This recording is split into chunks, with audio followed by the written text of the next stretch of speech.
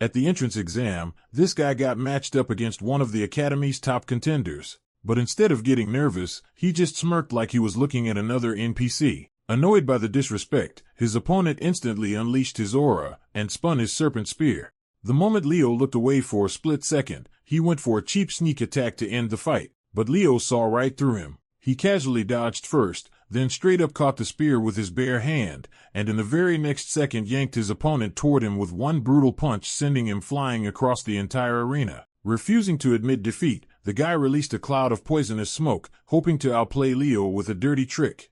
Too bad none of his trump cards worked. With a single spell, Leo completely shattered his technique, then with one swift move, absolutely embarrassed his opponent in front of the whole academy. That's because Leo Plav isn't your average student. He's actually the reincarnation of a legendary hero who lived 5,000 years ago and once saved humanity alongside the greatest warriors of his era.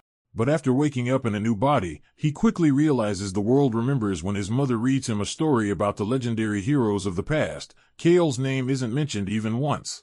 Realizing he'd been deliberately erased from history, Leo vows to uncover who did it and why. Years later, he enrolls in the Royal Heroes School, where future warriors are trained before entering the Magic Academy. And during one completely ordinary class, the teacher suddenly calls his name.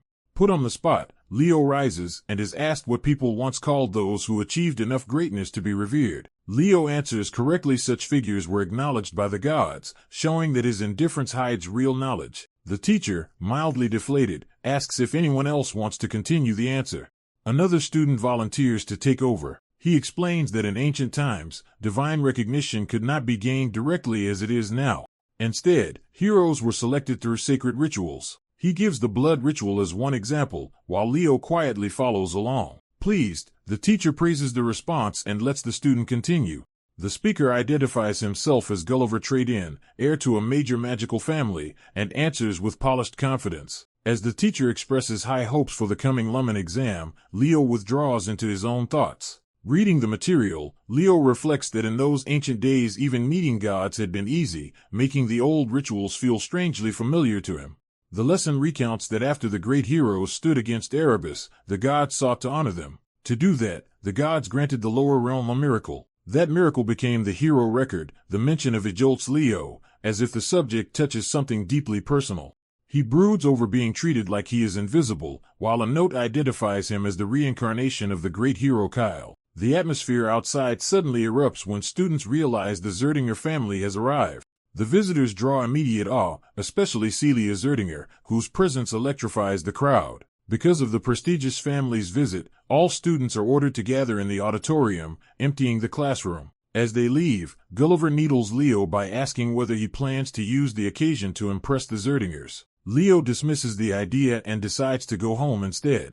He insists he has no interest in chasing status the way Gulliver does, but he casually adds that he might still take a look at Celia Zerdinger as a potential rival, which leaves Gulliver stunned. Later, Leo is alone training with a wooden sword, focused on improving himself rather than attending the school spectacle. He assesses his current condition and recognizes that this body is still lacking despite its potential. Even so, he concludes that steady physical training has already made a real difference. As he walks on, he judges that his body in this life is definitely better than before. His thoughts are cut off by a sudden voice demanding to know what has him so absorbed. A woman attacks without warning, forcing Leo into an immediate defensive clash. He meets her strike head-on, proving he can react under pressure. When he recognizes her, he realizes it has been a long time since they last crossed swords. She tells him bluntly that mediocre talent will never be enough to reach Lemurn. Declaring this his final test, she raises the stakes of the duel. She drives him back with a fierce assault, testing both his skill and composure. As their blades lock, she taunts him by asking whether she should become even harsher. The exchange explodes into a heavier strike that threatens to overwhelm him. Under the pressure, Leo protests that his mother is pushing him too hard. His mother remains relentless, noting that mere defense is not enough. She presses the attack again, forcing him to answer with more than survival. In the middle of her swing, she realizes too late that she has used too much strength. As Leo is caught in the danger, the moment turns critical on whether he can evade the blow in time. Leo ends the clash by unleashing overwhelming force and stopping the woman before him. He looks down in cold focus, already in control of the outcome. His sword follows through with decisive speed, leaving no room for resistance. The woman realizes too late just how dangerous the boy truly is. With her subdued at his feet, Leo calmly checks on his mother instead of celebrating his victory. Shaken, his mother understands that her son's talent has reached an extraordinary level. Once she recovers, she asks whether he still plans to go to Limeran. The story shifts to Limeran Academy, the human hero academy famed across the 4 hero lineages. Leo regards it as the place where his achievements are most likely to endure. He answers without hesitation that Limeran is exactly where he intends to go.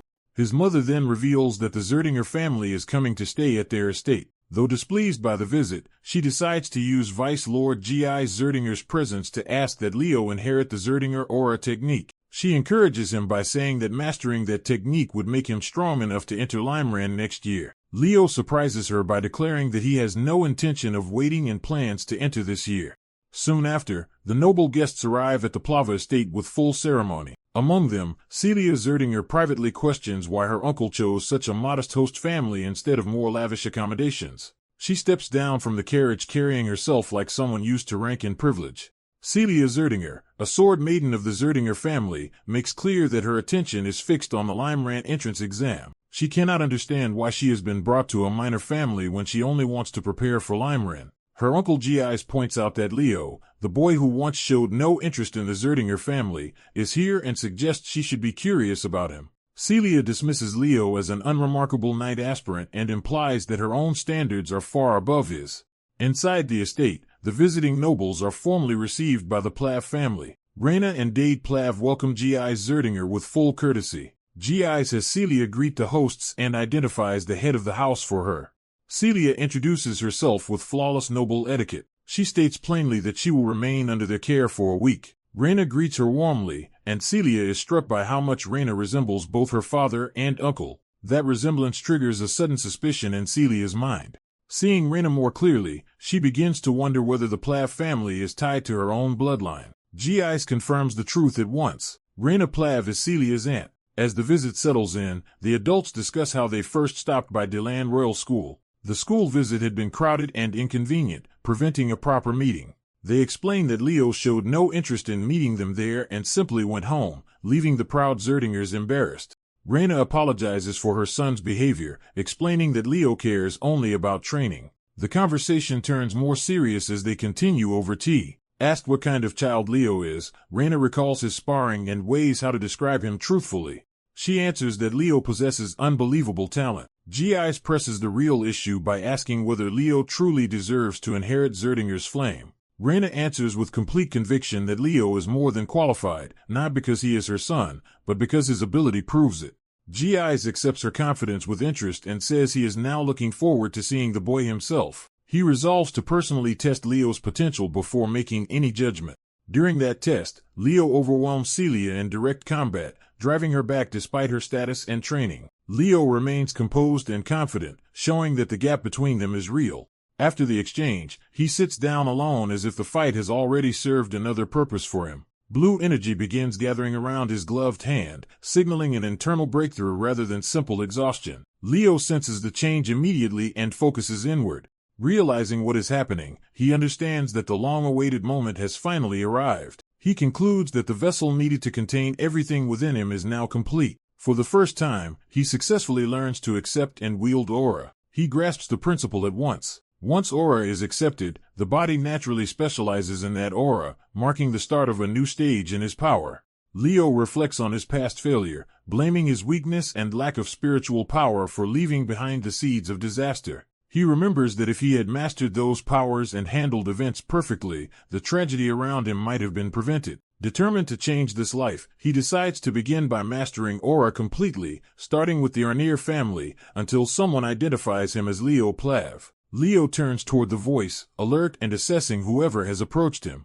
In a grand training hall, he finds himself facing an older young woman who clearly holds authority here. She judges his fundamentals to be solid and offers to personally teach him swordsmanship, while Leo immediately sees a chance to win favor with his aunt. Instead of accepting, Leo first demands to know exactly who is trying to instruct him.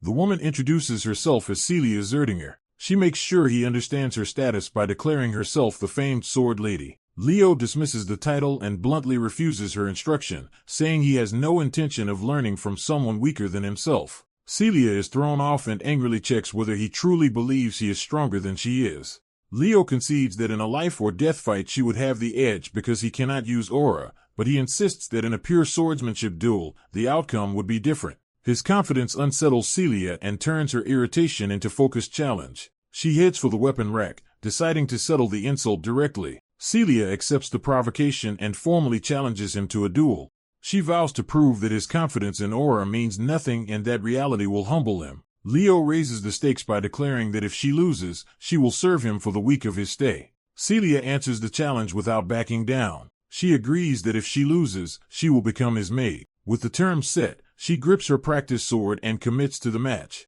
Leo calmly takes up his own weapon and signals that they should begin immediately. He opens with a fast, aggressive strike, forcing Celia to meet him head-on. Celia acknowledges his speed, realizing he is not just boasting. Still, she counters that speed alone will not be enough and rushes in to overwhelm him. Leo braces and reads her attack instead of retreating. When their blades clash, Celia is shocked by the force behind his sword and realizes his power is abnormal. The impact explodes outward, blasting both of them apart and tearing up the floor. Leo recovers first and immediately drives back into the fight before she can regain control. Celia panics as she realizes she cannot block his next strike with technique alone. Leo's attack breaks through her defense and corners her completely. Seeing a red aura flare around her, Leo calls out that she has used aura armor in what was supposed to be a pure swordsmanship duel. Celia, caught violating the terms, admits she reacted on instinct. Leo dismisses the excuse and declares that it changes nothing because he will still win. Celia protests that the gap between fighting with aura and without it is overwhelming. Leo reveals the source of his monstrous strength, a magical weight bracelet, and challenges her to test whether aura will save her. He smiles, now fully in control of the duel and the pressure between them. With a crushing strike, he brings his weapon down with explosive force. The blow smashes through Celia's aura defense and drives straight into her guard. Celia is left stunned as the impact shatters her composure and nearly her weapon. Even as she reels, Leo presses down like a brute force she cannot match. Later, the scene shifts outside, where two visiting relatives walk through the estate grounds. A woman spots Leo and calls him over. She tells him to come greet them, explaining that they are guests of the family. Leo approaches politely and introduces himself with formal restraint. The man introduces himself as G.I. Zerdinger, Leo's uncle, and offers a friendly welcome. Leo accepts the greeting and shakes his uncle's hand. The woman then casually asks whether Leo has already met Celia. Leo hesitates, clearly remembering their recent clash and unsure how to answer. Before he can respond, Celia is brought in on a stretcher, leaving everyone confronted with the disastrous result of their duel. At dusk, G.I. confronts Leo and demands to know how the duel ended. He quickly confirms the key point. Leo defeated Celia without relying on aura, a result that unsettles the onlookers. G.I. acknowledges the victory as impressive, and Leo calmly credits it to Celia underestimating him. When asked what their wager was, Leo reveals that the loser agreed to become the winner's servant. He states the consequence plainly. Celia Zerdinger will serve as his maid for a week. G.I. hesitates, torn between honoring a promise and protecting the dignity of the Zerdinger family. He finally draws a line, insisting that someone of Celia's standing cannot be made to do maid work. Trying to soften the conflict, G.I. asks Leo to revoke the promise and accept some other reward instead. Leo rejects the offer immediately. He argues that this was a promise made directly with Celia, and that bearing the Zerdinger name means accepting responsibility for it. G.I. attempts to buy him off with something more valuable, even offering to teach him the family's aura cultivation technique. Leo dismisses the offer as worthless if its purpose is merely to hide Celia's disgrace. G.I. realizes Leo has effectively declared that he would rather have a Zerdinger serve him than accept the family's prized technique. Leo confirms that is exactly what he means. Rather than take offense, G.I. probes whether Leo understands how provocative that stance sounds. Leo explains that if G.I. had offered the technique sincerely as a reward for defeating Celia, he would have accepted gladly. Instead, he points out, G.I. only offered it to erase Celia's mistake. Leo presses the implication. G.I. believes Celia lost only because she let her guard down. Celia herself cuts in and declares that even if she had fought seriously, Leo still would have won. G.I. sees through Leo's attitude and recognizes that the refusal was also a challenge to his pride. Amused and impressed, he decides that if such a child exists in Zerdinger's orbit, he wants to claim him instead. To everyone's shock, G.I. orders that Celia be sent to the maid's quarters, honoring the wager. He He then turns to Leo and calls him closer with sudden familiarity. Gi's invites him to drop the formal address when they are alone. He goes further and tells Leo to call him uncle, which Leo accepts at once. As Leo leaves, Gi's watches him with clear interest, already treating him less like an outsider and more like family. He then addresses Celia as his sister and reminds her that she once asked him to teach Leo the family's aura cultivation technique. Now that Leo can learn Phoenix Breath, Gi says he will try to persuade their elder brother to allow it. The scene shifts to a quiet room where the terms of the wager are about to be carried out. Embarrassed but resolute, Celia accepts her punishment and states that for 1 week she will serve as young Master Leo's maid. She appears before him in full maid attire, introducing herself stiffly while clearly humiliated. Leo teases her by saying the outfit suits her surprisingly well. He elaborates that the plain maid uniform works with her refined appearance in a way he finds striking. Celia flusters at what sounds like open admiration, while Leo quickly apologizes and insists he did not mean to offend her. He explains that he picked up this habit from a friend who constantly praises beauty, remembering that friend softens his expression. In his memory, that person believed eternal and immortal beauty was the highest ideal. They had dreamed of a peaceful world where they could devote their life to spreading beauty everywhere. Celia concludes that anyone who admires beauty so sincerely must be admirable. Leo reflects that the real issue was that those friends were sincere to an absurd degree. He recalls one of them insisting that a woman named Rosina was the most beautiful person in all of Delmarian, with Luna beside her. Another memory follows, driven by devotion to art above all else.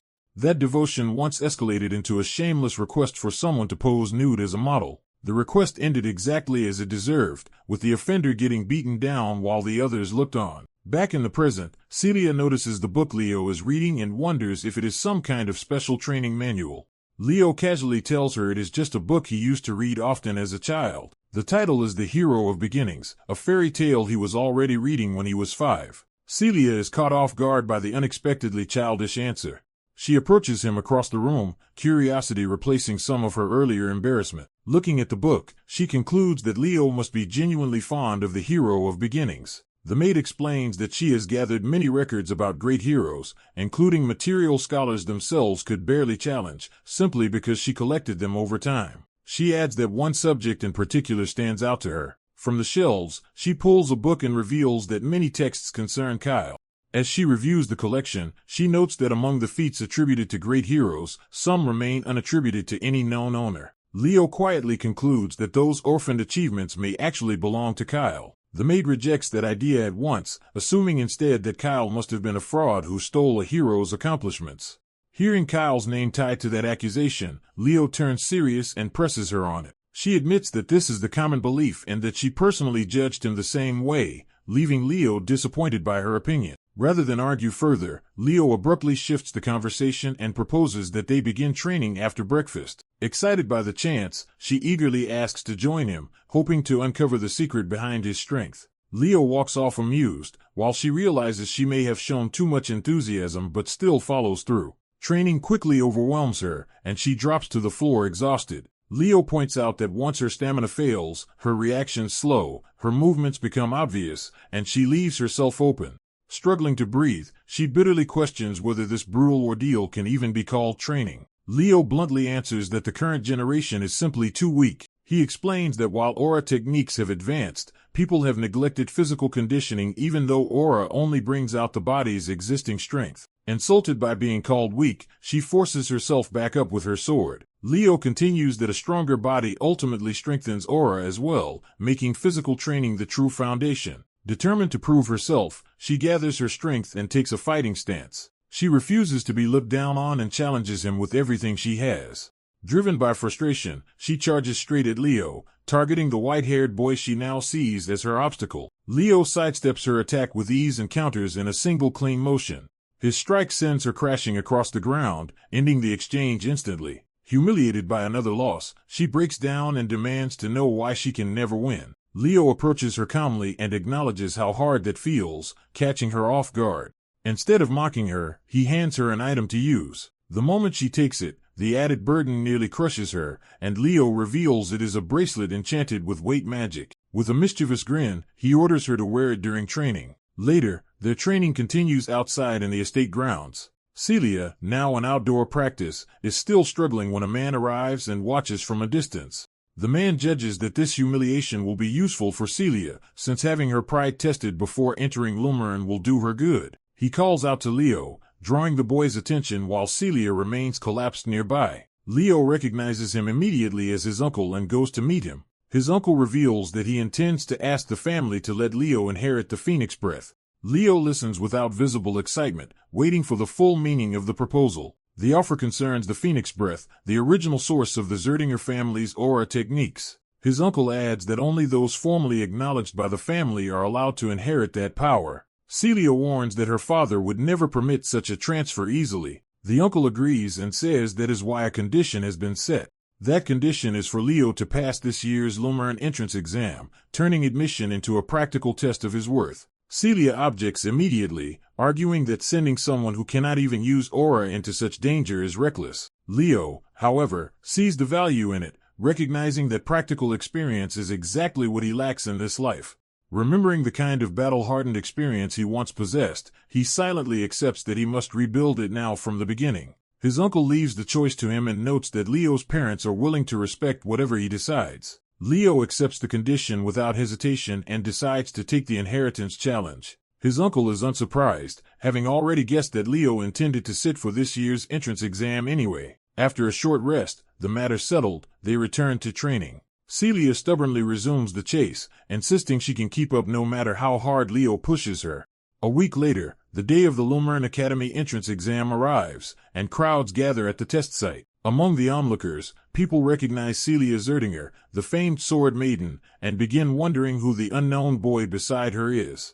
As they enter the gathering, Celia checks whether Leo is nervous, and he calmly insists he is not. Leo immediately undercuts her lofty way of speaking, catching Celia off guard and exposing how casually he treats her. Their banter is interrupted when someone calls out to Celia from across the hall. A red-haired student recognizes Leo as well, surprised to find him at the event beside Celia. He warmly greets Celia but dismisses Leo as someone too weak to matter because he cannot use aura. Celia and Leo respond by silently freezing him out, making his attempt at familiarity fall flat. Trying to recover, the boy introduces himself as Gulliver Trade-In and reminds them that they met during a previous school visit. Celia coolly acknowledges his family's reputation but makes it clear she does not remember him at all. Rather than continue entertaining Gulliver, Celia takes Leo by the hand and moves to leave with him. She dismisses Gulliver outright and drags Leo away, ending the exchange on her terms. Her sudden closeness draws attention from the surrounding students, and someone loudly calls her name. Celia and Leo turn toward the new arrival, both sensing a more important encounter. The newcomers are introduced as Avid Lullin and his younger sister Chelsea, members of the powerful Lullin family. Avid greets Celia as an old acquaintance, signaling a history between elite families. Celia returns the greeting formally, while Avid's attention shifts to the boy standing beside her. She identifies Leo as Leo Plav of the Plav family from the Marquis House of Del Rad, though even she frames him as politically minor. Avid immediately judges Leo as insignificant, revealing his contempt before learning anything else about him. Leo meets that scrutiny without flinching, quietly taking measure of Avid in return.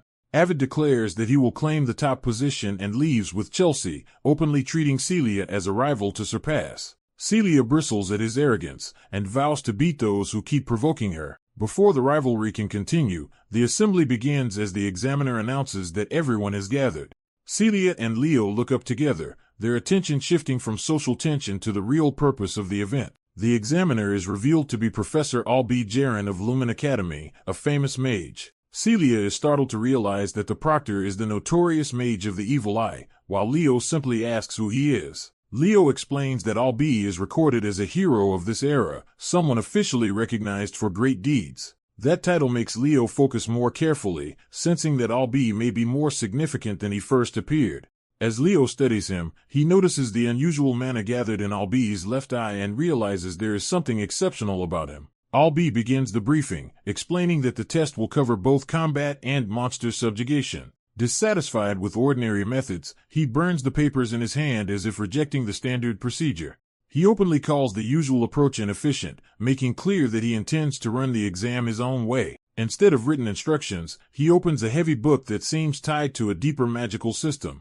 Using the hero record, Albi activates a realm called Albi's World and prepares to immerse the students in it. A chapter titled Prologue, Forest of Beasts unfolds, and the entire hall is swallowed into a constructed trial world. Albi takes full control of the transformation, reshaping the test environment through overwhelming magic. Celia is shaken as Albi explains that, because inefficiency is unacceptable, he will compress the process. His power surges through his eye, confirming that the exam itself is being driven by his extraordinary ability. Albi declares that he will combine everything and conduct the trial all at once. Leo learns that the hero record is not merely an archive but a system that preserves the trials faced by past heroes. Its true value lies in recreating those heroes' worlds so others can undergo the same ordeals.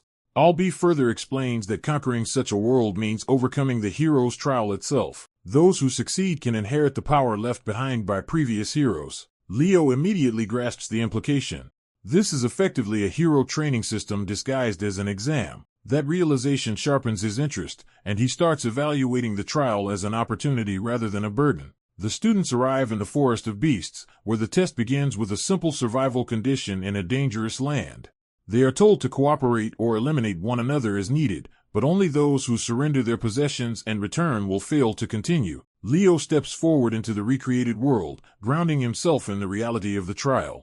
He recalls that this place was once the elves' forest before it was seized by the beast queen Sultana. While the other students panic at the oppressive atmosphere, Leo remains calm, already recognizing the place for what it is. One frightened student immediately wants to retreat, showing how quickly the trial is breaking weaker resolve. Leo dismisses that fear is pathetic, seeing through the illusion and refusing to be intimidated by the world Albi created. A warning clarifies that this recreated world may come from Proctor Albi's memory, but the danger inside it is completely real. The rule is made explicit. Anyone who faces a truly lethal situation here will actually die. The white-haired boy absorbs that fact at once and becomes sharply alert. He reacts to an incoming attack immediately, avoiding a sudden strike of green wind magic. In the forest trial, he turns toward the hidden attacker and prepares to identify them. When he hears a familiar voice approach, he realizes this is someone he has encountered before.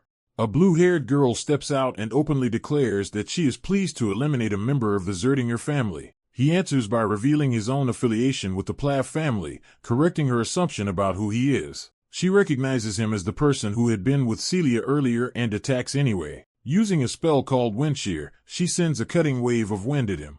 He notices at once that her magic includes a spell that did not exist in the original past, proving this recreated world has changed. Even so, he concludes that the fundamentals of magic still work the same and faces her calmly with his sword. His composure unsettles her, and she pauses with a weary sigh instead of pressing the advantage. She points out how unnervingly calm he remains despite standing directly before her. Trying to overwhelm him, she raises a larger formation of swirling wind above herself. The attack expands into a massive rotating blast meant to crush him from above. He meets the spell head-on and stops it with precise swordsmanship rather than visible aura or mana. With a single upward cut, he tears through the wind attack and nullifies it. She is thrown off because he blocked her spell without any detectable aura, and she starts wondering what kind of power he is hiding. He dismisses her attack as crude and proposes that they cooperate instead of wasting effort fighting. He argues that this test rewards survival time and score, so a magician should benefit from having a swordsman as an ally. He waits for her answer with quiet confidence, already reading her hesitation. She refuses the offer, revealing that she is a battle magician and has no intention of relying on him. To prove it, she launches another barrage of wind from multiple angles while challenging his criticism. He calmly explains that her wind magic is too repetitive and straightforward for its level of power. When she invokes her status as a direct descendant of the Lilland family, his reaction shows that name matters. Offended, she escalates with Wind Sickle and Wind Arrow, trying to bury him under sharper, faster attacks. But the attacks vanish from her senses before impact, as if their mana has been erased. For the first time she panics, unable to detect even a trace of mana and losing confidence in her own spell work. He uses that confusion to close the distance instantly and strike before she can recover. She realizes too late that he has broken through her range and left her completely exposed. The clash ends in a blinding burst that signals her defeat. When the light clears, she is down and struggling while he remains in control of the encounter. Rather than finish her, he decides to force the alliance and asks again for her cooperation. Elsewhere, spectators watch the trial begin in earnest through a large magical display. The scene shifts as the test system updates or transitions to the next phase of what is being shown. Back in the forest, he has tied the girl to a wooden post, turning the failed negotiation into outright coercion. He sits nearby by a small campfire, treating her captivity as a practical arrangement. His satisfied expression makes it clear he is perfectly comfortable using intimidation to get what he wants. Night settles over the forest while he keeps watch and leaves her bound beside the fire. She wakes to the heat and begins to understand that he is using the fire itself as pressure. Now fully conscious, she finds herself tied above the flames and realizes the threat is immediate. He asks one more time whether she will cooperate with him. She rejects him outright despite the danger. Her refusal hardens into a personal vow. She will never need anyone except her brother, and she tries to cast Wind's sickle while restrained. A red magic seal forms at her hand, showing she can still attempt spells even while bound. He explains that the ropes are part of a magic seal formation, though he admits his limited mana means it will not hold forever. She regains some confidence, deciding that a restraint with such a weakness should be easy to break. He cuts off that hope immediately, making it clear he has no intention of giving her the time to focus and escape. As the heat becomes unbearable, her resistance finally cracks into panic, and she begs him to stop the fire. A white-haired boy forces a bound girl to submit, making it clear he will only stop if she cooperates. Pressed by the threat, she desperately agrees and even swears on her family name to prove she means it. She identifies herself as Chelsea Lilin and begs him to stop, turning her surrender into a binding pledge. Satisfied, he loosens the restraint with casual confidence, treating the whole exchange as easy because she is young. The release sends her tumbling, ending the coercive standoff at the bonfire. He seals the encounter with a disturbingly polite promise that he looks forward to working with her. Chelsea realizes the boy who forced her hand is Leo Plav, the mage tied to the Lilin name she just invoked. By daylight, the scene shifts to a formal academy hall where the students' field test is being reviewed. A large projection displays the forest exam, turning the students' performance into a public evaluation. The audience watches closely as Leo's actions in the test become the focus of attention. Observers dismiss most contestants as mediocre and criticize the competition itself as pointless for them. One examiner notes that only 2 students truly grasp the essence of the trial. Those 2 are identified as Celia Zerdinger and Avid Lilin, marking them as the Empire's most promising talents. Their excellence is taken as proof that the Empire's future remains strong. Attention then turns back to Leo, whose earlier behavior at the bonfire had already stood out as strange. The evaluators conclude that winning Chelsea Lilin's cooperation counts in his favor, even if his raw power still seems below Celia and Avid's. Even so, Leo's recorded performance keeps the room's attention because he does not fit their expectations. They finally label him an unpredictable dark horse as his unusual combat style becomes impossible to ignore. In the forest footage, his blade tears through a monster with efficient precision. Traveling with Chelsea, Leo treats having a knight beside him as a practical advantage. Chelsea probes the mystery around him, pointing out that she has never sensed mana from him and asking what kind of aura he is using. Leo bluntly admits he does not know how to use aura at all and insists that understanding the essence of a thing matters more. To prove his point, Chelsea asks what the essence of wind magic is and begins demonstrating her own answer. Leo focuses sharply, realizing she is about to reveal something important.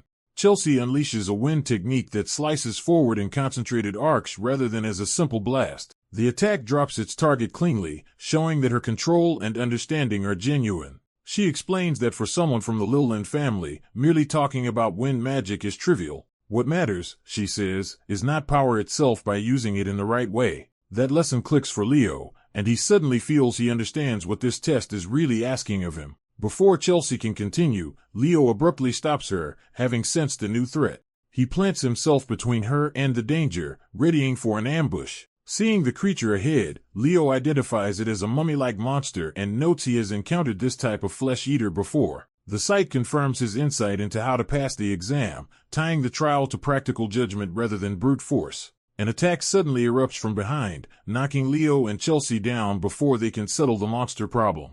The ambushes reveal their intent. They wanted to eliminate Chelsea first. They judge Leo as insignificant once Chelsea is removed, exposing him as their secondary concern. Their leader, a red-haired student, approaches with smug confidence. He orders his group to attack together and overwhelm the pair.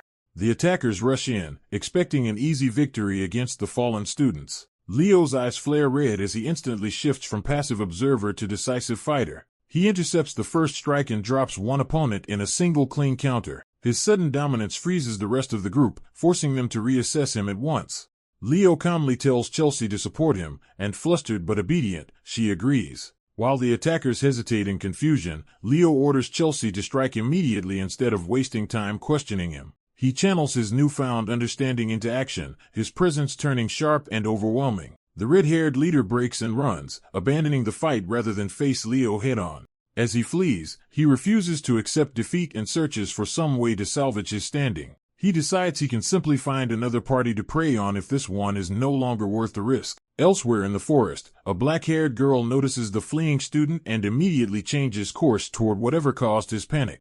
Her blue-haired companion follows in tense silence as both realize something significant has just happened nearby. In the aftermath of a brutal clash in the monster forest, a small group of students stands among drained corpses and fallen fighters, trying to understand what just happened.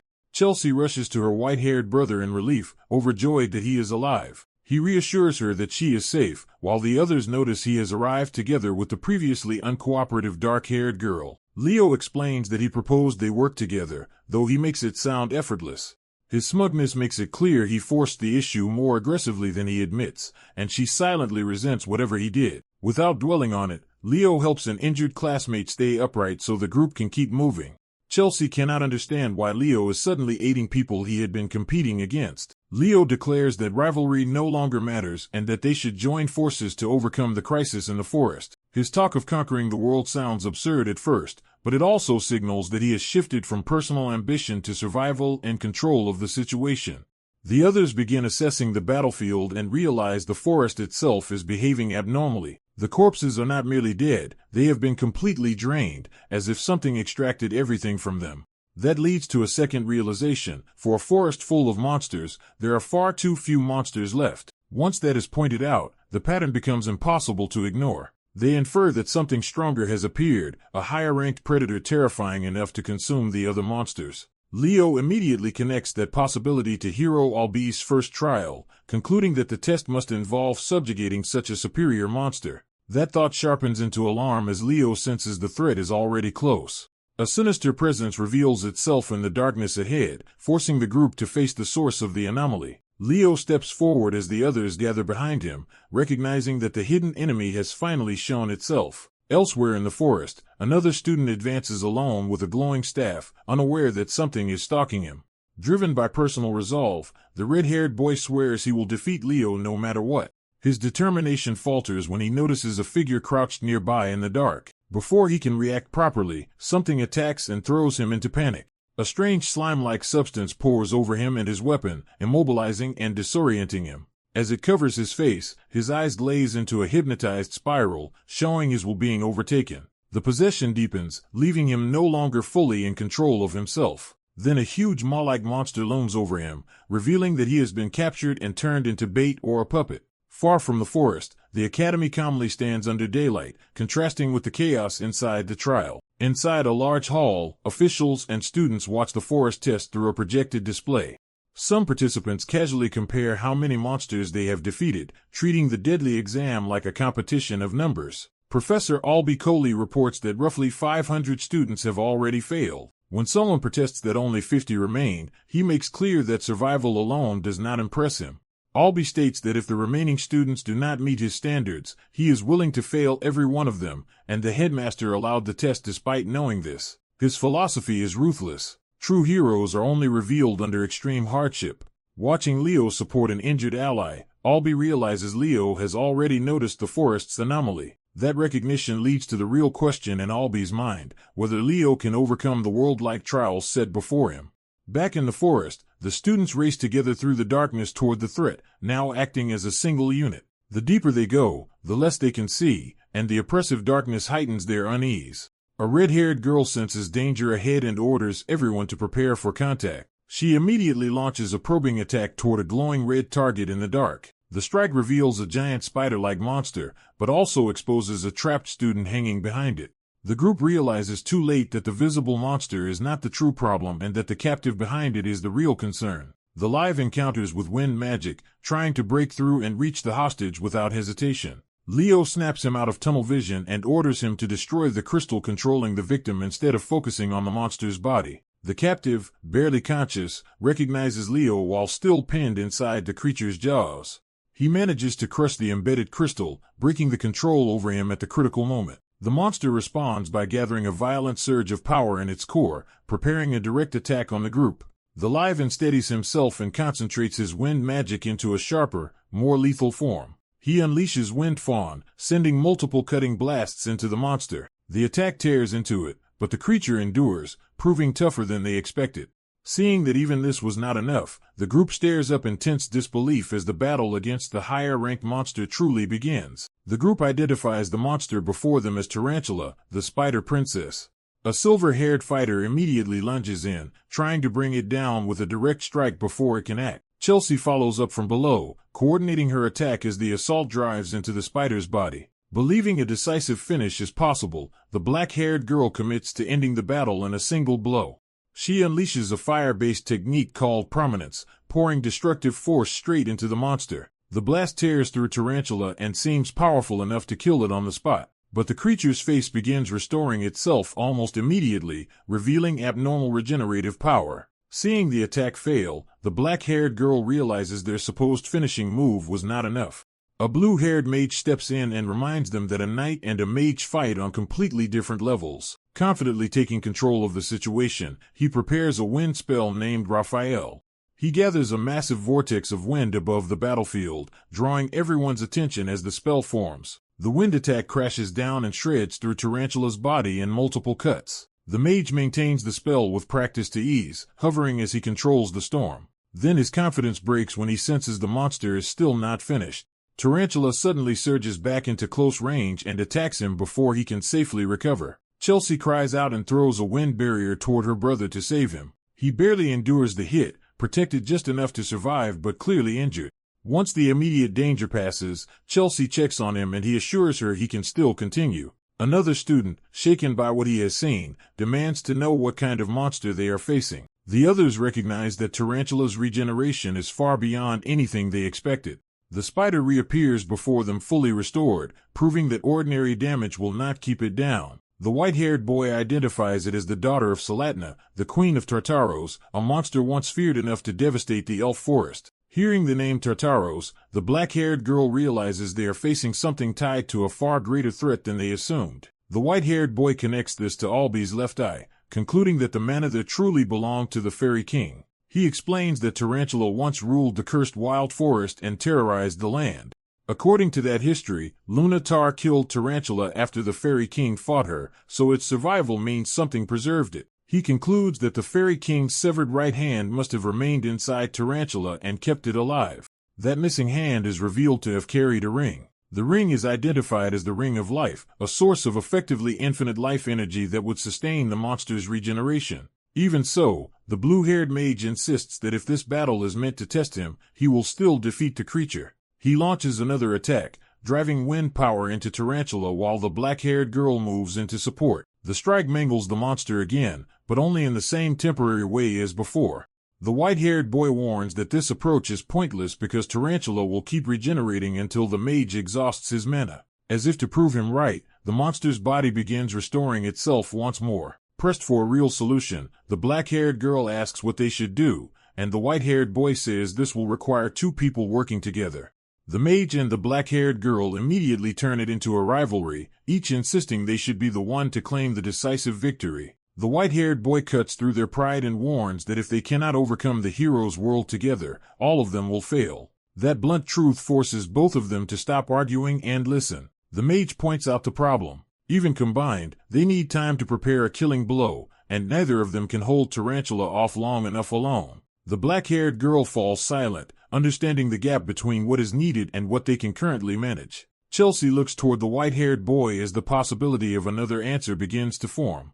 He steps forward and volunteers to handle the stalling himself. The black-haired girl protests that it is suicidal because he cannot even use aura, but he calmly accepts that he only needs to buy 5 minutes. The mage immediately sees the risk and asks what happens if their final attack fails. The white-haired boy answers with quiet confidence, already committed to the plan. As he reaches for a fallen weapon, he says he does not expect failure. He explains his reasoning simply. Fire and wind have always worked well together, so their combined attack should succeed. His certainty leaves the black-haired girl and the mage staring at him, caught between doubt and trust. Before they can say more, both of them sense a sudden movement and turn toward the battlefield. The white-haired boy has already launched himself at Tarantula, beginning his desperate effort to hold the monster back alone. A white-haired boy is identified as a monster from Tartaros, marking him as something dangerous rather than ordinary. In the forest, a young elf boy stumbles into a web-filled trap and realizes too late that something is hunting him. Panic takes over as he struggles to escape, but the webbing only leaves him more exposed. Seeing a looming threat approach, he begs for mercy while trying to back away. A giant spider-like monster reveals itself before him, and the child can do nothing but cry out for help. In terror, he calls for his mother, convinced he is about to die. A new voice cuts in and commands the creature to retreat, confronting it as an evil being. The trapped child notices a sudden radiance and realizes someone has come to save him. A figure wrapped in overwhelming light appears between the child and the monster. The rescuer condemns the creature for invading his homeland and harming someone under the contractor's protection. He answers with immediate force, descending in a burst of holy power that drives straight into the monster. The attack pierces the creature's body and shatters it from within. The impact erupts across the forest in a massive explosion, ending the threat instantly. As the dust settles, someone notes that even Erebos' influence has reached this place, hinting at a wider corruption.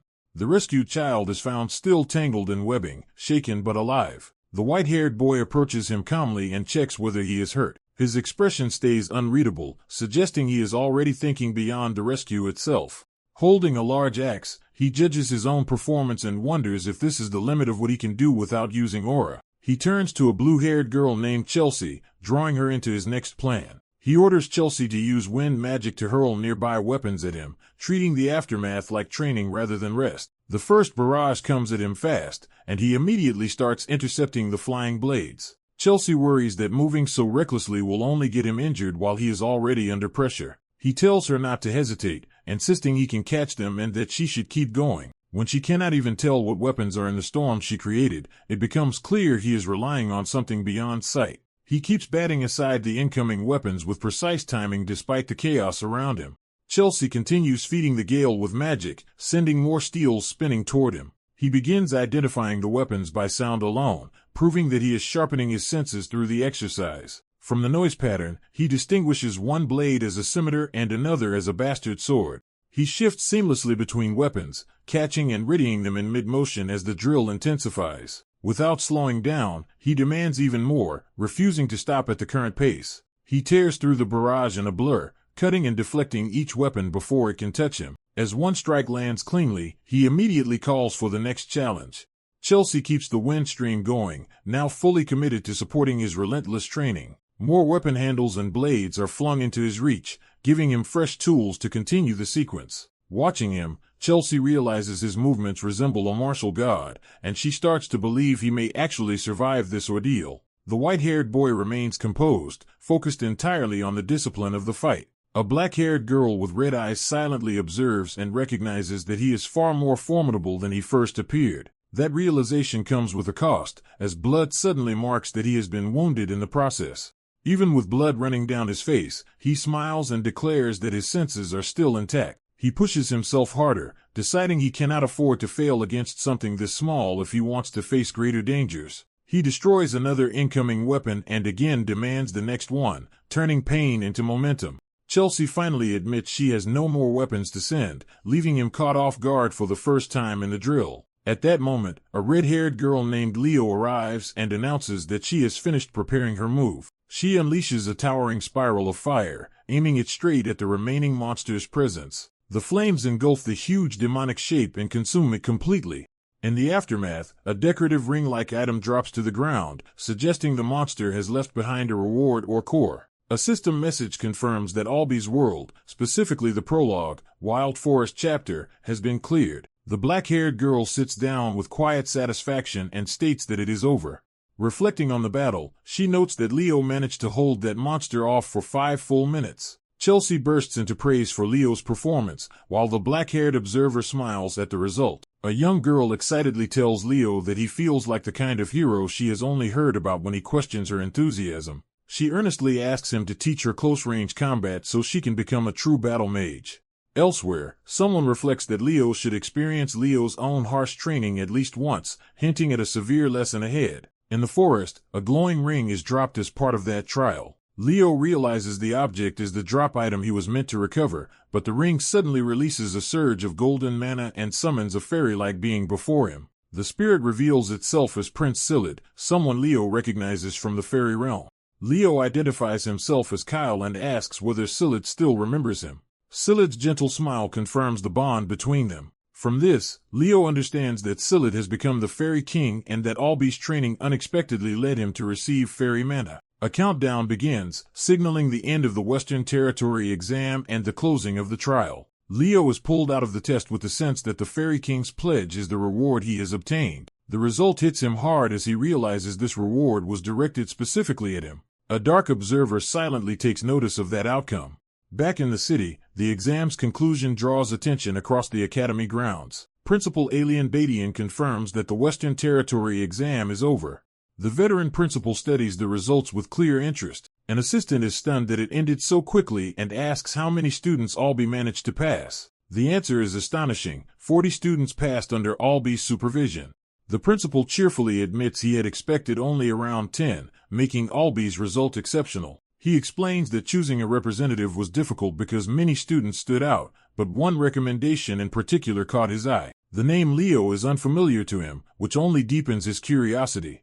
As the results are announced publicly, the crowd erupts over the names of the successful candidates. Leo's image appears among them, confirming that he passed. A faculty member formally recommends Leo as the freshman representative, praising both his discipline and his results. The principal concludes that Alby has produced a student with the makings. After the exam, the scene shifts to a quiet recovery room. Leo's injuries are treated carefully, with time and rest considered essential to his recovery. He soaks in a bath and begins to relax for the first time after the ordeal. The warm water eases his battered body and lets his guard drop. Then a hidden voice breaks the calm by naming his reward as the Fairy King's pledge. The voice explains that clearing a living hero's world should not have granted any reward at all.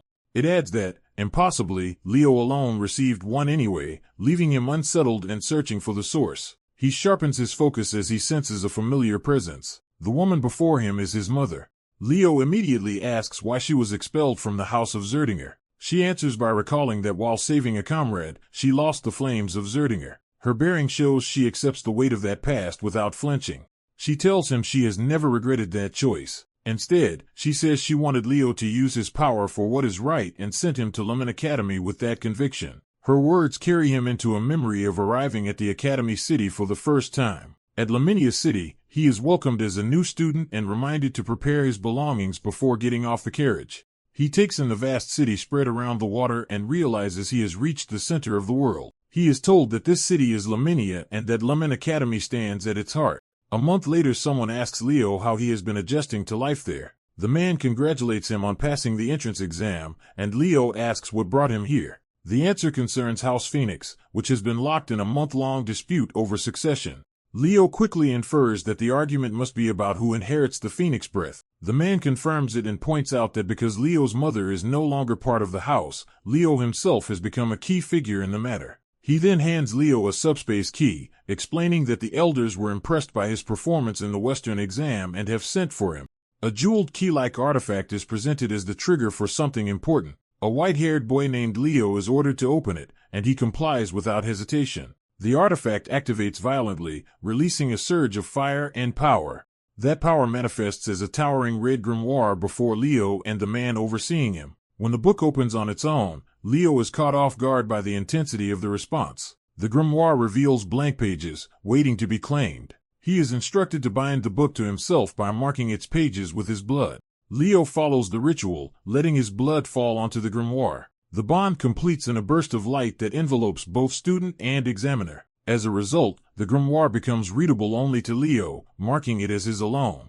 The examiner explains that mastering the House of Zerdinger's secret techniques should be difficult, but he senses Leo will learn them with unnatural speed. He formally accepts Leo into the House of Zerdinger, confirming the boy's new status. Later, the story shifts to a clothing shop where preparations for school life are underway. Leo arrives at the meeting place in town, looking for the person who asked to see him. He wonders if this is where Celia wanted to meet him. Before he can settle in, a stack of books suddenly tumbles into his path.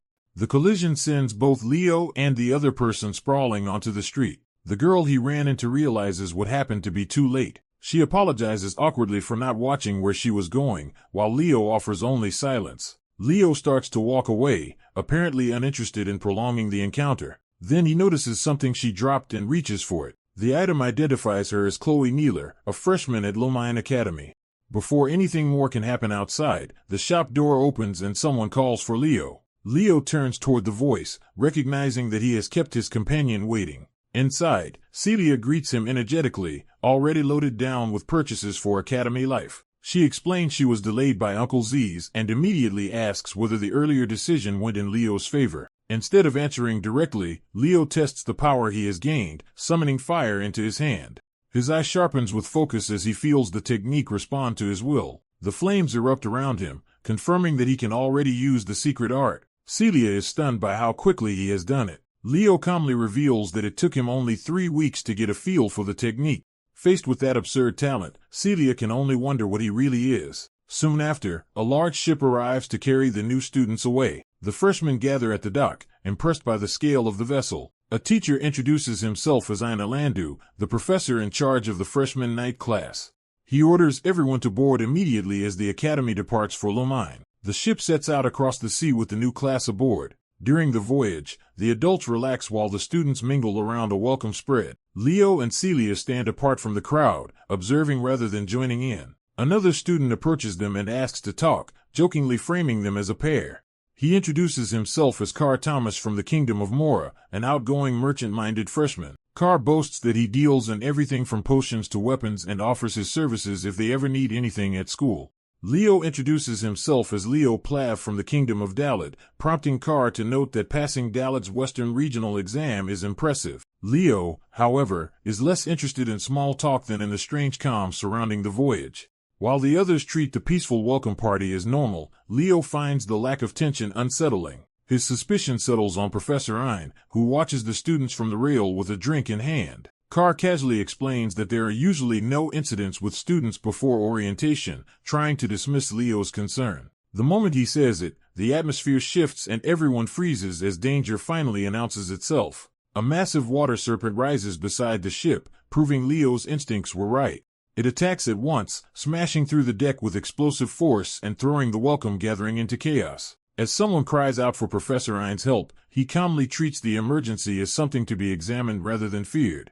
He raises his wine with quiet amusement, showing he is completely unshaken by the chaos around him. Ein decides this is a test for Lumen Academy's future heroes, insisting they must face danger and overcome it on their own. The threat reveals itself as a massive kraken attacking the ship while students stare up at it in alarm. The creature's assault turns deadly immediately, crushing spilled food and blood underfoot as panic spreads across the deck. Even in the middle of the attack, one student urges Celia to stay calm and think clearly.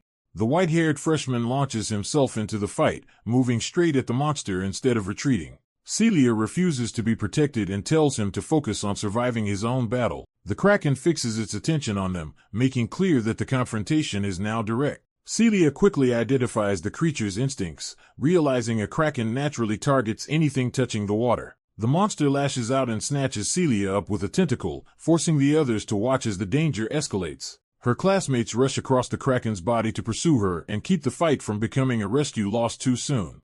Celia breaks free with a sweeping counterattack, carving through the tentacle instead of waiting to be saved. At the same time, the white-haired boy cuts in from another angle, matching the monster's speed with precise swordwork. Elsewhere on deck, another student is thrown off balance as the battle spreads. He can hardly believe this level of chaos is supposed to be a welcome for top students from the West. A heavy strike slams down nearby, and the attack is suddenly met by freezing power that halts the kraken's advance. The orange-haired boy complains, but the white-haired swordsman remains focused, already adapting to the new support in the fight. A blue-haired girl with glasses steps in decisively, surrounding herself with cold energy and revealing herself as a serious combatant. Her appearance triggers recognition in the white-haired boy, as if he has seen or known her from before. She rises above the battlefield and drives ice magic down onto the kraken, taking control of the fight's momentum. Without softening her words, she dismisses the white-haired boy as too weak to protect himself and tells him to stay back. The orange-haired student cynically sums up the situation. The strong do not concern themselves with those caught in their battles. The Kraken surges again, tossing students around and proving the fight is still far from contained. A wind user arrives and shields the blue-haired girl, interrupting the danger before it can reach her. He addresses her by name, Celia Zerdinger, and reminds her that their rivalry is not over even in the middle of this crisis. The white-haired boy watches this exchange in confusion, realizing these elite students all know each other and operate on another level.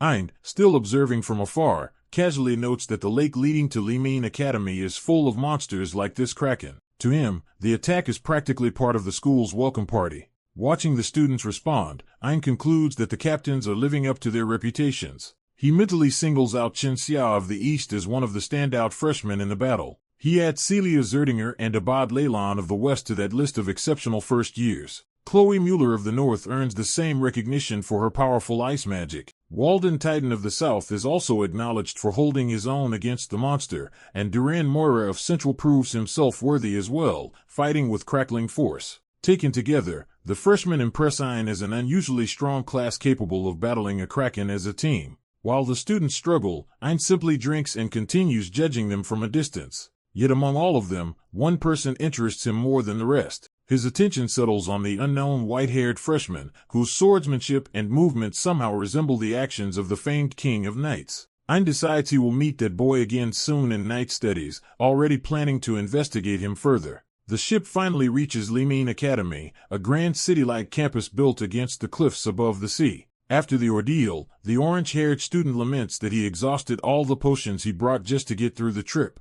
Ein gathers the new arrivals and tells them to cross the bridge quickly so the rest of the schedule can continue. With the attack behind them, the group is directed toward the entrance hall for the formal start of academy life. They pass through Limin Academy's vast training grounds, where the scale of the institution becomes clear. Students murmur that there will be no orientation and that the first years are being sent straight into a new academy routine. The freshmen are ordered to line up by region, with each region's top scorers standing in front before the headmaster speaks. Headmaster Kulyan Badian welcomes them as the latest generation to wear this year's emblem and pursue the hope of becoming heroes. He begins his message with a challenge, addressing those who dream of becoming heroes. His first principle is absolute. Anyone who seeks that path must always be ready to put their own life on the line. A harsh lesson is laid down. Anyone who cannot surpass their limits has no place here. To prove that point, an older examiner unleashes overwhelming force in front of the students. The display leaves the freshmen facing the academy under the warning that weakness will be rejected.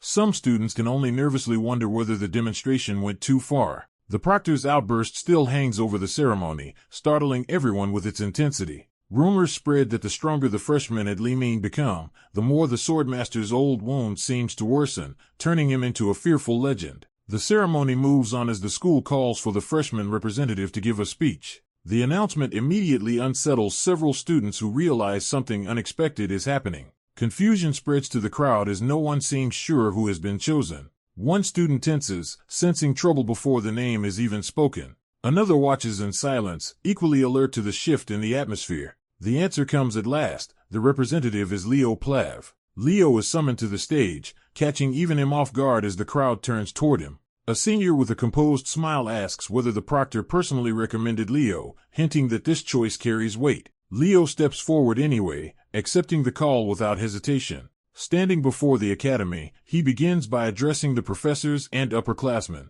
The other freshmen whisper that they have never heard of him, while Leo calmly speaks on behalf of the new class. One observer fixates on Leo's gaze and bearing, recognizing something familiar and significant in him. Leo finishes the formal part of his address and yields the podium. The host then presses him to explain his goals as freshman representative. Leo immediately senses the trap behind the request, suspecting they want to compare him with stronger candidates who nearly took the position. Nearby seniors dismiss him as a harmless, well-behaved honor student and expect an uneventful answer. Instead, Leo openly challenges anyone who wants the position to come and take it from him. His blunt declaration shocks his classmates, who realize he has just turned the ceremony confrontational. Even the usually composed students are left stunned by how far he went. The stronger boys in the crowd react with immediate hostility, taking his words as a direct provocation. Leo makes it clear that he does not care who opposes him. Later, back at the Lemming dormitory, the day finally winds down. The academy's next rule is explained. After a week, exploratory classes will begin regardless of a student's intended major. During that period, each freshman may sample any courses and then choose 3 subjects to pursue in earnest. With orientation over, the students disperse through the halls and head off to settle in before classes start. Leo finds his assigned room, number 302. A nearby student cheerfully points out that he and Leo are neighbors. They part for the night, both expecting to meet again the next day. Alone in his room, Leo finally lets himself collapse onto the bed. As he rests, his thoughts turn to what he truly wants from Lemming. That private goal feels like the opening of a long-awaited path. In his mind, the academy becomes tied to a grander destiny and the possibility of reaching something hidden. What Leo is really searching for is the record of his hero. The next day in the cafeteria, students begin settling into ordinary school life over breakfast. An energetic orange-haired boy eagerly joins Leo for a meal, treating him like a friend already. Leo accepts the company without much fuss and starts eating. When someone loudly calls for the freshman representative, Leo barely reacts and asks who they mean. The caller introduces himself as Duran Moira, captain of the Central Region, and demands to know whether Leo meant yesterday's challenge. Leo coolly replies that his words only become provocative if a stranger chooses to take them as a fight. Duran bristles when Leo shows no respect for his title or status. Leo simply ignores him and keeps eating, leaving Duran humiliated while his tablemate follows suit. That dismissal pushes Duran past restraint, and power begins to flare around him. The sudden surge catches Leo's companion off guard as the cafeteria atmosphere turns dangerous. Duran's attack explodes through the room, blasting tables and food apart as the confrontation finally erupts. A blade suddenly slams down, signaling the start of a confrontation. In the same charge moment, a burger meal is snatched up with absurd precision, turning the quarrel into a fight over wasted food. The white-haired freshman lunges in dramatically, seizing the meal before it can be ruined. An orange-haired classmate is left gawking at how seriously he is treating a simple burger. The white-haired boy presents the rescued double cheeseburger to a blonde student, as if making a formal challenge. He makes his stance clear: throwing away perfectly good food is something he cannot forgive. The blonde boy takes that as a direct insult and decides to crush the other boy's arrogance immediately. His anger sharpens because he cannot tolerate someone weaker acting superior to him. Before the clash can escalate further, a hand lands on a shoulder stops the fight cold. A senior appears between them with overwhelming calm, effortlessly restraining both boys at once. He identifies the troublemakers as the Central Region captain and the freshman representative, stunning them with how suddenly he intervened. Rather than scold them outright, he treats their first-day fight at La Mine as proof that they are already being tested. His ominous approval unsettles both boys, who realize this incident may have larger consequences. The scene shifts to the exploratory class of the night department gathering in the arena. Their instructor waits alone at the front, composed and already in control of the room. As class is about to begin, one student notices Leo is still missing. The door opens at the last moment. The white-haired boy and the blonde Leo arrive together, both looking worn out from what happened earlier. Their classmates immediately demand an explanation for Leo's condition. The black-haired girl realizes at once that the two of them fought, while Leo simmers in embarrassed silence. The white-haired boy awkwardly tries to explain himself. The instructor cuts off the awkwardness and begins class now that everyone is present. He introduces himself as Ian Jude, the professor in charge of first-year night studies. Even during the introduction, the tension between Leo and the white-haired freshman remains obvious to everyone. Ian begins the lesson by introducing the 3 powers derived from mana. He explains that among magic energy, soul energy, and aura is the hardest to handle and asks the class why. The black-haired girl answers that aura loses mana fluidity during conversion, and Ian confirms she is right. He elaborates that unlike magic and soul energy, aura reshapes mana into a form suited to the body itself. To demonstrate, he gathers aura visibly into his hand. He then asks how people actually use the aura accumulated in their bodies. One student guesses that it simply comes out when force is applied. The white-haired freshman gives the proper answer. Aura is used by burning mana. Ian approves and pushes further, asking what matters most when burning mana. Leo answers that stamina is the key. Ian praises Leo and asks whether he has studied aura before. The white-haired boy calmly admits that he has not. Ian is impressed that someone untrained has already grasped the essence, then decides to move from theory to practice. He tells them to loosen up physically as he prepares a live demonstration. The class reacts in amazement as his aura surges. Ian demonstrates aura step, explaining that its basic principle is concentrating aura into the legs.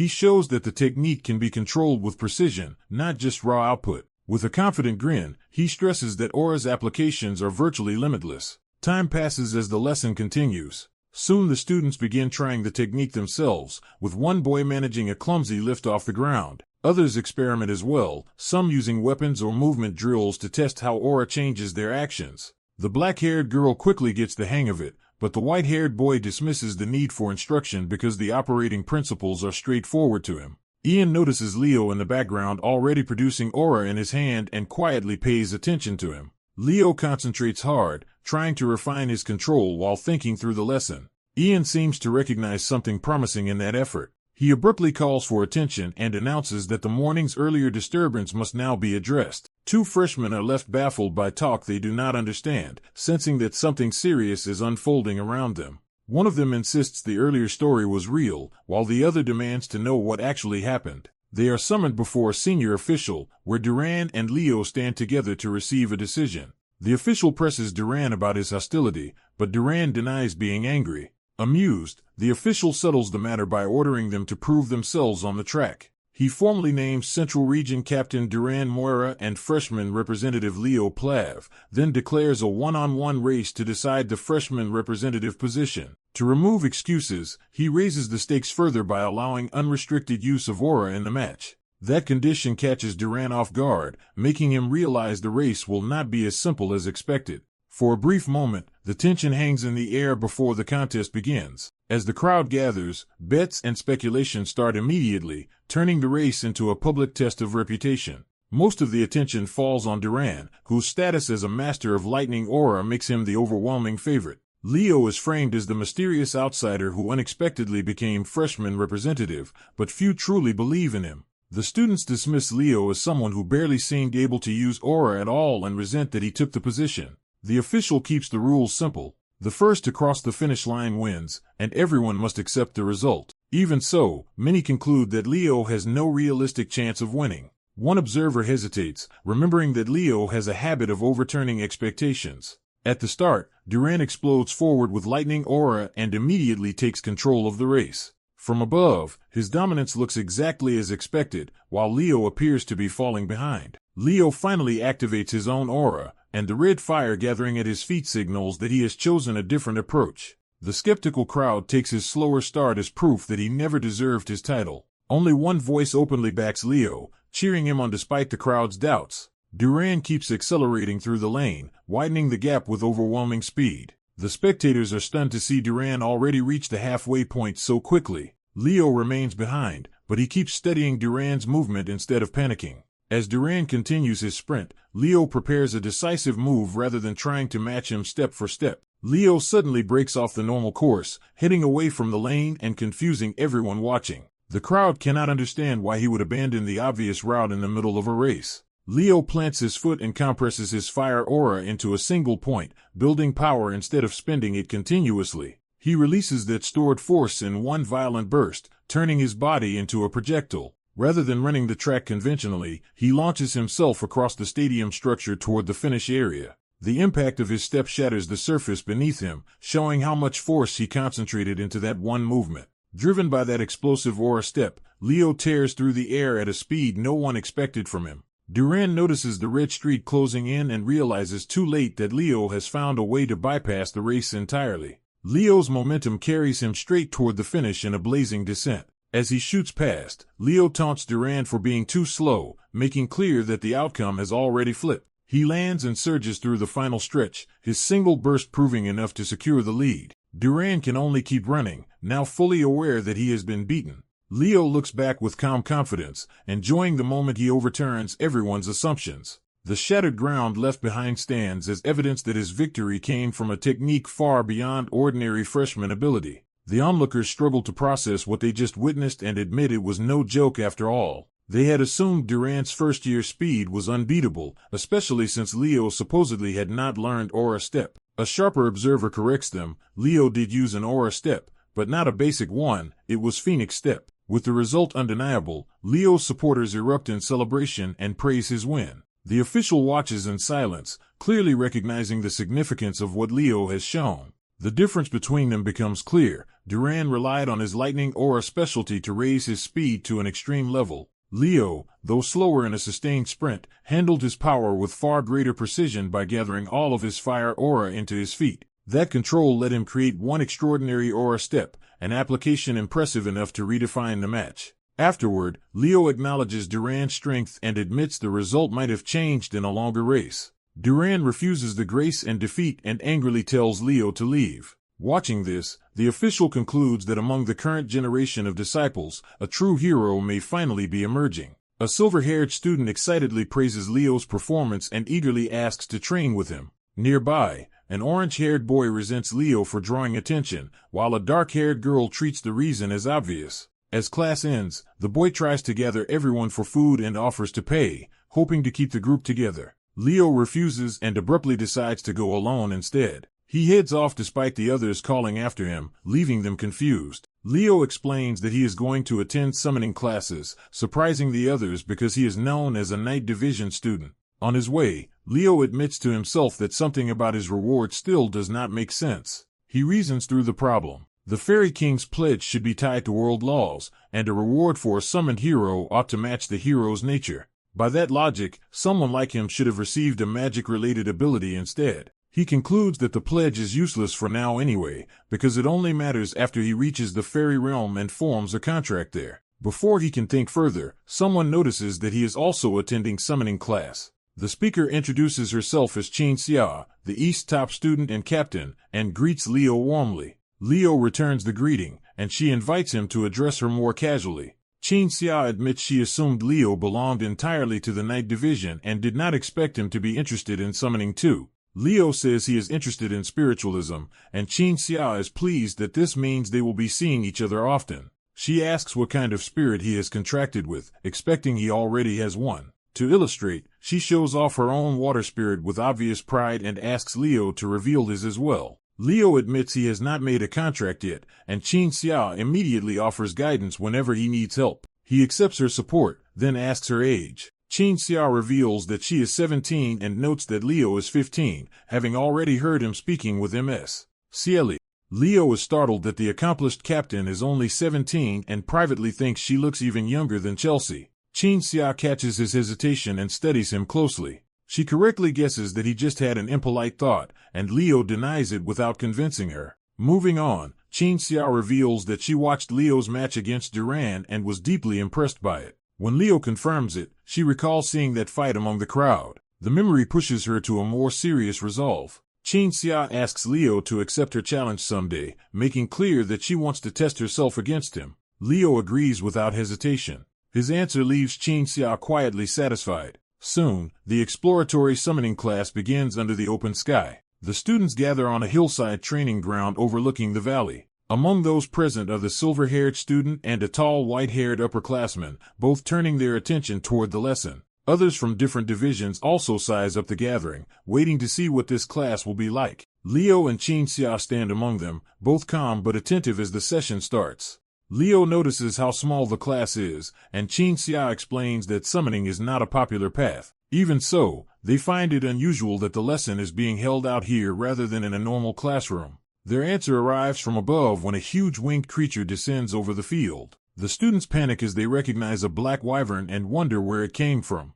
The wyvern lands close enough to terrify one boy, who can only shout at it to go away. A woman's voice cuts through the fear, explaining that the beast is only bothering him because it likes him. The speaker appears riding the wyvern and introduces herself as Yura Marin, greeting the first-year students. Yura reveals that she is the first-year summoning teacher who will be training them for the next year. Her striking entrance instantly captivates some of the boys, who become openly infatuated. Even a bearded spirit watching the scene declares himself inspired by her beauty. Leo can only think that if Ueno were here, he would have completely lost control. Yura addresses the students as little greenhorns and demands confirmation that they understand the point of today's lesson. Once they answer properly, she announces that they are moving immediately to the practice area. The practical lesson begins with the arrival of large Tlon mounts stepping onto the field. An associate professor named Carlo appears beside a griffin, ready to assist with the exercise. The class is split into pairs in order to mount the griffins, signaling that their first summoning lesson will start with riding them. As the class begins handling griffins for the first time, one student nervously appeals to the professor for guidance. The professor immediately takes that hesitation as refusal to learn and hardens her stance. She mounts up and warns the students that anyone who cannot keep up will be left behind. With that, the lesson shifts from instruction to action as the griffins launch. The professor surges into the air first, forcing the class to follow her pace. Below, the remaining students are left scrambling to react as the exercise begins without delay. One assistant tries to keep order by urging everyone to hurry after the professor. As the students gather themselves, one boy notices that the griffin he is dealing with is far gentler than expected. Another student struggles just to get seated properly, showing how unprepared most of them are. A black-haired girl asks the white-haired boy Leo to let her hold the reins, and he agrees without resistance. Soon the class is airborne over the sea, the lesson turning into a full-flight exercise. The group climbs higher into open sky as the ride settles into motion. Several griffins fly in formation behind the professor, carrying the students across the water. The students realize they have been allowed to ride griffins much sooner than expected, and one excited girl wants to keep flying even longer. Leo remains cautious, noting that even a mild griffin can still be dangerous for first-time riders. As he considers why this particular griffin is so cooperative, he keeps a steadying hand on it. At that moment, the professor discreetly activates something, setting up a test the students do not yet understand. A dark wyvern suddenly appears overhead, breaking the calm of the lesson. The griffins sense the threat at once and begin to panic. Their obedience collapses, and the students realize the professor has deliberately pushed them into a crisis. The point becomes clear. The griffins had only been calm because they were following the professor's authority. She coldly tells the class that if they truly belong at this academy, they should control the griffins themselves even in front of a wyvern. One griffin shrieks and bucks wildly, proving how quickly the situation can turn dangerous. As panic spreads, Leo pulls the black-haired girl close and explains that forcing a proud griffin only makes it resist harder. Instead of fighting the animal, he changes tactics and takes control through calm, deliberate contact. With quiet confidence, he tells her to trust him and commits to acting. Leo guides the griffin into a controlled dive, using its movement rather than opposing it. The maneuver stabilizes them so effectively that even the professor notices his skill. Interested, she asks the assistant for Leo's identity and learns he is a first-year applicant for the night major. When she checks his file, she finds he does not come from a noble house and owns no personal griffin. That means his performance cannot be explained by privilege, only by natural ability. The professor quietly concludes that the academy may have found an unexpected talent. The lesson moves on to the island of summons, the practice grounds for summoning majors. Later, in the island's forest, Leo walks apart from the others while a black-haired girl searches nearby. He seems to be tracing a clue, estimating the size of something he has noticed. When he picks up a fruit, he finds a feather stuck to it and realizes it may be significant. The girl asks what he found, but Leo hides his suspicion and dismisses it as nothing. Before he can investigate further, the group is called back together. The instructors announce that the students will now face a practical exam on their very first day. The class is baffled, since they thought this period was only meant for exploration. The professor argues that summoners must be held to a higher standard than other majors and should already understand that. She explains that summoning is not just about controlling mana. To form a contract with a spirit, a summoner must possess spiritual affinity, and to command summoned creatures properly, they also need the ability to tame and guide them. Because of those extra demands, summoning has a much lower success rate than the other two classes. But she insists that true summoners can achieve far more than the others once they master those gifts. She challenges the students to remember that they came here to become that kind of hero. Her words push the group from doubt into attention as the test becomes real. A noble student, Eliza Herring, steps forward and directly asks what kind of exam they will be taking. The professor begins her answer by reminding them that this place is called the Island of Summons, hinting that the island itself will define the trial.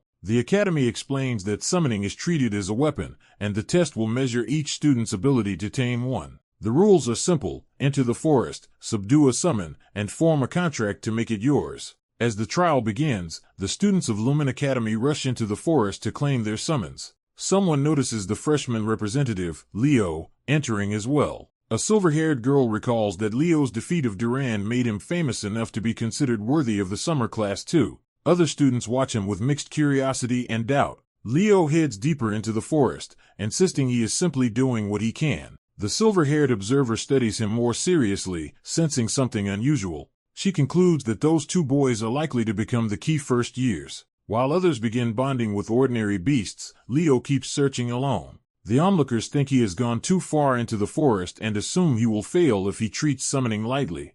Ignoring their judgment, Leo stops and begins searching carefully for a real opportunity. He picks up a feather, recognizing it as a clue. The feather erupts with violent fire, surrounding him in a sudden blaze. Instead of panicking, Leo realizes this reaction confirms his suspicion. He stays composed even as the heat intensifies around him. Far away, the story briefly shifts to a peaceful camp by a lake. Breakfast is being prepared over the fire. At the camp, someone wonders whether Leo is managing on his own. Another reminds her that it is only his first day at school. Even so, concern for him remains obvious. Back in the forest, the flames surge into something far beyond a normal summon encounter. Leo braces himself as the inferno closes in. A calm inner voice contrasts his alarm, hinting that this overwhelming heat is no accident. Leo realizes he has encountered one of the three great summons, a phoenix. The blazing spirit identifies him as Reina's child and reveals itself as the flame she once summoned. Stunned, Leo asks if it knew his mother, and the phoenix confirms his guess was right.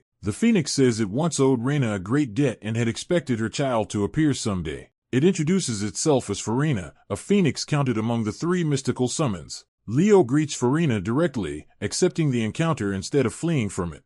He gives his name and presses for the truth about its debt to his mother. Farina explains that Reina once saved the life of the summoner Ellen Lunda, a renowned hero. Ellen had been clearing a dungeon when she lost her comrades and nearly died. At that desperate moment, Reina arrived and rescued her. In doing so, Reina exhausted her own blazing aura. Farina admits that without that sacrifice, Reina might have risen to the highest rank among heroes, leaving Leo to quietly dwell on his mother. Leo recalls that his mother never regretted that choice, and Farina agrees that such selfless resolve was exactly who Reina was. When Leo asks why Farina is at Lumine, the phoenix refuses to answer but turns the question back on him. Leo explains that he is here because he is taking summoning classes too. That answer makes Farina look at him differently. Calling the meeting fate, Farina decides this is the chance to repay the debt it owes Reina. The phoenix declares that it can finally return what it owes by giving Leo the summon meant for his mother. It tells Leo to hold out his hand and accept it.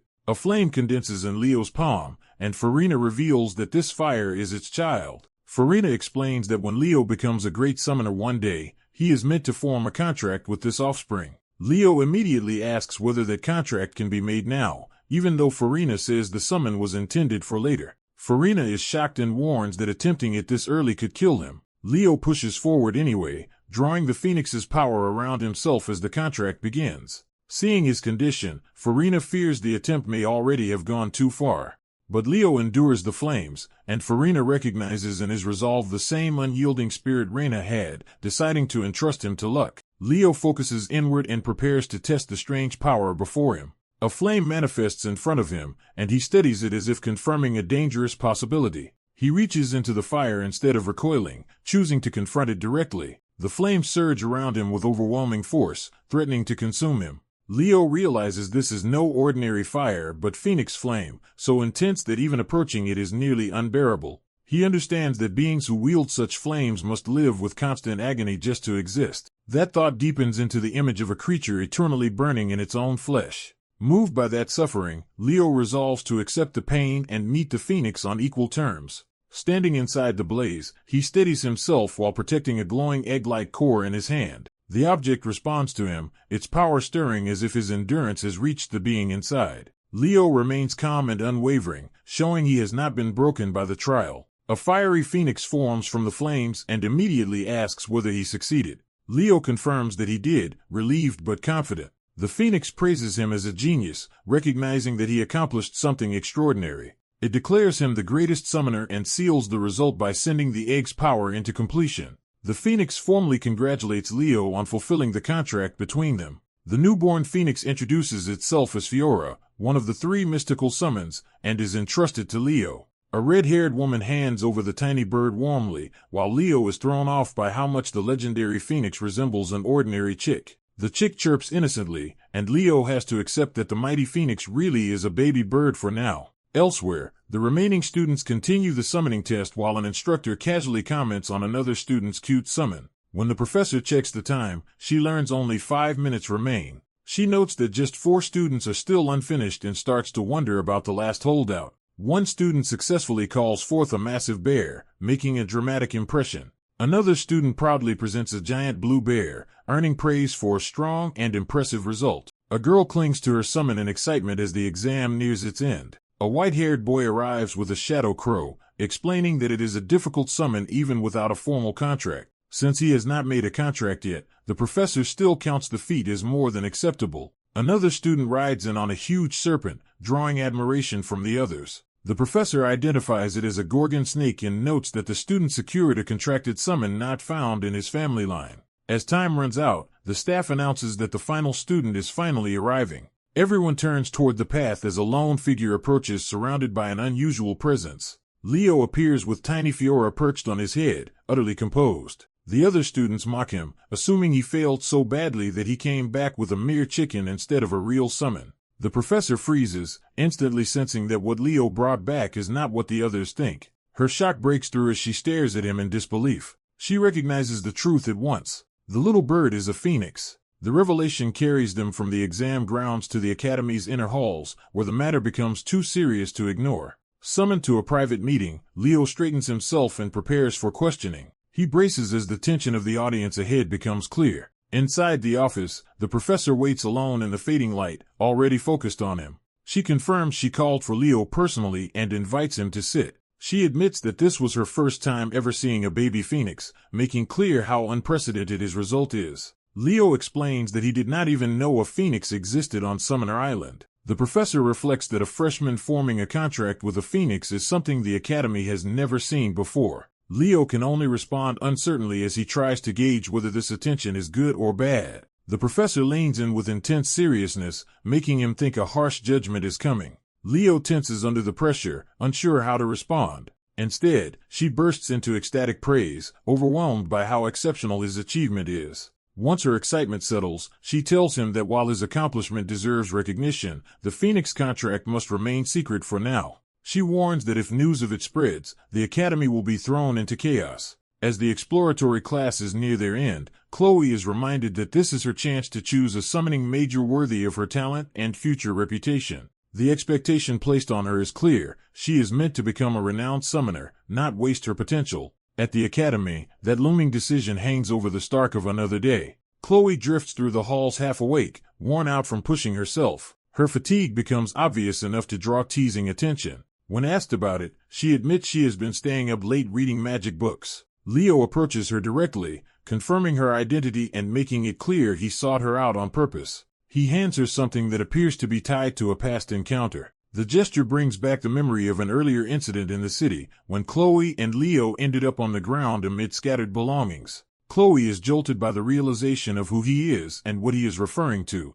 Leo thanks her for helping him then, recognizing her as the freshman representative. He also notes that she has started attending magic classes, just as he has. Because the exploratory period allows students to sample many subjects, Leo explains that his growing interest in magic led him into these lessons. Their classmate Carl identifies Chloe as the ambitious student aiming for the top of the magic division. Chloe is formally introduced by name, and her reputation is already established among the others. Carl quickly feels the chill around her and jokes that sitting nearby may be a mistake. As he tries to retreat, Chloe's cold aura turns literal and forces the issue. A burst of ice erupts beside him, making her warning impossible to ignore. Leo calmly redirects Carl to the front seats, taking control of the situation without escalating it. He tells Chloe that since she is interested in the class, he intends to help her. Someone calls out to Leo before the exchange can go further. At the front, 2 students greet him warmly, showing he already has connections in this room.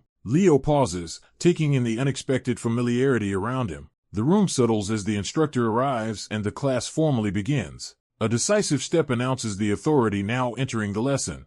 The students learn that this man will be teaching first-year magic next year, immediately raising the stakes of the class. He introduces himself as Professor Len Orr of the first-year magic division. Before the exploratory lesson starts, Len places a thick stack of papers on the desk and signals that this will not be a casual session. With practiced magic, he sends the tests out across the room in an instant. The sudden display and arraigning papers shock the class. Exams land in front of every student before they can even prepare themselves. Leo discovers that instead of a simple trial lesson, they are being given a full magic theory. Lin makes his standard clear.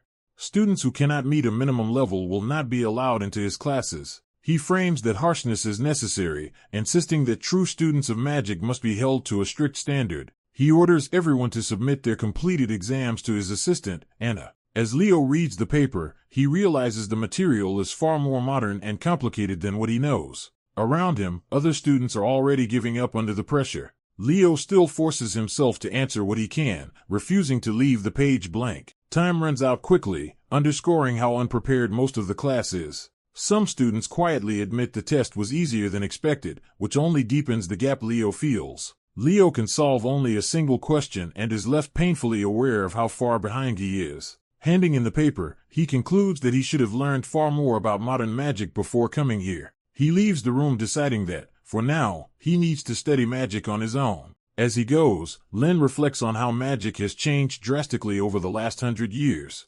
Techniques that once demanded perfect understanding can now be used by merely memorizing activation conditions. In Lin's view, that convenience has lowered the overall quality of magicians. To prove his point, he prepares to show the class what real magic looks like. He gathers a brilliant concentration of power in his hand, shaping it through direct control rather than rote procedure. The spell expands into a vast, intricate phenomenon that fills the room with overwhelming magical structure. The students are stunned as Lin reveals that this is the true essence of magic, something he built from the ground up himself. Professor Lin explains that his real goal is to raise students who can research and create their own magic, not just repeat what they are taught. He reveals that the test was designed to measure exactly that kind of independent thinking. Looking over the exam, he notes that almost everyone failed the final problem and had hoped someone with real magical talent would solve it. A white-haired student realizes that the impossible final question must have been the one he left unanswered. Seeing Leo's abandoned paper, someone assumes he gave up and regrets missing the chance to study magic with him. Before the professor can move on, an assistant rushes in with urgent news. She announces that one student actually solved the 50th question, jolting the professor. The professor is stunned that the impossible problem has finally been cracked. The rumor rubs as word spreads that, for the first time in the school's history, someone earned a perfect score. A blonde professor eagerly demands to know who achieved it, but Lin immediately rejects that conclusion. He clarifies that the student did not ace the whole exam, only the final question, which makes the result even stranger. That detail stops the celebration cold and turns the mystery into something far more intriguing. When asked for the student's identity, the records point to Leo Plav. Leo is called to stand, but his classmates can only report that he is absent. They explain that Leo left as soon as he finished the test, leaving his solved paper behind. The professor checks the exam and is shocked to confirm the impossible answer is really there. Elsewhere, Leo casually spends time with a girl who teases him for solving only one question in a summoning class exam. She points out how absurd it looks for him to attend the class and answer just a single problem. Leo shrugs it off, insisting he is a knight and should focus on swordsmanship and stamina instead of magic. Professor Lin suddenly appears before them, having tracked Leo down. He presses Leo to explain whether he skipped the other questions because they were beneath him. Leo insists there has been a misunderstanding and admits he assumed he had failed the test. He explains that every question except the last seemed too difficult for him to solve. Leo reveals that his knowledge comes from studying old magic books on his own, so he was unfamiliar with modern methods.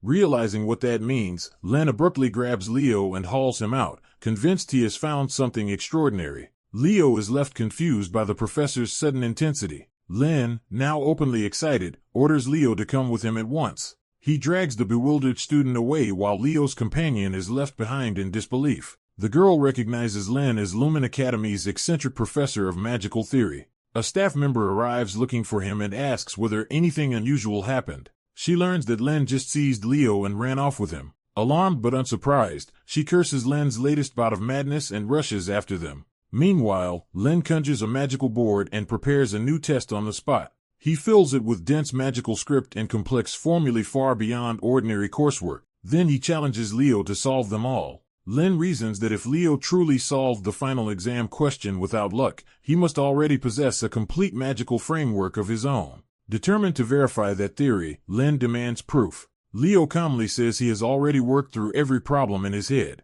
That answer leaves Lin reeling as he realizes Leo solved the entire set mentally. Leo modestly confirms that he did, though not in the formal way the professor expected. For Lin, this is the breakthrough he has been waiting for. Elsewhere in the academy halls, another professor walks by, unaware of the chaos ahead. Professor Albee continues down the corridor until the commotion draws near. Lin comes charging toward him at full speed, overjoyed. Lin can barely contain himself as he closes in. Albee is caught off guard by Lin's bizarre approach. Lin crashes into him, then immediately gushes his thanks while Albee is knocked sprawling. Albee, now irritated, warns that Lin's antics have gone too far this time. Ignoring the complaint, Lin excitedly declares that Leo Plav, the freshman Albee recommended as class representative, is a magical genius. Albee is stunned by the claim, because Leo was supposed to be a knight, not a mage. A furious instructor insists Leo must become a sorcerer, refusing to let his talent be wasted on the knights.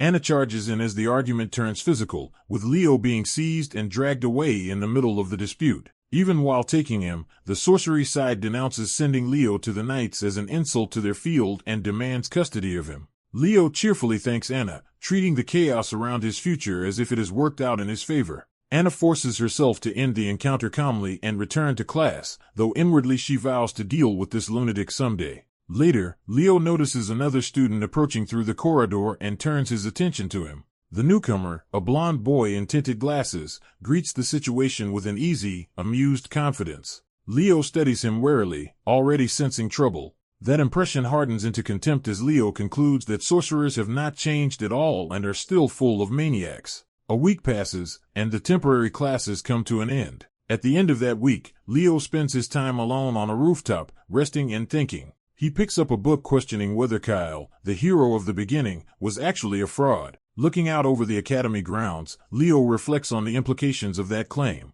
Before long, hurried footsteps signal that others are rushing to deal with a new development. In the principal's office, the academy head waits as the commotion arrives at his door. A teacher bursts in outrage and demands the principal explain an unbelievable decision. The source of the uproar is Leo's application, which requests placement in every major class, knights, sorcery, and summoning. The departments immediately start fighting over him, each insisting Leo belongs to them, while the absurdity of the request throws everyone into confusion. Rather than reject it outright, the principal is intrigued because the situation reminds him of a legendary figure from old stories.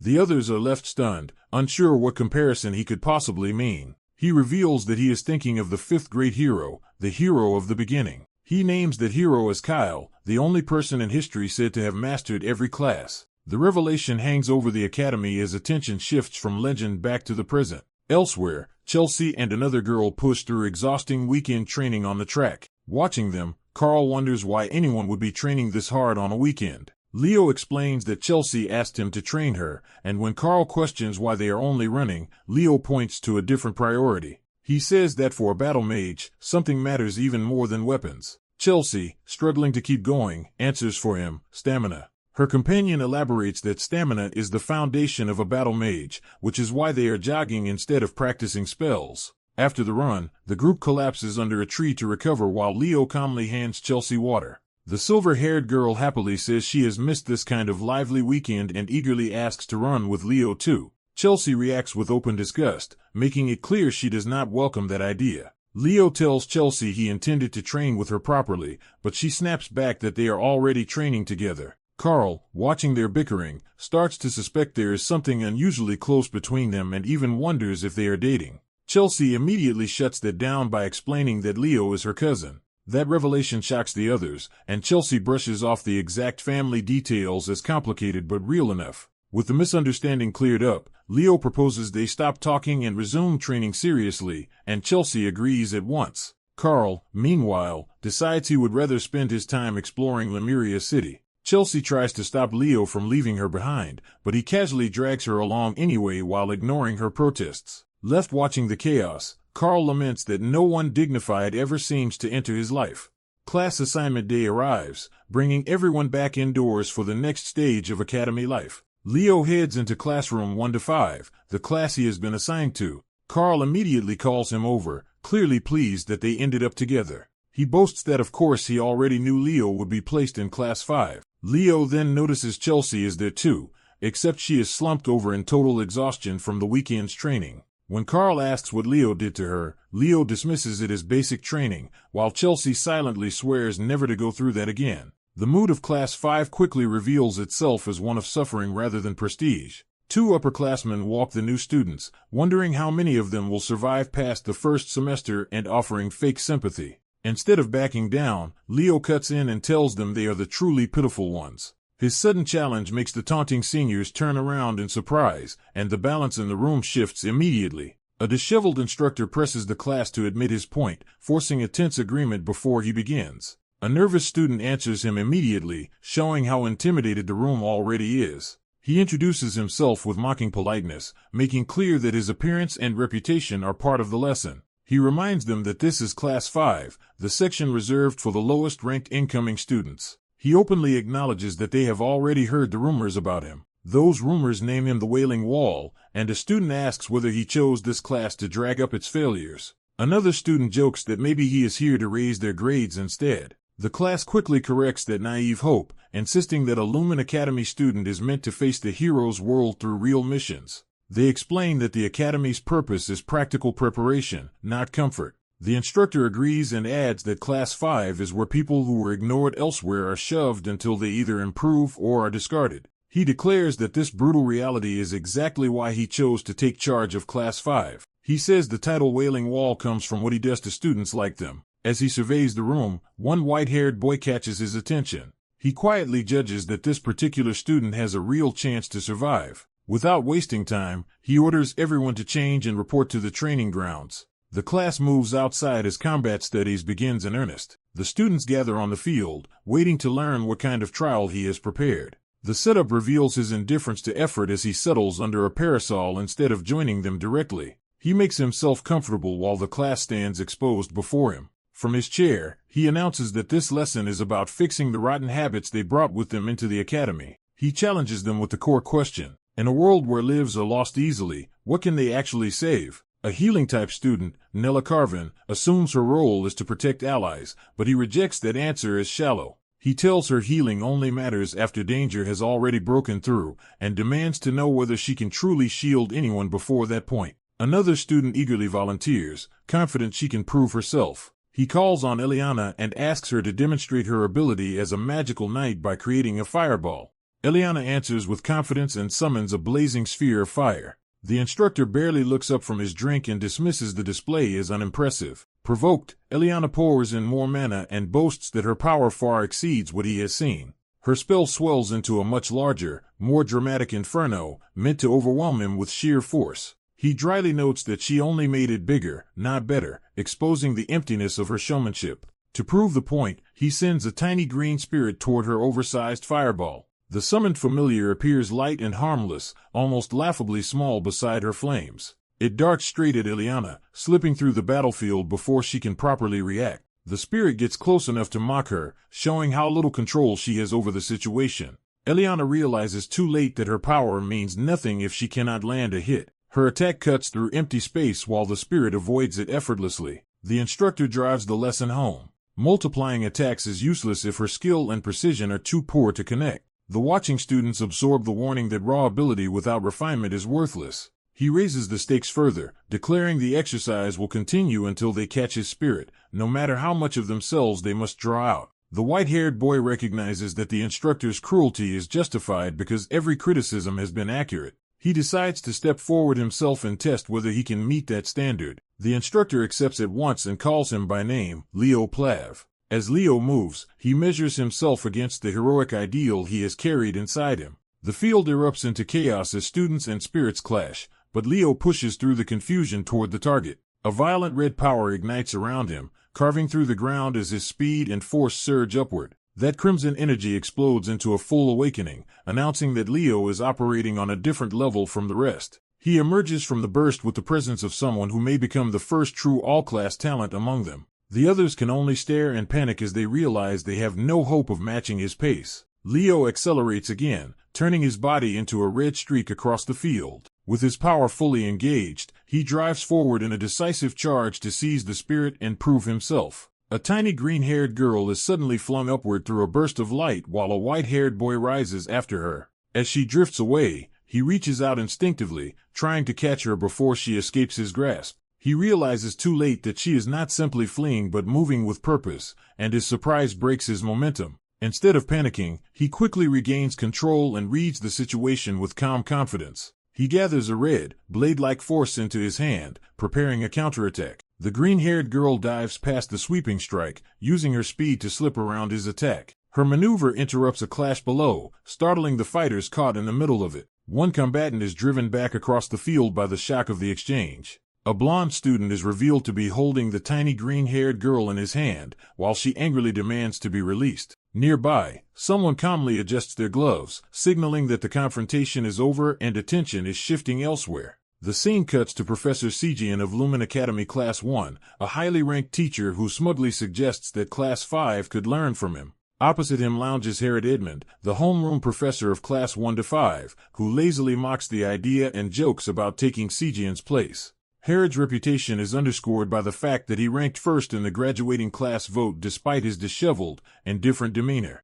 Sijian is visibly irritated by Herod's attitude and standing. The students realize they are witnessing the two legendary pillars of Lumen Academy, veteran professors who have shaped the school for decades. A pink-haired student eagerly reveals this background knowledge, surprising the others. His bragging about being well-informed immediately annoys a classmate, turning the moment briefly comedic. Sijian addresses Herod directly and questions why this unreliable man has been put in charge of Class 5. Without waiting for approval, Sijian produces a blue ball and signals that he already has a plan in mind. He formally proposes a competition between Class 1 and Class 5. When he names the event as Badera, Herod is jolted out of his laziness by the significance of the choice. Herod immediately praises Sijian's cunning, recognizing that this is a calculated move rather than a simple challenge. Sijian frames the match as practical education, arguing that direct experience is the best way for students to learn. Herod casually accepts the idea and gives Sijian permission to proceed with teaching the class through it.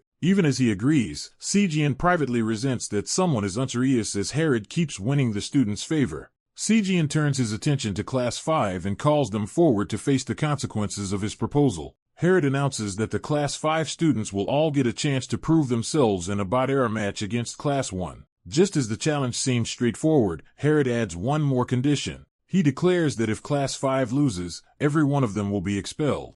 The threat shocks the students into immediate panic. They protest that this is only their first class and that Class 1 is led by 3 captains, making the challenge absurdly unfair. Herod dismisses their fear and tells them that hardship is exactly what should force them past their limits. Some students fall silent, trying to process whether this is cruelty, strategy, or both. Herod remains relaxed and insists there is no reason to worry. He points out that their class already includes Leo, the freshman representative, implying they are not as helpless treating Leo as the key piece. Herod orders him to choose 6 representatives to accompany him to Badera. Leo immediately understands that this assignment is more than a selection process. He concludes that Herod is testing whether Class 5 can stop seeing itself as a group of failures and start acting like a real team. Leo further realizes that Herod wants the students to abandon their defeated mindset before they lose their place at the academy for good. As if to formalize that resolve, Sijian raises a glowing staff and prepares the event. The Academy's Badera field activates, and the match is presented as a chance to restore Class 5's morale through a breakthrough. Class 1 appears as a disciplined, confident force ready to defend its status. Class 5 arrives looking far less certain, with Leo standing at the center of their unease. Seeing their fear, Leo bluntly asks why everyone is so intimidated. A classmate explains that Leo may not know Badera, but at Lamine it is a long-honored combat sport rather than a simple game. The others make it clear that Badera is dangerous, which is exactly why they are terrified of facing Class 1 in it. Leo notices Chelsea's anxiety in particular, and asks why she looks so shaken. Before she can answer, a smug girl from Class 1 taunts her and assumes Class 5 has already accepted defeat. Chelsea snaps back, refusing to admit fear and angrily insisting she would never lose to someone she considers beneath her. Leo cuts through the tension by pulling his classmates close and assuring them that Class 5 will not lose. A dark-haired girl challenges Leo directly, vowing to prove herself with the results of her special training. Another girl silently steels herself, determined not to lose to Leo again. A professor summons the participants from each class to the arena, formally setting the match in motion. Leo immediately takes charge of his class and asks who will join him. The first volunteers step forward onto the field. A red-haired girl joins with fierce resolve, ready to risk expulsion if that is what it takes to crush the opposing class and impress Professor Herod. Two more students commit themselves, showing the team is quickly taking shape. One student is reluctantly dragged in as the final member, completing Leo's side. Leo reports that Class 5 is ready and the professor prepares to begin. To start the match, the professor conjures the game ball and sends it into play. The launch is sudden and violent, forcing everyone to react at once. As the ball flies, the competitors lock in, each realizing the opening scramble could decide the tone of the match. A blonde boy narrows his focus and commits to the contest. Across the field, other contenders also sharpen their attention, each measuring the threat around them. The silver-haired girl remains calm and unreadable, ready for the clash. At the signal to begin, multiple players surge toward the ball in a frantic race for first possession. Several hands nearly reach it at the same time, making the opening claim uncertain. A lightning user seizes the initiative with explosive speed, blasting ahead of the others. While Class 1 takes the first move, Leo has Tide explain the rules so his team can adapt immediately. Tide begins by reducing Batera to its essentials. The objective is simply to score with the aura-infused ball. He clarifies that players channel aura into the ball and shoot it through the goal with either hands or feet, and the first team to reach 10 points wins. Even as he explains, the attack is already incoming, forcing Leo's side to learn under pressure. The orange-haired boy realizes too late that the ball is already on top of him. The lightning user drives the ball down with overwhelming force, turning the opening play into a direct strike. Leo braces as the empowered ball hurtles toward him like a projectile rather than a pass. He avoids the impact at the last instant, letting the shot crater the ground instead of taking him out. The attacker is left stunned when his supposedly decisive opening blow fails. Leo lands in control of himself, showing he handled the ambush cleanly. His classmates erupt in praise, impressed that Duran Moira nearly scored an immediate knockout but was denied, others watching the exchange grow uneasy, sensing how dangerous this match is becoming. Tide grimly concludes that Professor Herod may have designed the exercise to eliminate students rather than merely test them. Leo asks the key tactical question of how a team can legally gain possession of the ball. Tide explains there are three ways, beginning with the simplest: recover it when the opponent sends it out of bounds or catch it directly. That explanation triggers alarm as someone realizes another attack is about to break the rules in spirit if not in letter. Leo and Tide both catch the warning at once and turn toward the threat. Eliana launches a blazing strike with the ball, using it as the only legal way to attack an opposing player. The dark-haired girl taunts them from a distance, treating the hit as part of the game. By the time Leo reaches the scene, the red-haired teammate has been taken down and Tide is supporting her. Tide points out the cruel logic of the rules. Direct attacks are forbidden, but knocking someone out with the ball is allowed. The ball rolling beside the fallen girl makes the lesson unmistakable. The game itself is the weapon. Leo calmly accepts the explanation and claims the ball, turning the enemy's tactic into his team's opportunity. With possession secured, he declares that it is now Class 5's turn to act. The scoreboard confirms the cost of the exchange. Eliana Layden has been incapacitated and removed from play. Away from the field, two professors observe the match with very different levels of concern. One of them reflects that teams built around highly destructive fire users hold a crushing advantage in bot era. He singles out the flames of Zerdinger as the most powerful among the human houses, making their representative especially dangerous. The silver-haired professor made victory nearly impossible for Leo's side. His colleague undercuts the seriousness of the remark with a lazy jab, exposing their familiar friction. Then he asks if the professor remembers his first pupil from the house of Zerdinger, hinting at a far more significant precedent. That memory leads back to a legendary figure known as the Empress of Bad Era. A teacher reveals that the Empress's child is in Class 5, instantly raising the stakes around that team. A silver-haired observer studies the field with new seriousness, realizing Class 5 matters far more than expected. The calm before the match breaks as that revelation hangs over the arena. Two students from Looming despair that they somehow ended up facing this situation and may be completely outmatched. One of their opponents refuses to accept such an easy ending and hardens his resolve to fight back. A dark-haired girl notices his decision and welcomes it, ready for the confrontation to begin in earnest. Leo Plow steps forward with the ball, surrounding himself with blazing power as he prepares to attack. He launches the ball with explosive force, forcing everyone nearby to brace for impact. The shot drives a girl backward before she can properly withstand it. The attack slams into an ice barrier with enough force to shatter the ground and shake the defense. Even so, Celia's ice wall holds just enough to stop the score, proving Class 1 still has a way to resist. Leo immediately reads the defense and confirms that Celia is the one making those impossible blocks. Without hesitation, he closes in on the barrier itself, targeting the source of the defense instead of retreating. He smashes through the ice from above, breaking the protection that had been keeping Class 1 alive. Celia looks up just in time to realize the attack is now coming straight down on her. Watching from the side, the silver-haired man is stunned by Leo's instinctive combat judgment. The eye-patch teacher remains composed, as if this level of talent only confirms what he already knew. Class 5 supporters erupt, convinced Leo is carrying the match for them. The silver-haired observer finally understands that the real contest is only starting now.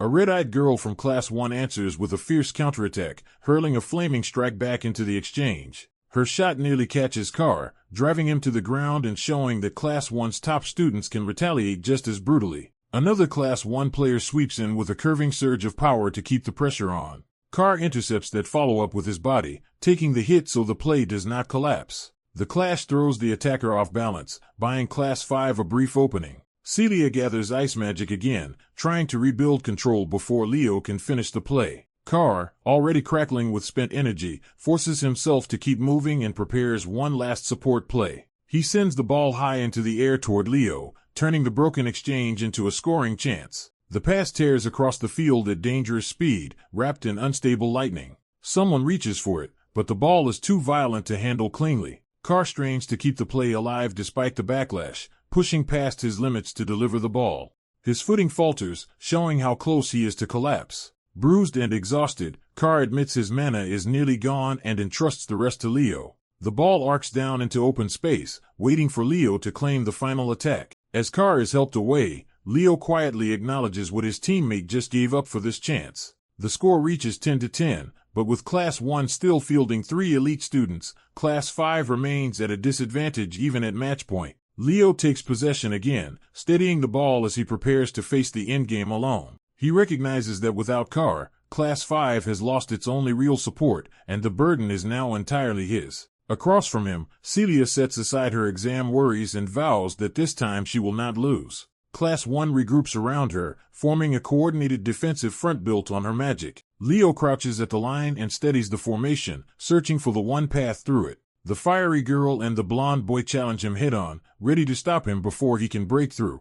A green magic user triggers a speed-enhancing spell, adding mobility and tightening the trap around Leo. The ball drops into play, and the final point begins. Class 1 is shocked by how quickly Leo moves once the play starts. He floods the field with multiple identical rushes, making it impossible to tell which Leo is carrying the real ball. While his opponents expect an attack, Chloe realizes too late that he only cares about reaching the goal. Celia dismisses the trick as a shallow illusion at first, but then she cannot identify the real Leo among the fakes. As she focuses harder, she senses that this is not ordinary deception but a magic she recognizes on a deeper level. The field fills with overlapping layos and false trajectories, overwhelming Class 1's defense with a maze of possibilities. Celia freezes in sudden realization, understanding something crucial about Leo's magic just as the decisive moment arrives. As the match ends under a bright sky, Chloe is left staring at Leo after witnessing something that should not have been possible. She realizes in shock that he used magic associated with the stars. What unsettles her even more is the implication that a human somehow wielded elven magic. The result is announced. Class 5 has defeated Class 1 by a single point, with Leo Plath securing the deciding score. The stadium erupts as Leo's name spreads across the field and confirms the upset.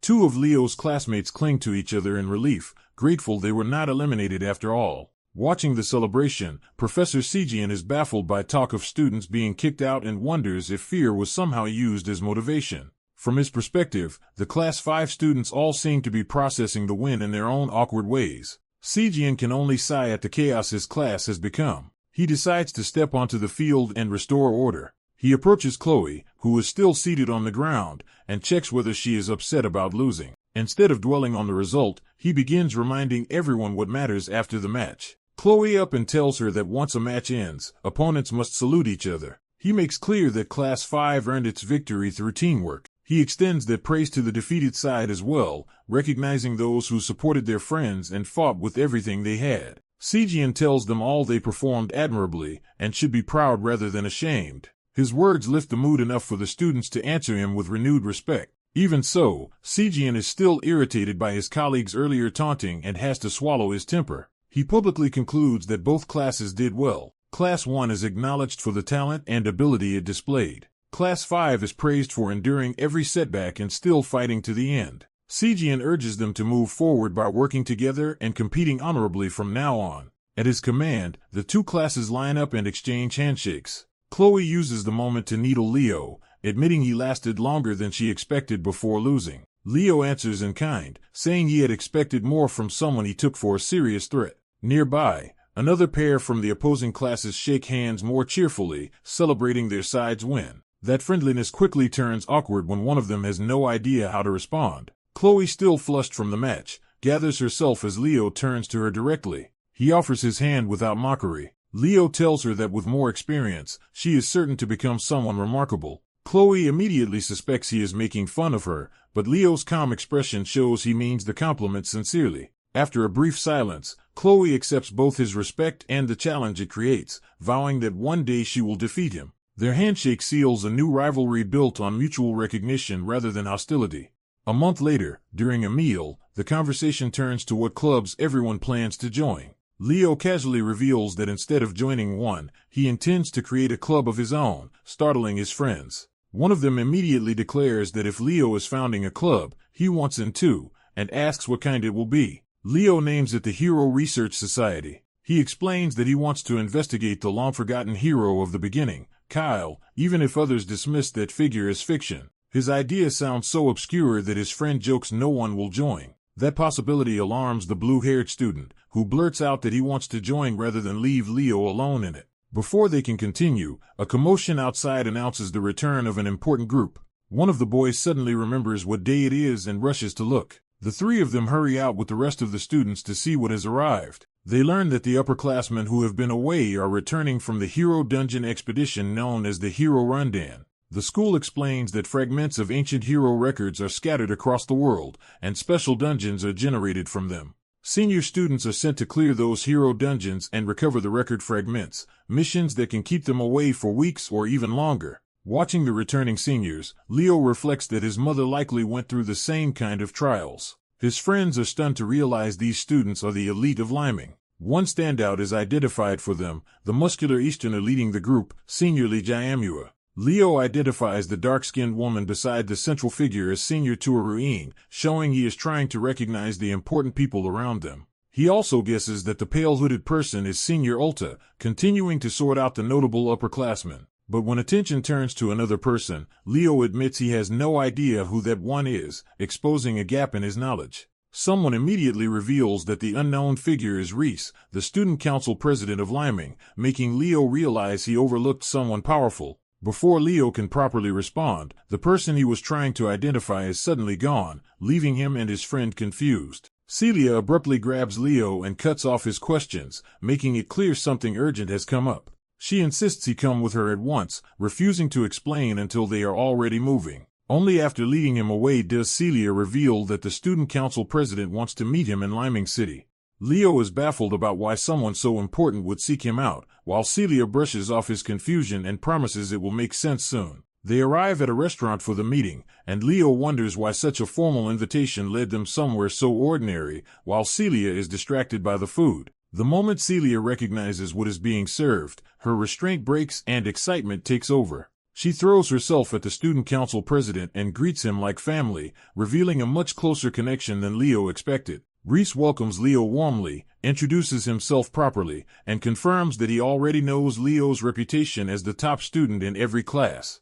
The meeting pauses around the meal itself, with the food becoming the easiest way to settle everyone in.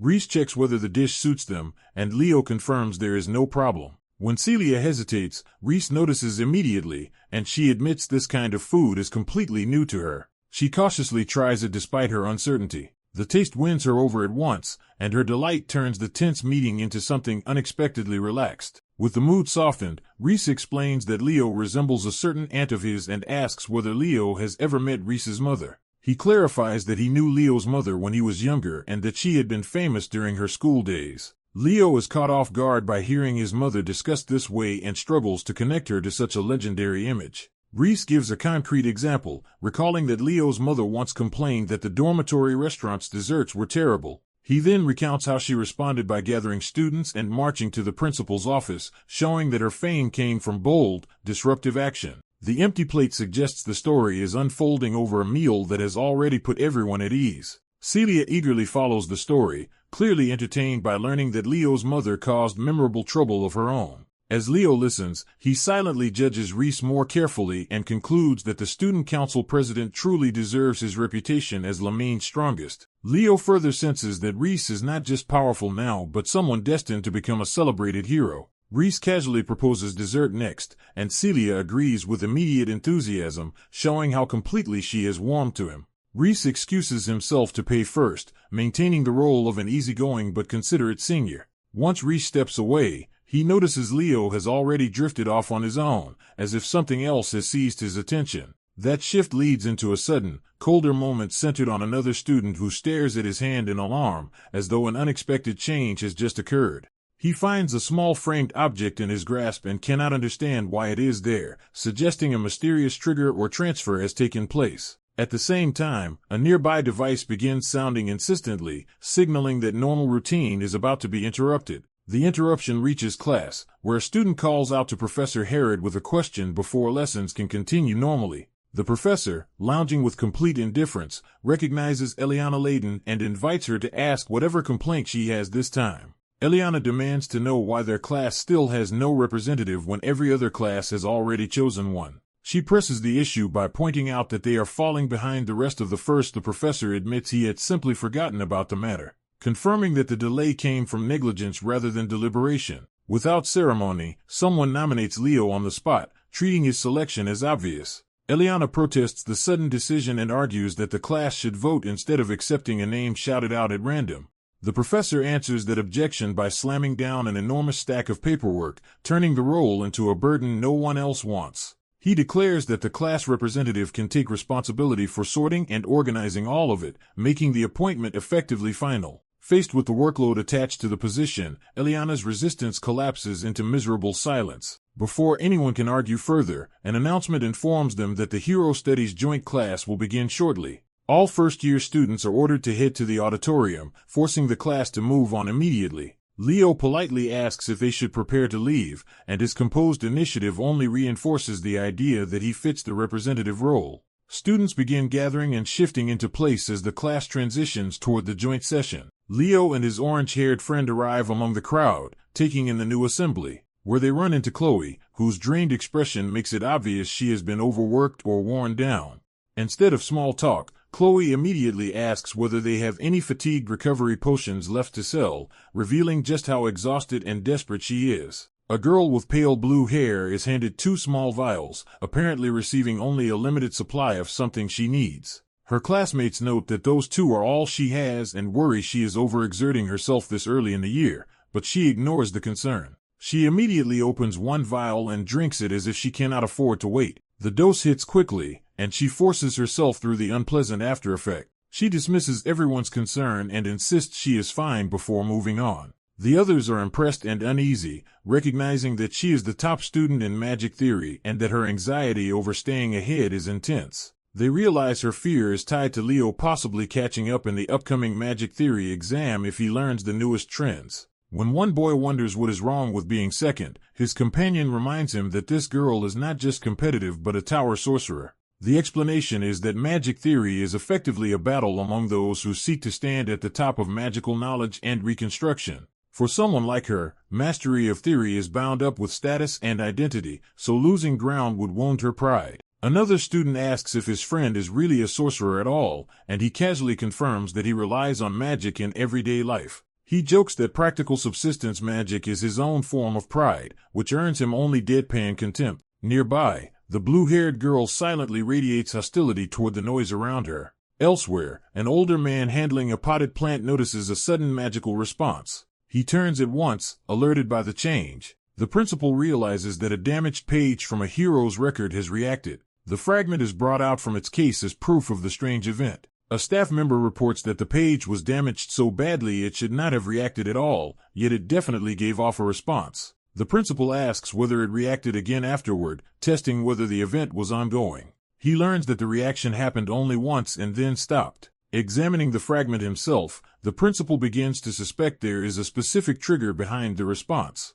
He decides the matter requires further investigation. For the moment, he dismisses the reporting student with praise and tells him to rest after his return. He then calls for Elena as a new task comes to mind. Elena answers immediately and presents herself for orders. The principal sends her to the auditorium to begin the first-year joint class, while he continues thinking about the fragment. Left alone, he reflects that even tiny fragments can react under certain conditions. He concludes that if the person recorded in the hero record comes into contact with the fragment, it will respond. Soon after, the first-year Hero Studies joint class begins in the auditorium. Professor Arshin struggles to quiet the noisy room and establish control. The students keep talking among themselves, barely paying attention. Her patience snaps, and a terrifying spiritual pressure erupts around her. She warns the class that anyone who does not want to be beaten should shut up immediately. The threat becomes overwhelming as a monstrous spirit manifests behind her, making clear she is not bluffing. She escalates further, openly asking whether she should kill the loudest offenders first. Even she is frustrated that the students still needed this much force before listening. The room finally falls silent, leaving her briefly surprised by how effective the intimidation was.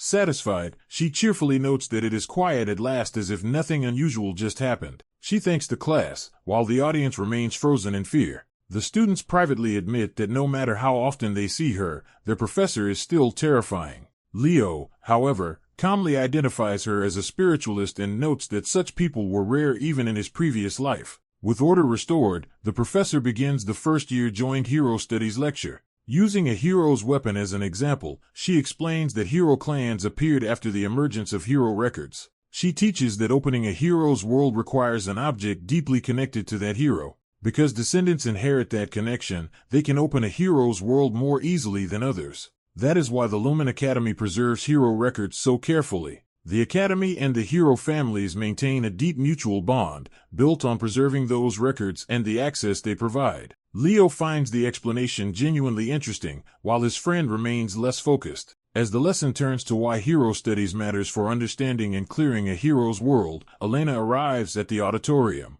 The lecture's core point is that hero studies exist to uncover clues about a hero's world and learn enough to resolve it. A teacher explains that as the students near senior year, they must choose a hero whose strength they will inherit by clearing that hero's recorded pages. Called on unexpectedly, the white-haired instructor hesitates before continuing the ceremony. She presents a small box to the class, preparing to reveal the special record chosen for this lesson. The announcement lands heavily. This hero record fragment was recovered by the fifth-year students of the Hunter Division. She opens the box carefully, treating the fragment as something powerful and dangerous. The students immediately tense up, sensing that this is no ordinary classroom exercise. Before letting anyone experience the fragment, she decides to have the class declare what kind of heroes they want to become. She turns the exercise into a public statement of ambition, inviting everyone to define their future role. One girl boldly vows to become a knight worthy of surpassing the heroes of previous generations. Another student declares that she wants to create a spell book filled only with her own original magic. A hesitant boy struggles to speak, unsure how to frame his place among such grand ambitions.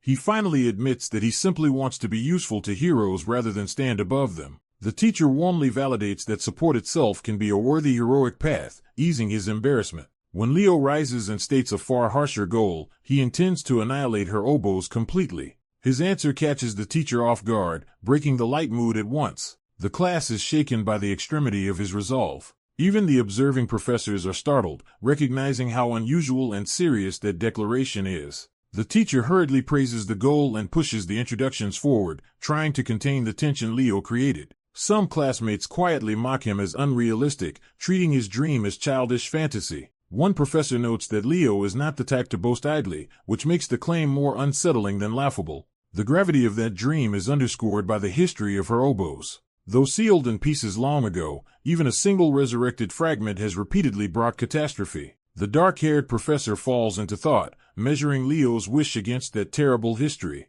To him, Leo's ambition is not merely bold but aimed at ending a threat that has survived for ages. The teacher moves on and announces that they will now read a hero record page retrieved from a dungeon. She explains that each class will identify which hero the page belongs to and learn how to clear that hero's world. She adds that the professors are present to suppress any danger and repair damage if the record becomes unstable. The room's anticipation spikes as the students realize they are finally about to touch a real hero record. Excitement and nerves spread through the class, especially among those experiencing one for the first time. The teacher begins the selection process for who will handle the fragments. A horned black-haired girl is chosen as one class representative. Leo is selected as another representative, placing him directly at the center of the test. A long-haired pale boy is called forward as well. A dark-haired girl with a headband becomes the fourth representative. With 4 students assembled, the teacher reveals that 2 separate hero record fragments were recovered for this lesson.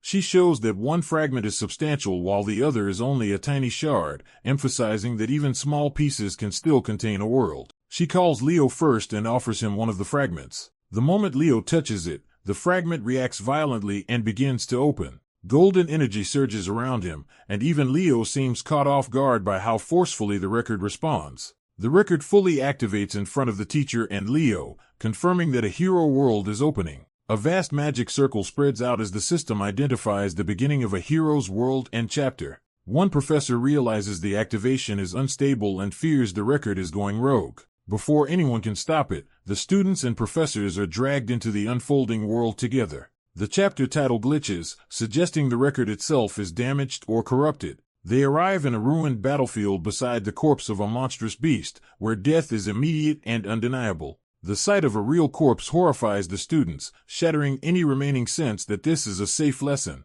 The dark-haired professor orders everyone to brace themselves, warning that they have entered a true hero dungeon. The silver-haired professor quickly identifies a fortress wall nearby and calls Harlan's attention to it, recognizing the setting from history. He names the place as the Walls of Gardesion, the final line of defense and last city in the Age of Catastrophe. As Leo takes in the scene, his earlier vow echoes back at him, and he quietly admits that his wish may indeed have been foolish. Before anyone can settle, a lone woman appears running toward them across the wasteland, signaling that the story inside the record is already in motion.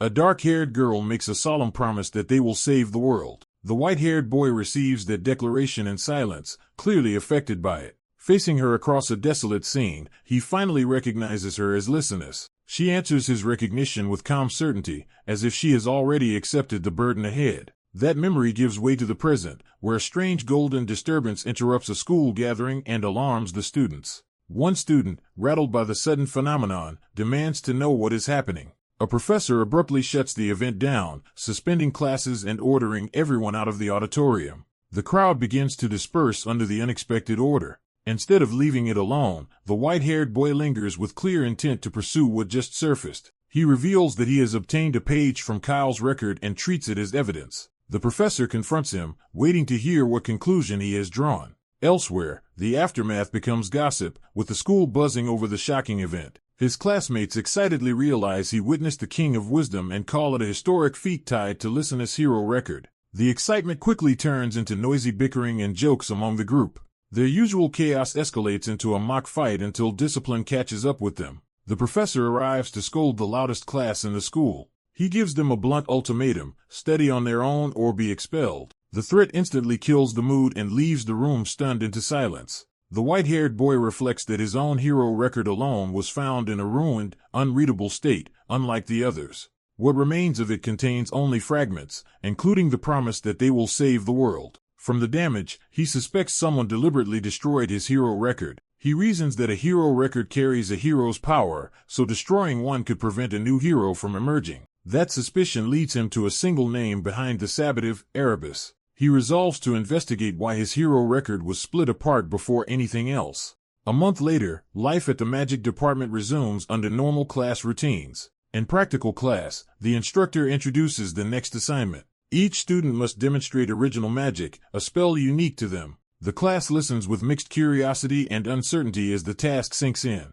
The lesson explains that original magic is a magician's personal signature, and while advanced techniques can become standardized, true originality begins with the individual. The instructor stresses that such magic can become a decisive personal weapon in dangerous situations. He uses star magic as an example, noting that most later versions are only imitations of the true original. He adds that only one person in history truly wielded authentic star magic, its creator, Nebula Luna. That name catches Chloe's attention and stirs her competitive focus. The white-haired boy is distracted when a strange presence suddenly makes itself known nearby. A grimoire appears at Chloe's side, radiating an ominous aura. Chloe notices the disturbance too and immediately grows tense. She quickly takes hold of the grimoire and conceals it before others can react. The white-haired boy identifies what he saw, even as class ends and everyone is dismissed to prepare for the upcoming practical exam. As the students file out, Chloe leaves with the hidden grimoire still in her possession.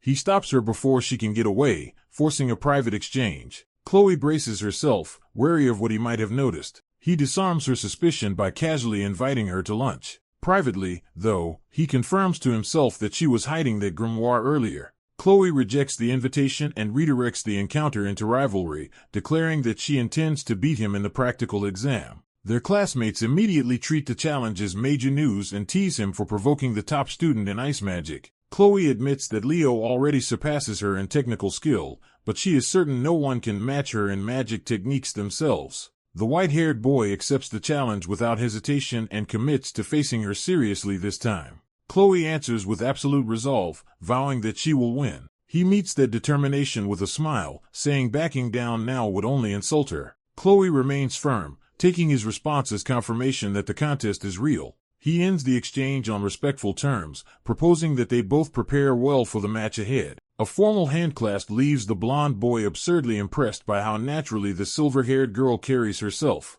He fixates on the handshake itself, treating the simple contact like a startling sign of poise and maturity. As evening settles over the academy, the story shifts toward the towering place where Leo intends to pursue a hidden lead. Leo arrives at the Tower of Heroes, the heart of records and authority tied to heroic achievement. While climbing through halls lined with portraits, he recalls that Lumen's forbidden library should be somewhere inside, and believes it may contain the clue needed to restore his lost hero record. His presence immediately draws attention, because a first year has no ordinary reason to be in this restricted tower. When someone calls his name, Leo realizes he has been noticed before he can continue unnoticed. The one stopping him is Toru Yen, a confident senior who clearly intends to control the encounter from the start. She introduces herself as a fifth year from the Department of Magic and greets him with the ease of someone already informed about him. Leo answers politely, keeping his guard up. Toru immediately questions why a first-year student would come to the Tower of Heroes at all. In dodge, Leo states that he is here to meet the student council president. That answer amuses her, suggesting she already sees through part of his intentions. She offers him a route forward, saying that joining the magic department could create an opportunity for him. But Leo makes clear he is already taking magic classes and is not here to be recruited. Her smile shows she is less offended than intrigued by his refusal. Leo ends the exchange courteously and prepares to move on. As he leaves, Toru calls after him and openly proposes that he declare a major in her department once the semester ends. She makes it plain that this is not a casual suggestion, but a serious attempt to claim him for magic. Leo accepts the pressure with a calm smile instead of committing himself. He resumes his climb, staying focused on his real objective. At the upper level he finds two older students near the elevator, another gate before he can reach the president. One of them activates the lift to the 9th floor, the level Leo needs. Leo's first attempt to use the elevator fails, leaving him briefly wrong-footed by the tower's magical systems. He realizes ordinary button pressing will not get him through. A senior explains that the elevator responds only when mana is channeled into it, revealing yet another rule of this place. Once that hurdle is cleared, Leo introduces himself properly to the student beside him. The senior turns out to be Lee Zamua, a fifth year from the Department of Knights and the Student Council's first-year class representative. Inside the lift, Lee casually asks what business a freshman could possibly have in the Heroes Tower. Leo repeats that he needs to see the Student Council president. Lee is impressed that a freshman can stand before him without shrinking, and notes how bold it is to seek out the president alone. He immediately tries to recruit Leo as well, arguing that someone with that nerve belongs in the night department. Leo brushes off the pitch with an easy, non-committal response. Even as they near the office, Lee hints that the real subject has not yet been broached, keeping the pressure on Leo. At the student council office, Lee formally announces Leo to President Rekinus and asks permission to bring him in. The door opens, and Leo is finally admitted to the person he came to see. President Rekinus receives him calmly and asks what has brought him here. Leo pauses only long enough to show that he understands the weight of what he is about to request. He states his goal directly. He wants access to the Forbidden Archive. Rekinus takes the request seriously at once, recognizing that Leo would not ask for something so grave as a joke. He explains that only two routes exist for a regular student to reach the Forbidden Archive, the first being to clear a hero dungeon and recover the page that returns to one's hero record. Leo immediately presses for the other route. Requinus hesitates just enough to show that the second method is more political than procedural. Then he reveals the price. If Leo joins the student council, he will tell him the second way. The scene cuts forward, leaving Leo's answer unspoken while the consequences begin to unfold. Time passes to the day of the night department's first practical exam, an event important enough to draw a crowd. The blonde boy treats it like a spectacle and arrives ready to enjoy both the competition and the chance to profit from the excitement. Nearby chatter turns to familiar classmates, with one student grumbling that Kai is once again trying to turn the occasion into business while others find that behavior completely typical of him. In the crowd, Leo notices that Chloe seems to be absent just as the event is about to begin. At the center of the field, a stern silver-haired man takes command of the opening, establishing himself as the authority overseeing the match. He announces that the first match is beginning, formally launching the practical exam. The practical exam begins as Class 1's Hall Sneff is called forward. Class 5's Leo Plav is summoned to face him, stepping up as the first duel is set. Among the spectators, Cal notices Professor Sejin nearby and rushes to him with an idea. Cal eagerly calls out to the professor, trying to get his attention during the match setup. He playfully suggests that the professor should treat everyone to popcorn and drinks while they watch. Sejin refuses to indulge him personally, brushing him off and telling him to ask Helland instead. Cal is left awkwardly deflated by the cold response. A stern girl nearby watches the exchange without much sympathy. Another student immediately seizes on the idea and excitedly tries to turn Sejin's presence into free snacks for the group. The students quickly rally around Sejin's name, turning the moment into a noisy chant. Sejin endures the sudden wave of enthusiasm and stony silence as the students keep pressing him. His patience visibly thins under the commotion. Even so, he gives in just enough to order that popcorn be handed out to everyone, which delights Cal. With the distraction settled, attention returns to the field where Leo and Hall face each other. Leo welcomes being first, showing calm confidence before the duel starts. Hall answers with menace, convinced Leo is underestimating him and promising he will regret it. From the stands, Cal frames the event as the night department's midterm practical exam, where students must win 3 duels to pass. The audience weighs Leo's chances, noting that he studies 3 majors and may have broader combat ability than most students. They also point out that Hall is Class 1's strongest student and a former member of Celia's circle, making him a serious threat. As Hall launches his attack, some still think of Leo as the hanger-on who used to trail after Celia. An instructor lays down the rules. Victory comes by incapacitating the opponent, and both fighters are expected to treat this as a real battle. That warning sharpens Leo's focus as he senses something dangerous in front of him. The atmosphere around Leo darkens when he recognizes the nature of the power Hall is using. The energy triggers a memory tied to the academy and a far more troubling source. Leo recalls a girl studying alone late at night, buried in books and desperate to solve a problem. In that memory, her frustration boils over as she tears through her notes and panic. She realizes the unique magic she is trying to reproduce should be beyond her current ability, and the impossibility terrifies her. Refusing to stop, she pushes on recklessly despite the strain. Her desperation is driven by one goal. She cannot afford to fail the practical exam.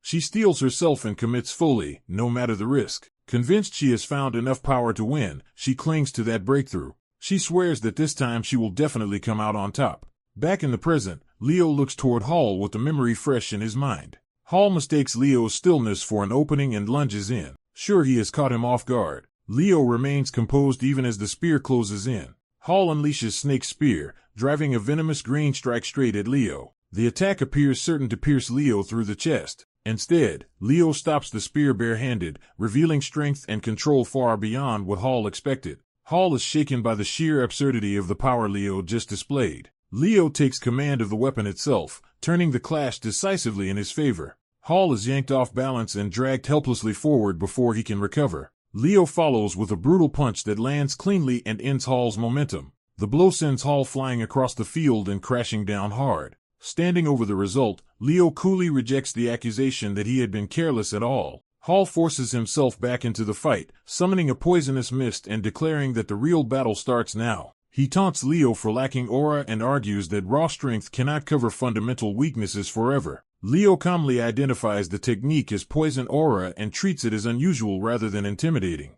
He answers by igniting red flame aura around himself, bringing out the power associated with Celia. Hall immediately realizes that only Celia-level flame aura could truly counter his poison and starts to lose confidence. As Leo advances wrapped in blazing red power, Hall understands too late that the truly reckless one in this fight was himself. Leo unleashes a violent surge of black-red flame and collides head-on with his green aura opponent, turning their duel into a raw contest of power. From the stands, some students cheer Leo on while others watch tensely, realizing the fight has suddenly become serious. A blonde student steadies the clash in silence, measuring Leo with new attention instead of joining the excitement. Celia is called to watch closely, and the spectators around her are startled by how abruptly Leo's power has risen. Leo reveals that he deliberately fed his own flames with mana, forcing his fire aura to intensify far beyond normal practice levels. His opponent is shaken to see Leo's flames reach a level comparable to Celia's, something he clearly never expected from him.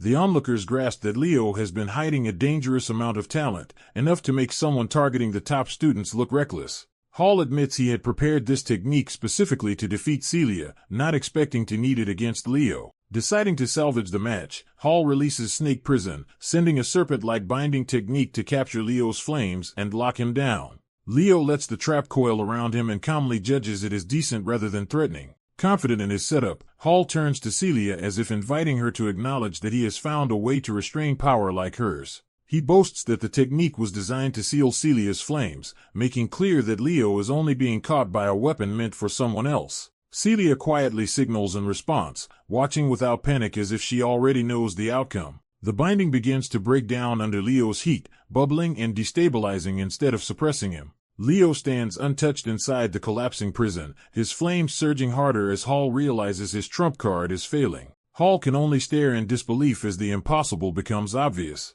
Leo has overpowered the technique outright. Desperate, Hall abandons control and lunges for a weapon, trying to recover the fight through direct combat. He draws his blade in a rush, committing to a last-second counterattack. Leo closes the distance faster and strikes first, blowing through Hall's attempt before it can turn the match around. With his sword at the ready, Leo coolly reminds him that relaxing before an opponent's flames are gone is a fatal mistake. The result is declared immediately, confirming Leo Plav as the winner while Hall is left stunned by how cleanly he was beaten. Leo's supporters erupt in celebration, taking the victory as proof that he lived up to their expectations. Another classmate rejoices that Leo came through exactly as hoped, deepening the sense that his rise is becoming undeniable. As the field resets, Hall is left to admit that Leo's skill is extraordinary even in practice and worthy of comparison to Celia. A dark-haired observer pointedly asks Hall whether he now understands just how impressive that performance was. Celia steps in with blunt approval, telling Hall that Leo's display was genuinely cool. Caught off guard, Hall lights up at the praise, momentarily forgetting his defeat and his excitement over Celia's reaction. The next match is called, bringing forward Liliana from Class 5 and Xia from Class 10. Liliana is immediately thrown off by the announcement, clearly unhappy with the pairing. She complains that she somehow drew one of the top 3 students, recognizing the matchup as brutally unfair. The two girls take their places across the field, with Liliana bracing herself against a clearly superior opponent. Xia politely asks Liliana not to make this too difficult, projecting calm confidence before the fight even begins. Liliana answers in the same spirit, trying to stay bold despite the pressure. At the start signal, Xia immediately summons flowing water, showing control from the first movement. She shapes the water into a defensive, ready stance, making it clear she can attack and guard at once. Liliana refuses to hesitate and charges with a fiery, aggressive opening meant to overwhelm before Xia settles in. She drives straight down with a heavy strike, aiming to smash through the water defense in one decisive blow. Watching from the side, Leo judges that the impact is going to be painful, already seeing how the exchange will end. Xia catches and redirects the attack with precise water control, turning Liliana's momentum against her instead of meeting it head-on. The redirected force slams through the ground in a long, cutting burst, showing how completely Xia has taken control of the clash. Liliana is thrown down hard and left battered, her opening gamble punished instantly. The match has ended on the spot, and Xia is declared the winner without ever losing composure. Even while hurting, Liliana consoles herself that at least she did not lose nerve against Xia. Leo tells her the matchup was bad from the beginning, but also points out that staying calm would have given her a better chance. The situation shifts again as the next bout is announced. Xin Xiao of Class 1 is up. Xin Xiao steps forward with complete confidence, carrying herself like someone fully aware she is one of the event's main attractions. Her opponent is named as Duran Moira from Class 1, drawing the blonde student into the spotlight. Xin Xiao greets the pairing with open enthusiasm, making it clear she expects this fight to be entertaining. Duran answers only with a hard, unreadable stare, treating the challenge with cold seriousness. Back in the stands, one spectator nearly chokes on his popcorn at the tension of the upcoming, sensing that the royale highlight is about to begin. As the practical exam begins, Leo and his friends settle in to watch what promises to be an unusually interesting match. The crowd is jolted when the duel opens with a surge of overwhelming power, making even the spectators realize this is far beyond an ordinary student bout. The exam frames the fight as a contest for the top knight of Class 1, with Xin Xiao's flames facing Duran's lightning. Duran stays silent and focused, reading his opponent instead of rushing in blindly. Xin Xiao strikes first with explosive aggression, forcing Duran immediately onto the defensive. Watching the exchange, the students grasp that the highest-ranked first years operate on a completely different level. Leo's friend asks him to judge the outcome, trusting his eye for the match. Leo initially gives the advantage to Xin Xiao based on what he sees, though his blunt certainty earns him a complaint. But Leo notices something decisive in Xin Xiao's expression and realizes she is not fighting like someone who has already shown everything. He concludes that she is holding back a hidden method meant to overturn the battle if needed. Before that can matter,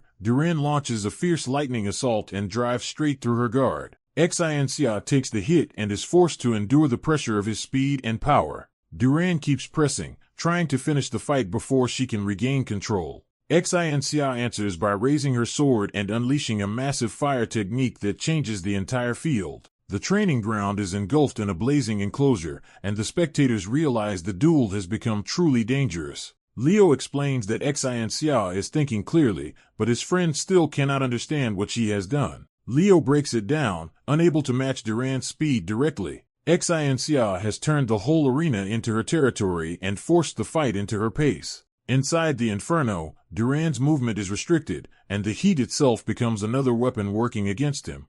The display confirms that Xin Xiao has grown even stronger than her already fearsome reputation suggested. Duran feels the heat closing in and realizes the environment is wearing him down. Even so, he tries to break through with a desperate close-range attack. He commits fully, straining to overpower her before the flames sap the rest of his strength. Xin Xiao meets him head-on, perfectly prepared for the opening he creates. With sudden confidence, she reveals that this was the moment she had been waiting for. She counters decisively and slams into him at close range, ending his last attempt to turn the fight.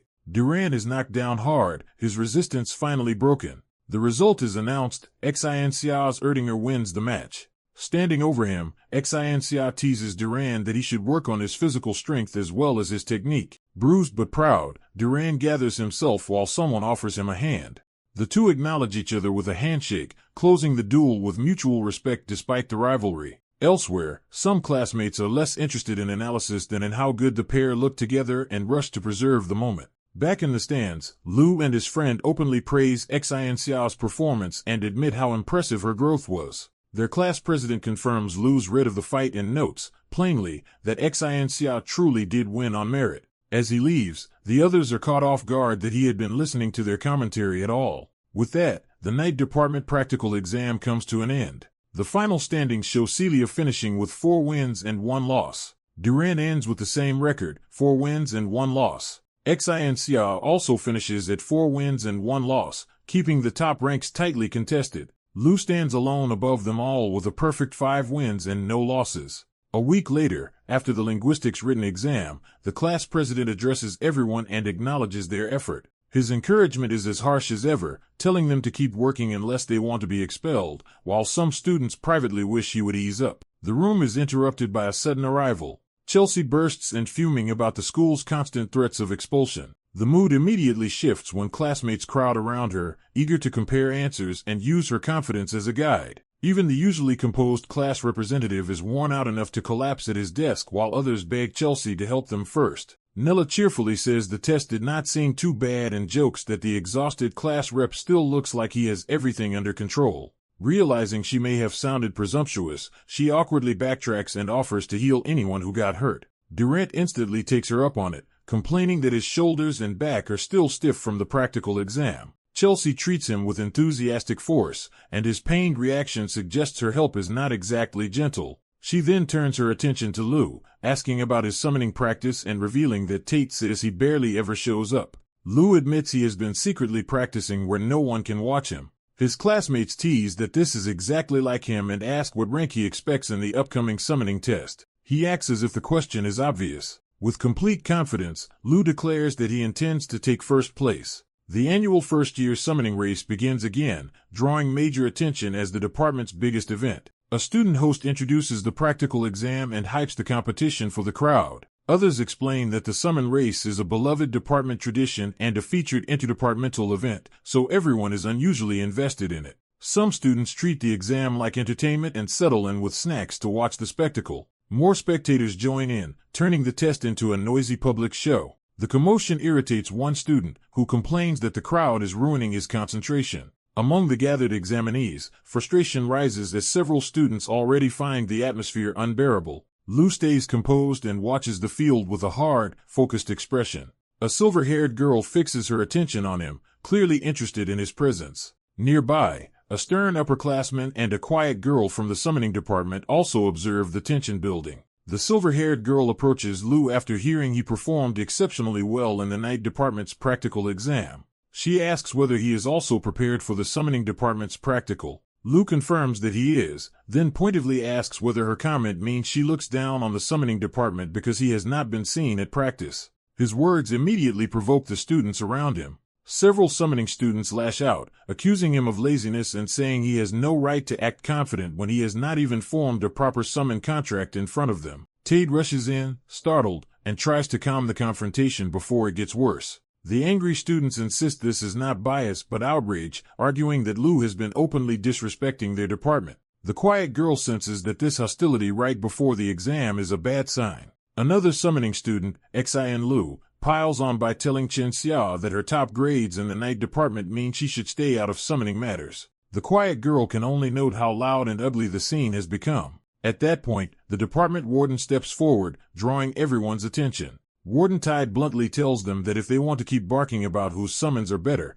they should do it somewhere else. Xin Lu bristles at being talked down to and challenges the warden. The warden dismisses the whole argument as pathetic posturing, saying it is ridiculous to boast over something so minor. A student fires back, accusing Tide of speaking from guilt because he barely showed up for taming practice either. Tide then answers without shame that the training was beneath him, since he is not incompetent enough to mishandle even a griffin. That contempt pushes Xin Lu over the edge, and he lunges in fury. Before the blow can land, someone catches his attack mid-swing. Lu stops him and coldly warns that if he starts a fight before the exam, he will lose his eligibility immediately. Just to back down, Xin Lu withdraws with obvious resentment. Once the clash breaks, Tide explains to Lu that their year's summoning department has been in a bad mood for a while. He says summoning has a huge skill gap between majors and minors, which has made tensions worse. He adds that when the second years once gathered the summoning students together, Lu and Qin Xia were treated as the top students despite barely attending practice. That favoritism made it look as if Lu was neglecting the field and still being rewarded,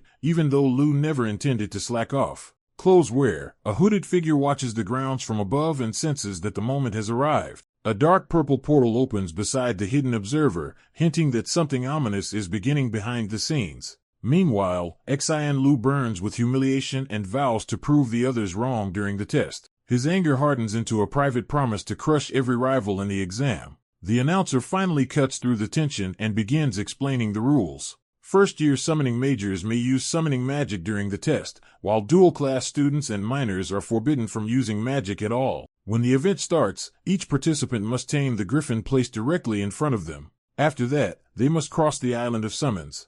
To finish, they have to return by circling the silent lake. As the rules are laid out, the quiet girl and Warden Titan continue watching with measured concern. The silver-haired girl and Xin Lu are framed as likely contenders as the question of who will dominate the midterm practical hangs over the field. The moment settles on Lu, whose calm confidence marks him as the one to watch as the exam is about to begin. As the first years line up for the practical test, tension spreads through the group despite their attempt to stay composed. Their instructor warns them that panic will only make them fail, pushing them to rely on what they have trained for. Even with that warning, several of the rookies are visibly rattled by the pressure. Sensing their nerves, the instructor abruptly shifts the mood and orders everyone to prepare. The signal to start snaps the students into action, and confidence immediately returns to a few of the competitors. The race begins in a burst, with the frontrunners charging ahead while others scramble to keep up. Students from the summoning department reveal coordinated elemental support, suggesting they came in ready to interfere rather than simply compete. Their attacks converge on two obvious targets, Lu Plav and Warden, making the ambush impossible to miss. Observers quickly realize this is a planned effort by the summoning department to suppress the strongest representatives from rival classes. Lu stays calm inside the chaos, shielding himself as the barrage closes in around him. Nearby, another student riding a griffin notices Lu under attack and calls out to him. Lu refuses to be distracted and insists the others keep moving, treating the assault as part of the test he must handle alone. The rider can only apologize and continue on, unable to stop and help him. From the stands, some students condemn the summoning department's tactics as shameless and unfair. Lu realizes the hostility toward him runs deeper than expected, since so many students have united just to obstruct him. Warden answers the scheme by instantly summoning his own magic, recognizing the attack as a calculated move against the top contenders.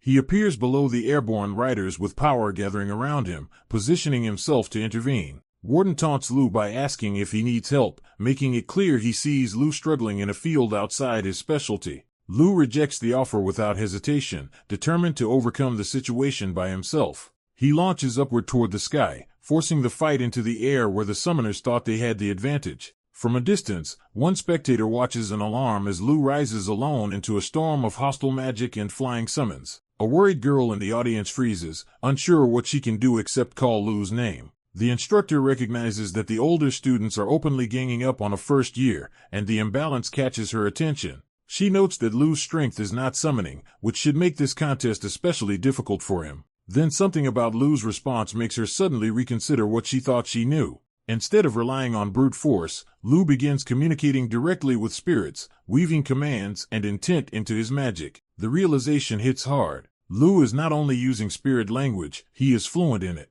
Lu himself seems amused by their disbelief, as if this hidden skill is natural to him. The instructor is stunned, recognizing that she has just seen something exceptional. Half joking and half serious, she decides on the spot that she wants to join the summoning department herself if this is what its craft can do. Elsewhere in the race, the airborne competitors continue across the course on their summoned beasts. Some of the riders gloat that the strongest rivals have been crippled before the contest could properly begin. But one girl senses something is wrong and warns that even without Lu and Warden, the gap between the leaders is still too small to feel safe. Eliza cuts in and asks what they think the summoning class will gain from acting like this, challenging the smugness around her. One of the boys brushes off her concern and focuses instead on how satisfying it will be to humiliate their targets. Eliza immediately punishes that attitude by surging past on her mount and telling him to think before he acts. Humiliated, he lashes out bitterly and blames her confidence on her privileged background. Even so, he convinces himself that finishing second behind Eliza would still be acceptable if he can remove everyone else.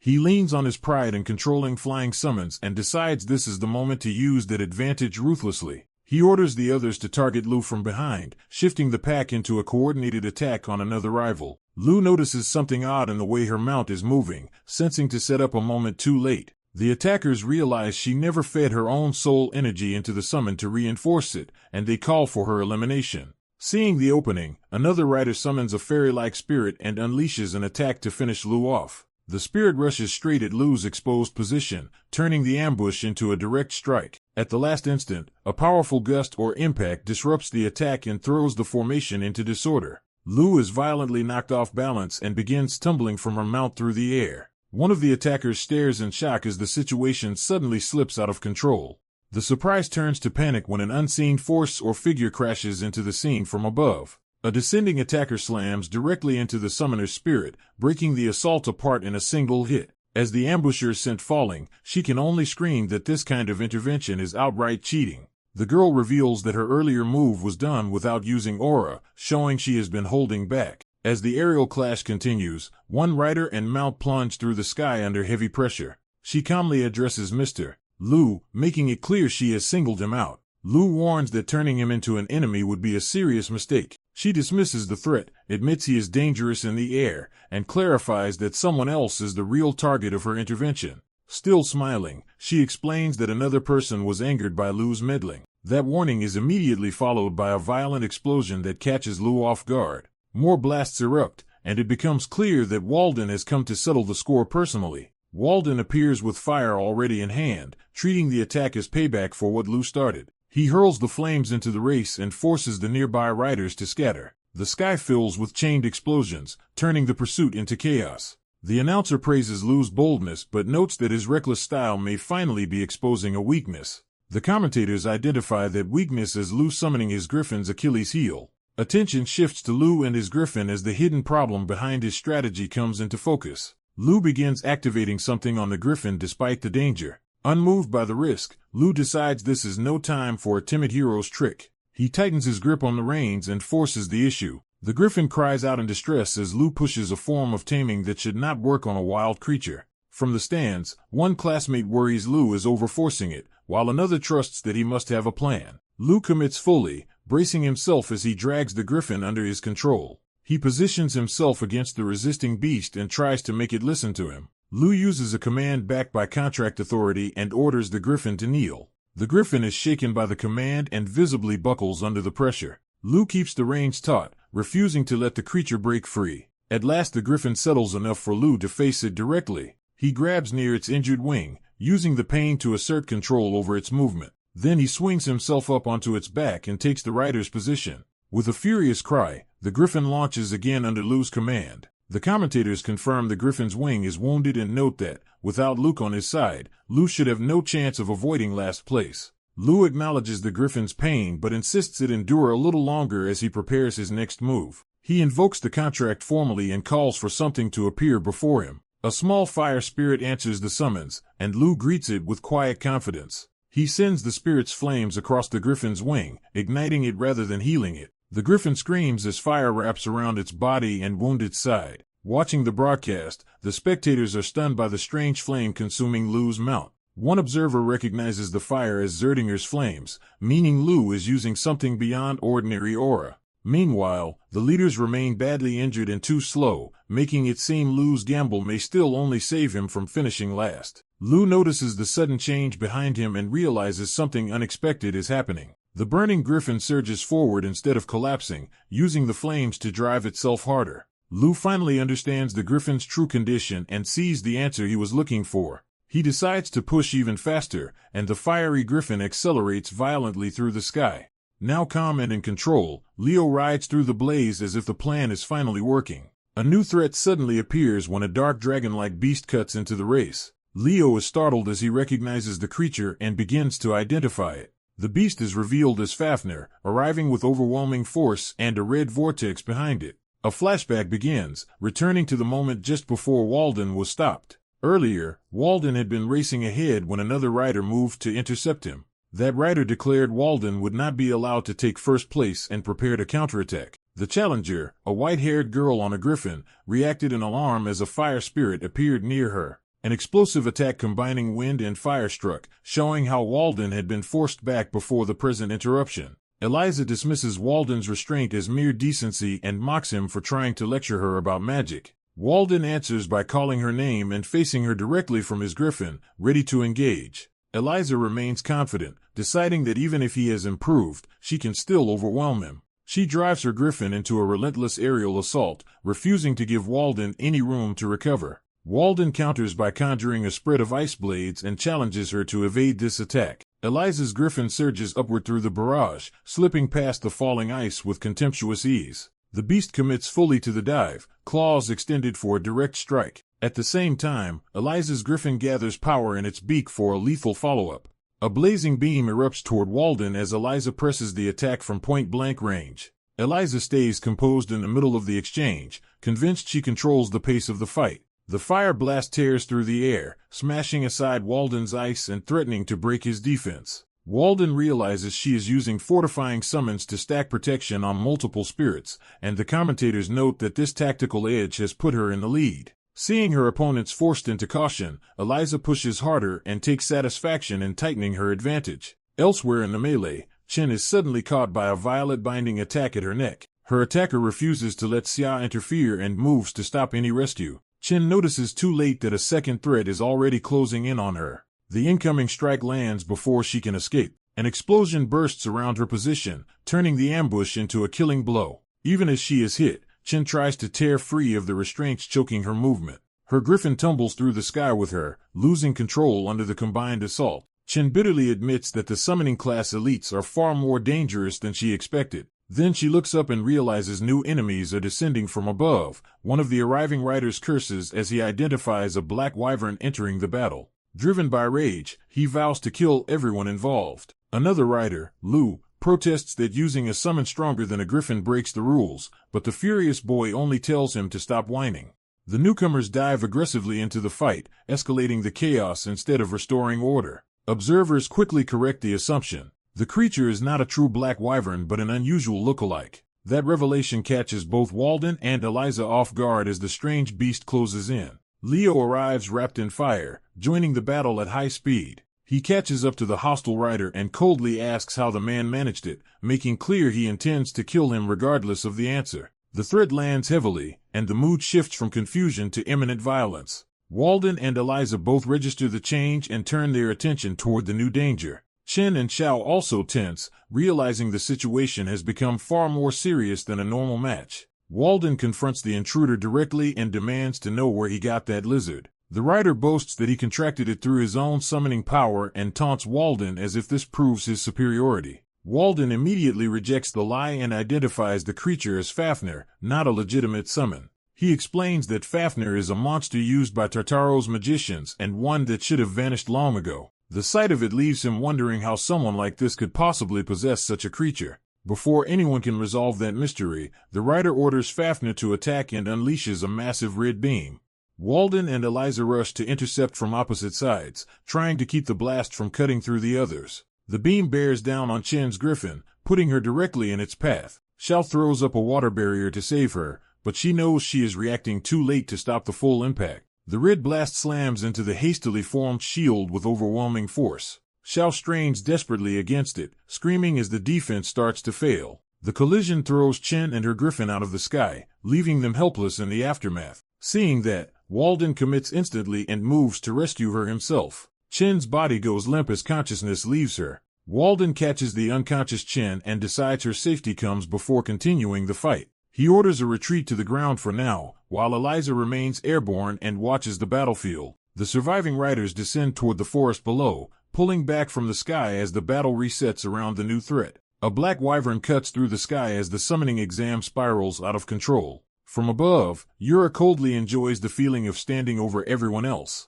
The wyvern dives, confirming that the contestant has abandoned a normal summon and called a far more dangerous beast. The judges are thrown into panic as the attack interrupts the selection and forces them to confront a real threat. Yura takes command and announces that the summon class teachers and examiners must deal with the crisis immediately. When asked what happened, she reveals that Chenli made a contract with a higher demonic beast instead of performing a proper summon. The implication shocks the others, because such a beast will soon overwhelm its summoner's mind. Chenli, already slipping into madness, boasts that he never needed to control the beast in the first place. One teacher suspects Chenli may still be trying to force the beast into obedience, though no one is certain. Yura decides there is no time to debate and orders the staff to stop both the summoner and the demonic beast before the situation worsens. She calls Sejin to move with her, choosing direct intervention. Sejin joins her at once, and the response team heads out. Outside, the battlefield lies under a darkened sky, with the aftermath of the attack spread across the ground.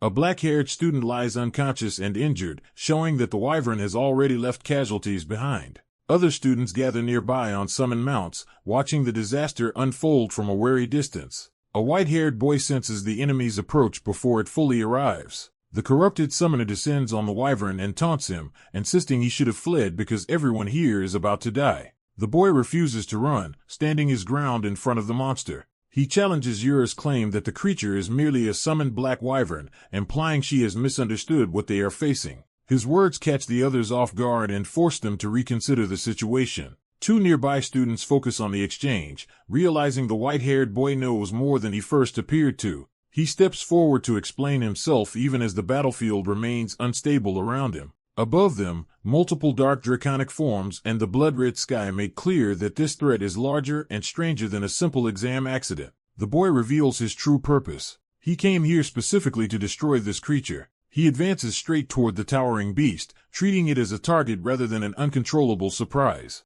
The wyvern answers with manic laughter, and the onlookers realize its summoner has completely lost his sanity. The beast is thrown by the boy's claim, unable to understand what he means. The boy presses the point, asking whether the creature still sees him as insignificant. The wyvern responds with murderous force, unleashing a violent red attack meant to kill him instantly. A massive stone hand erupts into the path of the strike and blocks it. The intervention confirms the summoner is out of control, and the others recognize the defense as golem magic. The dark-haired boy is stunned that such a technique appeared in the middle of the chaos. A curly-haired girl steps in beside the white-haired boy, refusing to let him take all the glory alone. He calmly assigns roles, telling her to keep the enemy occupied while he prepares the golem spell, and she accepts the plan without hesitation. He shows a brief, confident smile, certain the opening they need is coming.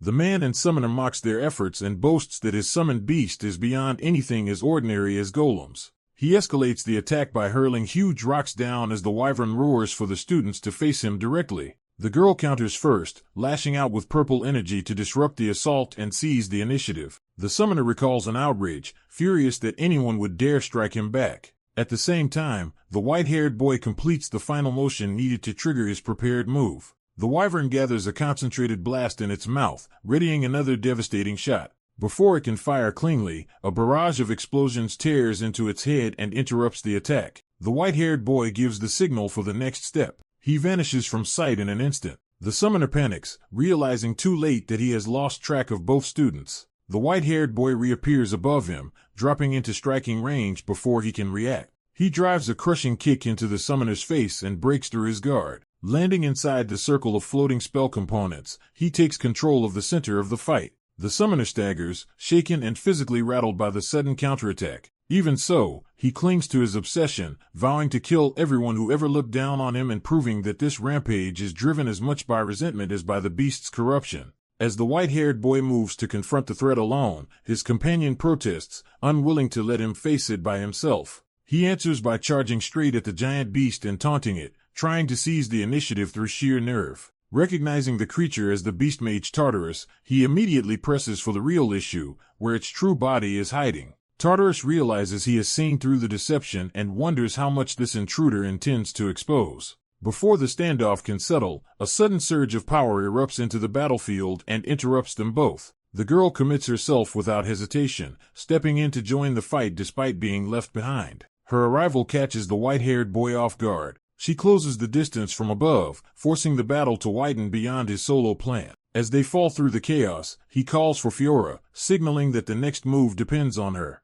He brings out his small familiar and prepares a fire-based response with sudden confidence. He reflects that he was never the best specialist in any single field, only broadly capable in many. That weakness once meant he could not reach the highest level in any one discipline. Others surpassed him in aura control, including Aaron and Dueno. Luna exceeded him in magic. Lacinus outclassed him in summoning. So instead of chasing mastery in one path, he chose a different answer. He decided to fuse his abilities together into a single fighting style. That fusion takes shape as a phoenix born from aura and magic. By layering spiritual power over both, he completes the technique into something far stronger. With Fiora manifested behind him, he declares that this is where the battle turns. Tartarus reacts violently, sensing that the phoenix's energy is the natural enemy of beast-type creatures. The boy identifies himself as a phoenix contractor and offers a bargain, reveal the hidden body, and he will explain the source of that power. Tartarus refuses and instead boasts that every beast in the area is already under his control. As a hostile attack forms, the warning comes too late for hesitation and Fiora moves with him to meet it. The enemy gathers a concentrated red blast, betting everything on overwhelming force. In response, the boy unveils a secret art called Phoenix Breath, a technique of concentrated prominence. His phoenix fire collides head-on with Tartarus' attack in a brutal exchange of power. The strain hits him immediately, showing that forcing out this technique is costing him. Even injured, he is urged to finish it now before the opening disappears. Tartarus starts to falter mid-cough, its confidence breaking as the attack pushes through. The boy commits completely, pouring everything into one final surge and ordering Fiora to strike with him. Their combined power descends as a blazing pillar that tears through the enemy. Watching the assault land, Tartarus realizes too late that this opponent is far more dangerous than expected. The blast rips through the beast's body and shatters its defenses from within. When the explosion clears, the Phoenix remains standing over the ruined aftermath, signaling their victory in that clash. Satisfied, the boy praises Fiora and decides they should return now that the immediate threat is broken. The tension briefly collapses in today's relief as he drifts in a stunned, almost weightless state beside his familiar. Then a sudden realization hits him, as if he has remembered the larger danger still unresolved. The scene shifts back to the forest, where the real battle is still unfolding elsewhere. At the hidden site, the hooded enemy concludes that this is the right moment to end the red-haired contractor for good. A cold, focused gaze signals the start of a counterattack. Blue power erupts downward with crushing speed, turning the ambush into a direct confrontation.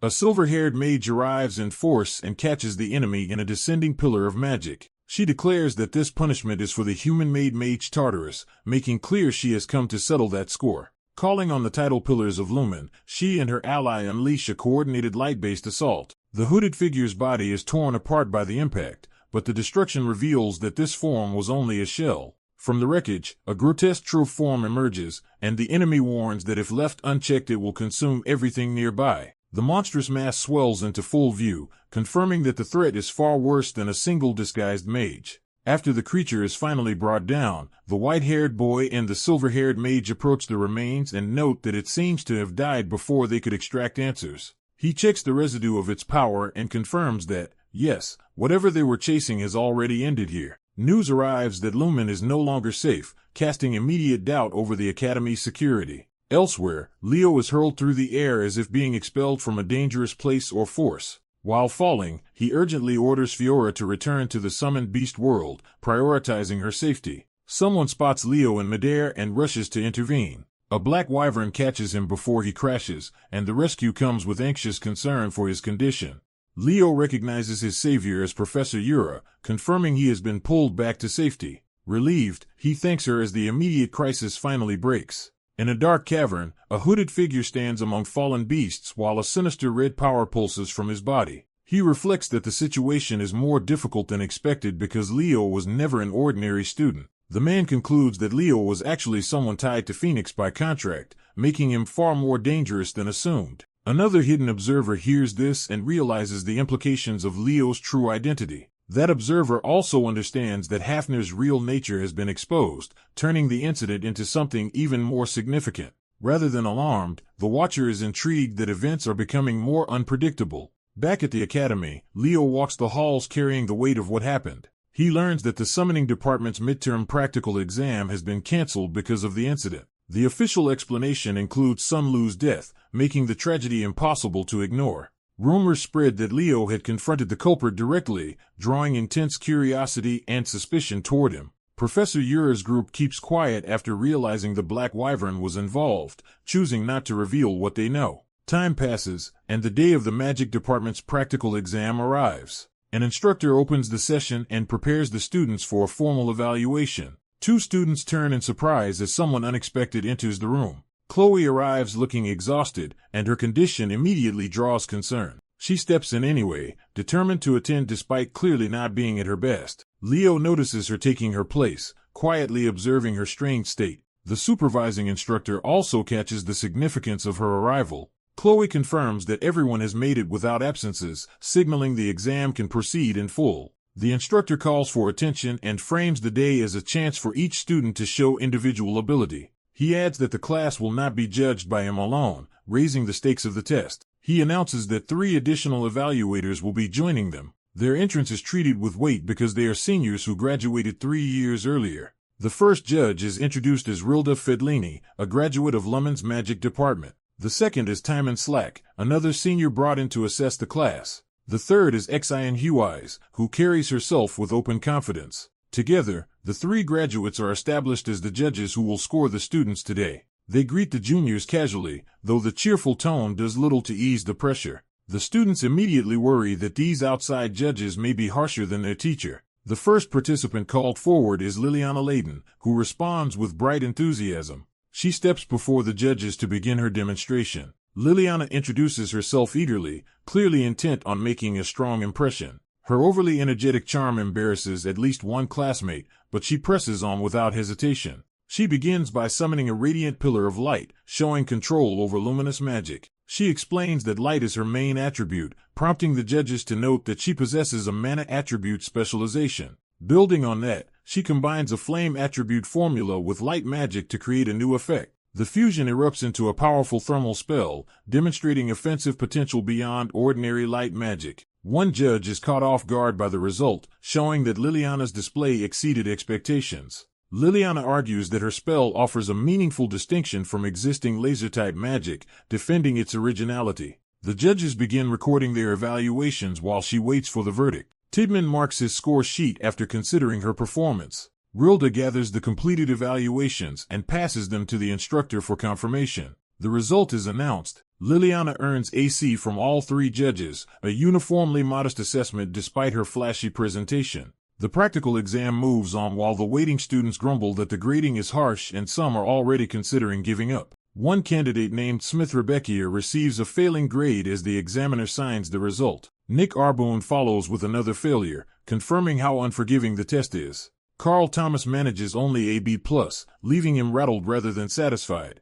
Chelsea Liliana earns an A with a polished display of magic, immediately standing out from the earlier students. Her success delights the crowd and especially excites another student who clearly admires her. Two observers note that her performance was strong but still falls short of what they expected from the top contenders. The examiner calmly calls for the remaining students, keeping the evaluation moving. One judge privately dismisses the current batch as merely average. The next candidate is summoned to the floor. Abad Leland steps forward to take his turn. Some students immediately assume from his presence alone that he is bound to excel. He enters the demonstration area before the assembled judges and audience. Abad announces that he will present an advanced spell called Tempest. A judge explains that if a spell reaches completion at the expected danger threshold, it qualifies for the highest classification. Abad confirms that Tempest belongs to that top rank, raising the stakes of his demonstration. The scene shifts to the Leland estate, where the test of his magic is carried out in open grounds. Inside a sealed cubic barrier, Abad begins forming the spell while observers keep their distance. He gathers power between his hands, steadily building the core of the technique. The energy intensifies as he continues shaping the spell without losing control. Abad focuses completely and commits himself to releasing the magic. Tempest erupts around him, lifting him into the air as violent wind spirals outward. The strain hits him hard, but he forces the spell onward despite the pain. The gathered wind condenses into a destructive point and then bursts outward. A towering cyclone tears through the area, proving the spell's immense power. The storm's force reaches beyond the intended target area and startles a nearby small animal. The creature is caught in the edge of the wind and lifted into danger. Abad notices too late that his spell is about to kill it. He is jolted by the realization that someone else has intervened. The animal is wrapped in a separate current of wind and pulled safely away from the cyclone. A second mage descends with the rescued creature in his arms, having taken control of the situation effortlessly. He checks on the frightened animal first, revealing a calmness and precision Abad lacked. The judges explain that this kind of wind spell amplifies existing airflow, making it unusually difficult to execute cleanly. Abad receives an A+, but the examiner pointedly remarks that such a result was expected from his brother, not from him. Without dwelling on it, the examiner calls for the next participant. Leo Plav is summoned to present his magic before the hall. Facing the judges, Leo introduces a unique magical concept he has developed himself. He demonstrates a non-attributed magic formula system rather than a standard elemental spell. The judges are baffled because every spell normally requires a base attribute, and they have never heard of such a theory. Leo remains confident instead of backing down under their skepticism. He claims his high sorcery system can streamline the entire spellcasting process. Several judges immediately reject the idea as delusional. One judge presses him to confirm that he is proposing an entirely new framework for casting magic. Leo answers yes, and the head examiner is thrilled by the sheer audacity of the claim. Another judge dismisses the theory as fantasy and demands proof instead of talk. The examiner eagerly sides with Leo and asks him to write the spell formula down for inspection. The skeptical judges agree to examine the written system before judging it further. Leo begins recording the formula on the board. He continues writing out the structure of his proposed casting system for everyone to see. As the judges study it, One of them notes that only a single mage in history ever used a completely different casting system as their high sorcery. Leo begins by acknowledging Luna, the famed poet of the stars, as the standard everyone is measuring against. A skeptical classmate challenges him, asking whether he truly thinks he can stand beside a mage of Luna's stature. Leo calmly admits he cannot compare himself to Luna's greatness, refusing any claim of equal talent. He instead reframes the issue by recognizing Luna as a legendary mage whose methods are not the point of his own work. Leo explains that his goal is not to imitate her, but to build a casting system that does not require her unique nature. That distinction jolts Chloe, who realizes he is speaking about Luna in a far more concrete and informed way than expected. Standing before the board, Leo presents a complete magical framework rather than an empty boast. The audience quickly understands the implication. If his construction is correct, it could let a mage use any spell without the usual penalties. Even students who cannot follow the theory recognize that Leo is doing something far beyond ordinary classwork. Chloe studies him in silence, her attention sharpening as his ideas begin to matter personally.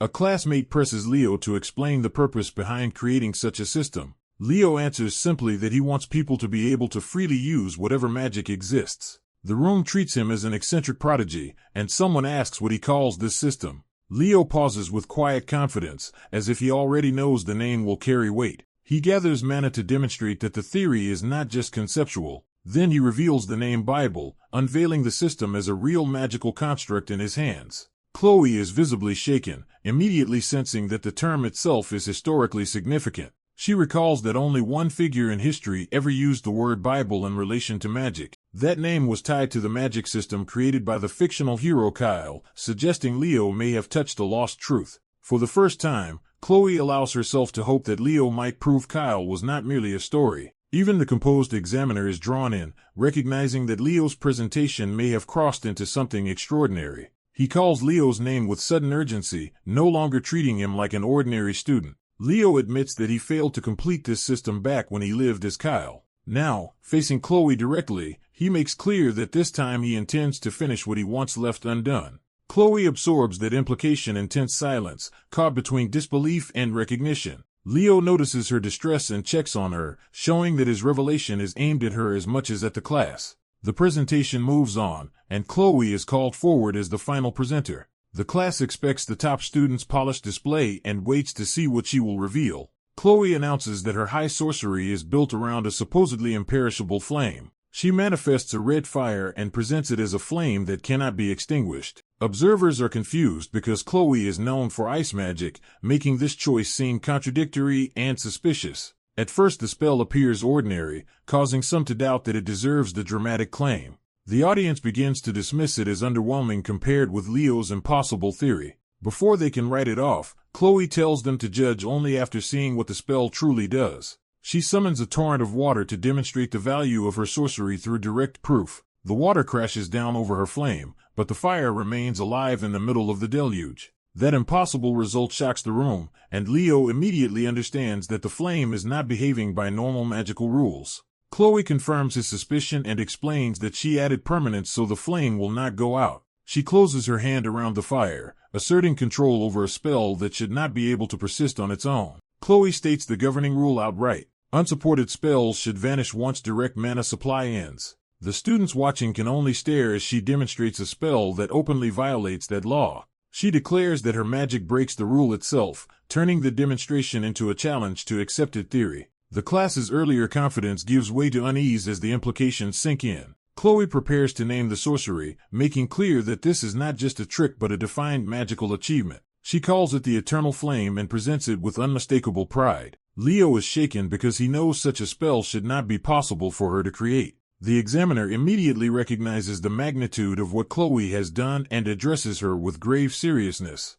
She receives the highest score because creating an undying flame was considered beyond even Luna's reach. The narration reveals the darker truth. Only one being had ever used such a flame before, and that being was Aribo's. Leo is left staring ahead in alarm, realizing Chloe's triumph may connect her to something far more dangerous than anyone in the room understands. Leo sits alone in the classroom, withdrawn and preoccupied. When he asks for Chloe, he learns she is asleep after staying up too late and decides to leave instead. Before he can go, He presses for another answer and asks whether something has been happening to Chloe lately. Caught off guard, he turns back to hear the explanation. A classmate admits Chloe has become unusually sensitive in recent days. Rumors have also spread that Chloe fought classmates and may have been handling one of the Magic Studies program's delinquent students. That report stirs Leo's thoughts as he sits back down to investigate further. He summons a small phoenix familiar to contact someone connected to the matter. Using the familiar as a messenger, Leo reaches out and asks how things have been.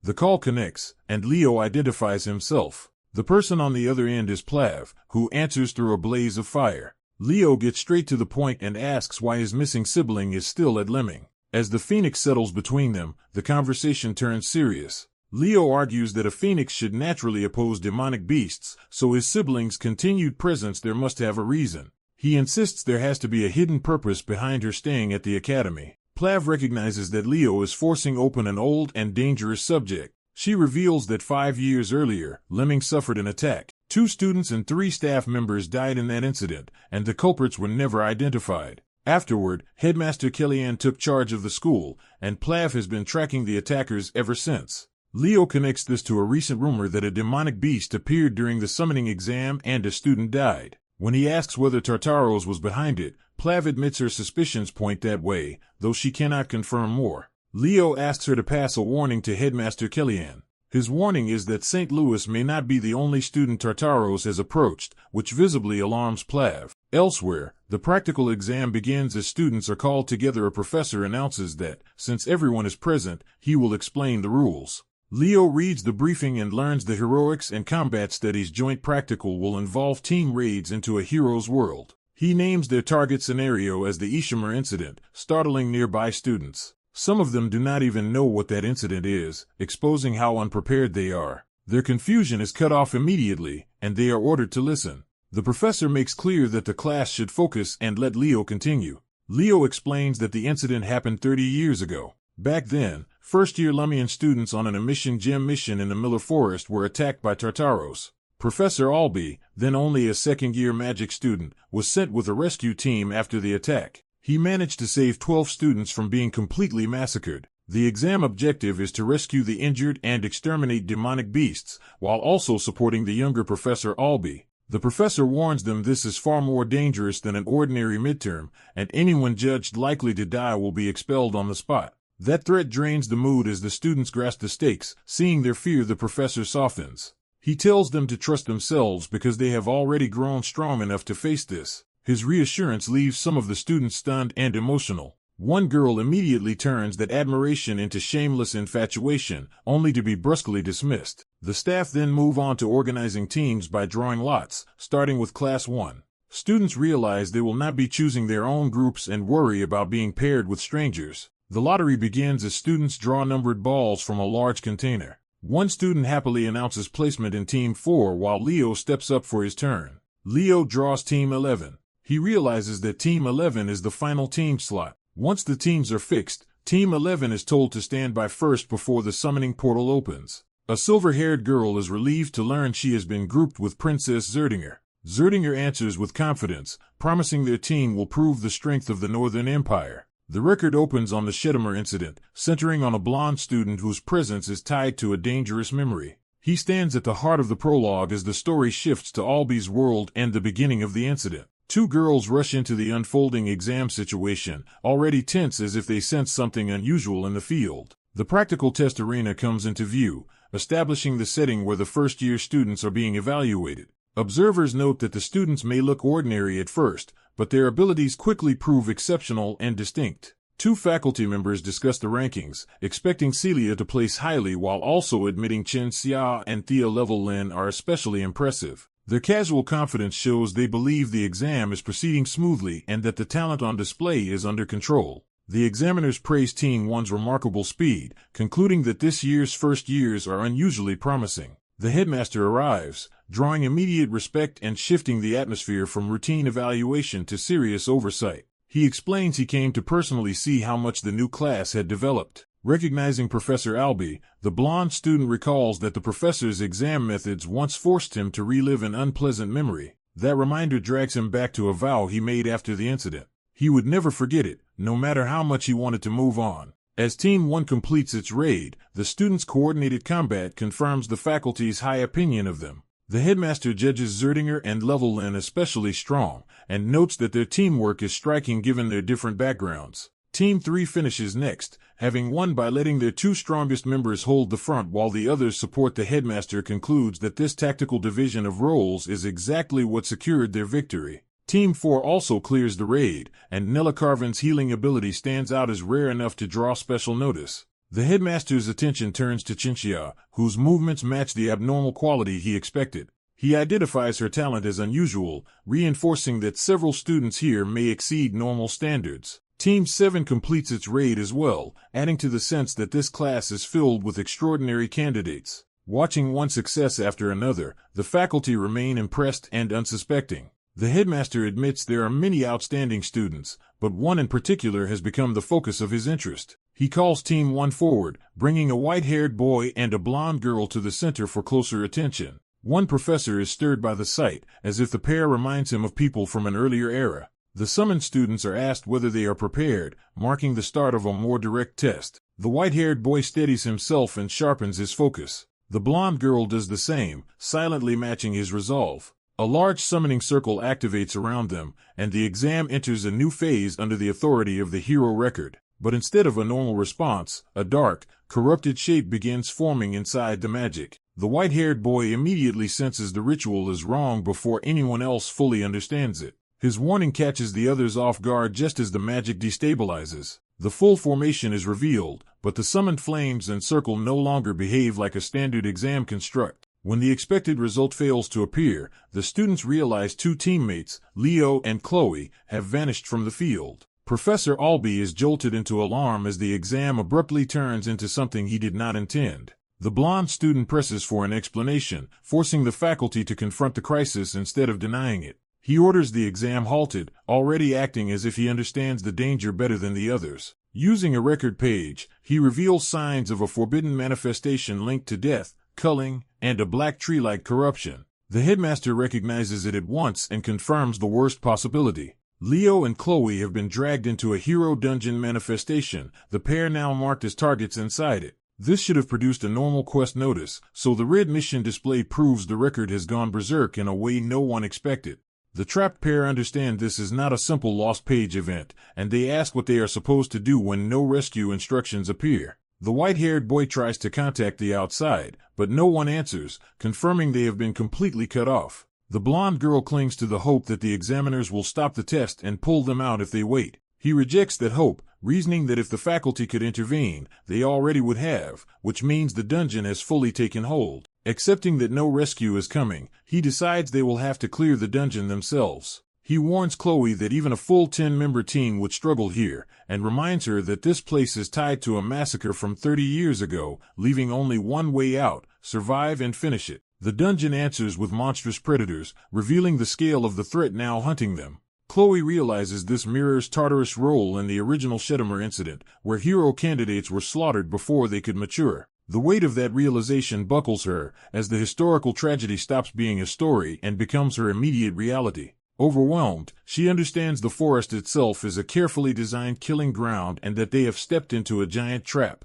A white-haired boy approaches Chloe and immediately treats her as the key ally, recognizing her as the strongest first year. He proposes that if they combine their abilities, they can still resolve the crisis. Chloe is shaken that he remains composed under pressure, and realizes she had believed she was finally catching up to him. Instead of panicking, he pushes the discussion toward action and asks whether she has any plan. He lays out the mission clearly. The Chidmothers incident can only be cleared by meeting two separate goals. Those goals are to rescue the first years already in danger, and then secure the safety of the rest. He concludes that before anything else, they need to increase their effective manpower. Using a rough map, he frames the problem as too large for just the two of them to solve directly. Chloe points out the obvious obstacle: the area is sealed off from outside help. He rejects the idea of bringing in outsiders and shifts the focus to students already trapped inside the forest. He reminds her that other Lumaran students are still in there, including upperclassmen strong enough to matter if they are alive. Acting on that idea immediately, he crouches and tells Chloe to climb onto his back. When she protests, he argues that carrying her is the fastest option because they need to reach those upperclassmen before the enemy does. He bluntly explains that as a mage her mobility is poor, leaving Chloe embarrassed but unable to refute him. As dusk deepens over the forest, they set off to search for survivors. Elsewhere, trapped students are already fighting for their lives against orcs. The battle is desperate, with monsters pressing in on them from close range. Watching from the shadows, a horned demon of the Chubaran Tatamine clan declares that the operation has begun. He notices the white-haired boy racing through the forest with Chloe and identifies them as the rescue team. The students they are trying to reach include several capable upperclassmen still holding out together. The demon reveals the enemy objective: keep those students from reaching the center before the ritual is complete, while the rest can be discarded. Confident in that advantage, he prepares to intervene personally. He turns with a predatory grin, certain the rescuers are already too late. Meanwhile, the boy and Chloe continue advancing, and he realizes the surviving students are spread across multiple classes. The demon tightens his grip on his weapon, ready to strike once they enter his range. His killing intent sharpens as he locks onto them. Unaware of the ambush ahead, the boy keeps carrying Chloe deeper into the forest at full speed. As the darkness thickens, he notes that the deeper they go, the stronger the demonic energy becomes. That pressure gives him an idea, and he decides to imitate Aaron's method. He begins controlling his aura with precision instead of letting it flare wildly. By concentrating that aura into his senses, he pushes his perception far beyond normal limits. He activates hypersense, turning himself into a living detection tool while still moving at speed. The forest around him sharpens into a readable field of threats and paths. Using that heightened awareness, he warns Chloe that a group of orcs is directly ahead and tells her to get ready. The orcs remain unaware, still standing guard with torches. The pair crash into the area before the monsters can organize a response. Chloe steadies herself on his back. Focused and ready to cast the instant, he creates an opening. She unleashes a burst of ice magic while he carries her through the middle of the pack. Her attack skewers multiple orcs at once, thinning the group before they can surround them. He follows through with close-range strikes, cutting down the survivors in the confusion. In moments, the two of them stand inside a broken ring of enemies, having turned speed and coordination into a clean sweep. One of the nearby students can only stare, stunned by how overwhelming the white-haired boy's combat ability is. An orc realizes too late that charging them head-on would only trigger a fatal counterattack before the horde can swarm. A decisive vertical slash drops another enemy where it stands. The force of the blow shatters the orc's weapon, leaving no doubt about the gap in power. Still carrying Chloe, he cuts his way forward without slowing, keeping the rescue moving instead of stopping to celebrate. Chloe is rattled by the difference in skill and begins to doubt whether she could ever defeat Leo at her current level. At last the boy pinpoints the source of the demonic energy, a ritual site where monsters are gathered around a central summoning. Seeing the figure at the center, Chloe realizes they are facing not just monsters but an actual demon. The boy immediately charges the ritual and calls for Chloe's support, turning the rescue mission into a direct assault on the demon's position. A white-haired student launches into action, drawing power through his sword as a magic circle flares beneath him. He drives that force upward, sending a violent surge into the sky as if intercepting an attack before it can hit the group. Nearby students realize enemies are closing in and urgently brace themselves for an assault. A horned demon dives in to kill, turning the encounter into an immediate fight for survival. Before the strike can land, the white-haired boy cuts across the battlefield and blocks the attack, shielding the others. The demon is caught off guard by the sudden intervention. The rescued students stare in shock, trying to understand who just saved them. The demon's advance halts as the clash forces it back. The boy stands his ground with sword in hand, calmly facing the threat he just stopped. One of the students wonders if the rescue team has finally arrived. He confirms it, while behind him another enemy begins casting a fresh attack. A barrage of grotesque summoned creatures rushes toward them, threatening to overwhelm the group. He answers by igniting his blade with fire, preparing a stronger counterattack. With a sweeping flaming slash, he tears through the incoming assault and clears the space in front of them. The students are stunned by his strength, and the girl with the braid realizes this is the moment to support him. She raises a magical device and begins a formal spell, channeling a large amount of light-based power. The device completes its charge, condensing the spell into a focused radiant core. She fires Arc Ray, sending a concentrated beam down onto the demon threatening them. The blast engulfs the target and forces out a scream as the attack lands cleanly.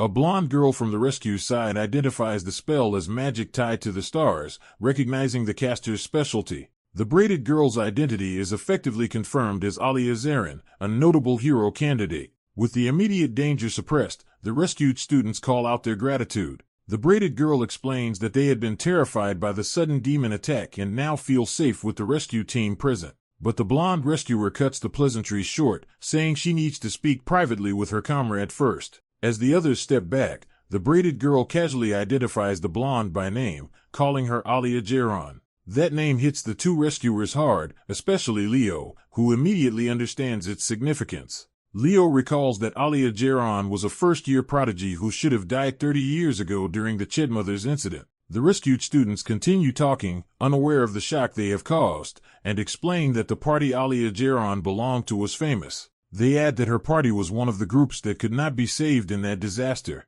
The braided girl says they happened to encounter Alia's party during this mission. The implication becomes clear. Chu Barn, a night-ranked demon from Tartaros, attacked that party first, meaning this scene matches the beginning of the old tragedy. The blonde concludes that Tartaros deliberately started the Chidmer incident to eliminate Alia Jaron before she could rise as a hero. That plot was meant to erase a promising genius magician and prevent her name from entering heroic history. The past now looks less like an accident and more like a carefully controlled massacre orchestrated by unseen hands. The blonde reasons that if events are following history, they cannot save this party with their current strength and must find another group to meet the mission conditions and survive. Leo challenges that choice, but she bitterly reminds him that this is a hero world built on a history where these people are already dead. She forces herself to say the truth plainly: they died 30 years ago. Leo accepts the fact, but not the conclusion she wants to draw from it. Overwhelmed, the blonde realizes the whole forest may be a trap designed to reenact that doomed event. Leo kneels beside her and calls her back to the present, reminding her who she is. He offers his hand and insists that if they act together, they can still break through this situation. His composure shakes her, because she had believed she was finally catching up to him only to feel herself falling behind again. Leo remains steady, refusing to let panic decide their next move. She falters emotionally, caught between fear, frustration, and the burden of what she knows.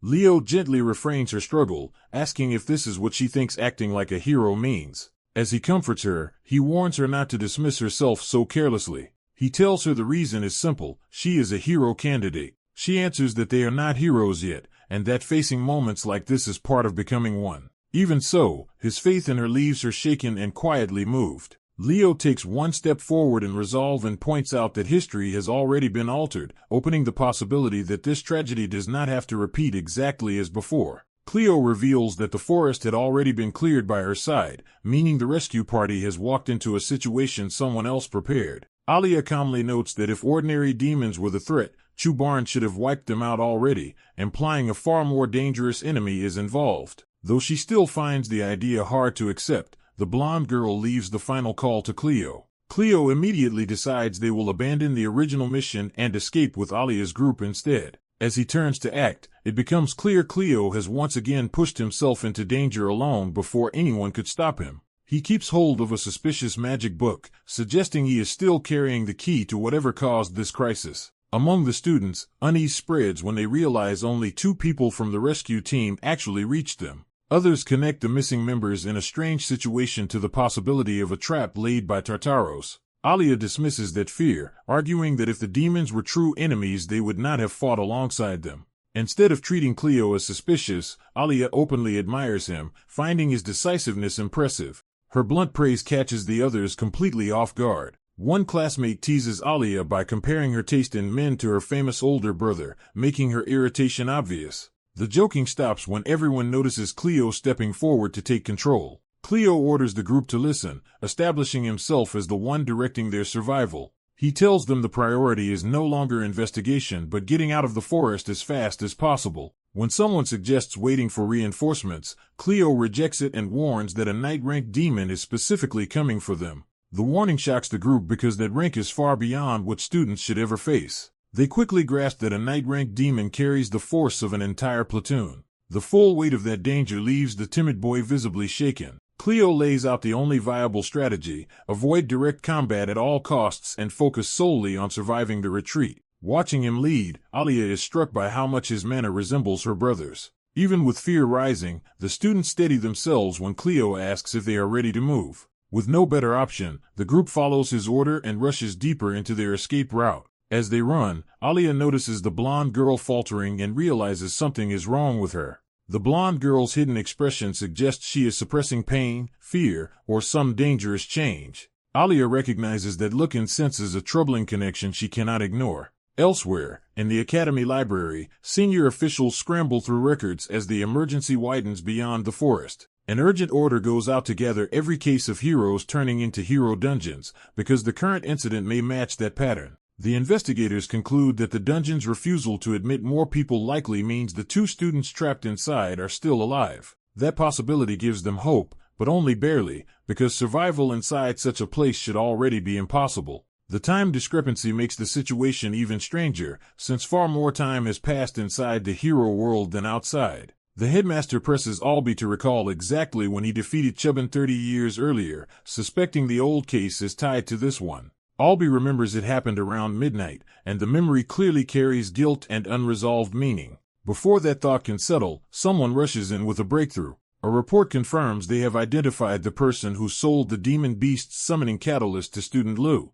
Back in the forest, Aliyah begins casting as danger closes in around the fleeing students. A horned demon suddenly descends on them, turning the retreat into an immediate fight for survival. Cleo intercepts the attack in an instant, cutting across the demon's assault before it can reach the others. The demon is startled that anyone in the group could react fast enough to stop it. Aliyah and the others are left stunned by how abruptly Cleo turned a fatal ambush aside. The clash leaves the demon grounded, showing Cleo's counterattack actually forced it back. In the library, Albie abruptly decides to leave and cool his head, showing the old case has shaken him more than he wants to admit. The aide watches him go and realizes his reaction confirms the past is central to the present crisis. She reflects that Albie's hatred of demons is understandable, since his sister's mutilated corpse was found during the incident 30 years ago. The headmaster cuts back to the investigation and demands the identity of the person who supplied Lou. The seller turns out to be a black market dealer who had become popular among first years after operating in Lemuria City's back alleys.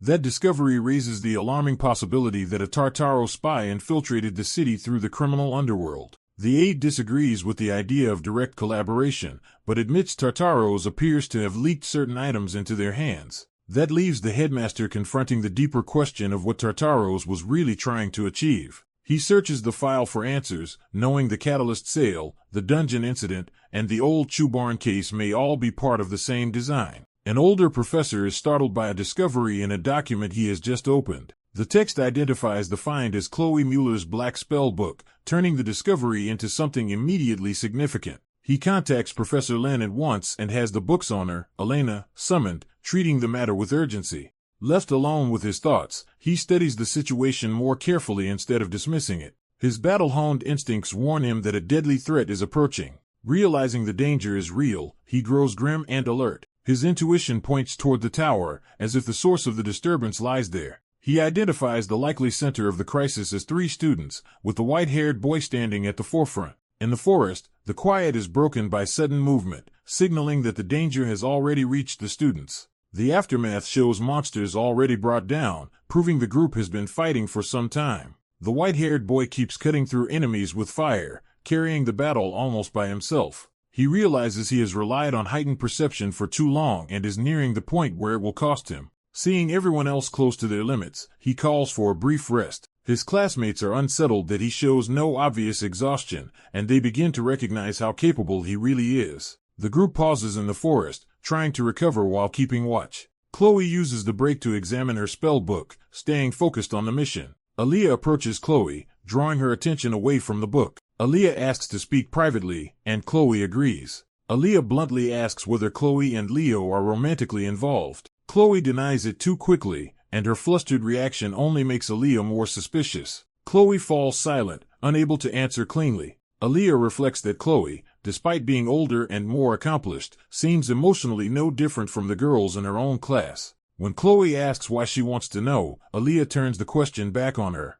Aliyah asks whether Chloe herself is interested in Leo. The question hits directly enough that Aliyah can feel her own excitement rising as she waits for the truth. Chloe sees through her immediately, and concludes that Aliyah fell for Leo at first sight. Aliyah admits Leo made a strong impression on her, especially because he resembles the image she has carried of her brother for years. Even so, she struggles to call it love and tries to sort out what her feelings really are. She says being around Leo feels similar to how she feels when she sees her brother. What moves her most is Leo's habit of stumbling and still accomplishing the impossible in the end. Chloe is thrown by that description, especially when Aaliyah links Leo to the famed magic eye, Albi's errand. Aaliyah explains that Leo's appeal lies in how he keeps challenging what should not be possible. That idea lands with Chloe because it matches how she sees Leo as well. Chloe admits that she first saw Leo only as a friend, but that has changed. Aaliyah confesses that what she feels now is jealousy. Chloe recognizes the feeling because she has known the same emotion herself. She recalls being deeply jealous of her own brother in the past.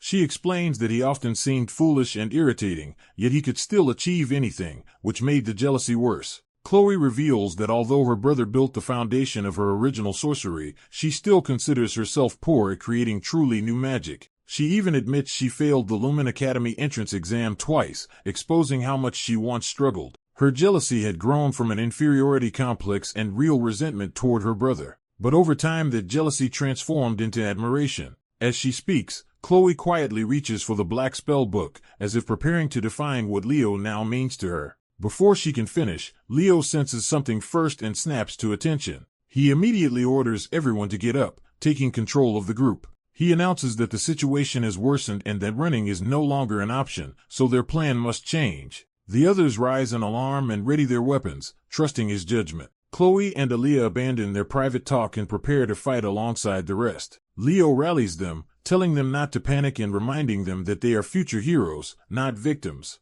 His words steady the group, and they form up for the battle that is now unavoidable. A demon finally locates the white-haired boy and closes in with violent certainty. The attacker reveals himself as Chubarn, a knight-ranked demon from Tartarus, and charges in fury. Before the blow can land, the boy drops into the fight, catching Chubarn off guard as the demon recognizes him as the one he was hunting. The boy recalls that during the Shedmare incident, Chubarn's order was to eliminate the seeds of future heroes. As Chubarn presses forward, the boy realizes the demon's fixation on him is not random but tied to that mission. He pieces together that Chubarn explicitly identified him as one of those future heroes, making the threat personal and significant. Nearby, Chloe is warned that the enemy is coming straight for her position. Chubarn swings a dark, crushing attack toward the group, trying to overwhelm them before they can organize. A towering wall of blue ice erupts to intercept the strike and shield the students. Using the opening, the white-haired boy draws on red power and prepares a direct counterattack. He drives his blade down with force,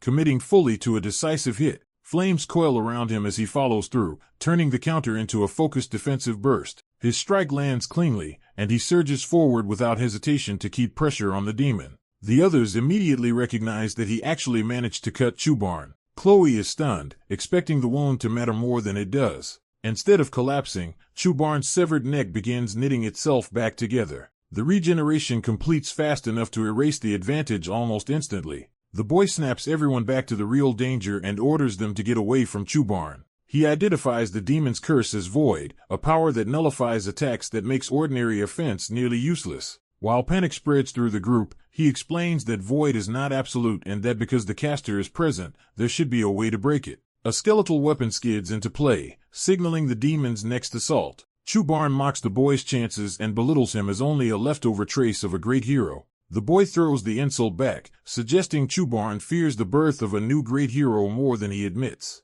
He tightens his grip, choosing to answer the demon with action rather than retreat. He orders everyone to attack together, forcing the battle into coordinated group combat. Ori answers first, summoning star magic and stepping into the fight with resolve. Her radiant spell crashes against Chubarn's defenses, bringing a different kind of pressure to the battlefield. The attack visibly affects him, confirming that Lady Sultania's star magic is exactly what they needed here. The whole team joins in, combining ice, blades, and star magic to drive Chubarn back from multiple angles. Chubarn retaliates with a brutal sweeping strike meant to break their momentum at once. The white-haired boy catches the shift in danger a moment before it fully unfolds. The demon slams down amid the chaos, turning the ground itself into part of the attack. Jagged debris and dark force tear through the area, catching the students before they can all evade. Seeing two classmates in immediate danger, the boy lunges in and shields them with his own body. After the impact, the survivors regroup behind the ice barrier,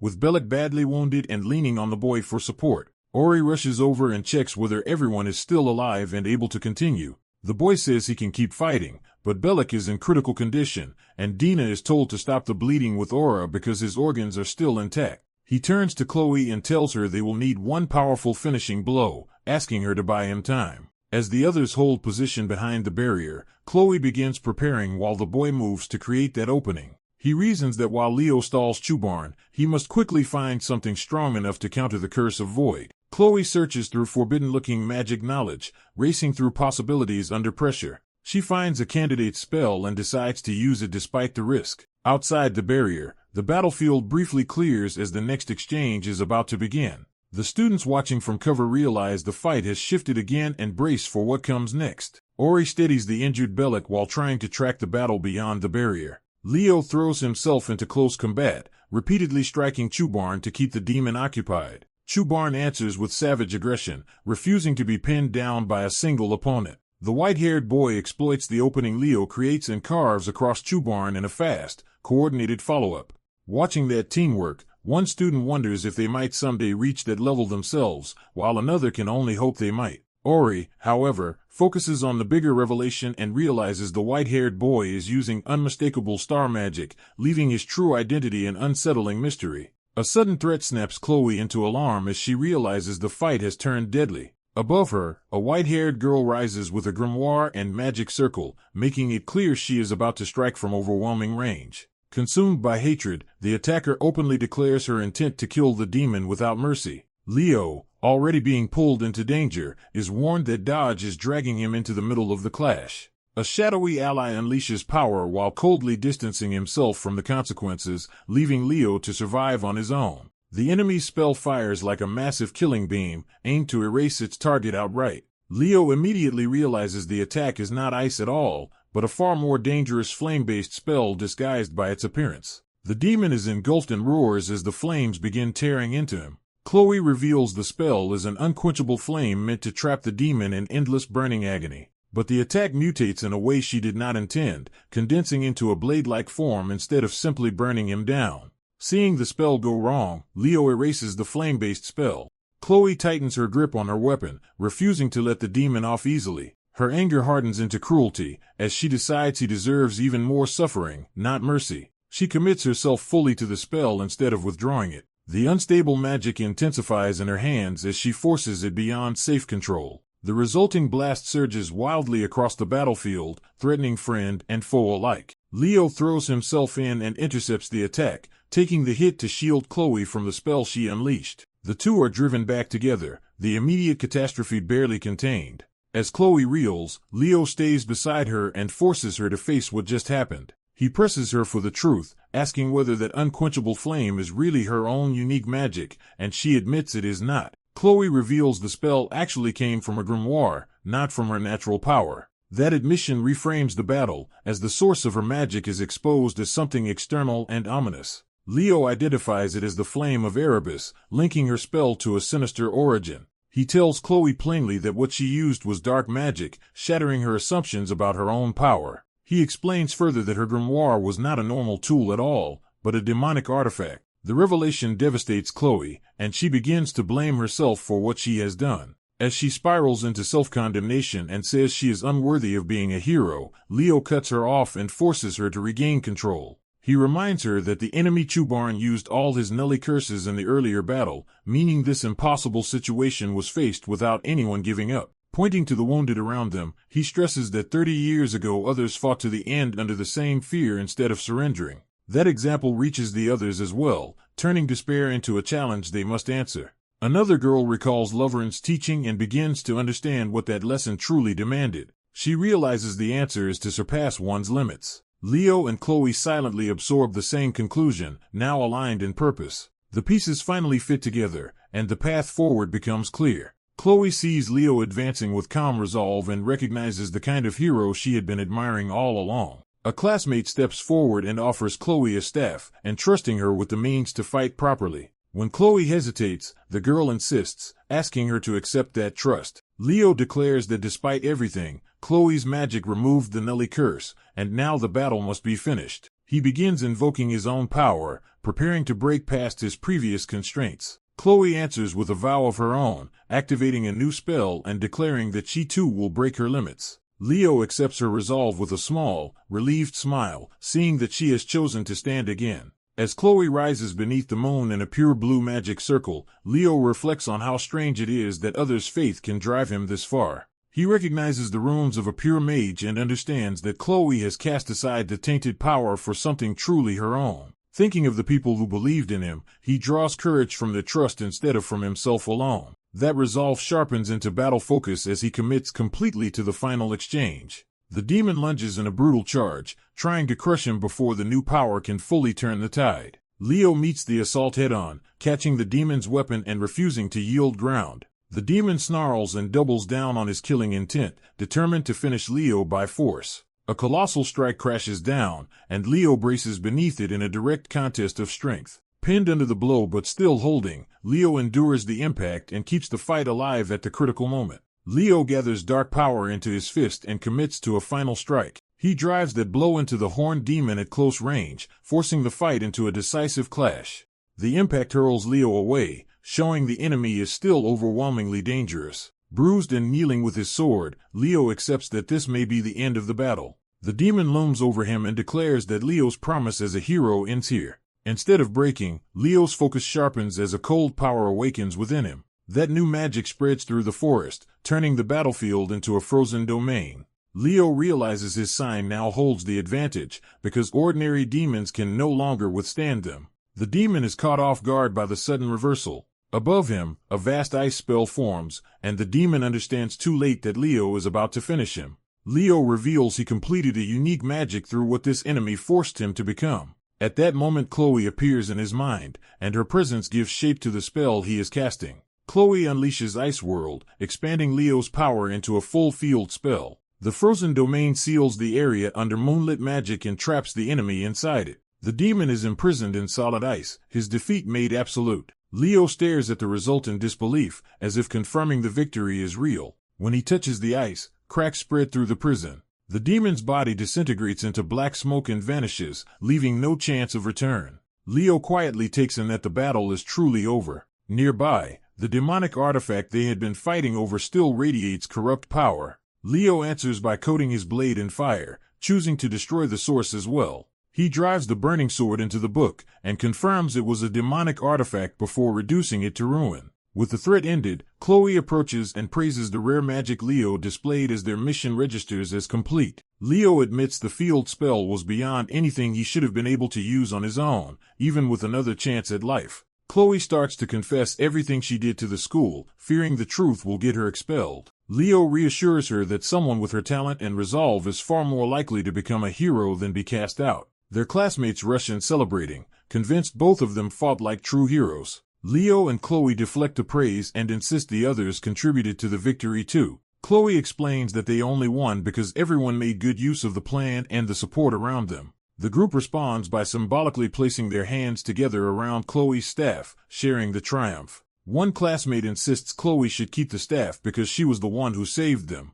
Leo accepts the gratitude offered to him as the team begins dividing what remains after the battle. The celebration is interrupted when someone calls out that another survivor has been found. A boy named Alia panics and runs toward the voice, desperate to confirm who was saved. Leo and Chloe follow the commotion and are startled to hear that the rescued person may be Professor Albee, though he should be far older than he looks. Alia reunites with the rescued man, who assures her he is unharmed now that the rescue team has arrived. As the operation concludes successfully, Chloe is moved by everyone's support and thanks them with genuine warmth. One of the girls begins to wonder about the strange nature of this place itself. Before anyone can pursue that thought, a golden light appears and then disappears, as if the world is shedding something. Leo recognizes the sign and concludes that the hero's world they were inside is collapsing. He watches carefully as the system responds to the end of the scenario. The world leaves behind a final reward for him, a keepsake. In the aftermath, Alia clings to the rescued man in the leaf, overwhelmed that she got him back. The scene shifts from the fading world to a quiet room filled with morning light. Leo wakes in a bed, disoriented, and realizes he has returned somewhere safe. A familiar voice confirms that he is finally awake. Leo looks up to find Professor Albee standing there in person. Albee thanks Leo for saving that child, making clear he knows what happened in the other world. Leo asks him to pass along his gratitude to Miss Miller as well, while Chloe rests nearby under the same protection. Without another word, Albie turns and leaves the room, ending the encounter on a quiet note. An elderly principal arrives at the infirmary to check on the students who were caught in the incident. He addresses Principal Colleen, who is bedridden, and urges him not to strain himself. Leo insists he is physically fine, showing that he recovered from whatever happened inside. The old principal immediately presses for the truth, asking whether the incident is connected to Chloe's black grimoire. The question catches the others off guard, and they demand to know how he figured that out. He explains that the place where Sunluan bought the summoning catalyst also sold the same kind of black grimoire, which he had already identified as a demonic artifact. That means the grimoire was not just a cursed book, but a true demonic artifact. He further clarifies that such artifacts are fragments of Arbas, taking physical form as objects like weapons, jewelry, or books. Leo adds that demons can draw immense power from those fragments, but human users lose their sanity the longer they rely on them. To make sense of the present, Leo begins recounting everything from the start. He recalls entering the situation with his companions and preparing to confront the threat. The flashback centers on Chloe, whose unstable grin and possession of the grimoire revealed how deeply the artifact had influenced her. Back in the infirmary, the principal absorbs the explanation and accepts that this is what happened.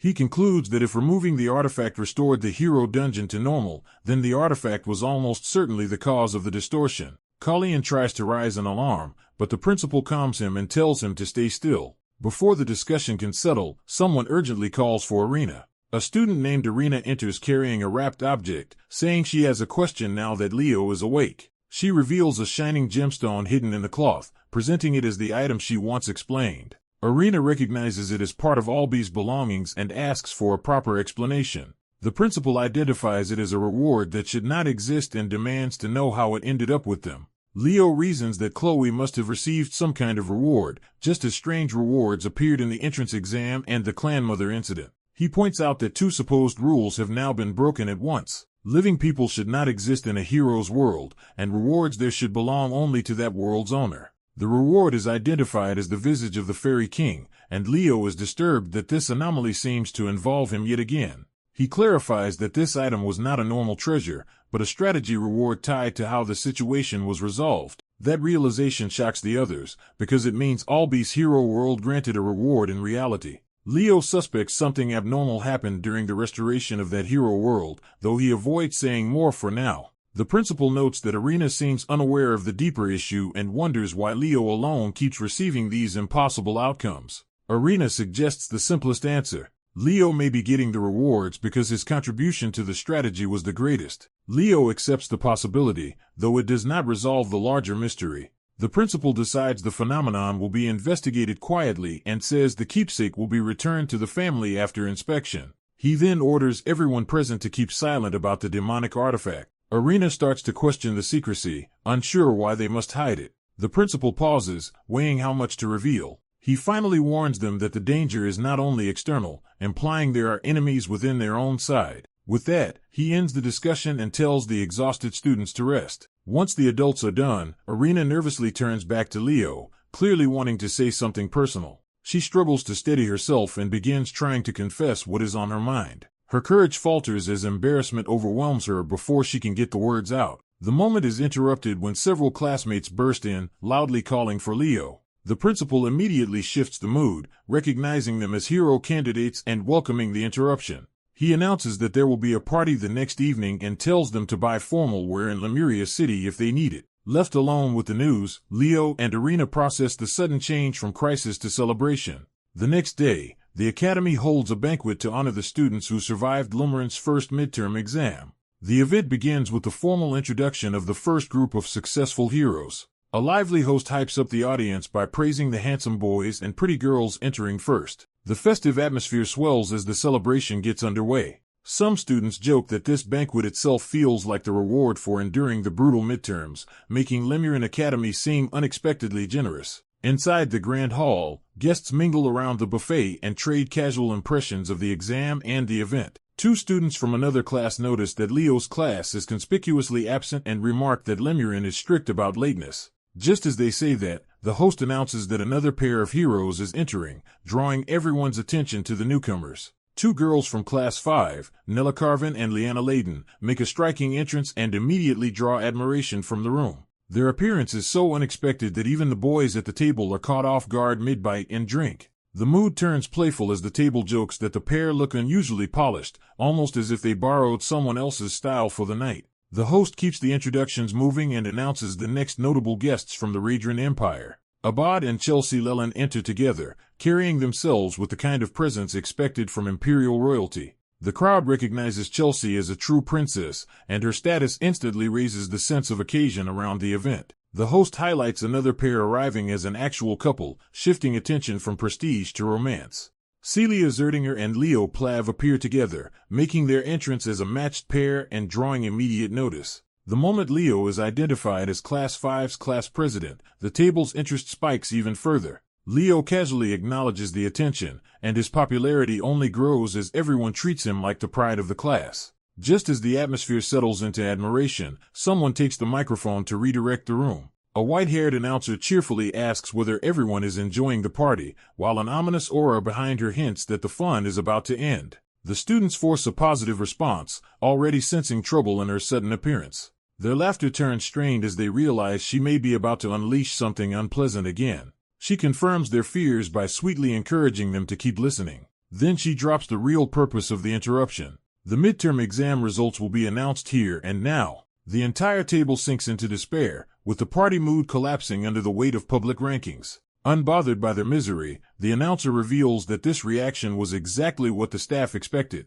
She explains that only the top 3 students in each major will be named, while everyone else will receive their results privately later. With the rules set, she turns the stage over to the professors of each department to begin the announcements. The professor from the night department steps forward, and his imposing presence alone commands attention. He praises the students' effort and begins listing the top 3 in the night department. A display appears with the names Celia Zerdinger, Duran Moira, and Chin Xia. As the names are read aloud, it becomes clear that Leo is absent from the night rankings. Celia immediately notices the omission and starts to worry about what it means for him. Leo himself remains outwardly calm, though his silence makes the omission feel even more significant. The next professor announces the top 3 in the magic department: Abad Lulin, Chelsea Lulin, and Emil Luchin. Chelsea is confused that Leo still has not appeared anywhere, but Leo brushes it off as if it were nothing unusual. Others begin to question the results too, noting that Chloe is also missing and that the pattern no longer feels accidental.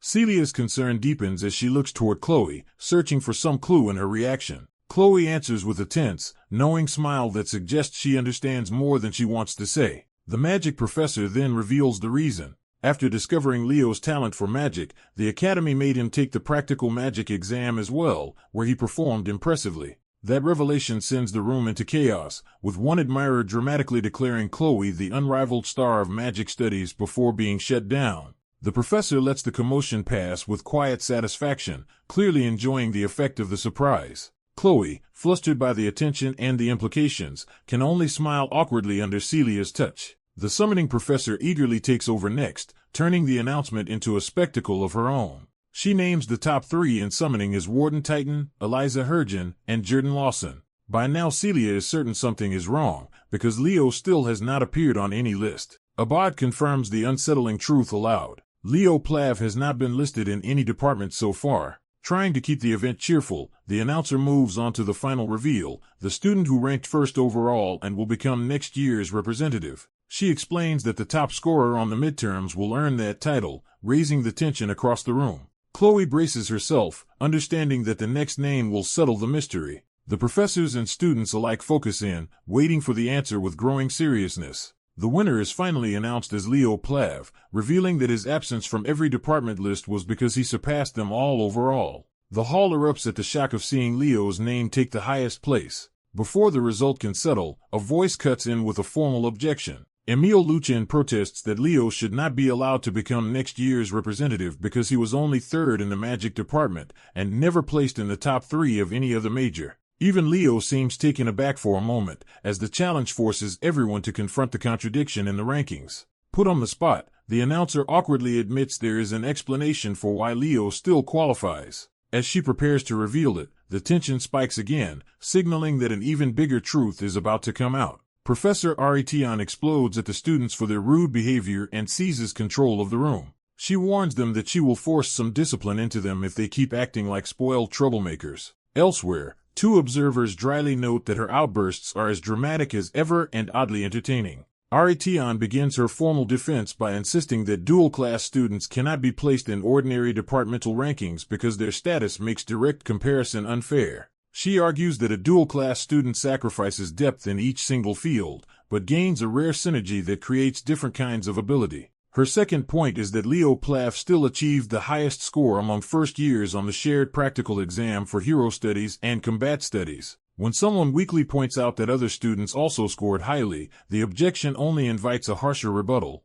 Aritian reminds everyone that Leo and Chloe went beyond test scores by succeeding in a real Heroes Realm mission. She drives the point home by revealing that Leo personally brought down Chu Barn, stunning the room. Leo remains calm under the sudden attention, offering no boast or denial. The students at his table stare at him in disbelief as the weight of that revelation settles in. They press him for confirmation, asking whether he and Chloe really defeated Chu Barn on their own. Leo keeps his composure and lets the silence answer for him. Aritian starts to explain why Leo ranked first, but she hesitates as if she is about to say too much. Before she can expose more, another professor cuts her off and ends the argument by declaring the students satisfied with the result. With the rankings dispute forcibly closed, the gathering is redirected back into a party atmosphere. Conversation breaks apart as people return to eating and drinking. At another table, students speculate that including dual-class students in department rankings would have completely reshuffled the magic department. One concludes that everyone else would have been pushed down a place.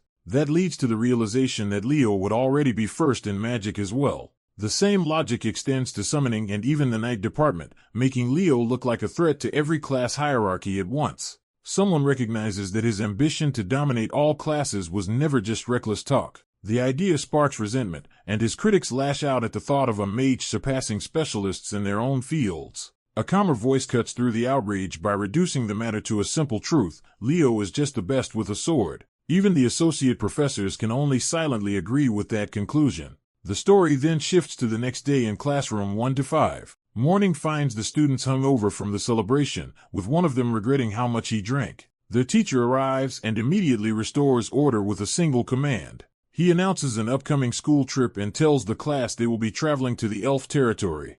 The class gets excited and eagerly offers destination ideas, hoping for somewhere pleasant and full of treats. The teacher marks the chosen location on the map.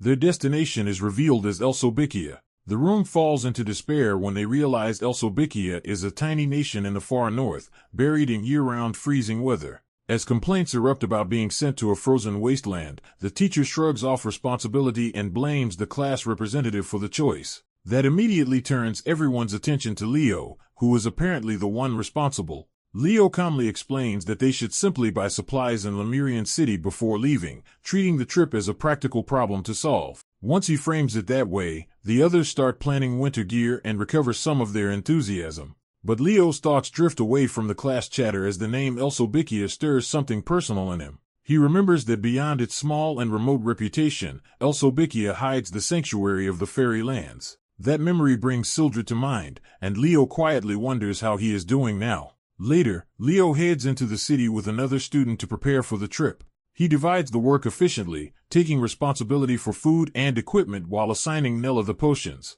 While shopping, he even bargains for a discount, showing unexpected practicality. As he continues through town, someone notices him from a doorway and calls out. Leo keeps walking, relieved to be making progress on the errands. Then something catches his attention and sharpens his focus. He stops at a street marker and checks whether he has reached the address he was looking for. Seeing 13th Street in the Kurajad district confirms that he has found the right area. He steps toward a nearby storefront to investigate further. The sign identifies the place as Lutek, confirming that this is his destination. Luke arrives at the house where Suanlu and Chloe were said to have hidden the demonic artifact. Before going in, he leaves his bag behind so he can investigate unencumbered. He steels himself and enters with full focus. Inside, the place is already stripped bare, suggesting someone has searched it before him. He concludes Lumian's investigation team must have cleared out everything except a single teddy bear left in the room. The toy immediately feels wrong, and Luke realizes it should not have been overlooked. Since the room had been locked when he arrived, he suspects the bear was deliberately left behind and draws his weapon. The bear suddenly reveals itself as a curse that dulls cognition, confirming his suspicion. Its attack lashes out first, forcing Luke into an immediate close-range clash. As the curse expands into a demonic form, Luke recognizes that he is facing a true demon rather than a simple trap. Its power tears through the room, and Luke realizes this creature is far more dangerous than an ordinary cursed object. The demon's broken muttering makes clear that it is burdened by countless layered curses, not just one. Hearing its voice, Luke is jolted by a sense of recognition. The demon notices his awareness and confirms that he has correctly identified a curse within it. It reveals itself as one of the 7 demon commanders and claims it is no mere clone but a true fragment of a demon king. Even while acknowledging Luke's talent as a swordsman who can use both aura and magic, it treats him as beneath serious concern. To prove the gap in power, the demon crushes him with another overwhelming strike. Wounded and outmatched, Luke admits he cannot win this fight and starts thinking only about escape.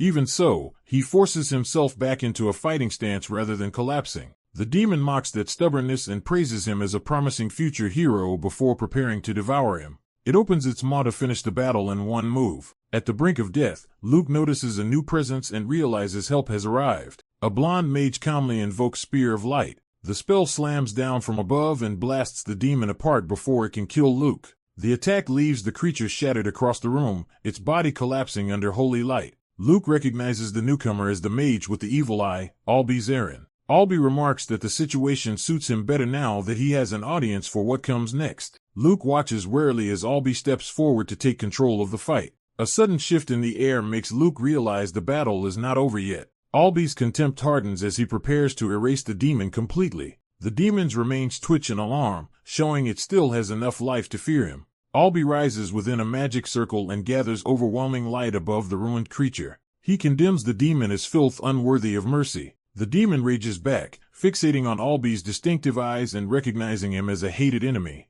It vows to tear those eyes out, but its threat only underscores how badly it has already lost. Albie dismisses it as trash and refuses to treat it as a worthy opponent. With a single command, he brings down a final beam of light to execute it. As the demon is annihilated, Luke identifies its killer by name and title, Albie Zarin, the sorcerer of the magic eye. Albie stands untouched amid the fading light, every bit the figure Luke has heard about. Luke recalls that Albie is also known as the Decimator of Tartaros, a Lumen professor famed for driving back the Demon King's forces. Overcome with relief and respect, Luke admits he owes his life to the hero of this era and asks how Albie came to be here. Albie explains that the demon appeared while Luke was investigating the house and reaches down toward the remains of the cursed toy. Luke reports that the teddy bear carried a curse of cognitive dissonance and implies that Lumen's investigation team failed to handle it properly. He states plainly that the investigation team should be held responsible for leaving such a threat behind. Albie lets Luke off for investigating alone this time,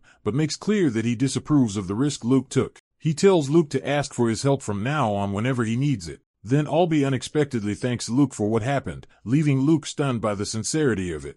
As Albie's name lingers in his thoughts, Luke gathers his things and starts connecting this encounter to something larger. He remembers that House Zarin is one of the 3 great families that govern Lumen Academy. Realizing Albie's status could open doors, Luke decides that with his help he may finally gain access to the Forbidden Library. Leo returns after finishing the purchase, and the class representative immediately notices he has been hurt. He brushes the injury off as unimportant, but the concern around him lingers. Privately, Leo recalls the shadowy figure who attacked him before and wonders what that enemy is really after. A week later, the students prepare to depart through a portal for El Salbequia, the domain of the elves. As the group gathers with their supplies, Leo confirms everyone is ready for the trip.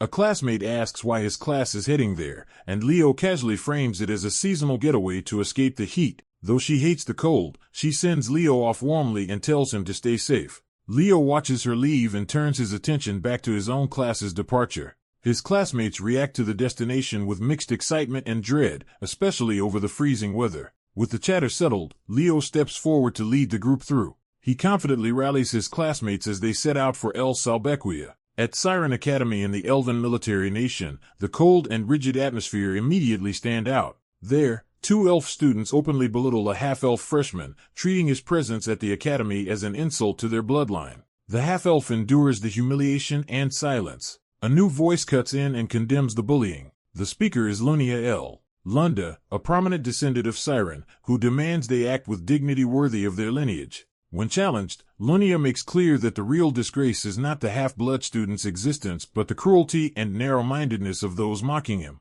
The bullies realize they have run into someone even more troublesome than their target. Lunia explodes at them, ordering them to stop tormenting the boy and take their complaints elsewhere. The pair can only recoil, scandalized that someone of her status is this blunt. Lunia doubles down, shaming them for ganging up on one person and daring them to challenge her directly if they object. Unable to face her fury, the bullies retreat while she drives them off like a force of nature. Once they are gone, Lunia turns to the half-elf and is shocked that he is dressed so lightly in the cold. The boy, Luca enters, explains with a smile that his other clothes were stolen. Realizing the harassment goes beyond insults, Lunia angrily connects the theft to the same tormentors and tries to give him her own coat. Even while furious on his behalf, she insists she is fine and pushes her concern aside. Luca notices she is in unusually high spirits, and Lunia reveals that her contractor has finally hatched.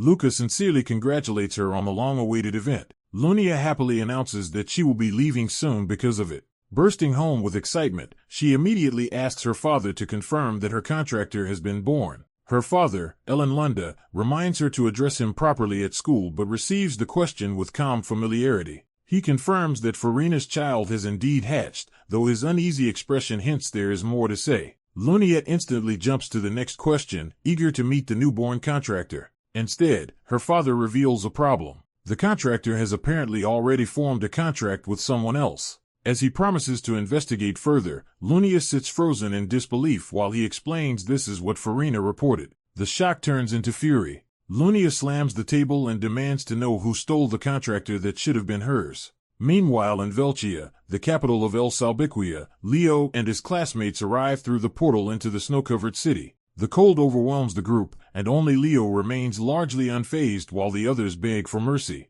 A weary professor wrapped in a blanket orders them to stop causing a scene and line up. He introduces Velcia and asks whether any of them know the city's history. One student answers that Velcia was named after Velcia Nerser, one of the disciples of Luna, the poet of the stars. The explanation continues. More precisely, Velcia was a disciple of both Luna and Aaron. Leo follows the lesson with interest as the city's founder is described as the arrogant brat later celebrated as the fairy knight. The professor confirms the answer and adds that House Urser, descendants of those fairy knights, still holds the leading position here. Then a sudden disturbance in the snow draws everyone's attention. The professor and a student look toward the source, startled by the interruption. Through the blowing snow, several figures emerge and approach them. As one student nervously wonders whether even the elven domain has thieves, the professor dryly reminds him that wicked people exist everywhere. Then the approaching party addresses the professor by name, revealing they know Herod personally. Someone arrives through the snow, signaling the start of an important encounter. The students are greeted by Rune Urser, an elegant elf noble whose presence immediately dominates the scene. The red-haired student is instantly infatuated, treating the elf's appearance like a life-changing revelation. Rune makes it clear he has been expecting Professor Harlan, revealing this meeting was arranged in advance.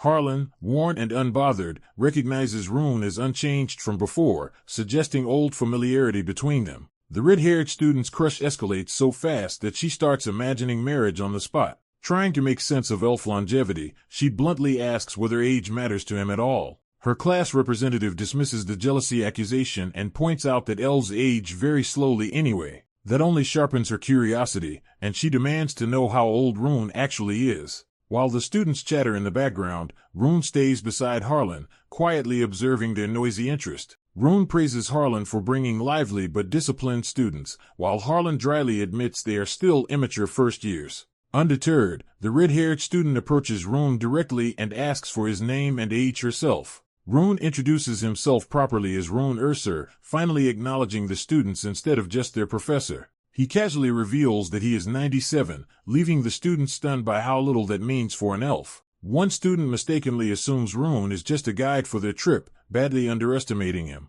Rune corrects that assumption at once by identifying himself as both head of the Urser family and speaker of El Servicia. The student hastily shifts into exaggerated respect, and Harlan cuts him off before he embarrasses himself further. By nightfall, the group settles into the old field trip lodging. Inside the creaking building, even a mouse crossing the floor adds to the uneasy atmosphere. Some students immediately panic at the thought of spending the night in such a place. The red-haired student mocks the class representative for pretending to be calm when he clearly hates it too. He fires back that he already prepared to camp outside, but the others point out the weather makes that impossible. The lodge fills with complaints as everyone agrees the cold outside would be worse than the building itself. Amid the commotion, two boys quietly head upstairs with a more secretive purpose. They continue sneaking up the stairs, making sure they are out of sight before acting. One of them reveals the real plan. He wants to sneak into the girls' room for thrills. That scheme dies instantly when they discover a girl already waiting in their path. She appears in night clothes with curlers and a toothbrush, but her calm confidence makes her more intimidating than ridiculous. With a spell called Wind Circle, she sends the intruders into immediate panic and scatters the situation. Elsewhere, the class representative dryly notes that everyone seems to be enjoying the trip in their own disastrous way. He decides to investigate on his own and slips away from the others. A voice calls him by his full name, Leo Pluvnim, stopping him cold. A stern elf woman appears in the snow and confronts him directly. She delivers a summons from the head of the family, making clear this is an order, not a request. Leo is brought to a grand estate, where the scale of the place confirms the importance of the meeting. He enters cautiously, aware he has been singled out for reasons he does not yet understand. Rune receives him with unusual tension, suggesting something urgent has interrupted the evening. Rune apologizes for calling him so suddenly, asks him to wait, and leaves Leo alone in a room full of old records and relics. Leo uses the chance to look around, drawn to the collection rather than intimidated by it. He realizes the room contains genuinely ancient artifacts, not decorative heirlooms. One item in particular catches his attention strongly enough to stop him in place. He identifies the displayed weapon as Urquint, revealing knowledge he should not normally possess. Rune is immediately alarmed because Urquint's history is supposed to be known only to the heads of the Ursur family. Leo calmly explains that he learned of it from ancient texts in Lumarine's Grand Library, offering a plausible but unsettling answer. Examining the weapon more closely, he concludes this one is only a Star Mana imitation and not the true Urquint. The story then shifts to an earlier campfire scene, where someone asks Luna whether a certain dagger is dangerous enough for protection.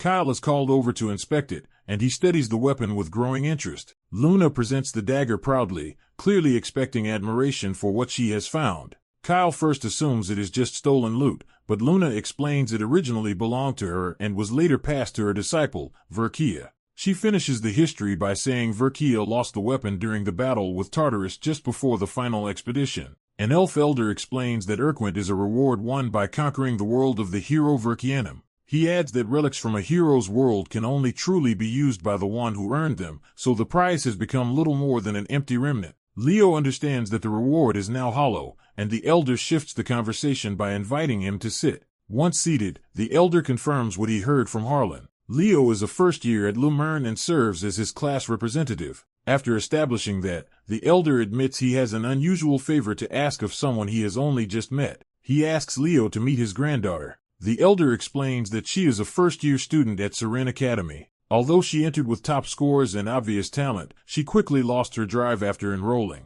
He says the world overwhelmed her, and she hit a wall almost immediately. Believing that someone her age from another race might encourage her, he sends Leo to see her. Leo is uneasy about being trusted with the key to a young woman's room, but accepts the responsibility. He goes to her door and knocks. When no one answers, he lets himself in. Inside, he finds a neglected room buried in dust, books, papers, and hero memorabilia. The state of the room makes it clear how long she has been shut away from ordinary life. As Leo looks around, he realizes the room is devoted almost entirely to famous heroes. He concludes that she is not just interested in heroes but deeply obsessed with them. Spotting a Seren uniform, Leo calls out, and the room's owner finally reacts. The Bedarden girl, Irene Ursur, wakes in embarrassment and scolds her grandfather for sending someone into her room without warning. When she notices Leo standing there, the shock of seeing a human in her room jolts her fully awake. Her panic shows that she is completely unprepared for direct contact with someone outside her isolation. Leo is caught off guard by how extreme her reaction is. Irene blurts out her disbelief at seeing a human, while Leo calmly introduces himself. He explains that he came only because her grandfather asked him to visit. Still flustered, Irene retreats under her blanket instead of facing him directly. Leo eases the tension by picking up one of her books and noting that she has collected as much material on Kyle as he has. As he praises how carefully her records are organized, she starts listening instead of hiding. Sensing an opening, Leo gently tests whether her interest in heroes is personal rather than academic. Irene peeks out and asks if Leo likes Kyle too. That question turns the encounter from awkward intrusion into shared enthusiasm. The focus of their connection becomes clear. Both of them are drawn to the legendary hero Kyle, the hero of the beginning. Leo proves his knowledge by bringing up the Battle of Darnos, one of the key events in the hero's history. Irene immediately responds with another obscure battle, and the two begin trading details like true researchers. Excited that Leo can follow her, Irene reveals she knows records that even academic circles barely discuss.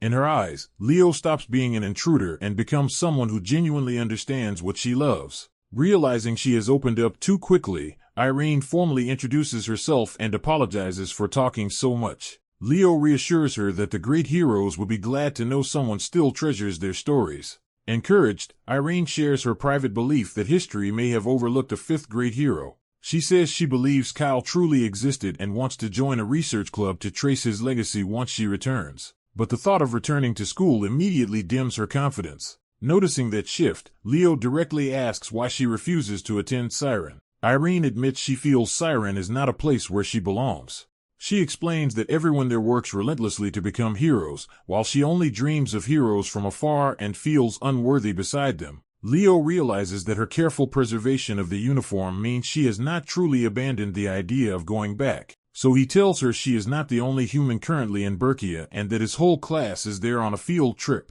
That revelation immediately catches Irene's attention. Leo reminds her that there are schools where ordinary people train alongside humans, and that Lemern is one of them. He invites her to come see the students of Lemern for herself if she is curious. Having planted the idea that school might not be as impossible as she thinks, Leo heads out. When he steps back into the hall, the elder appears so suddenly that Leo is startled, ending the visit on a jolt. An elf is startled to learn the boy has been speaking with Arian all this time, and the boy confirms it without hesitation. The elf realizes Arian has finally opened up after months of silence, making the boy suddenly far more significant to him. Seeing that trust, the elf decides to reward the boy with something from the family treasury that might help him, and the boy accepts. He brings the boy into the Ursa family treasury and invites him to choose whatever he wants. The boy studies the collection carefully instead of being dazzled by its wealth. He quickly settles on one specific item as if he recognizes its importance. The elf explains that the object is an old jewel containing a fairy,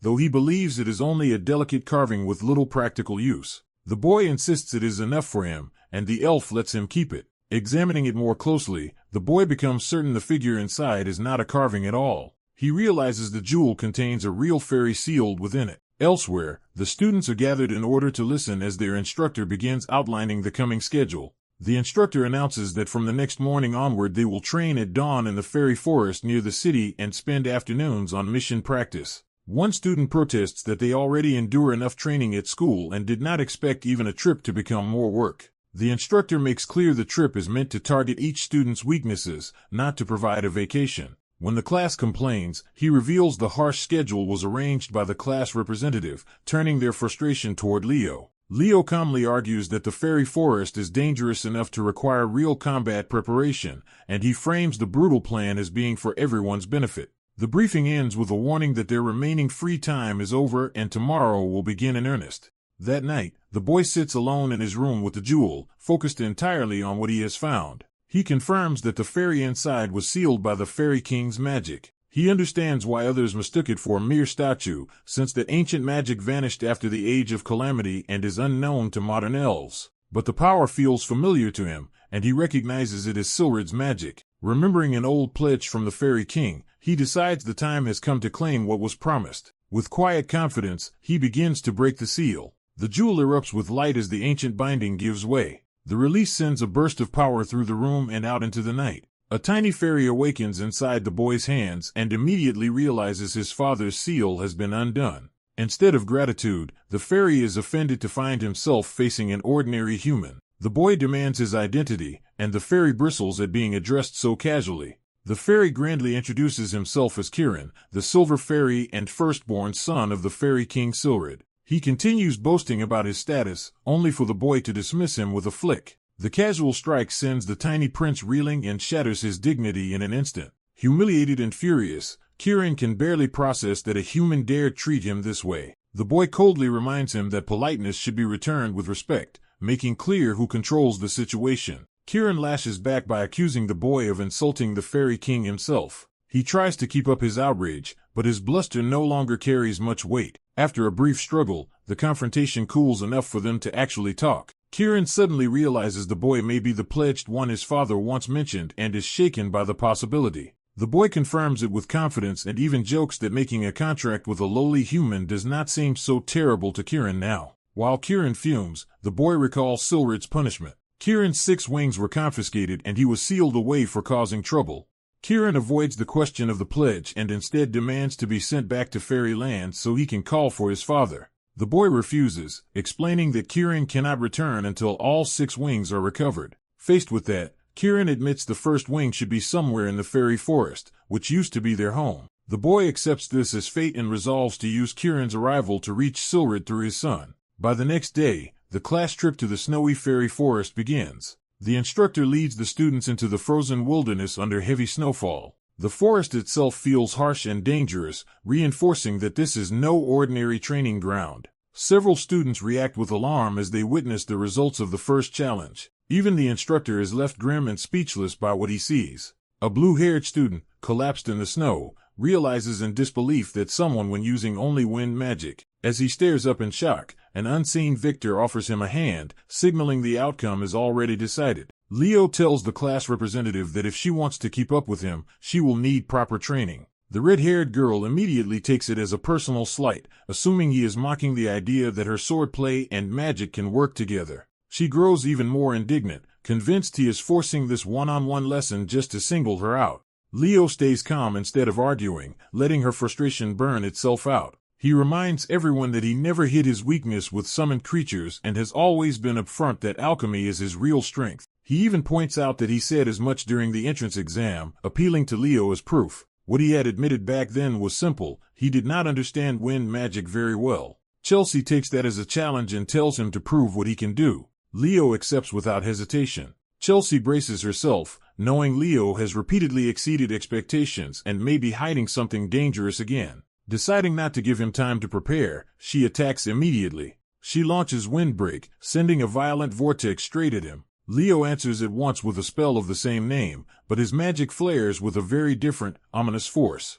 His counterattack collides with hers and twists the exchange into a far more destructive storm. The watching students are stunned that he matched Chelsea's specialty at the same speed she cast it. Chelsea escalates with Wind Chain, trying to bind and control him before he can turn the fight further. The chains close in, but Leo remains composed in the middle of them. He reminds Chelsea of what he told her when they first met. Her way of using wind magic is fundamentally wrong. He demonstrates that point by seizing control of the battle's flow and reshaping her own element against her. With precise control, he condenses the magic into a focused strike at his fingertips. The attack crashes down with overwhelming force, leaving Chelsea no room to answer. The blast tears through the snowy clearing and ends the duel decisively. Chelsea is left buried in the aftermath, dazed and humiliated by how completely she was beaten. As she looks up, the shock settles in that she has just lost at her own specialty. Leo stands over her with quiet confidence, making the result impossible to dispute. Chelsea can only stare, unable to accept that what he used could even be called ordinary wind magic.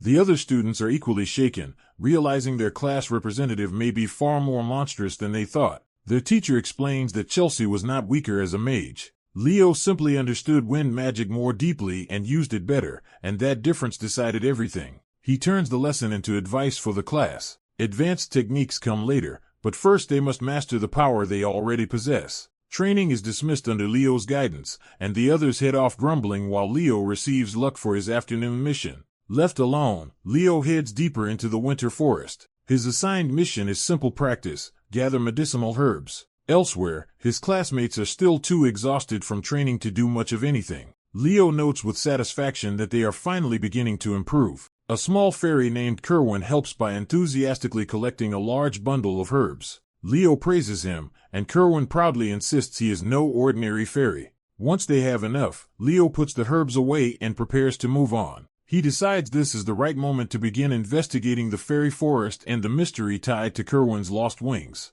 He continues through the snow with that new purpose in mind. Suddenly he stops, sensing something hidden nearby. He questions Kerwin about when he was banished from Fairyland and learns it happened roughly a century ago. Examining the area, Leo identifies an illusion barrier made with Fairy King magic, though it does not match the style of Kerwin's father. He recalls that Kerwin's father was Silred's son, Groan, the fairy king of the Calamity era, which makes the barrier's origin even more suspicious. What troubles Leo is the timing. The spell seems to have activated only about 100 years ago. Kerwin reasons that the barrier was likely powered by his own wings, combining ancient spellwork with the Fairy King's bloodline. That leads Leo to conclude that something extremely important has been sealed inside this place. Before they can investigate further, a dark presence arrives and immediately puts Leo on edge. A skeletal undead confronts them, questioning why a human is in the land of elves, and Leo fires back that an undead's presence is even stranger. The creature identifies itself as tied to Tartarus and claims this place has long been under their influence.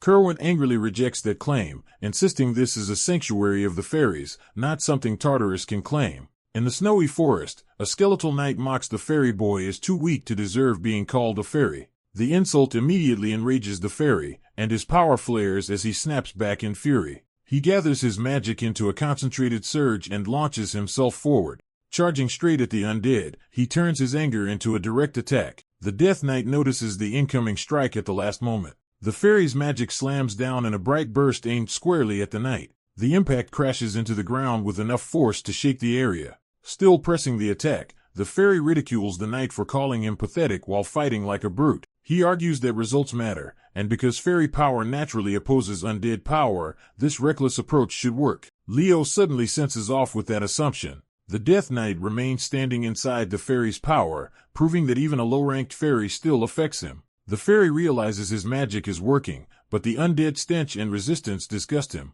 The knight tightens his grip on his weapon and prepares to counterattack through the damage. With dark energy rising around him, he vows to crush the fairy completely. Seeing the danger, Leo urgently warns Kerwin to get away. The knight's massive blade crashes down before the fairy can safely retreat. A violent red aura erupts around the Death Knight, turning the battlefield far more dangerous. Kerwin is caught off guard as the knight's power manifests right in front of him. He throws himself into another desperate charge, trying to break through before the attack fully unfolds. Instead of overpowering the knight, Kerwin ends up pinned helplessly against the giant sword. Leo catches him in one hand and, more annoyed than panicked, asks what exactly just happened. Kerwin explains that their enemy is an ancient monster from Tartarus. He identifies the creature for Leo as a Death Knight. The undead warrior proudly names himself Karger and declares that he serves the great Lich King. Karger raises his sword again, fully intent on killing them. Leo steps in and meets the assault head-on with his own blade. As Karger presses him, the knight frames Leo as just another victim destined to die by his hand. Leo stays calm under the threat, reading the attack instead of giving into it. When the next crushing blow falls, Leo instantly deploys a protective shield to block it. The force still drives him down hard, showing how overwhelming Karger's strength is. Karger recognizes that Leo formed an aura shield in an instant and gives him grudging credit. Without pausing, the Death Knight dives back and wrapped in darker, more violent power. He crashes into Leo at close range, forcing the fight into a brutal clash. Karger insists resistance is meaningless and tries to break Leo's resolve along with his guard. Kerwin refuses to stay out of it and rushes back in to support Leo. His intervention disrupts Karger's footing just enough to create an opening in the melee. Exhausted and unable to fight properly, Kerwin admits he lacks the strength he would have if he still had wings, then begins calling on the Pact Breaker. He completes the plea and demands an answer to his summons. Karger hesitates as a new presence answers the call. A blazing power manifests behind Leo, forming radiant wings and transforming the balance of the battle. Kerwin is delighted to realize Leo is not just a contractor but one with another contract already bound to him. Leo calls forth Phoenix, and a fiery spirit erupts into the fight. The summoned flames coil around Karger, binding and burning him at once. The small phoenix settles on Leo's shoulder, confirming the summon with casual confidence. Kerwin stares in astonishment, realizing Leo is partnered with an actual phoenix. The phoenix immediately smacks Kerwin for his reaction, making clear it has a sharp temper of its own. Karger rejects the idea that a phoenix and a fairy could defeat him and prepares a far deadlier spell. He drives his sword into the ground and unleashes army of death to consume the living. The curse spreads through the forest as undead begin rising in numbers around them. Leo recognizes the technique as a curse that endlessly summons the undead, while Kerwin, still perched on his shoulder, realizes the fight has become much worse. A faint, confident smile suggests Kyle is already certain he can handle what is coming. He dismisses the threat outright and launches into action through the snowy forest with sword in hand. As he moves, he draws on his own mana again after some time, preparing to fight seriously. Kyle unleashes an earth-based wave that tears through the battlefield and forces the undead back. The skeleton horde is thrown into disorder, but the Death Knight remains behind them as the true danger. Kyle drives forward at full speed, breaking the ground beneath him as he closes the distance. He follows with a vortex-like technique that twists the space around the enemy and escalates the pressure. The Death Knight withstands the assault and looms over the clash, showing it is far stronger than the lesser undead. Kyle openly condemns the creature's dishonorable attack on civilians and challenges it as a knight should be challenged. The Death Knight answers by planting its blade with force, shifting the fight in its favor. Its power erupts upward, and the undead realize Kyle is slipping away from their encirclement. After creating distance in the mountains, Kyle judges that he has finally reached a safe enough place to think. He wonders why a Death Knight would enter the fairy forest at all and suspects Tarkus may be the real target. Before he can pursue that thought, the Death Knight catches up and confronts him again. Kyle notes that this one is separated from the horde, making the encounter more manageable. The Death Knight attacks first, pressing him with a direct sword strike. Kyle braces to respond, but the situation changes before the exchange can fully play out. A student from Lumerne intervenes,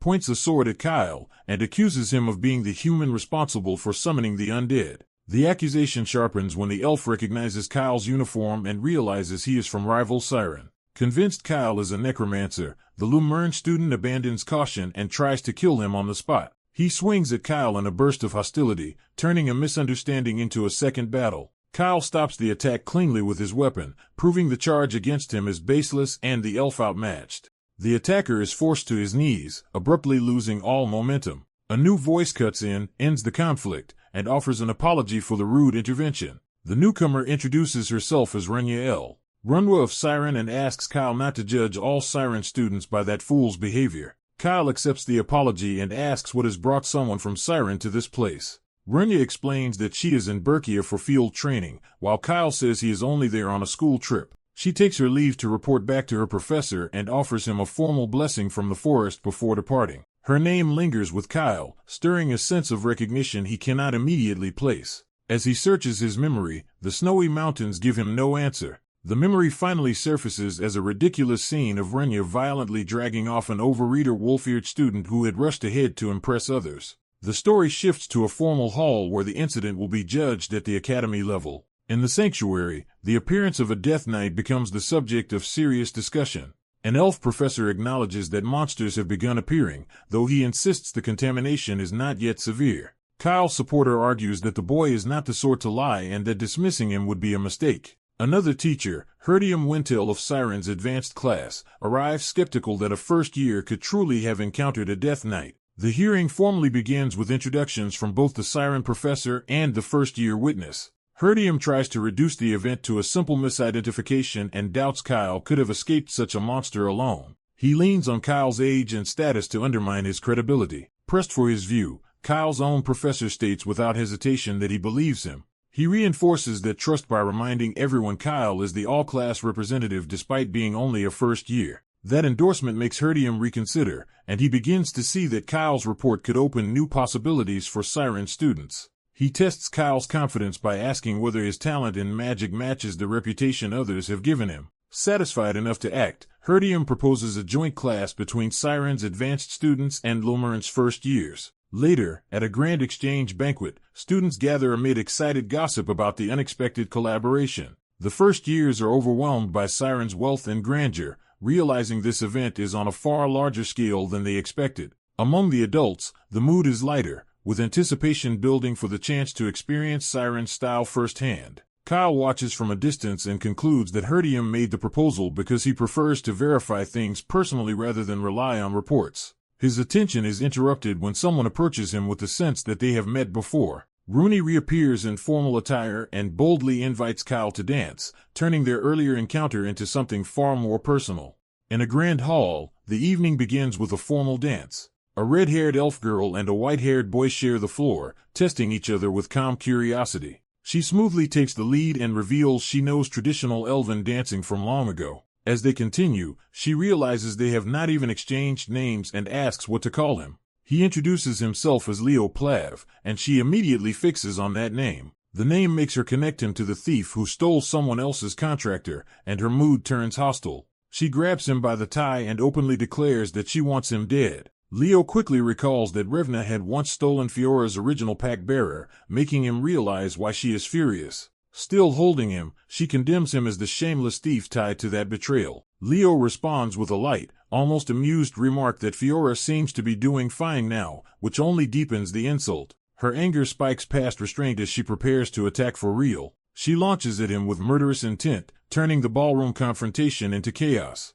Before it can escalate further, she is forced to apologize to Leo in front of others. Under the watch of a stern senior elf, she bows and formally asks forgiveness for her rudeness. Leo accepts with an easy smile, while privately noting how exhausting it must be for her to fake civility and deciding to let the matter go. As the adults leave, the senior elf stops the girl behind and addresses her as student Renya. He warns Renya never to repeat that mistake, reminding her that as Siren's first-year representative she carries the Academy's name. Renya submits at once, and he redirects her frustration toward tomorrow's joint class, where she must prove Siren's superiority. He sharpens that order into a rivalry, insisting Siren must show itself better than Lemurn. When she answers too modestly, he corrects her again and demands that she remember Siren should stand above every hero academy. After pushing her hard, he briefly wonders if he overdid it. The pressure works anyway, because Renya reignites with fierce determination to crush the visitors for Siren's honor. The next day, the joint class between Lumern and Siren begins under Professor Harland, who welcomes the Lumern students.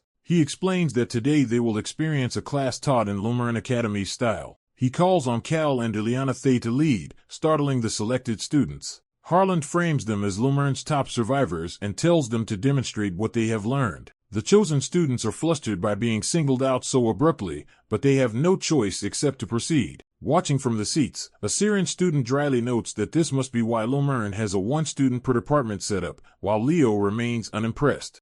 Renya begins the demonstration by drawing a flaming sword, showing direct offensive power. Another student follows with precise telekinetic control over multiple objects and bullets. A third presents a summoned beast, adding creature-based magic to the display. The Siren audience reacts with surprise and interest as the range of abilities becomes clear. Renya's senior acknowledges that, from another academy's perspective, there is value in seeing unfamiliar methods. Even so, he remains unconvinced and senses a flaw beneath the performance. He notices that Lumern's class representative has not stepped forward and begins to question what is being hidden. When the demonstration ends, the three Lumern students bow to applause and praise. At that moment, the senior elf rises and publicly compliments the class, taking control of the room. He praises how deeply Lumern develops individual talents, sounding respectful while setting up a contrast. He moves to the board, preparing to explain Siren's own philosophy. He states that Siren follows a fundamentally different path from Lumern, outlining a balanced magical framework. According to him,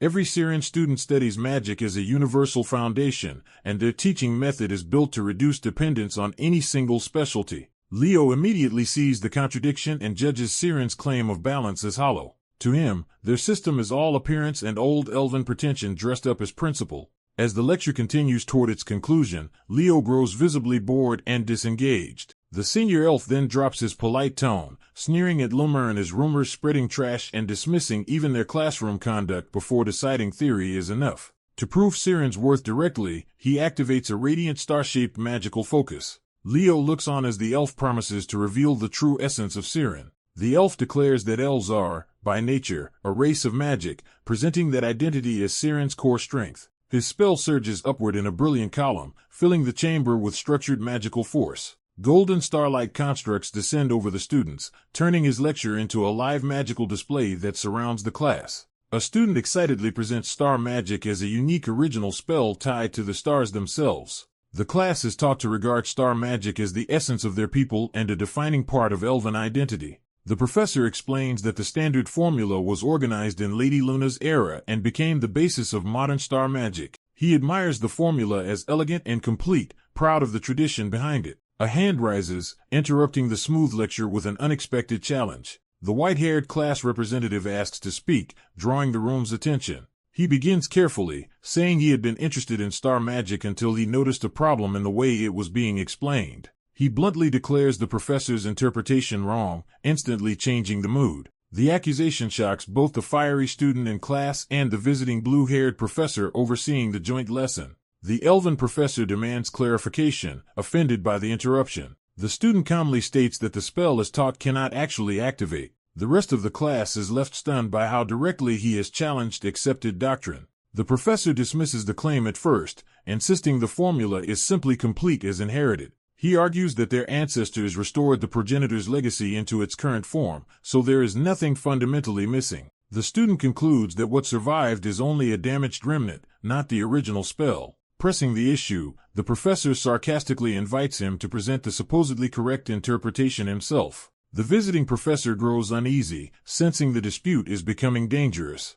His concern sharpens when he realizes the student may actually be serious. The student steps forward and declares that modern elven star magic is merely a copy. He reveals that he personally received the complete essence from Luna, but died before passing it on to another elf. Facing the formula, he treats this encounter as fate finally bringing him back to what was lost. The visiting professor tries to calm himself, recognizing that if this claim is true, it threatens to ignite conflict over the elf's heritage. Ignoring the tension, the student begins rewriting the formula directly. With a touch, he alters the structure and forces the dormant spell to respond. The watching students realize they are seeing a version of star magic none of them has ever learned. He finishes the correction and announces that the spell is now complete. The revised sigil flares to life, proving that his interpretation works. The professor is shaken to tears as the truth of the activation hits him. Unable to deny it anymore, he asks what kind of magic this really is and whether it has ever been used before. That question pulls the student into a memory of a distant past, where someone called Kyle witnessed this same power. In that memory, the younger white-haired boy is shown the completed magic for the first time. Its creator explains that this is a spell centered on flowers rather than combat. The young boy proudly demonstrates the completed form as a blooming flower of light. Back in the present, star-like petals drift through the lecture hall as the old magic manifests. His classmates realize their class representative has done something extraordinary. Even the hostile red-haired student is forced to wonder whether he has truly interpreted the founder's legacy. The professor recognizes the spell from ancient records and recalls that it was not elemental magic at all, but a flower-making spell. The student explains that by the age of calamity flowers had nearly vanished, so the founder gave them special meaning. He remembers once dismissing the spell as useless in battle, not understanding its purpose. Its creator had answered that one day this magic would let the world bloom again. Overwhelmed, the professor accepts that the founder's true intent really was preserved in this restored spell. As the flower of light settles against the student, the professor is left wondering who this boy truly is and how he knows all of this. The student introduces himself as Leo Plav. He casually claims he taught himself from ancient texts and is simply talented, while denying any elven ancestry. The visiting professor cuts in, apologizes for the disruption, and tries to end the joint class before the situation grows worse. He adds that both schools should avoid taking any official position on the revelation for now, but the elven professor abruptly grabs his hands, refusing to let the matter end there. In a complete reversal, he eagerly asks whether Leo Plav can be transferred to their school. The visiting professor can only stare in baffled disbelief at the sudden request. The hall falls into a stunned silence as the lesson ends with the balance between the two schools completely changed. Leo proudly unveils the grotesque soup made from the elf bread he received, horrifying the others and immediately turning dinner into a crisis. His classmates stare at the pot in disbelief, with one lamenting that this is the worst trouble since enrolling at Lumerne and another realizing his prized reward has been sacrificed for this disaster. The red-haired class representative forces one of them to taste it, determined to make someone validate the meal despite his obvious resistance. The victim can only endure the ordeal and silent misery as the absurdity peaks. The commotion draws the attention of visiting upperclassmen, who are amused by the lively first years and call for the class representative. Leo immediately interrupts, sensing that what they have to say matters more than the chaos around them. The visitors reveal that the Grand Assembly of Elsovikia has issued a decision regarding the Death Knight threat. Hearing this, the others realize the matter is serious and turn their attention fully to the conversation. The elf envoy explains that undead and death knights have been appearing in the fairy forest in alarming numbers. Because of that outbreak, Lumerne and Siren have both been asked to formally investigate the anomaly in the forest. The request is backed by both sides at an official level, making the mission a joint undertaking rather than a rumor or favor. Even as the envoy notes the danger for inexperienced first years, the nearby students listen in with growing excitement and concern. He clarifies that Siren's upperclassmen will handle the anomaly once the mission begins, while Lemurn's first years are being included in the request. When Leo asks whether he came only to deliver the request, the envoy admits he actually came because of Leo himself. He then brings in his granddaughter, saying she specifically wanted to meet Leo. The shy girl, Iron, nervously introduces herself to Leo and explains that she used the visit as an excuse to come see him. Leo's classmates instantly swarm her with questions, delighted by how cute and flustered she is and eager to know her connection to him. Overwhelmed by the sudden attention, Iron loses her composure completely. Unable to handle the pressure, she blurts out an apology and runs away. The classmates are left awkwardly wondering whether they frightened off an unusually timid girl. As the envoy departs, he leaves Leo with responsibility for what comes next, making clear that he expects something from him. Leo watches the quiet corridor after they leave, lingering on the encounter instead of returning to the others. The moment stretches into a reflective silence as he considers what just happened. Elsewhere, Iron sits alone in the cold, withdrawn and weighed down by her own thoughts. Leo finds her and startles her by draping his coat over her shoulders. When she worries that he will be cold instead, Leo brushes it off and focuses on her. He gently asks why she ran away from Siren in the first place. Iron admits that she fled because she believes she is unfit to be a hero. Trying to explain herself, she says that when life at Siren became overwhelming, she met someone who felt like the sun to her. That person was Miss Lunia, whom Iron blurted out with open admiration. Iron explains that Lunia was kind, warm, and devoted to everyone, so she came to admire her as a true hero. Feeling small beside someone so extraordinary, Iron decided she wanted to follow in Lunia's footsteps. She pushed herself all the way into Advanced Class 1 in pursuit of that ideal. But during a dual evaluation, she made a serious mistake while facing a fierce opponent. Since then, she has convinced herself that Lunia came to hate her for that failure. Leo doubts that judgment, thinking Iron does not seem like someone others would hate, and that Lunia would not reject someone over something so minor. As Iron sits in shame, Leo quietly compares her to Berkia, seeing a familiar earnestness in her. Following that thought, he asks whether she likes stories about Berkia. Iron brightens at once and says she does, because Berkia is one of their revered ancestors. Leo recalls the old tale of Berkia, who was told not to worry about where others were going but to walk the path he himself desired. That message reaches Iron as a direct answer to her fear, urging her to choose her own way instead of living only in someone else's shadow. Leo offers her his hand and invites her to come back with him, assuring her that his class is kind and enjoyable too. The story then shifts to the joint mission, where students gather in a frozen forest before a vast icy chasm. There, the red-haired class representative demands to know how Leo managed to win Iron over so quickly. Leo explains simply that he told Iron she had no reason to fear him, which only confuses the class representative further. He learns that Iron had been afraid because his intensity during their duel made her think he hated her. The class representative clarifies that Leo only seemed frightening because he took the duel seriously against someone he recognized as highly skilled, and she urges him to look after Iron. Before that can go further, a Tsiren upperclassman arrives and greets them, signaling the start of formal coordination. Another presence approaches, drawing attention from off to the side. The newcomer is introduced as Rada Algra, Tsiren's third-year representative, arriving with other upperclassmen to lead the mission forward. At the forest survey, Senior Rada formally introduces himself to Professor Heridium and leaves a favorable impression as a capable upperclassman. When they shake hands, Kyle notices the black ring on Rada's finger and immediately becomes alert to it. Kyle asks Lunia who Rada is, trying to place the senior who has suddenly appeared in their orbit. Lunia explains that Rada was unremarkable until recently, but his sudden rise in performance has made him the talk of the semester, deepening Kyle's suspicion. The professor begins assigning mixed survey teams, pairing first years with a third year for the forest investigation. Team 1 is announced as Kyle, Lunia, and Rada, forcing the wary first years into direct contact with him. Rada's inclusion shocks them, confirming the pairing they did not want. As they head into the snowy forest, Kyle is openly irritated by the arrangement, while Lunia follows with clear reluctance. Lunia vents that she has been stuck with someone she still considers a thief, showing that distrust of Kyle remains unresolved. Kyle dismisses her complaint, treating her grudge as old news rather than a real issue. Lunia insists she still refuses to recognize him as Viora's contractor, but Kyle refuses to argue and keeps moving. A map of the operation shows the survey team spreading through different sectors of the fairy forest, while Kyle's group advances deeper inside. Other teams search separate regions, establishing that the investigation is broad and coordinated rather than focused on one point. As Kyle examines the ground, Lunia questions why Rauta split off alone when they were supposed to move in groups.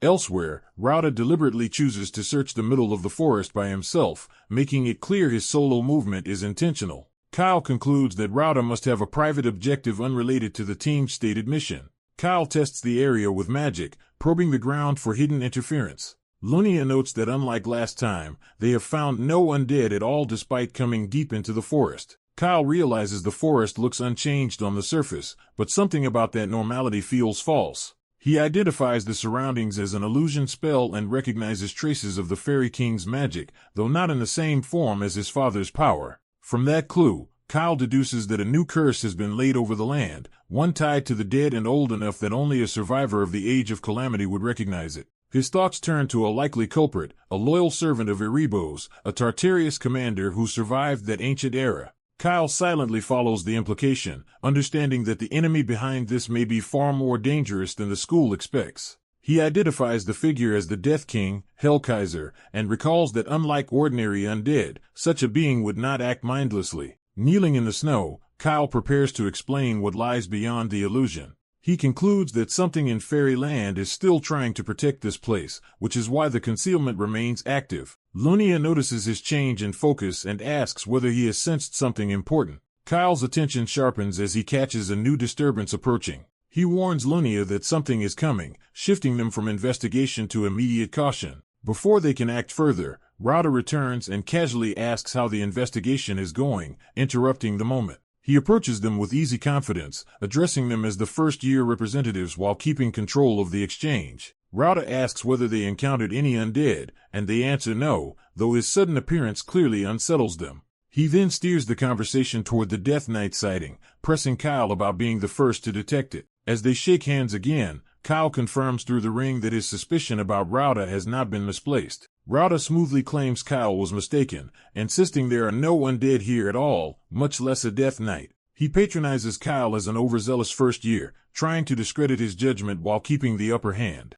Rauta adds that higher undead like Death Knights require a summoner's mana, implying that if one had truly appeared, a summoner or demon would have to be nearby. Lunia immediately grasps the implication and blurts out that a demon must be in the forest. Rauta counters by invoking Barika's status as the capital of Elsabikria, shifting the discussion from monsters to political and magical realities. He reminds her that the city is protected by a massive constellation barrier that should prevent demons from entering, using that fact to undermine her conclusion. Kyle cuts through the assumption by pointing out that necromancers are not necessarily demons. He explains that other beings can also wield the power of darkness, broadening the field of suspects. Rauta responds with a darkly amused edge when Kyle names elves as one such example, recognizing the accusation hidden in that answer. He warns that elves are a proud race, turning the moment into a veiled challenge rather than a denial. Then Rauta ends the confrontation by suggesting they finish the investigation and regroup at the forest entrance,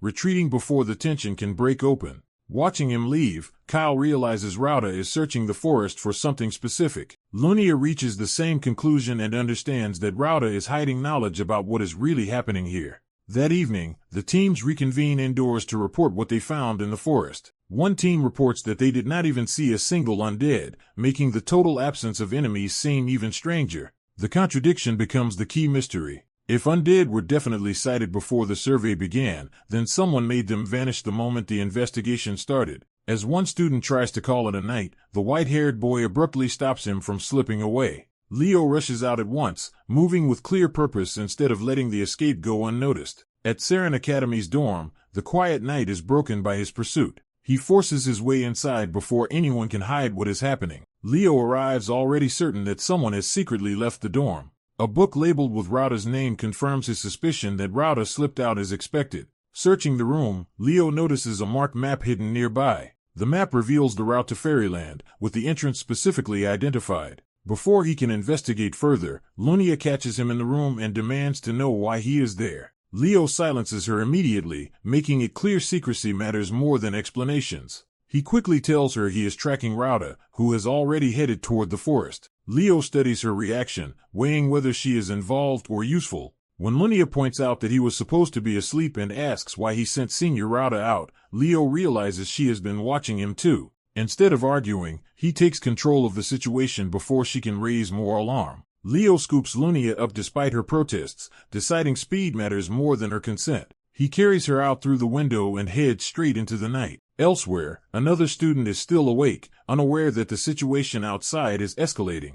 Iron sits in bed reading, then notices movement and voices beyond the room. Curiosity overcomes him, and he gets up to investigate. He goes to the window and looks out into the snowy night. From above, he spots Leo carrying Lunia away together, turning the secret pursuit into something that looks deeply suspicious. Stunned, Iron can barely process what he thinks he is seeing. His imagination immediately turns the scene into a dramatic romantic elopement between Leo and Lunia. Flustered and thrilled, he convinces himself he has discovered a secret meeting. Meanwhile, the royale chase leads into the moonlit forest. Leo notices he and Lunia are being followed and bluntly tells the pursuer to go back to the dorm. Lunia presses Leo about Rauda, doubting he could already be tied to the Death Knight after arriving so recently. Before she can finish, she realizes someone else has indeed followed them. Iron appears and tries to stop what he believes is an improper rendezvous. When Lunia asks when he arrived, Iron reveals he has been tailing them the entire time. He launches into a panicked lecture about students avoiding romantic relationships altogether. Lunia is left completely baffled by how badly he has misunderstood the situation.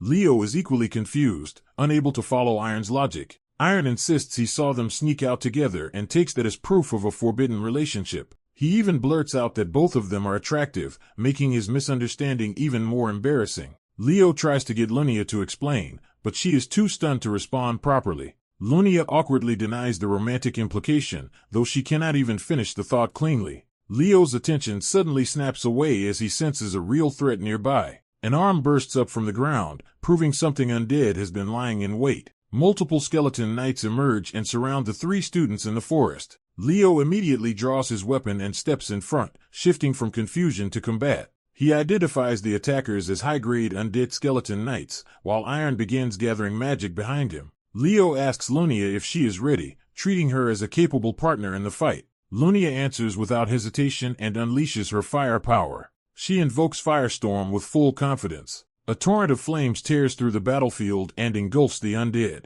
Lunia proudly checks the result, expecting the attack to have ended the threat. Leo realizes too late that the enemy is still moving through the blaze. One surviving skeleton knight lunges, but Iron intercepts the strike with a sudden blue barrier. As the shield holds, Leo recognizes the magic as something from Berkia's line, revealing that Iron possesses a far more significant power than expected. Iron unveils Animus's armor, surrounding himself with a blue protective power as he prepares to fight. The clash begins with a violent burst of force that tears into the ground. Iron commits to the attack, driving forward with sword and shield instead of hesitating. His strike crashes into a skeletal enemy, forcing the undead back under the impact. The enemy answers with a dark, drilling counterattack that bores through the battlefield with overwhelming pressure. Afterward, Iron laughs it off, and Lunia openly praises him for performing exactly as she expected. She admits he reminded her of Berkia, and Iron is flustered enough to treat that comparison like high praise. When Leo questions why the two of them are out together so late, the awkwardness immediately turns the situation into a rumor.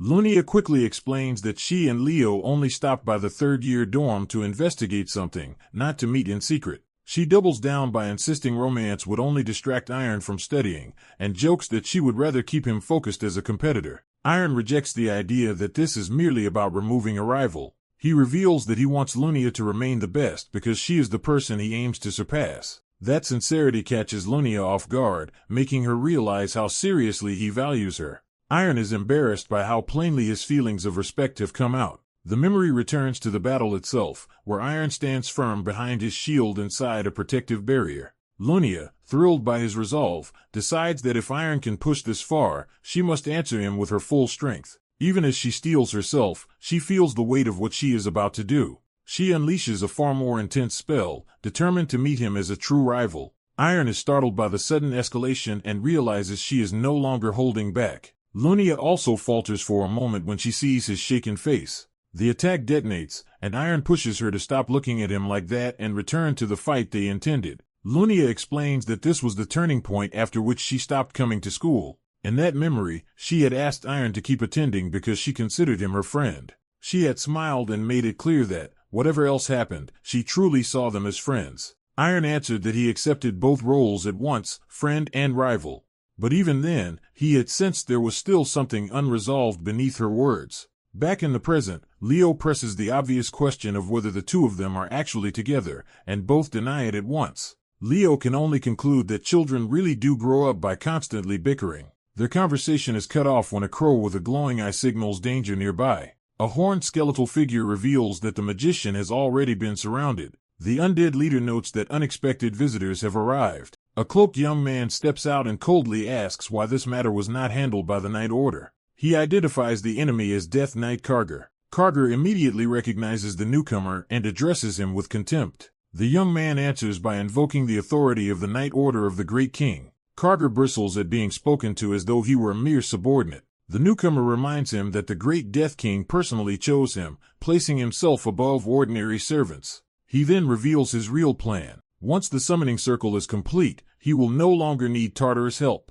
Until that moment, however, he expects Karger to keep serving his purpose. Karger silently absorbs the insult, his hostility deepening. In the end, he agrees. Returning to the students, Leo claims Senior Rauta may be tied to the disturbance in Fairy Forest, though he treats it like uncertain information. As they move deeper into the cold, Iron notices the temperature dropping unnaturally and starts to suspect this is more than an ordinary old region anomaly. Leo decides they should prepare before advancing and begins summoning support with layered magic circles. His first summon makes a theatrical entrance, a tiny red phoenix named Fiora. Runya's temper flares instantly at the ridiculous display. Leo proudly introduces both summons while Iron and Runya crowd in with equal disbelief and curiosity. He presents Fiora as a baby phoenix, and her cuteness immediately wins over the others. He then introduces Kirin, a fairy prince, revealing that he is contracted with both a phoenix and a fairy. Iron cuts off the chatter and orders everyone to focus, because they are about to enter the deepest part of the forest. The group presses deeper into the forest, aware that whatever awaits them will be far harsher from this point on. Leo meets the danger head-on, cutting down an attacker before it can overwhelm them. At the same time, the red-haired girl unleashes fire magic to stop more enemies closing in. But the threat immediately changes form as dark energy gathers around a fallen body. The dead rise of skeletons, proving the forest itself is turning corpses into undead. The blue-haired boy realizes this is no ordinary monster attack and suspects the necromancer must be nearby. Leo answers with force, driving a flaming strike into the undead line. His sweeping attack tears through several skeletons at once and briefly regains control of the battlefield. The red-haired girl's flames finish off another target, keeping the swarm from surrounding them. Leo rejects the necromancer theory and points out that they just watched a living orc become a skeleton. That convinces the others this is not undead being manually animated, but something far stranger and broader in effect. Leo identifies it as the curse of the dead, a phenomenon even his companions have never heard of. He explains that the curse constantly creates undead nearby and transforms the land itself into a domain of death. Worse, he reveals that such a curse can only be cast by a terrifyingly powerful figure. He names that caster as Hellkaiser, the Death King and commander of Tartarus. The red-haired girl immediately grasps the implication. Tartarus may be preparing a major move against El Sabica, and they need to report it fast. Before they can withdraw, a sudden pressure interrupts them and makes it clear something stronger has arrived. A hostile voice welcomes the hero candidates, turning the forest into a deliberate killing ground.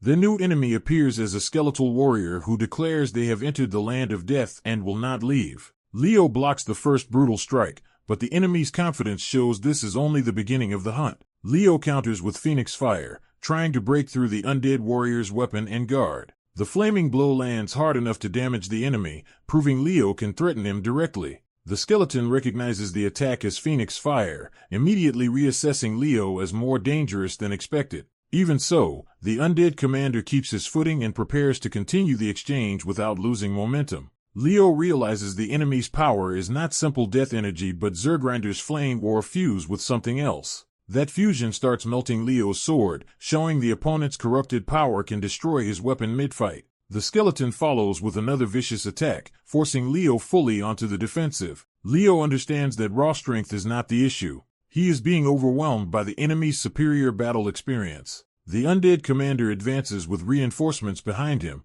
pressing the advantage as the cursed forest feeds his side. Yet the commander is shaken that a mere first year can still resist him at all. What unsettles him most is Leo's gaze, which carries a pressure he cannot immediately understand.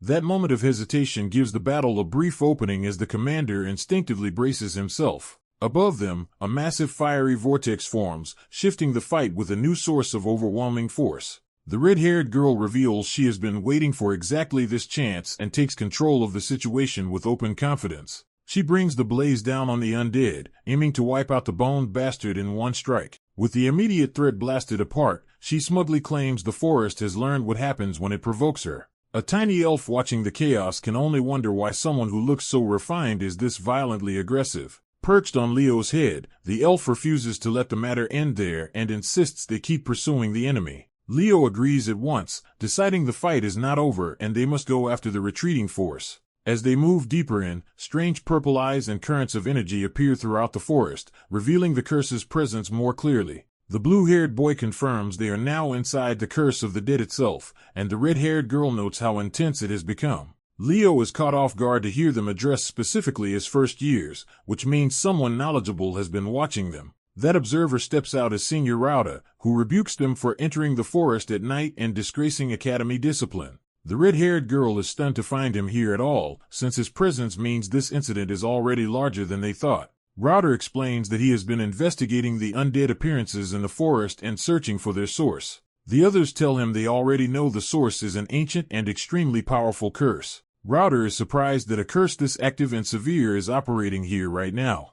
The red-haired girl is even more alarmed that he cannot sense its intensity, which suggests something is wrong with him or with what he can perceive. Rauda then reveals the likely cause, some first years touched objects that had spilled out of Tartarus. He concludes that those students unknowingly activated the darkness within those artifacts, unleashing the curse now consuming the forest. A first year unleashes a burst of magic into the night, abruptly shifting the group from suspicion to open confrontation. The red-haired girl and her white-haired classmate realize something is seriously wrong and brace for what this means. The upperclassman is accused of willingly using black magic with Tartarus, surrounded by the evidence of blood sacrifice and slaughter. Bleeding but defiant, he rejects the accusation and treats the others as fools for misunderstanding him. He points out that the first years are standing exactly where Lady Luna's heroic legacy lies hidden. That claim shocks them, because even the ruling council never knew such a record existed. He argues that reclaiming Tartarus is justified if it restores a heritage the incompetent authorities let fade away. Leo sees through the excuse and condemns him for trying to steal a great hero's legacy for himself. Runia decides words are over and moves to attack, while Leo backs her up and calls the others in. Before the clash begins, Leo orders his allies to fight with lethal resolve instead of treating this like a school scuffle. He instantly casts a lightning spell to strike first and seize control of the battle. Even in the middle of combat, Leo stays unnervingly calm and precise. His magic detonates against the enemy with enough force to shake the ground. Leo coolly tells his shaken teammates that this is what fighting Tartarus is really like. The upperclassman is startled to see a human using original constellation magic, something he did not expect from a first year. He realizes Leo identified him as a true enemy and cast and canceled a spell almost instantly, revealing rare combat instinct. Seeing Leo and Runia together, he judges that letting both of them keep fighting will become dangerous for him. He decides to escalate and channels darker power through the ring on his hand. Sensing the incoming attack, Leo throws himself in front of the others and orders them down. A basic Tartarus spell crashes into the ground with overwhelming destructive force. Leo shields Runia with his own body and barrier, taking the brunt of the blast to keep her alive. As they recover, they realize the enemy just used a supposedly simple spell at a terrifying level. Runia's shock turns into urgency as she understands how badly they are being outclassed. When the upperclassman prepares more attacks, the younger pair decide they have to help Leo immediately. A skeletal servant of Tartarus enters the fight, adding another threat to the battlefield. The enemy mocks the students as unworthy hero candidates, but the children refuse to be intimidated. Leo tells Iron to stall the enemy while he handles the larger danger, and Iron forces himself to accept the role. The upperclassman corners Leo with twin dark projectiles and taunts him with death. Leo answers with cold confidence, making clear he still believes he can win. He suddenly bursts forward at close range, moving too fast for the enemy to comfortably track. The dark projectiles fire, but the exchange backfires and leaves the upperclassman thrown off balance. Leo appears over him like an executioner, and the enemy realizes too late that his leg has been crippled. With his eyes glowing ominously, Leo now looks less like a student and more like a predator. The upperclassman panics as he begins to suspect Leo is drawing on something far more dangerous than talent alone. Leo attacks with a violent surge of red-black power, pressing the advantage without hesitation. Believing Leo has fallen, the younger boy turns toward the skeletal servant, only for the battle to shift again. The child invokes Leo's lightning spell himself, showing he has learned from watching. His imitation works well enough to blast the skeleton and save the others from being overwhelmed. Even while injured, the upperclassman recognizes the boy as a half-blood fairy named Leo Plav and praises his monstrous potential. Twisted by dark power, he revels in the chance to personally kill someone so gifted. The child hears him boast that even the Death King's power is useful, confirming how deeply he has embraced forbidden strength. Leo answers by declaring that with the founder Lady Luna's power added to his own, he will crush frauds who rely on borrowed shortcuts. The upperclassman notices Leo's corrupted eye and warns that the demonic machine is already consuming him. He launches another massive dark strike from above, trying to end the fight before Leo can fully break loose. Leo meets the attack head-on, sword raised, wrapped in violent energy instead of retreating. He rejects the warning and concludes that his only mistake has been holding back the demonic machine's power. Accepting more of that power, Leo tears through the enemy's assault and closes the distance in one decisive rush. The ring that fueled the upperclassman's black magic slips from his hand, signaling his control is failing. Leo's blade drives through him, ending the fight before he can recover. Standing over the defeated upperclassman, Leo condemns those who gain power through shortcuts, while the dying boy can only curse the name behind Leo's strength. Leo presses the wounded magician without mercy, determined to keep cutting through his mana until he can no longer recover. The magician struggles to stay composed as a sinister voice mocks his weakness and reminds him that Leo is only a distraction. The voice urges him to stop fixating on the boy in front of him, finish the summoning circle, and claim the sealed power in this land. Clinging to that promise of power, the magician resolves to endure a little longer and complete the ritual despite his injuries. Leo notices a change in his opponent and realizes the fight is about to shift. Elsewhere, Leo's allies are still holding their ground, buying time while the enemy evaluates which threat to eliminate first. The magician reaches for his damaged arm and is alarmed to find that his usual regeneration has stopped working. Kieran suddenly calls out to Leo, trying to redirect his attention before the ritual finishes. He points out the glowing red summoning circle spreading across the ground around the fallen body at its center. The ritual's victim begins to stir, showing that the summoning has already crossed the critical point. The enemy reveals with savage satisfaction that they are already too late to stop it cleanly. Leo's side is caught off guard as the completed ritual floods the area with hostile power. A massive demonic summoning circle fully ignites, confirming that the magician has succeeded in calling something far worse into the battlefield. The skeletal knight serving the enemy responds to the surge as the summoning takes hold. Dark energy crashes down into the circle, feeding the ritual and forcing the summoned being into existence. The air fills with ominous movement as the summoning disturbs the entire area. The ground ruptures violently, announcing the arrival of something enormous beneath them. A gigantic skeletal hand rises from the earth, turning the battle into a fight against a monster far beyond the original plan. Kieran recalls in shock, unable to believe the scale of what has just been summoned. Leo identifies it at once as a skeleton king. He calmly explains that it is one of the strongest undead in existence, making clear how dangerous the situation has become. At the center of the ritual, the magician exults as the completed circle floods him with power. He realizes he has tapped into the founder's power and revels in the strength now pouring through him. The skeleton king towers over the field while the magician boasts that completing the circle has let him fully embrace black magic. The newly empowered enemy immediately launches another attack, trying to overwhelm Leo before he can adapt. Leo cuts through the assault and rejects the magician's claim, insisting that this corrupted power cannot truly belong to Luna. The magician only smiles, amused that Leo still thinks purity matters now. The skeleton king swings down at Leo, forcing him to shift from dueling the summoner to surviving the monster's raw strength. Leo meets the blow head-on and deflects it, proving he can still contest even this giant threat. He lands in a ready stance, bracing himself for a prolonged battle on two fronts. The magician embraces the Death King's power as his own, making it clear he intends to control the undead king through stolen authority. Kieran urges retreat because the skeleton king is too strong, but Leo realizes something is wrong with the summoning itself. As the giant weapon crashes down again, Leo studies its movements instead of panicking. He concludes that the magician forced the summon through a rushed contract with the Helliser, so the Skeleton King was not brought forth by proper means. Because the summoning conditions were barely met, Leo decides they do not need to defeat the monster outright and only have to hold out until the unstable summon collapses. With that plan in mind, Leo calls for Kieran's support. Kieran answers immediately, ready to help however he can. He unleashes a support technique that blasts into the Skeleton King, trying to disrupt and slow the giant undead. The attack reaches the monster, but it remains standing, showing that support alone will not stop it. One of the Skeleton King's eyes flares red as it locks onto its enemies and prepares to retaliate. The giant undead swings with brutal force, smashing through the area and threatening to crush Leo's group before time can save them. Leo avoids the worst of the impact and confirms that the summoned giant is indeed overwhelmingly powerful, reinforcing that stalling is their only realistic option. Watching their struggle, the magician grows more confident and begins to enjoy their predicament. He calls on another surge of dark power, trying to pin Leo down and keep him from simply waiting out the summon. Runia bursts into the chaos and intercepts the pressure before it can overwhelm Leo. She orders Leo to stay focused on the Skeleton King while she takes responsibility for the crazed senior controlling it. When Leo worries that this leaves the Death Knight to Iron alone,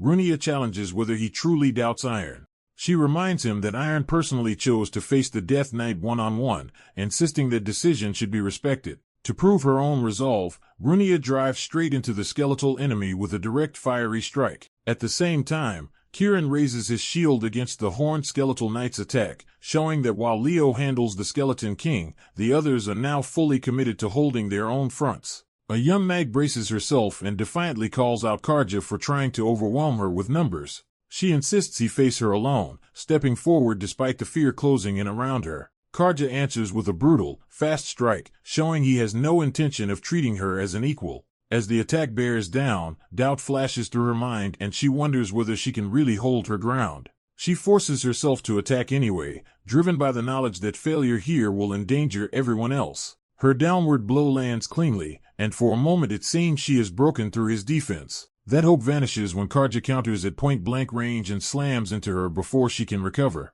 Thrown back, she admits she never imagined herself as a hero, but she refuses to become a burden to the ones who are. Even as Karja belittles her as an amateur, she clings to the resolve to at least support those ahead of her. She steadies herself and declares that the true heroes will keep advancing, and that she will stand with them. Karja dismisses that conviction, promising to kill her and rejoin the necromancer because he sees the students as hopelessly outmatched. In response, she recalls an old teaching that great heroes were never alone but were supported by loyal followers. She remembers that her ancestor, Lord Berkia, devoted himself to the hero's path and swore unwavering faith in them. Holding to that vow, she draws on inherited power and resolves never to doubt the great heroes. The sudden surge unsettles Karja, who realizes she is wielding fairy power. She accepts that faith for herself as well, while Karja lashes out in anger at what he sees as her insolence. Wrapped in blue light, she reveals a secret technique preserved among the fairy knights. Karja dives in to kill her,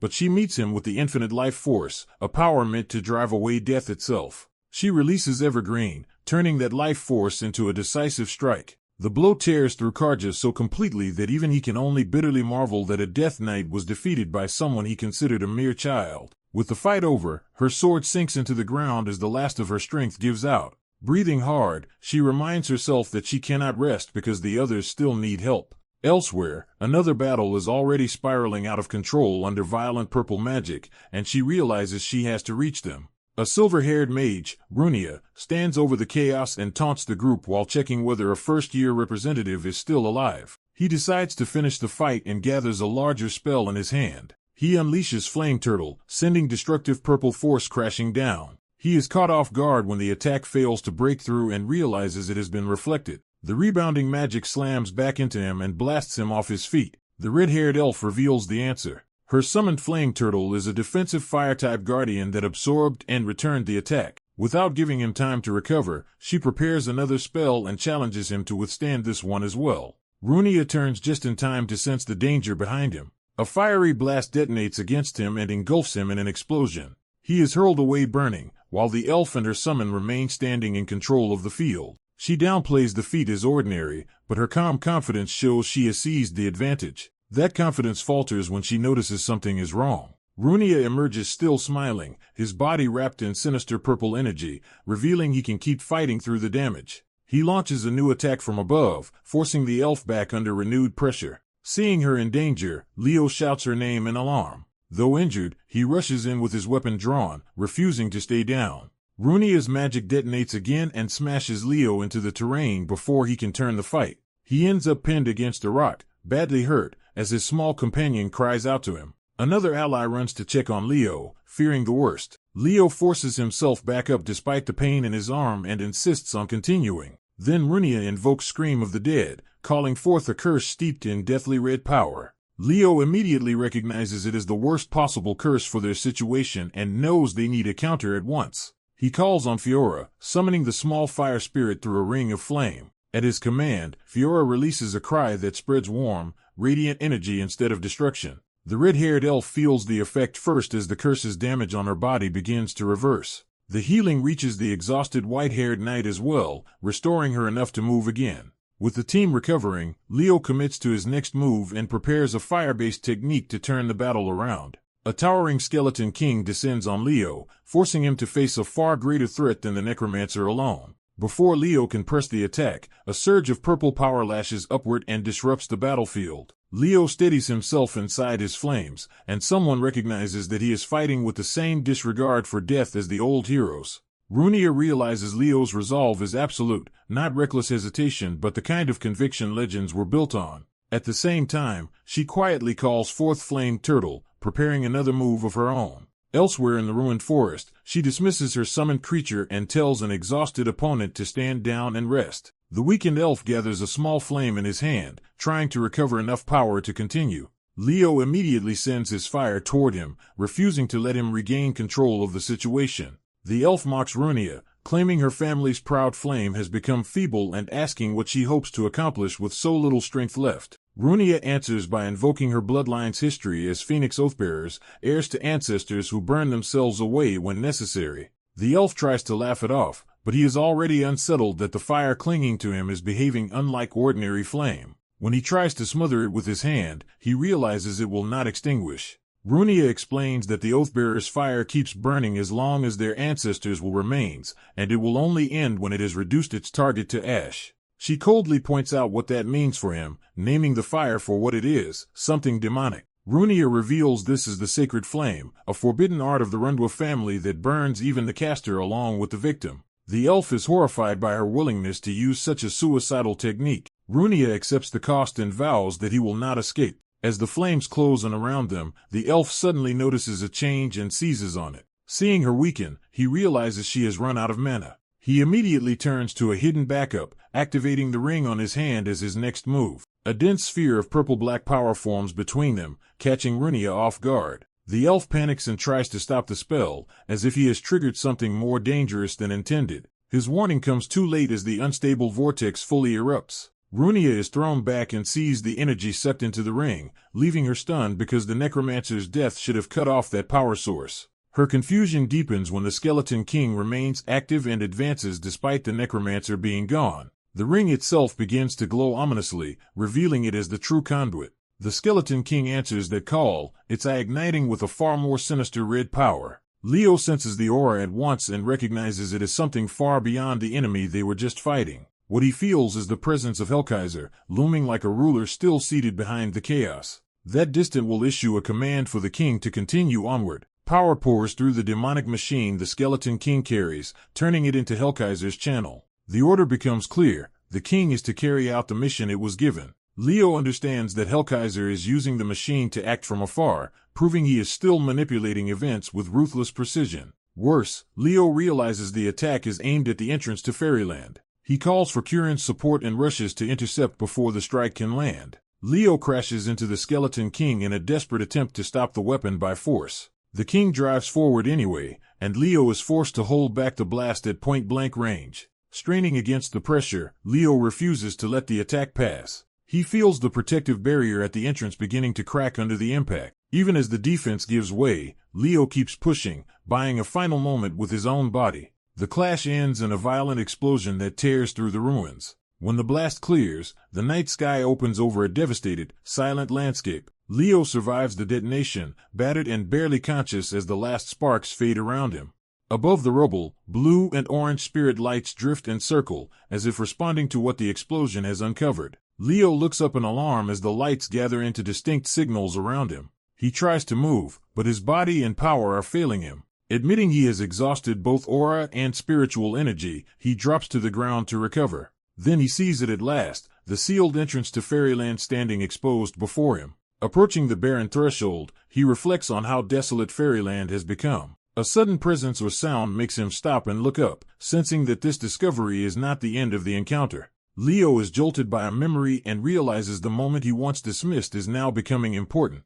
In that memory, Kyle casually accepted a dagger Leo wanted to throw away, treating it as something Leo had no use for. Kyle, puzzled, asked why Leo was giving up a weapon that seemed perfectly fine. Leo brushed it off as a worthless, unfashionable blade, while Kyle protested that Leo was ignoring how often he had fought to protect him. The memory shifts when someone urgently calls for Kyle, and a red portal opens to take him away. Kyle is told it is time to leave, and he quietly accepts the summons. Before going, Leo reaches out and gives Kyle a final, affectionate pat on the head. Kyle departs into the light, leaving Leo behind with a farewell that now carries the weight of separation. The recollection gives way to a cosmic, catastrophic image, tying Kyle's departure to a far greater conflict. Leo sees Kyle standing before a blazing rift, as if that old parting is connected to the disaster unfolding now. Back in the present, Leo focuses on the discarded dagger and bitterly recalls Kyle as an insufferably arrogant brat. He remembers that Kyle once claimed he did not need the weapon, which makes Leo reconsider what it truly was. When Leo grips the dagger, dormant power immediately answers him.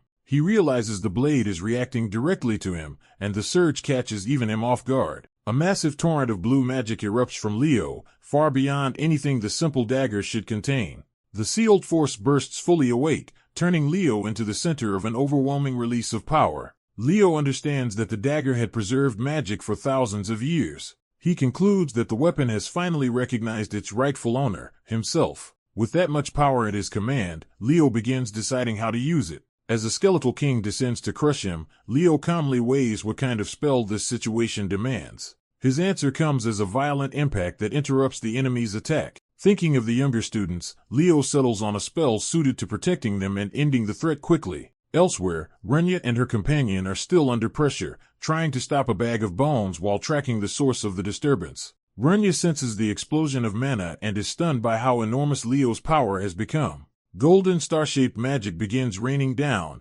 tearing into the skeletal enemy. Renya recognizes the caster as a phoenix contractor and judges that this level of magic, while astounding, is within the realm of someone exceptional. Leo unleashes the spell through the dagger, noting that this version is weaker than the original but still formidable. Even as an imitation, the star spell descends with enough force to devastate the battlefield. Renya identifies it from ancient records as a dawn star spell said to burn away the world. She realizes Leo has invoked one of the strongest spells known. The barrage shatters the skeleton king under a storm of radiant stars. Leo completes the attack, bringing the overwhelming spell to its conclusion. In the aftermath, a cloaked figure stands before a pale opening, suggesting another presence has been watching or waiting beyond the battle. The ruined area falls quiet, and Leo walks through the cracked remains after surviving the clash. A magical construct addresses someone named Kieran as a luminous hand reaches out, as if inviting contact with a recorded power. A tiny winged boy charges in, declaring that he will be the one to kill the skeleton king.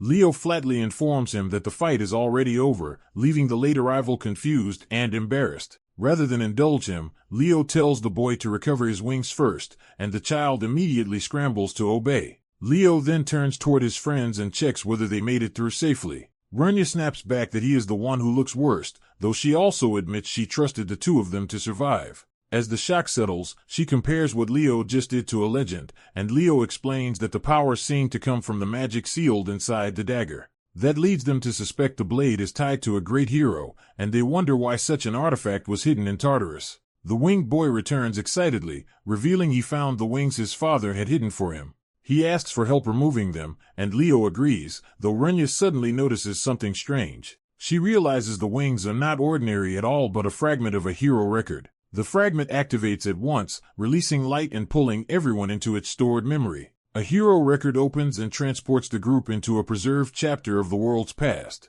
Runya is left disoriented as the scenery changes into a bright, peaceful place unlike the ruins they were standing in. Then a mysterious voice declares that someone here is destined to defeat Erebos, freezing all three in surprise. Leo recognizes the voice, hinting that this memory is connected to someone deeply important to him. Leo accepts the reckless proposal without hesitation and is energized by it instead of alarmed. He openly embraces the idea of hunting Erebos, leaving the others startled by how perfectly the dangerous mission suits him. When he checks that this is truly the plan, his resolve makes clear that he has already committed himself. A realization clicks into place for him. Tartarus had been searching for someone named Luna. Luna reveals herself as an ambitious elf who wants to rise high enough to become a star-like figure in the world, and she asks Leo to remember her. Leo understands at once that Luna is tied to the truth he has been chasing. He identifies the clue for what it is, a fragment of Kyle's hero record. Back in the snowy forest, the professors rush in after the students, calling out an alarm as they try to account for everyone. Senior Lauder arrives as well, tense and watchful, while the group regathers in the cold. Leo stands apart with the recovered students behind him, and the adults realize he has found something important. He presents the glowing fragment and reveals that it is the founder's hero record. Professor Herdium is shaken by the discovery and reaches for the relic with reverence. After praising Leo's work, the professor begins confirming whether all the students have made it out safely. Leo interrupts to warn that one person is still missing. The missing person is identified as Senior Lauder, which immediately changes the mood from relief to concern. As the adults move to discuss the situation, Leo quietly withdraws, his thoughts turning elsewhere. What occupies him most is Luna and what her appearance means. On the final day of the school trip, the group gathers before the portal that will send them home. The faculty exchange thanks, acknowledging that the trip taught the students a great deal despite everything that happened. Before parting, the red-haired student vows to surpass Leo next time they meet, and he accepts the challenge with calm confidence. Just as he is about to leave, another student runs up to stop him. She announces that she will be returning to Seiron Academy, making sure Leo hears her decision. Leo answers with a small, approving smile. He sends her off warmly and gives her an affectionate pat on the head. Other classmates wave their goodbyes as Leo heads through the departure point. Back at the academy, one of the fairies celebrates having his wings restored and immediately returns to his usual noisy confidence. He challenges the red bird monster again, eager to prove himself through a direct attack. The bird easily avoids him, turning his charge into another humiliation. Instead of backing down, the fairy treats the dodge like a contest and keeps posturing. The bird mocks the obvious weakness in his bravado by pointing out that he still cannot truly fly. Stung by that taunt, the fairy declares that he will demonstrate real fairy magic. Leo abruptly ends the spectacle by grabbing the tiny troublemaker before he can make things worse. He scolds him for causing chaos again and threatens to confiscate his wings if he keeps it up. The fairy finally introduces himself properly as Leo Plav, though he does it while still dangling helplessly in Leo's grip. A fiery little girl appears and formally introduces herself as Phoenix Fiora. Leo immediately suspects this newcomer is another polymorph and wonders if she is connected to Kyrian. Fiora dismisses the need for formalities and explains that her mother taught her to treat elders politely. The fairy tries to use her as cover for another attack, assuming the bird will not strike with Fiora in the way. His plan fails instantly when Fiora casually catches a mid-charge, reducing his grand assault to a shriek. Fiora asks Leo to open a path to her mother because she wants to show off this form, and Leo agrees while telling her to take the fairy with her. She heads straight into the fiery portal, carrying the captured nuisance along. Once she is gone, Leo is left alone in his room with a sudden quiet. He lets himself relax at last, relieved that the commotion has finally stopped. In the silence, he reviews what he has learned. The hero record and dagger from Verkia are now under Siren's protection. He connects those finds to a larger pattern, recalling that Lemurn has the queen of monsters, Slatuna, while Siren's hidden enemy was the dead King Kelker.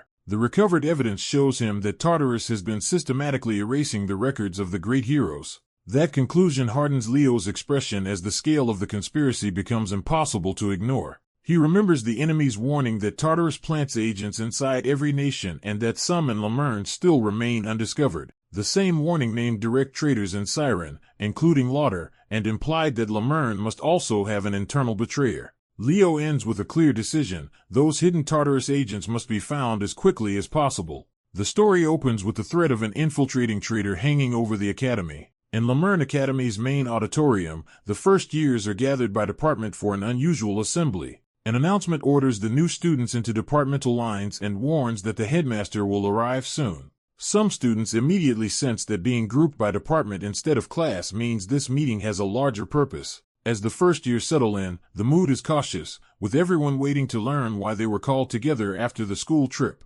The faculty explains that all first years were assembled to prepare for a major event between departments. That event is revealed to be the department tournament. The students quickly realize that this is why the academy separated them by department in the auditorium. The tournament is framed as a major annual competition in which each grade's strongest department is chosen, making it a prestigious academy-wide contest. To get the first years ready, the professors promise guidance and add that special instructors have also been invited for closer training. The mention of special instructors excites some students while exhausting others who already feel overwhelmed. Before the introductions can continue, Carl Thomas is publicly called out for using qualification magic in an alchemy report. Toru Ayan, a fifth year from the magic department, makes it clear that she already knows the first year's work in detail and will not let sloppy excuses pass. She bluntly tells the newcomers that most of them are only pretending to be proper mages. By revealing that she read all of their essays and found them mostly formulaic, she crushes the first year's confidence and establishes herself as a harsh evaluator. One student tries to impress her by pointing out a specific paper he wrote, hoping to stand out. She gives him credit for a technical study on converting fire-attributed mana into light, trying to prove he is exceptional. Toru instantly recalls the paper and dismisses it as predictable work built on standard methods, leaving him humiliated. Her criticism lands as a broader lesson that magic demands originality, not recycled theory. Next, Lee Jae-amua of the Night Department introduces himself as another fifth-year instructor assigned to the first years. He defines knighthood as overcoming hardship and crisis through the body, presenting physical training as the core of a knight's strength. He enthusiastically promises to train the students through the tournament, and the Night Department responds with immediate support. Ultra Ignition from the Summoning Department takes a different approach and tests the juniors by asking what matters most for a summoner. One answer claims command over familiars is the key, but Ulta rejects it outright. Another suggests raw power, and that answer is dismissed just as quickly. Ulta builds suspense before revealing what he believes is the true foundation of summoning. His answer is love, turning the lesson into a declaration that a summoner's bond with familiars matters more than dominance or force. With the top students from the Magic, Night, and Summoning departments now introduced, the Academy presents them as the first year's guides. The headmaster pauses, as if weighing whether the introductions have gone as expected. That hesitation breaks when Leo Plav is noticed standing outside any departmental line. The students around him realize he is about to challenge the entire structure of the gathering. Leo declares that he belongs to the all-class zone instead of any single department. His lone stance against the organized departmental lines immediately isolates him from everyone else. Leo interacts with this belief, treating the all-class zone as something absurd or improper in this setting. Even under pressure, Leo remains calm and committed to his position. Others push back, arguing that this is an inter-department competition and that he cannot ignore the Academy's divisions just because he wants to. Students from different departments try to pull him back into their own side, reminding him where they think he belongs. Instead of shutting him down, the headmaster considers Leo's point and begins to take it seriously. Leo argues that forcing students into one department wastes their time and that first years should not have to rely on senior approval to choose their path. He goes further, declaring that he intends to attend every class and master every discipline unless someone can change his mind. The headmaster accepts that ambition, effectively recognizing Leo's right to pursue all fields at once. A quiet exchange between Leo and the headmaster confirms that the challenge has ended in mutual acknowledgement rather than punishment. The assembly is left unsettled as the Academy's rigid departmental order has just been publicly bent for one student. In the aftermath, some seniors still insist Leo should focus on magic, especially after his recent achievements, but others admit his choice may not be so simple. Leo remains apart from the crowd, and his solitary position draws the attention of those now trying to understand him.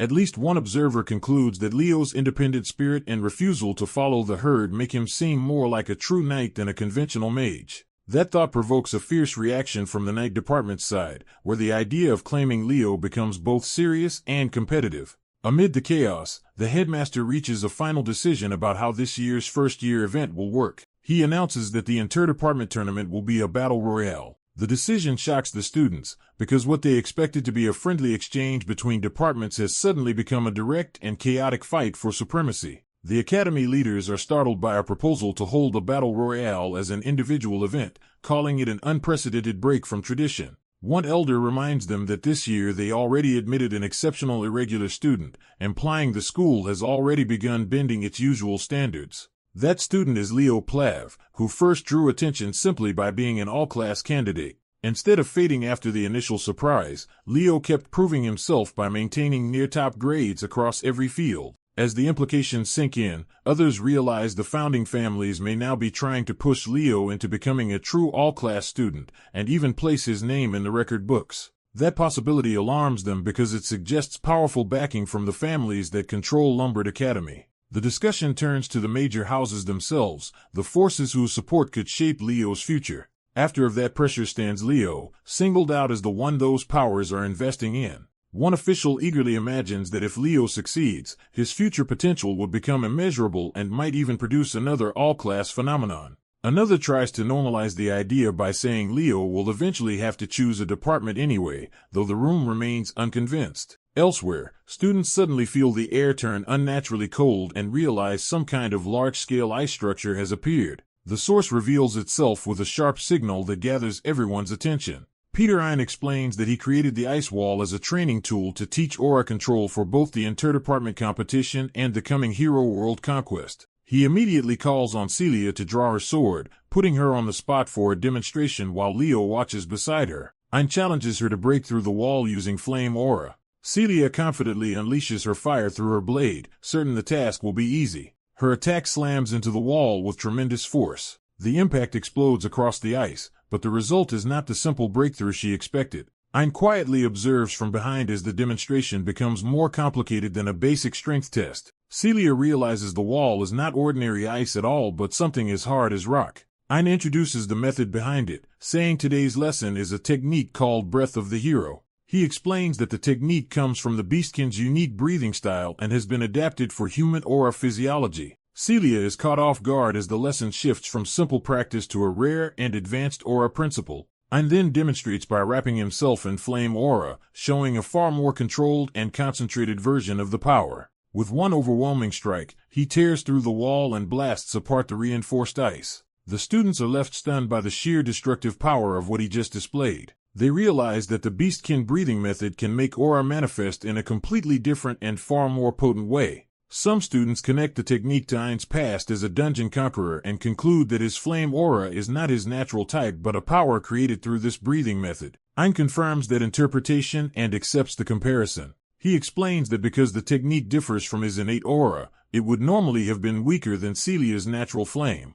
But he reveals the key point of the lesson: Breath of the Hero can amplify aura beyond its original limits. Having made his point, Ein formally begins the training session. Leo is shaken because he recognizes the technique as the same one used by Aryan. The training field settles into focused practice as the students absorb what they have just learned. One by one, the class begins forcing aura into form, with some struggling visibly to control the strain. The teachers manage cleaner manifestations, showing that the lesson is difficult but not beyond them. More students successfully sustain their aura, proving the class is adapting faster than expected. Watching them, Ein judges that the group is performing well overall. Even the exhausted students manage to hold on, treating survival through the exercise as a small victory. A brief act of kindness between classmates lightens the mood and shows the group beginning to support one another through the harsh training. That unexpected warmth catches another student off guard, revealing social dynamics shifting alongside the lesson. Leo, however, grows tense as attention starts drifting toward the one person who still has not produced any aura at all. The others finally notice that the class representative remains inactive and begin wondering why Leo has shown nothing. Ein admits he did not expect Leo to be the exception. He notes that Leo is now the only student whose aura has not manifested, and briefly considers whether that might simply mean Leo should focus on night studies instead. Then Ein catches something subtle and immediately realizes Leo is using a breathing pattern. He confronts Leo directly and demands to know who taught him that aura technique. Leo answers that Breath of the Hero originally came from the Beastkin of Asnia Academy. Celia adds that Ein himself said he modified the method for human use, but Leo's breathing style seems different. Ayn understands the implication at once and concludes that Leo's version still resembles the original beastkin form. Leo confirms that the strange power he used was not human in origin. His senior instructs him to shift where his aura appears and ignite mana directly from his breath, guiding him through a new technique. Leo applies the lesson at once, unleashing a violent burst of fire that proves he understood the method immediately. A nearby student is stunned by how suddenly Leo's ability escalates. The others watch the flame spiral upward and demand to know how he produced something so advanced so quickly. Leo Sr., sweating from the result, admits Leo is far more capable than expected. Leo calmly thanks him and shows that the technique works perfectly in his hands. Chloe notices Leo carrying a stack of books and wonders if the load is too much for him. As they walk through the academy, she realizes he is heading to a magic department practicum and thanks him for helping. Chloe becomes flustered by Leo's unreadable calm, while he remains completely unaffected by the awkward mood between them. Their walk is interrupted by an upperclassman, Miss Chloe Miller, who addresses Chloe formally. The senior reveals she knows Chloe by reputation and praises her interpretation of Northern magic, leaving Chloe honored. She immediately turns her attention to Leo and asks when he plans to transfer into the magic department. Leo deflects the pressure with a polite reminder that trying to force a department change violates school policy. Before the exchange can continue, the group's attention shifts to a gathering outside around a professor. The senior falters as she recognizes someone important has appeared. She realizes it is Professor Albee and rushes to ask why a figure like him has come to the first-year lecture hall. Albee explains that, at Professor Lin's request, he will personally lecture the first-year magic department students. The students erupt in disbelief because Albee almost never teaches first years and usually only appears for advanced classes. His reputation makes the excitement understandable. Albee is a rare mage who uses fairy magic through a human body, and every magic student wants to learn from him.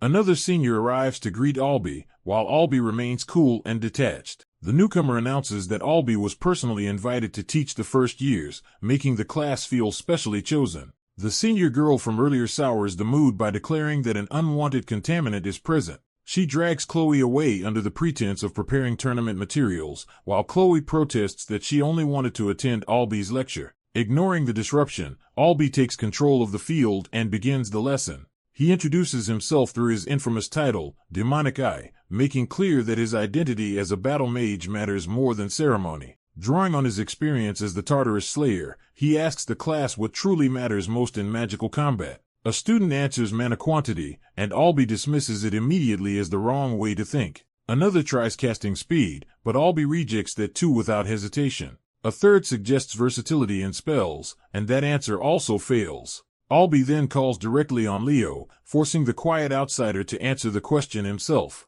Leo states that mobility is the most important factor in magic combat. The senior girl mocks him from the sidelines, but her taunting does nothing to shake his answer. Another student objects, arguing that mobility matters but cannot be the single most important factor because magic should already solve movement problems. Albee presses him to be specific, and the student points to wing magic as proof. Some classmates agree that if wing magic exists, movement should no longer be a decisive issue. The lesson shifts into explanation. Modern magic travel boards use a levitation spell developed years ago because it is easier to learn than the old long-use flight spell and allows faster movement. Its key advantage is that it can also grant lift to objects, making it a practical replacement for older methods of aerial movement. To test the argument, Albee calls both the objecting student, Emile Lucien, and Leo forward. Emile complains that Leo does not even belong to the magic department and has been irritating everyone simply by being there. Albee ignores the complaint and asks Leo whether he agrees with Emile's position. Leo answers with a flat refusal, catching Emile completely off guard.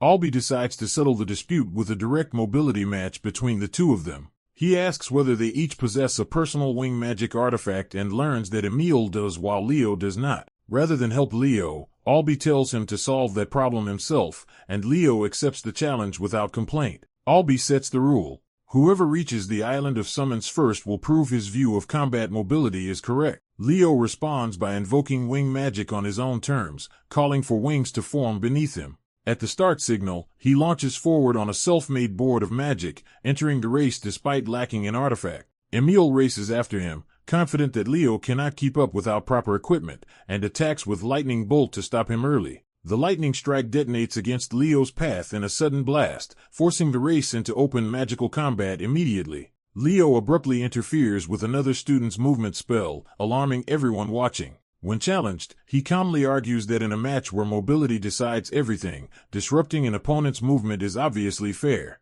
His opponent realizes too late that Leo is already activating a fire-based technique around his feet. Leo launches himself with Phoenix Step, turning that burst of aura into explosive mobility. A bystander protests that aura should not be used in a magic class, but the duel has already shifted in Leo's favor. The instructor uses the moment to remind the class that the department tournament will pit them against dangerous specialists from other divisions. That warning lands hard on Carl Thomas, who suddenly understands how serious this lesson is. Meanwhile, Leo's opponent tries to recover by riding his wing magic board across the lake. The fleeing student, Emile Lucien, curses Leo for the cheap opening and vows not to let the attack stand. As he searches for Leo's next move, Emile senses danger closing in again. Leo has already crossed the distance and comes at him from above before Emile can properly react. Wrapped in fire, Leo commits fully to the pursuit, using raw speed instead of giving his opponent room to cast. Emile tries to call up an ice spell, but he is too slow to complete it.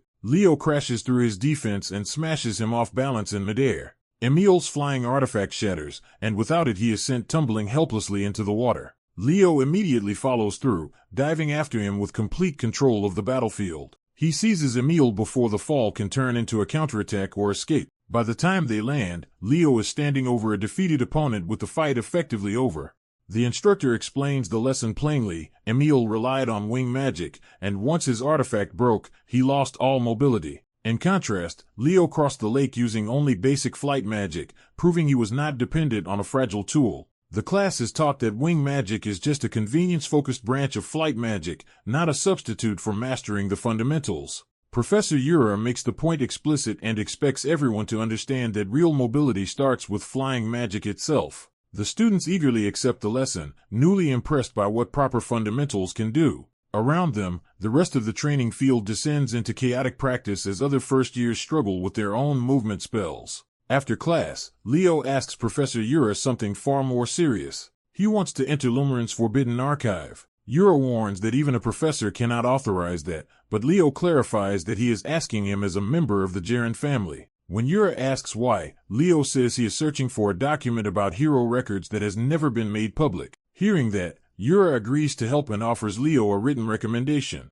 He explains that entry still requires permission from the Jaren family head, Leo's older brother Altek Jaren. Leo is reminded that Altek is no ordinary noble but the Empire's greatest spellcaster, famed for limitless mastery. Because Altek is away on the southern front, Ura says Leo will have to deal with his proxy instead. Leo asks who now stands in his brother's place. The answer is Elena Jaren, a third year and Altek's niece. The story shifts to the island of Phantom Beasts, where the Academy's special training is about to begin. Students whisper that the Night and Magic departments have already started special instruction, and that Professor Heraldi came to teach the magic side. Leo focuses on the name Elena, clearly trying to place who she is. At lunch, others are surprised he does not already know her, since she is famous enough to be common knowledge. When Leo asks why she matters, his classmates explain that calling her famous is an understatement because she represents the third-year class. They describe Elena Jaren as an 18-year-old elite with extraordinary magical talent and a reputation that reaches across the school. Her admirers are just as quick to add that her beauty only amplifies that fame. She is even nicknamed the Queen, a title tied to both her status and the devotion she inspires. Leo takes in the information and starts thinking less about her popularity than about how to approach her for what he needs. While he waits, he learns the person everyone expects to arrive soon is connected to the special training session. The gathered students are told that before the interdepartment competition, they will receive special training under Senior Ulta, the Oathbearer of Pegasus. Just as they wonder who the senior really is, someone finally steps onto the field. Professor Ura greets the late arrival, and one stunned student recognizes her immediately. The senior introduces herself as Ulta Rectiton from the supporting department, known as the Seedling Oathbearer of Pegasus. Her eccentric appearance instantly throws the first years off, and many can only think that she looks bizarre. Ulta faces Leo while brandishing oversized butterfly nets, making the encounter even stranger. Without any build-up, she announces that a fairy has appeared on the island of Phantom Beasts, turning the training into a sudden hunt for something far more unusual. A white-haired boy is singled out as the one who supposedly saw a fairy, immediately turning him into the center of attention. A flashy upperclassman eagerly confirms the rumor and pushes the idea that the first years have found something extraordinary, while his stern companion is already irritated by his theatrics. The silver-haired woman loses patience, reminding him they are here for serious inter-department training and that trusting him to lead it was a mistake. Ignoring the scolding, he grandly addresses the junior summoners and invokes the legendary phantom beasts to stir their curiosity. He whips the students into excitement by promising a fairy, while the crowd protests that they were only brought here by unverified rumors. The woman cuts in, taking control of the lesson before his hype can run any further. She orders Ulta to stop fooling around and asks the class what mindset lies at the core of a summoner. The lesson shifts from rumor to principle as the students are made to think back on what truly defines their craft. One student offers tolerance, but that answer is rejected as incomplete. Ulta dramatically supplies the answer himself, love. He explains that summoning is not just about liking one contracted creature, but embracing all summoned beings and seeking harmony with them and with nature. His exaggerated sermon sounds ridiculous to some of the students, even as he insists this is the real heart of summoning. The white-haired boy, despite his discomfort, recognizes that beneath the nonsense Ulta actually understands something essential. The woman reframes the idea more practically. Summoners must strengthen their affinity enough to communicate even with uncontracted beasts. The instructors announce a 3-day field exercise on the island, and Ulta smugly reveals he has already arranged to avoid the hardship himself. The students immediately panic at being stranded there for days, especially those who had other plans. Trying to soften it, the woman suggests that spending time among phantom beasts should not sound so terrible. Her attention catches on a student gripping a bug net, hinting that someone is still thinking more about chasing fairies than training. She lays down the real rule: for 3 days, summoning is forbidden. She adds that aura and magic are banned as well, forcing them to survive only through their own abilities. With that, the instructors leave the class in the dangerous forest and cheerfully tell them to endure until they return. One student protests, but the instructors make clear this is exactly the kind of harsh treatment they warned would happen. Their reasoning is that summoners are humans who communicate with beings that wield nature's power, so to master summoning, they must learn both to adapt to nature and to command it. The students begin to understand that this is what Ulta meant by tolerance, and they are challenged to consider how many of them have ever truly grasped summoning's essence. The lesson cuts deeper by pointing out that most students rely on inherited mediums or convenient classroom summons without truly knowing the beings they contract. The woman's faint smile suggests this discomfort is exactly the point of the exercise. The instructors formally dismiss them and leave them to face the island alone for 3 days. By nightfall, the blonde student sits by a small fire, already reduced from bravado to simple survival. Pain soon makes things worse, while the silver-haired instructor watches from under an umbrella, apparently still monitoring the students from afar. Elsewhere, another student trains his body under a waterfall, treating the ordeal as discipline rather than punishment. A calm black-haired girl adapts more gently, collecting water and handling the wilderness with quiet competence. She identifies edible berries, showing that practical knowledge matters more here than magical talent. The white-haired boy realizes just how severe the summoning department's training really is. That's what he thinks is a fairy, and his excitement overrides caution. He immediately opens a portal-like medium in hopes of catching it despite the rules and the danger. He steps forward to pursue it, fully focused on the prize. Instead of a harmless fairy, a huge plant monster erupts into view, revealing he rushed at an unknown creature without even identifying it. The others recoil as the mistake becomes obvious, and his reckless approach is openly judged as amateurish. He is forced to admit to himself that he charged in blindly and made a foolish error. Above them, the supposed fairy watches the chaos with amusement, having lured him into trouble on purpose. The tiny being darts through the air in a burst of speed, still playing its own game. Its movement flashes into a sparkling impact, turning the encounter into pure mischief. Delighted by the confusion it caused, the fairy looks for its next target. A net finally snaps shut around the tiny troublemaker, ending its freedom in one clean catch. The fairy is stunned and humiliated to realize it has been captured by something as ordinary as a butterfly net. The white-haired boy looms over it, no longer excited but stern, making clear he will not tolerate more chaos. When accused of causing trouble, the fairy hurriedly insists it was only investigating strange events on the island. Even while hurting and trapped, it doubles down that something abnormal is truly happening here. Its warning is immediately validated as the story reveals a bonfire scene where the island's beasts are being violently welcomed, suggesting a sinister force is already at work. Leo presses the tiny spirit for answers about why he was snooping around, and the little creature insists Leo has guessed the situation correctly. The spirit explains that after witnessing someone destroy a tree and then prank him, he somehow became famous, and he tries to prove the place belongs to Purina. Leo immediately rejects that claim, reasoning that if Purina had truly been there, the island's beasts would never have stayed calm. He recalls finding a burned letter that had already been left behind, warning that anyone reading it should stop trying to claim the oath-bearer for themselves. A young phoenix girl appears through a portal, disappointed that the intruder is not the full-grown phoenix she expected. She senses that the forest beasts are behaving strangely and realizes something unusual is happening. Deciding to investigate, she heads deeper into the forest while casually dragging the protesting little spirit along with her. The spirit struggles to keep up and calls after her as she continues forward. Leo recognizes the girl as Fiora, Purina's daughter and one of the island's strongest beasts, and notes that she has clearly noticed the disturbance too. That timing makes him suspicious, because the anomaly began while Purina was away, which feels too convenient to be chance.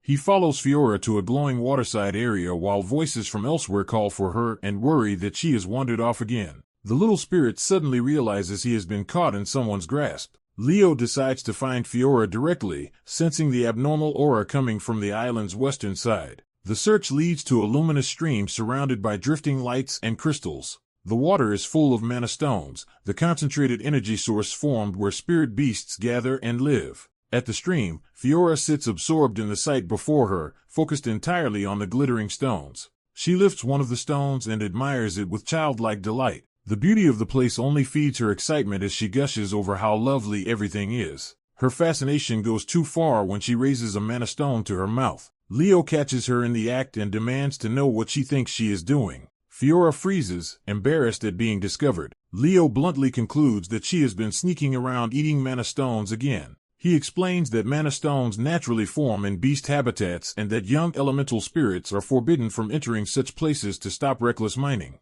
Fiora defends herself by saying she was taught that eating many things helps one grow, though Leo notes that top-class spirit beasts like them do not need mana stones for that. Leo concedes the stones can be a delicacy, but presses her to explain why she drove away the other beasts and hoarded the area for herself. The little spirit mocks her greed and Fiora angrily rejects the insult while their bickering exposes how selfishly she has been acting. When Leo brings the conversation back to the real issue, Fiora remembers the disturbance and says she felt an unusually unpleasant energy on the island. As she starts to elaborate, something in the surroundings abruptly changes and cuts the moment short. Leo recognizes the sinister aura at once as the same power used by the beast tamer from before. He instantly orders Kyrian and Fiora to prepare for battle, drawing his weapon and summoning his fire. He takes position at the water's edge, bracing for an attack from below. A massive maw erupts upward from underground, confirming the ambush. Leo dodges into a low fighting stance, ready to counter. The hooded enemy reveals himself and says he came because the mana stones here were vanishing,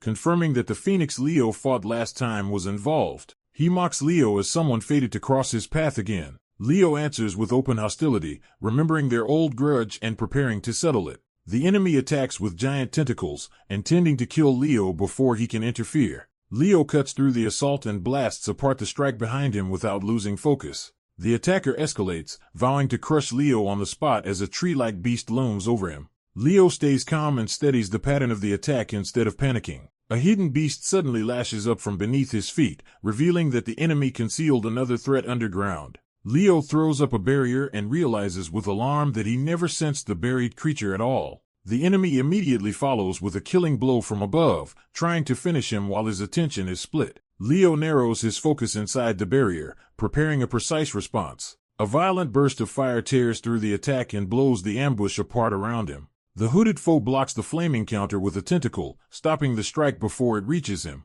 Even after taking damage, the enemy's body begins regenerating. Leo notes that the regeneration is impressive, confirming he is dealing with something more dangerous than a normal beast tamer. With the enemy's tentacles still circling him, Leo starts laying out the conclusion he has reached. He points out that the hidden presence and the tentacles feel exactly like a gorgon snake, leading him to suspect that his opponent is actually a chimera. A hooded beast sorcerer mocks Leo's confidence and demands to know what a mere first-year hero candidate really is. Leo answers by claiming that identity without hesitation and calls on his phoenix, Flora, to back him. Flora responds at once, proving Leo's bond with the spirit is real. The Phoenix dives on the enemy, forcing the beast sorcerer to face a threat he did not expect from a student. Flora's strike detonates against the sorcerer's defenses and tears through his position. Leo coolly notes that Flora has done well but decides the fight still is not over. The sorcerer's dark power churns again instead of collapsing. Angry that his summoned beasts have been ruined, the sorcerer prepares a harsher counterattack. He vows revenge and begins another summoning ritual.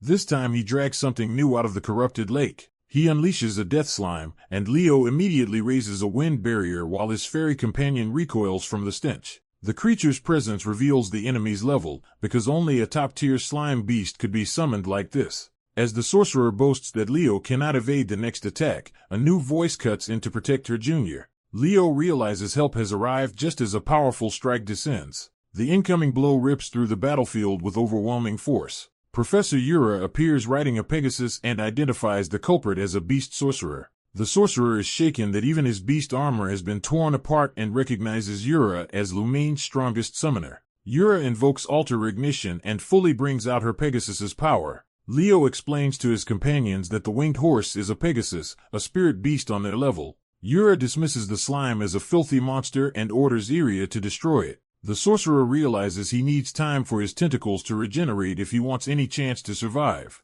Trying to stall, he sends the death slime straight at Yura and Iria. Iria answers with a devastating beam that obliterates the slime before it can matter. Leo clarifies that the Pegasus is not extraordinary by itself. Yura's domain is what amplifies it to this level. Yura's own power, not just the summon, is what makes the attack overwhelming. Under that pressure, the sorcerer's dark mass is blasted away while Leo watches the gap in strength. Even cornered, the sorcerer treats the battle like entertainment and decides to escalate again. He spreads a massive summoning circle beneath himself and prepares another beast. Yura appears directly before Leo and warns the enemy that this game will stop being fun when he dies. She condemns him for creating a chimera out of spirit beasts, revealing the true horror of his methods. A larger summoning formation blooms overhead as the enemy commits to a final gamble. Ignoring the danger, the sorcerer calls forth yet another monster.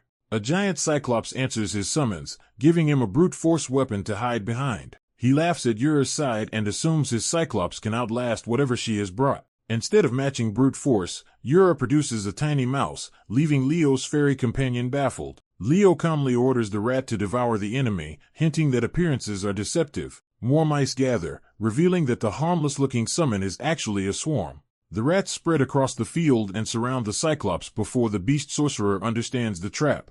Yura orders them to leave nothing behind, turning the swarm into an execution. The mice surge forward in a living tide, and even Yura remarks on how vicious they are. The Cyclops is overwhelmed almost instantly as the rats chew through it and reduce the summon to panic and pain. Seeing his prepared beast disappearing too quickly, the sorcerer decides he must flee before he runs out of options. Yura cuts off that escape with another ranged strike and makes it clear he will not leave alive. The attack catches him mid-preparation and disrupts his attempt to use an item or spell to get away. He is blasted again and loses control of the situation completely. His body breaks apart into black residue, suggesting he has escaped only by abandoning a false shell. He quickly wonders whether the real target slipped away after all. With the immediate threat gone, the battlefield finally falls quiet under the night sky. The mood flips as Yura smacks Leo for entering a restricted area and demands an explanation. When Leo admits he came because Flora was eating mana stones from the lake, both seniors melt at how devoted he is to his summon.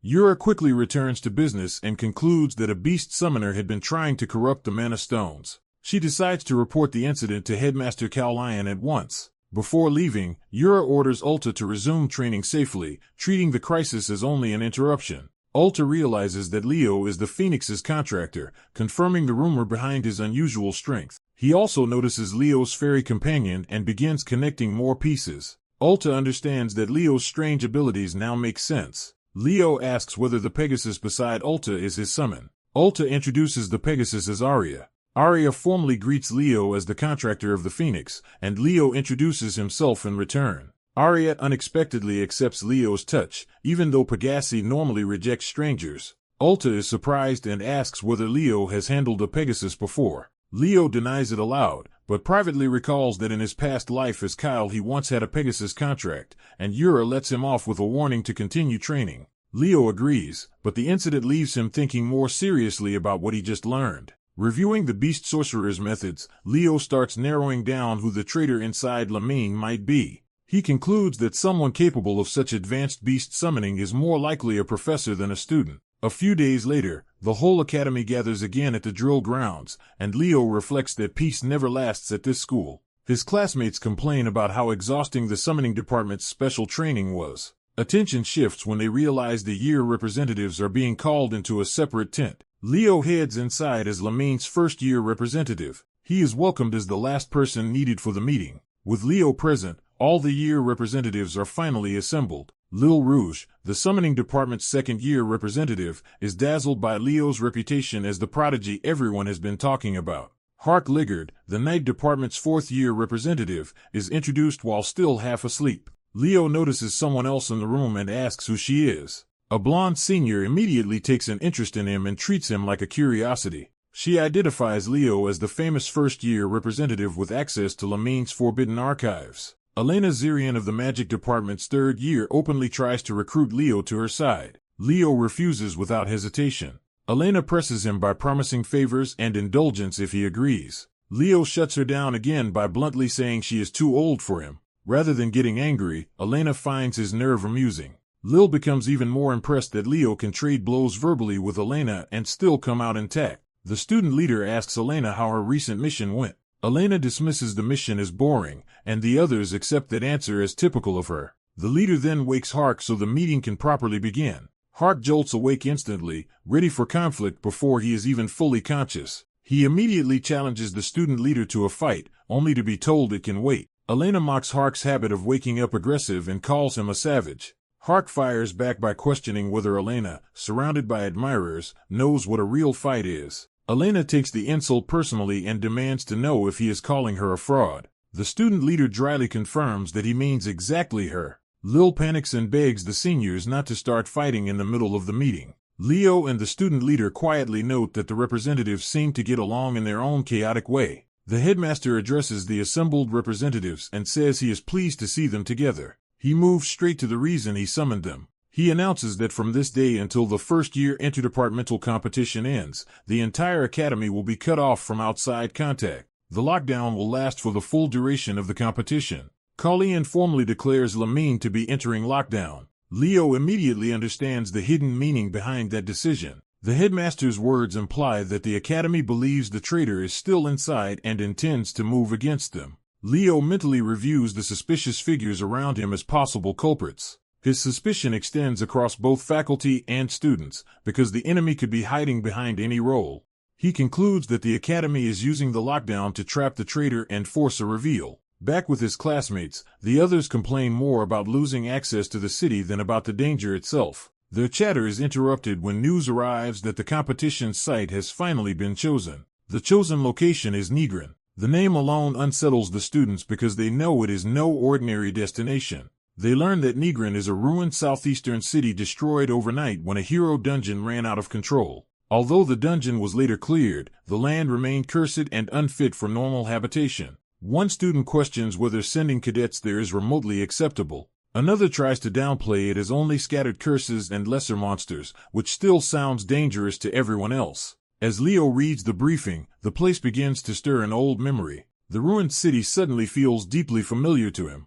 He realizes this is the same place where, in his past life, he and Raskinas first defeated a Legion commander. That recognition sends Leo into late-night research while the others tire out around him. He focuses on one question hidden in the records. Among Nigrin's 5 Great Lakes, where is Lake Erdiana? The map confirms that the answer must lie somewhere among those lakes. Leo connects the location to Laskina's lost Oathbearer, following a lead no one else seems to notice. He identifies that missing being as the Radiant Great Spirit. Leo concludes that Luminous may be resting in Nigrin, giving him a private objective beyond the competition itself. On the day of the department battle, the arena fills as officials praise the strength of this year's first-year class. Among the spectators, worried parents wait for the match to begin and reassure themselves about their daughter. Elsewhere, Yura worries that so many outside visitors create the perfect chance for an intruder to slip in. She suggests maintaining the lockdown, but the headmaster says the academy's deterrence has recovered enough to proceed. With the Phoenix's presence now reinforcing security,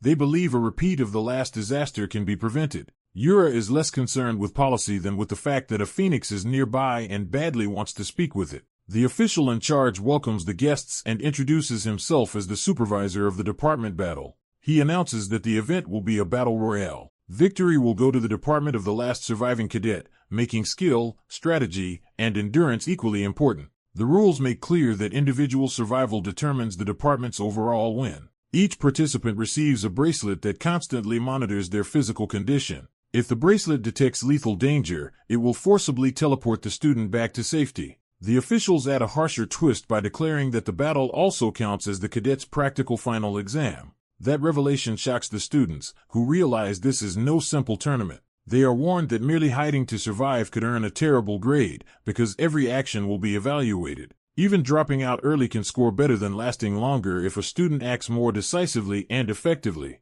Leo immediately recognizes the system as a clever way to punish empty self-sacrifice and reward judgment. The announcement ends and the battle begins without further delay. A blinding transport light engulfs the cadets and throws them into the competition zone. The students barely have time to register what is happening before the world disappears beneath them. They are suddenly dropped from the sky over Nigrin, turning the opening moments into chaos. As panicked cadets scramble to cast spells midair, Leo stays composed and remembers that the entire city is riddled with curses. Seeing the corrupted landscape below, he understands why Nigrin is called the Forsaken Land and notes that its curses trigger unpredictably. He spots the floating ruins as the only relatively curse-free zone and realizes everyone will rush there first. Instead of following the crowd, Leo decides to begin by searching for Lake Erdiana. At the same time, another cadet rides a griffin through the opening chaos, already moving aggressively. Prince Mora of the swordsmanship department enters the battle under crackling power, clearly intending to dominate from the start.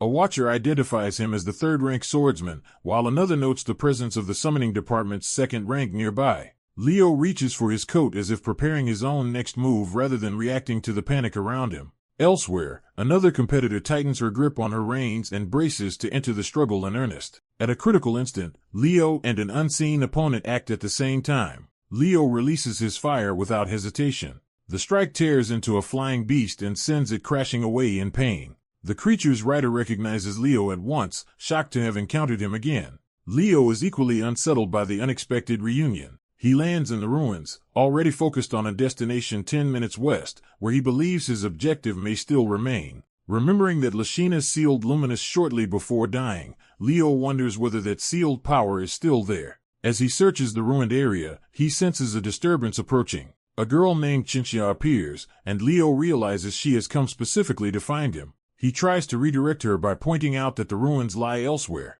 Chinchia ignores the hint, admits she followed him, and makes clear that her business is with him alone. She calmly prepares a spell instead of explaining herself further. Her answer is simple and direct. She wants a duel. Leo questions the timing, but her challenge is already underway. Chinchia reveals that ever since they first met, she has wanted to measure the gap between them. She launches the test immediately, forcing Leo to face her head-on. Leo reads the attack in an instant and stays composed. Chinchia drives him with a water-based strike meant to overwhelm him at close range. Leo judges the move almost casually, showing that it failed to pressure him. Chinchia acknowledges his skill, noting that he instantly used Flame Aura to cancel out her Water Aura. Accepting that ordinary attacks will not work, she escalates. Leo sharpens his focus, recognizing the shift in danger. He identifies the source of her power as a high-level water spirit. Backed by that spirit, Chinchia unleashes a much larger torrent of force. Leo answers by gathering a concentrated flame in his palm. He raises a firewall that blocks the massive water assault before it can crush him. But Leo immediately realizes the barrage was only a distraction and that Chinchia's real attack is coming from another angle. She appears beside him in that opening, aiming a close-range finishing blow. Leo counters at the exact moment of contact, detonating fire against her attack. Chinchia survives the clash and recognizes that he turned her brief advantage into a counterattack. Leo warns her that surprise tactics will no longer work on him. He begins shaping his flames more precisely, praising her while preparing to exploit her weakness. Leo explains that water should adapt to its surroundings, implying that Chinchia's style is too fixed and predictable. He presses the point physically, driving his offense through her defenses and telling her she is fighting too rigidly. Chinchia realizes too late that a direct hit from this attack could seriously injure her. Leo's flaming strike crashes down through her water field with overwhelming force. As she struggles to block it, Chinxia understands that Leo is far stronger than she expected. That realization leaves her momentarily frozen. Leo closes in and bluntly repeats the lesson. Her stiffness has already cost her the fight. His final burst of power ends the duel decisively. With a blade-like flame at her throat, he declares her defeated. Chinxia accepts the result with surprising ease, teasing Leo for being far tougher than he looks and urging him to stop wasting time and return to the ruins. When Leo asks why she is suddenly backing off, she shrugs it off as a battle's outcome, says the loser follows the winner's lead, and tells him to watch out for whoever is trailing behind. Her warning is immediately validated when another power intrudes from above. A purple-haired girl named Eliza arrives riding a white wolf, her attack colliding with another blazing force in midair. Eliza orders someone named Duran to stay out of her target, while another voice protests that Leo is not hers to claim. Duran appears as well, and the confrontation widens around Leo just as the mystery of the ruins remains unresolved. Leo recognizes that Duran was also after Leo Plav and bluntly asks where his own quarry went after losing. Duran admits defeat and injury, then asks whether Leo has seen Ms. Nella, suggesting his priorities have shifted. Chinxia cuts in with a smile and reminds Leo that this is a department competition, so he has no right to turn a classmate into a personal enemy over a private grudge. A blonde student braces himself under pressure, already looking uneasy about what lies ahead. CIA refuses to give Eliza a ride, reminding her that as members of rival departments they are enemies now. Eliza is stunned that CIA would be so cold about it. CIA justifies herself by recalling how often she carried Eliza through classwork and lent her notes, only to be taken for granted. Cornered by that accusation, Eliza blurts out that she will repay everything later, just not now. Watching the argument, another girl studies the pair and starts weighing how to use the situation. She suddenly proposes that they travel together for now. CIA agrees only on strict terms. They can cooperate until they reach the central ruins, and after that they go back to being enemies. As the group rides out at speed, they focus on reaching the castle quickly and worry about finding Leo before it is too late. Elsewhere, a red-haired student races toward the ruins with his own urgent objective. He reveals himself as Juridan Lusson of the summoning department, and believes entering the castle will free him from his curse. That hope is interrupted when a violent burst of fire crashes down in front of him. A girl blocks his path and makes it clear she will not let him pass. She is identified as Celia Zertinger, guarding the north gate with open confidence. Realizing he cannot break through there, Juridan abandons the attempt and orders his allies to head for another gate. At the west gate, another defense is already underway as a mage unleashes a storm of ice. The defender is Chloe Mueller, who takes control of the battlefield with calm precision. From above, the situation is assessed. Only the south and east gates remain, while Eliza has gone after Leopold. The observers note that one side has already reached the light ruins first, and they decide they must act before the curse worsens. At another front, students are thrown into panic when someone recognizes the appearance of a black wyvern from the summoning exam. The creature's presence confirms that the earlier warning about a beast was true. Its sudden arrival raises a more troubling question of why such a monster is here at all. Inside the arena, the Academy's audience watches the crisis unfold through magical displays. One official notes that Celia is holding her position and asks whether Leo has entered the ruins yet. Another screen shows Chelsea in action, drawing attention to her sudden appearance. A noble observer proudly identifies her as Chelsea's uncle, praising her as the full-fledged battle mage of Rulin. He and his companion indulge in pride and sentiment, convinced her performance will even satisfy the Emperor. Their confidence breaks when something unexpected appears on the broadcast. A monstrous beast emerges, instantly changing the scale of the threat. Its enormous form towers over the students, turning the exam grounds into a disaster zone. The staff rushes to respond as the situation spirals beyond control. An instructor urgently orders Sedzin to evaluate the students at once. Sedzin immediately begins a large-scale teleportation spell to pull them out. The evacuation magic surges into place as he commits all his focus to it. But the spell fails at the critical moment when the crystal mechanism destabilizes. Sedzin realizes teleportation has been blocked and is shaken by the implication that something is interfering with the academy itself. As the principal is told to keep trying to bring the students back, the staff understands they may be trapped. On the ground, the students continue fighting desperately, trying to hold their positions against mounting danger. One of them admits the enemy is far tougher than expected, showing how quickly the battle is turning against them. At the south gate, a white-haired student decides he must gather the magic department before the monster destroys the area. His plan is cut short by a screen nearby.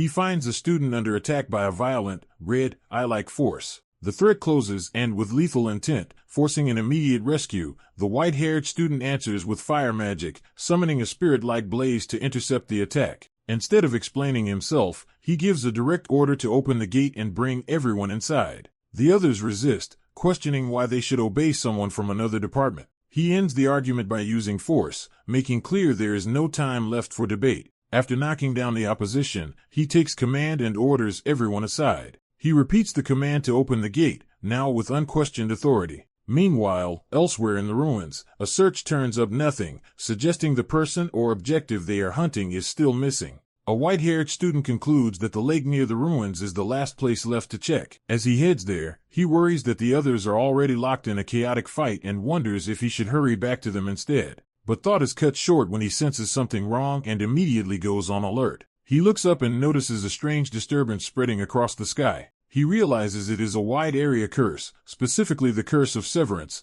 and understands that someone has deliberately unleashed it. He recalls that Tartarus used this curse in large battles, confirming how serious the situation has become. As the curse surges, he recognizes that it does not directly injure people but changes the battlefield itself. Its real danger becomes clear when violent interference erupts around him, severing contact with the outside. Seeing a barrier isolate the entire region, he suspects the traitor hidden among them has finally made a move. He decides he has to regroup with the others at once and rushes back toward the central ruins. At the ruins, Carl is badly hurt, and his allies struggle to keep him conscious while the area remains in crisis. Another student discovers that the emergency artifact has failed to activate, leaving them trapped instead of being extracted. Elsewhere, a blue-haired caster unleashes a powerful spell through the east gate as the fighting intensifies. The attack crashes down with overwhelming force, forcing defenders to brace under the pressure. The aftermath leaves one side reeling as the spell's impact reshapes the immediate fight.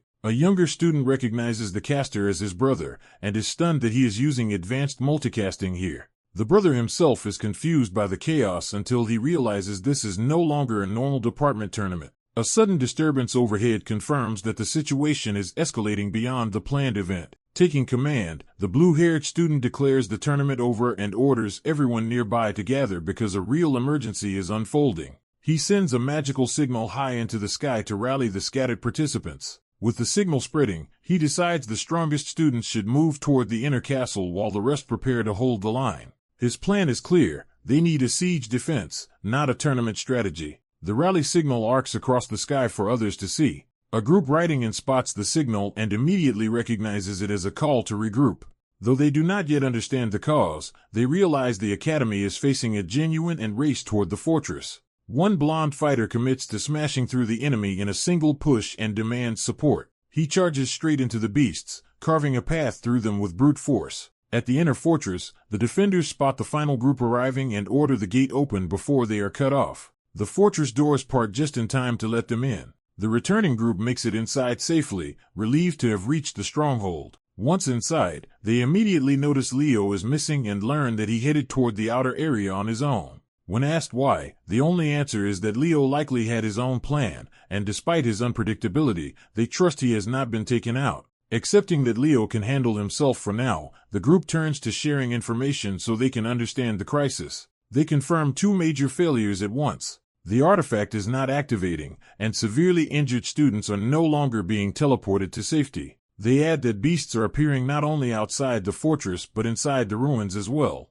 From that they infer that someone has layered another curse over Nidrang's illusion field, likely one that blocks communication and coordination. The group concludes they are isolated in the middle of Nidrang, trapped with hostile beasts, and some argue they should exploit the walls and focus on defense. Emil rejects that approach, insisting this may be a staged school event and that now is the time to strike first instead of hiding. He argues that if they show strength here, they could impress the outside evaluators, making passive defense a wasted opportunity. A black-haired girl pushes back hard, pointing out that the injuries are far too severe for any harmless exercise and that healing magic has already barely prevented deaths. Even while being treated, Carl bitterly agrees that the threat is real, though his healer rebukes him for talking recklessly. Emil bristles at the opposition but refuses to back down. He doubles down on the idea that the professors may have intended this and that wiping out the monsters instead of merely defending could earn them a better grade. Another student warns him that charging out without understanding the situation would throw away the fortress's only real advantage, but Emil only hears a challenge to his ranking. Driven by pride, Emil declares that he will hunt the beast even if he has to do it alone and storms off despite a final warning not to regret it. He barely gets moving before a massive force slams into the area and sends him scrambling in shock. The source is revealed to be a minotaur, far stronger than the ordinary beasts they had been arguing about. Before panic can spread, a white-haired fighter intercepts the attack and blocks the monster's charge. He sharply orders Emil to stop talking and get behind the inner wall, reasserting control over the defense. With the threat now undeniable, the black-haired girl takes command of the group's response, orders full defensive formation, and splits everyone into 5 teams to hold both the gate and the wall. At the main gate, the defenders realize the enemy has already broken through as a hulking ogre crashes into the fortress. A white-haired student surges forward in golden light, moving to intercept before the breach can widen. Other students immediately join the defense, unleashing coordinated magic to stop the advance. From the wall, the order goes out to bring down the ogre first before it can reach the gate itself. A blue-haired girl answers with ice magic, forming sharp projectiles to pierce the attackers. Her spell lands cleanly, driving an ice spear through one of the monsters and proving the students can hurt them. But more giants keep charging, and a lone defender at the wall realizes the situation is turning desperate. A horned girl counters by launching a blazing vertical attack, trying to halt the rush with overwhelming force. She follows with flaming wings and closes in on a giant directly, taking the fight into close range. As magic flashes across the battlefield, the clash escalates into a full defensive struggle around the wall. Watching from safety, one observer praises the juniors and admits relief that they seem to be holding. A blonde girl rejects that optimism, warning that an attack during an official Lumiere event could lead to far worse than simple disruption. Her grim conclusion shocks the adults nearby. If this continues unchecked, everyone here could die. When the display reveals a giant collapsing, she points out that the real crisis has only just begun.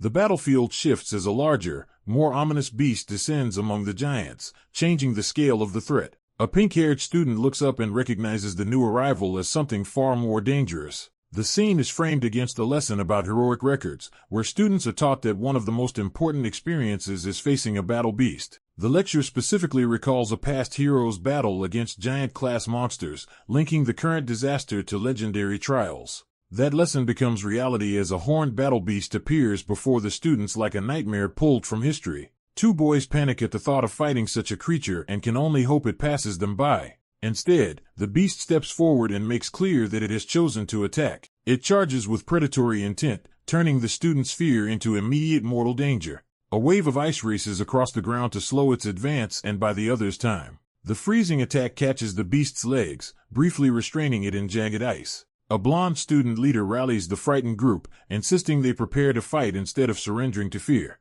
The others argue for running or splitting up until rescue arrives, showing how close the group is to breaking. Though terrified herself, the blonde girl forces herself to stand firm and challenges their instinct to flee. The beast steadies them with a cold, intelligent gaze as if deciding how to crush their resistance. It tears free of the ice and turns its full attention toward the small group facing it. The monster lunges, and the students' attacks fail to stop its charge.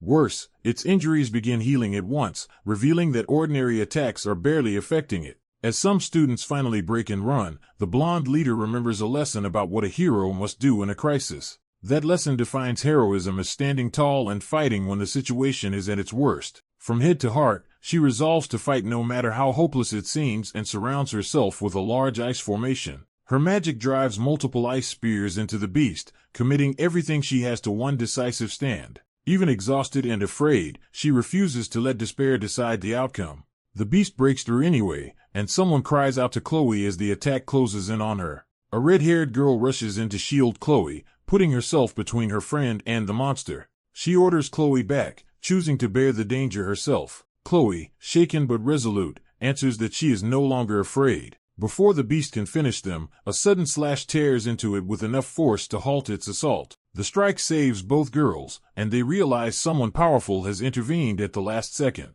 As Chloe steadies in her friend's arms, she understands that the slash came from a familiar source. That source is Leo, who arrives on the wall with sword in hand and immediately takes control of the battlefield. Ignoring protests about his recklessness, Leo begins channeling fairy magic despite the strain it puts on him. A warning echoes that his healing ability loses effect once he reaches his stamina limit, making his choice dangerously costly. Leo brushes the warning aside and tells Chloe to go back because staying near him is too dangerous. He stands before the injured girls as their protector, placing himself between them and the ruined battlefield beyond. With calm confidence, Leo tells Chloe that her effort looked good, offering reassurance instead of praise from above. Chloe sees him as the image of a true hero, while he modestly admits he is only following the example of someone else. Leo arrives with 2 allies and is immediately recognized as the person everyone has been waiting for. A shaken student reports that the group has survived so far without serious injuries, but the crisis is still unresolved. He explains that the enemy is a regenerated monster that recovered even after taking a direct hit.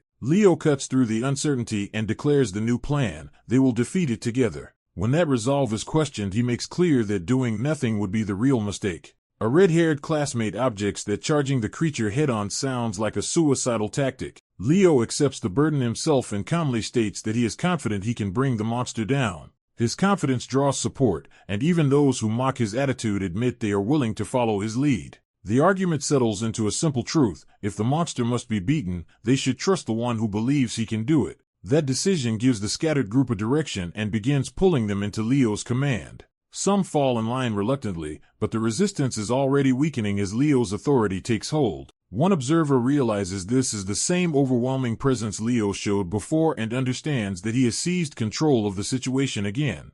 Leo presses a hesitant blonde student for commitment, forcing him to choose a side. He answers for him, declaring that the boy will help deliver the decisive blow, and the student grudgingly agrees. Elsewhere, spectators are struck by how naturally Leo has taken command and changed the mood of the battlefield. A younger student notices the senior's unease as she struggles to process what Leo's arrival means. She realizes that the entire atmosphere shifted the instant he appeared. In that moment, Leo is framed not as just another talented fighter, but as someone who stands above ordinary heroes. The thought hardens into certainty that his power belongs on a different level entirely. To those watching, he now seems like the kind of figure who appears when a desperate situation needs saving. Leo fully steps into that role, carrying himself with the confidence of a true hero. The monster lunges back into the fight, forcing the plan to move from words to action. 2 winged allies rush in first, closing the distance to engage the creature directly. They sweep past its reach and create an opening instead of trying to finish it alone.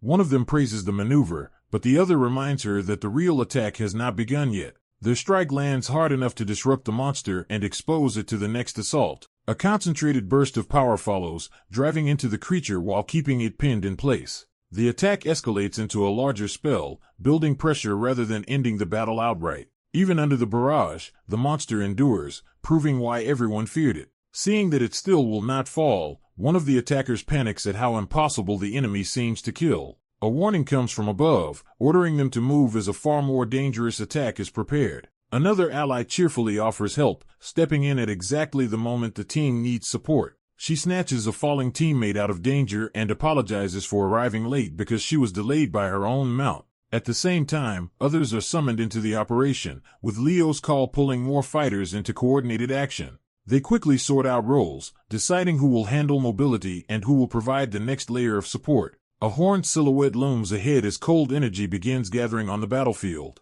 The red-haired girl takes her position and channels ice magic through her staff with renewed focus. The monster roars in response, sensing the trap forming around it. Massive ice crystals erupt upward, turning the field into a controlled killing zone. With the terrain set, the blonde boy and a blue-haired ally confirm they are ready to execute their part. He charges in first to open a path, while she rides the created flow of power behind him. A torrent of force crashes down toward the monster, driving the attack lane straight through its position. The strike catches one of the creature's limbs and starts locking down its movement. The blonde boy steels himself, knowing this is the moment he was chosen for. He launches into the opening with everything committed to a single decisive rush. His charge merges with the surging current of allied magic, turning into a devastating combined assault. Blue and gold power crash together like a dragon-shaped wave, overwhelming the monster's defenses. The impact drives the creature's limb into the ground and leaves it vulnerable. Before it can recover, glowing chains snap around its neck and body, finally restraining the monster.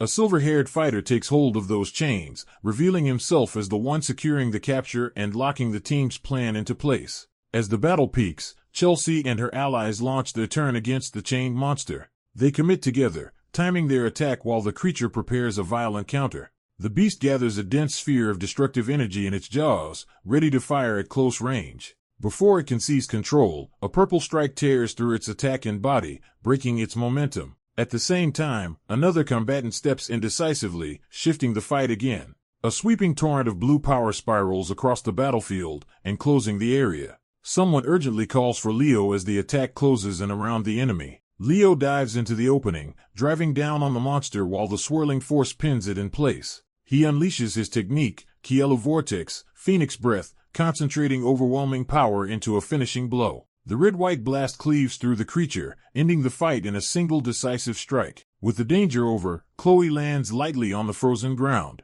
She invokes Ice World, sealing the aftermath in a field of cold. The defeated giant is entombed inside towering ice, its body locked in place. Cracks spread through the frozen shell as the imprisoned remains begin to fail. The ice shatters apart, leaving only the ruined aftermath of the victory. Chloe realizes they have truly defeated a disaster-class threat and lets herself believe they won. Then she notices Leo is gone and calls out for him in alarm. An excited classmate praises Chloe for looking exactly like a hero from the records, celebrating her triumph. Chloe accepts the praise, but her attention stays on Leo's unexplained disappearance. Elsewhere, Leo finds himself alone in a vast, dreamlike expanse of water and light. He tests the place by stepping barefoot onto the water, confirming it will hold him. A voice greets him as if they have met before, and Leo answers the strange summons. The unseen speaker steadies him in silence before revealing herself. She identifies herself as Luminous, a serene being tied to this spiritual realm.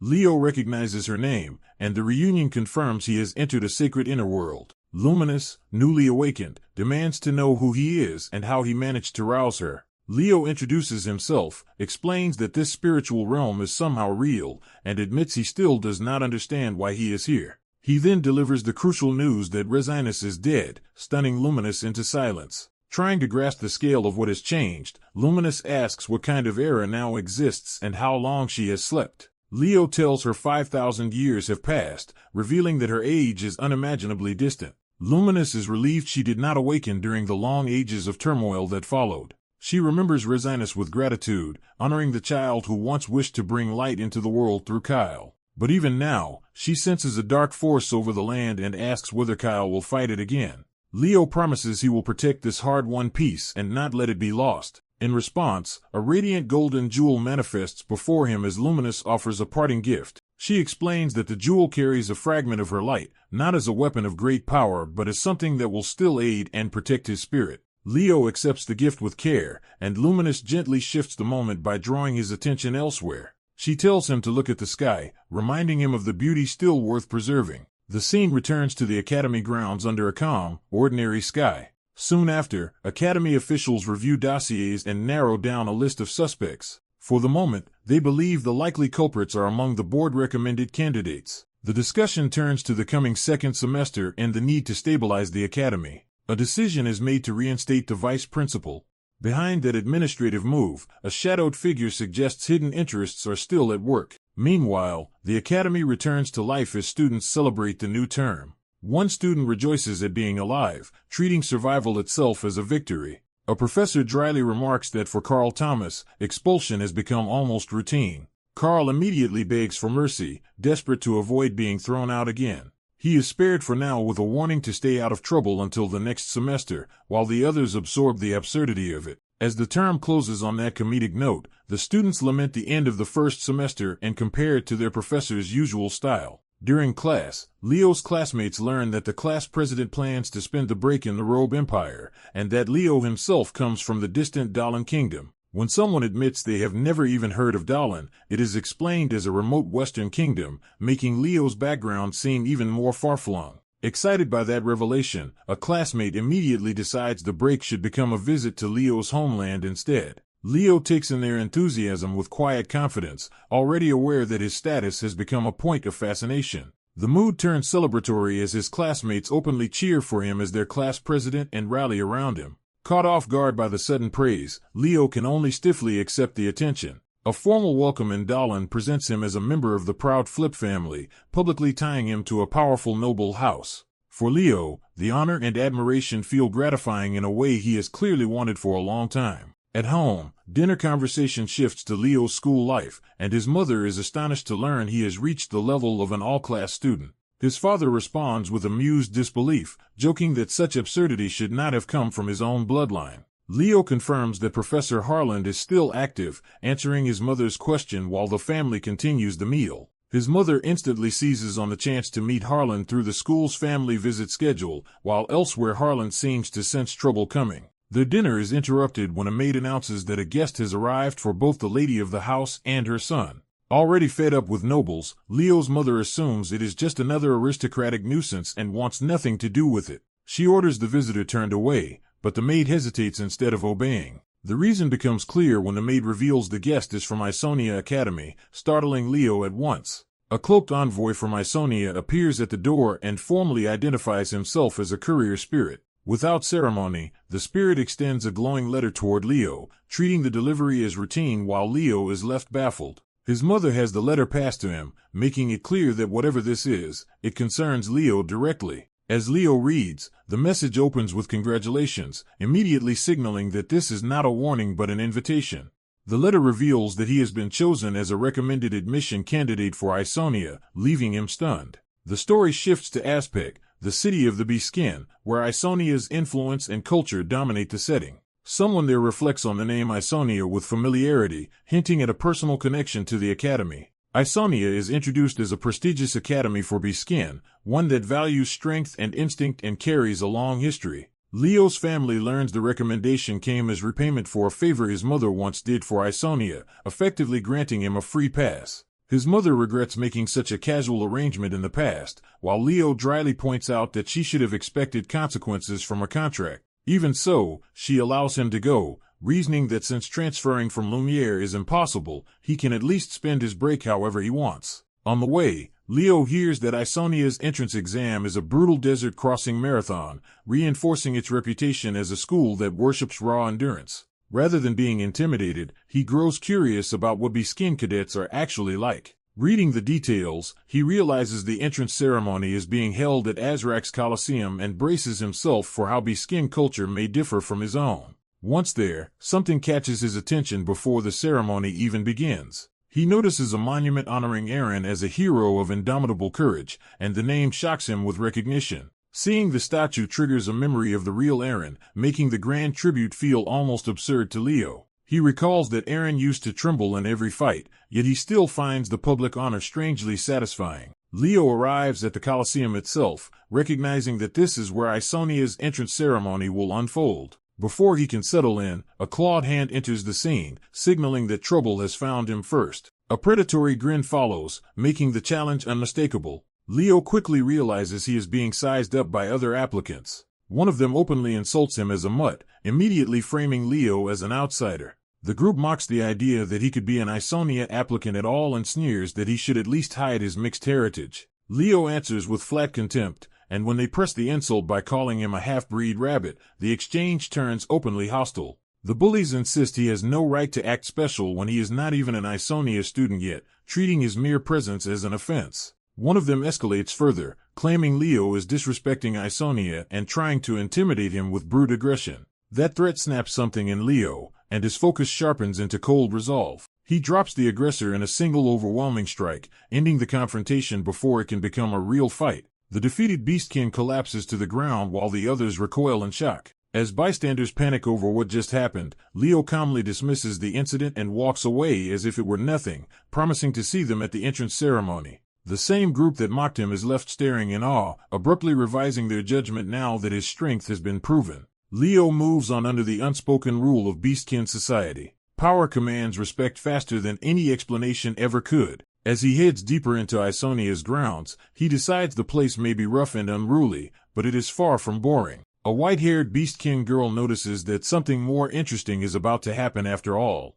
Attention shifts as the arena prepares for the next stage of the entrance event. An instructor reviews the results so far and notes that everyone in the previous group only reached mid to upper ranks, which he considers a problem. His assistant argues that the outcome is still respectable and reminds him that this year's first years from Lumiere are unusually strong. The instructor, Bergathon of Isonia Academy, insists they also need exceptional freshmen of their own. The assistant agrees that this generation seems to favor Lumiere, but maintains that Isonia's applicants are impressive too. He points out that this year's candidates stand out in particular as the next group enters the field. Among them is A.R. Thun, Burger's daughter and a recommended applicant from the Thun family. Burger confidently believes A.R. could easily become the class representative, but his confidence falters when something in the arena catches his attention. At the edge of the group, a rabid beastkin boy strikes him as strangely familiar. Burger asks for information on the boy, and the assistant confirms he was never on any watch list. Checking the records, the assistant realizes the boy is a recommendation-based applicant named Kyle. Burger grows uneasy because the boy's eyes remind him of someone he has not forgotten. He realizes Kyle resembles Reina, reviving a painful memory tied to her and a red-haired child. As Group D begins, the officials note that A.R. is the one to watch. A.R. steps forward with confidence, fully aware of the expectations placed on the Thun heir. Watching her, Kyle wonders if her rising talent means she might be the successor to Aaron's techniques. At the same time, he is baffled by the event itself and questions why an entrance ceremony feels like a desert crossing trial. A.R. realizes he does not even know what the Beast Carnival is and challenges his ignorance. Kyle admits that as a mixed-blood beastkin, he never properly learned beastkin traditions. A.R. explains that Zania's entrance ceremony is not merely formal but one of the Academy's biggest festivals. For visitors, the Beast Carnival is a celebration as much as an exam. For the applicants, however, it serves as a rite of passage. A.R. declares the ritual's meaning when Tartarus threatens, their people answer the call of their kin. That declaration is immediately tested as something monstrous announces its arrival. Kyle dryly accepts the challenge, treating the cry of help as the true start of the trial. A savage creature bursts out roaring, turning the ceremony into live combat. The monster lunges forward in a frenzy, aiming straight for the students. Its charge becomes even more violent as it closes the distance. The group scatters and counters, trying to avoid being overwhelmed by the first assault. The beast keeps pressing forward with no sign of reason or restraint. It barrels toward A.R., forcing a direct confrontation. She launches upward to gain position and prepare a decisive response. As she focuses, a strange red power begins to gather around the battlefield. That power erupts into slashing lines of force that cut across the monster before A.R. can finish her move. A.R. lands in confusion, realizing someone else has intervened. She quickly understands the attack did not come from her. The wounded creature looks past her and identifies the real source as the Black Rabbit. Kyle quietly clenches his fist, committing himself. He faces the charging monster head-on without retreating. Power surges through him as he releases something he had been holding back. A devastating blast tears through the arena and crushes the monster in an instant. In the aftermath, Kyle's body shows signs of a transformed, more feral state with a red eye and bloodied features. The arena erupts in shock, and Burger immediately decides that the Black Rabbit is now his top choice. A.R., still staring at Kyle, recognizes that what she witnessed was no ordinary attack. She concludes that Kyle transformed. An old truth comes to mind. When the moon rises, beast folk can draw up greater power through their beastification, though most ancestors could not control it freely. Only one exception ever existed. That exception was a legendary white-haired hero, linking Kyle's transformation to a far greater legacy. The Beast Carnival comes to an end, closing the first trial for the new candidates. As the students settle down, A.R. Toon approaches Kyle, praised as Black Rabbit, determined to speak with him. Before that can happen, Dion Den introduces himself to Kyle with easy confidence, making clear he already sees Kyle as worth noticing. Dion admits he had expected weak competition here, and Kyle's presence immediately raises his expectations. Their exchange is interrupted by A.R. Toon, who dismisses Dion as all talk and pushes in to claim Kyle's attention. A.R. Toon directly asks Kyle for a private word, making it clear this matters to her. Dion objects, unwilling to let her cut ahead of him so easily. The tension between the three is cut short when everyone is forced back into order. A stern voice silences the room and reminds the candidates that this is not the place for bickering. Hero Burga, the examiner, formally addresses them and acknowledges that they all performed well in the Beast Carnival. His presence alone impresses the students, reinforcing how important this test really is. Burga explains that tomorrow's exam will be the Azrak Great Desert Crossing, beginning in Azrak. The objective is simple in theory but daunting in practice. Cross the desert and reach Azenia. He warns them that the Azrak Desert is one of the most unforgiving places on the continent. From that warning, he offers the one lesson he considers essential for survival. He tells them not to mistake recklessness for courage, making clear that bravado will get them killed. With the briefing over, the students who skipped the Academy's free preparatory lectures are told to introduce themselves. The explanation follows that those lectures were optional because recommended candidates are already considered exceptionally capable. When Toon asks why Kyle skipped them, he answers that he believed he was strong enough without extra help. One by one, the other recommended candidates begin introducing themselves, starting with Lul, a magic specialist. Ariad Vega follows, identifying himself as a spirit mage. Toon introduces herself and encourages everyone to do their best, while Kyle gives his name plainly. As the introductions continue, Burger studies Kyle with growing suspicion and recognition. Dion gives his own name, still carrying the confidence of someone used to standing above others. That arrogance shows openly as he warns weaker students not to become dead weight in the coming trial. The introductions end, and the group is dismissed to check their assigned lodgings and return there. As Kyle starts to leave with the others, Burger stops him with a hand on his shoulder. Burger asks Kyle to remain behind because he wants to speak with him alone. Once the others are gone, Burger carefully confirms Kyle's name before asking the question that has been bothering him. He asks whether Kyle is the son of Raina, revealing that he believes Kyle's mother is someone he once knew well. Caught off guard, Kyle realizes this stranger knows his mother. Burger presses further, asking if Kyle might be Raina's son instead, trying to match the boy to the woman in his memory. Kyle confirms it, and immediately asks how Burger knows her. Burger's suspicion turns into certainty, and he excitedly declares that Kyle really is Raina's son. He explains that he was an old friend of Kyle's mother, and that she and another woman once represented their class in competition. Kyle says his mother never mentioned him, which leaves Burger stunned because he had believed they were extremely close. After a moment, Burger accepts that silence, reasoning that Raina rarely spoke about her school days at all. The memory still hits him hard enough that he has to steady himself. He recalls Raina as the person who changed his life, someone without whom he would never have become who he is. Kyle answers gently that his mother rarely spoke about the past, but he adds that she never regretted the choices she made, giving Burger a reassurance he clearly needed. That answer softens Burger, and his mood lifts into quiet, affectionate nostalgia. He fondly compares Raina to a flower that never faded in his memory, revealing how deeply he still admires her. Putting the past aside, Burger tells Kyle he was impressed by his performance, and that he looks forward to seeing him in tomorrow's entrance exam. Later, while changing in his room, Kyle reflects on how different the dorms are from what he expected. His quiet moment is interrupted when he senses someone outside. Artoon suddenly bursts in, calling for Black Rabbit and announcing that she has come to expose a secret about him. Her dramatic entrance collapses into embarrassment when she finds Kyle half undressed in his own room. Kyle dryly points out the obvious and asks what secret she thought she had uncovered. Flustered but still intent on her point, Artoon blurs out that she recognized him from the Beast's carnival and is trying to connect him to what she saw there. A beast-like figure presses the issue by pointing out that Artoon can transform too. Artoon is jolted by the implication and realizes the comparison is being made directly at him. The other side makes it explicit by presenting Artoon's own transformed state as the proof. Artoon explains that when he once turned into a beastkin through the hero's power, the change lingered even after the power should have ended. That impossible after effect shocks his companion, because only Eren was ever supposed to transform at will.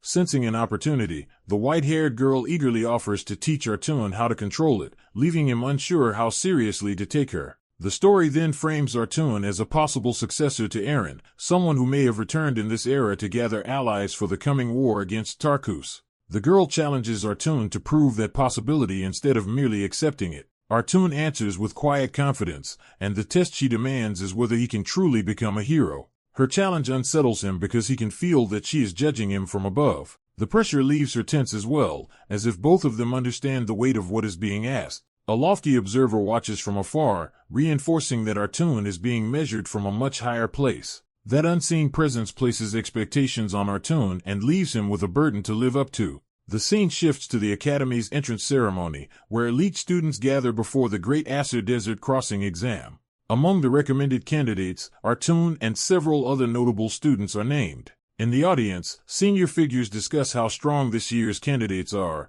while regretting that one missed the earlier Beastkin incident. One of them fixates on the name Kyle, wondering whether this student is merely bluffing or truly the beginning of a new hero. That thought reminds him of another promising youth named Leo, linking the current candidates to past expectations. When he spots Artoon on the field, he realizes this is the same student involved in the Beast King confrontation and now eager to challenge Artoon. The white-haired girl confronts Artun directly, reminding him of the promise he made and insisting she will earn his recognition today. She admits she was too excited to sleep and begs him not to miss her performance, while Artun accepts her enthusiasm with calm indifference. The senior observer grows more interested when he learns her opponent is a student named Kyle. His companion quietly focuses, sensing that something unusual may be about to unfold. He suddenly catches on as well, alarmed by the same possibility. Their suspicion is confirmed when Leo appears beside Artun, stunning the onlookers. Before anyone can process it, the ceremony proceeds and the recommended candidates are ordered to take their oath.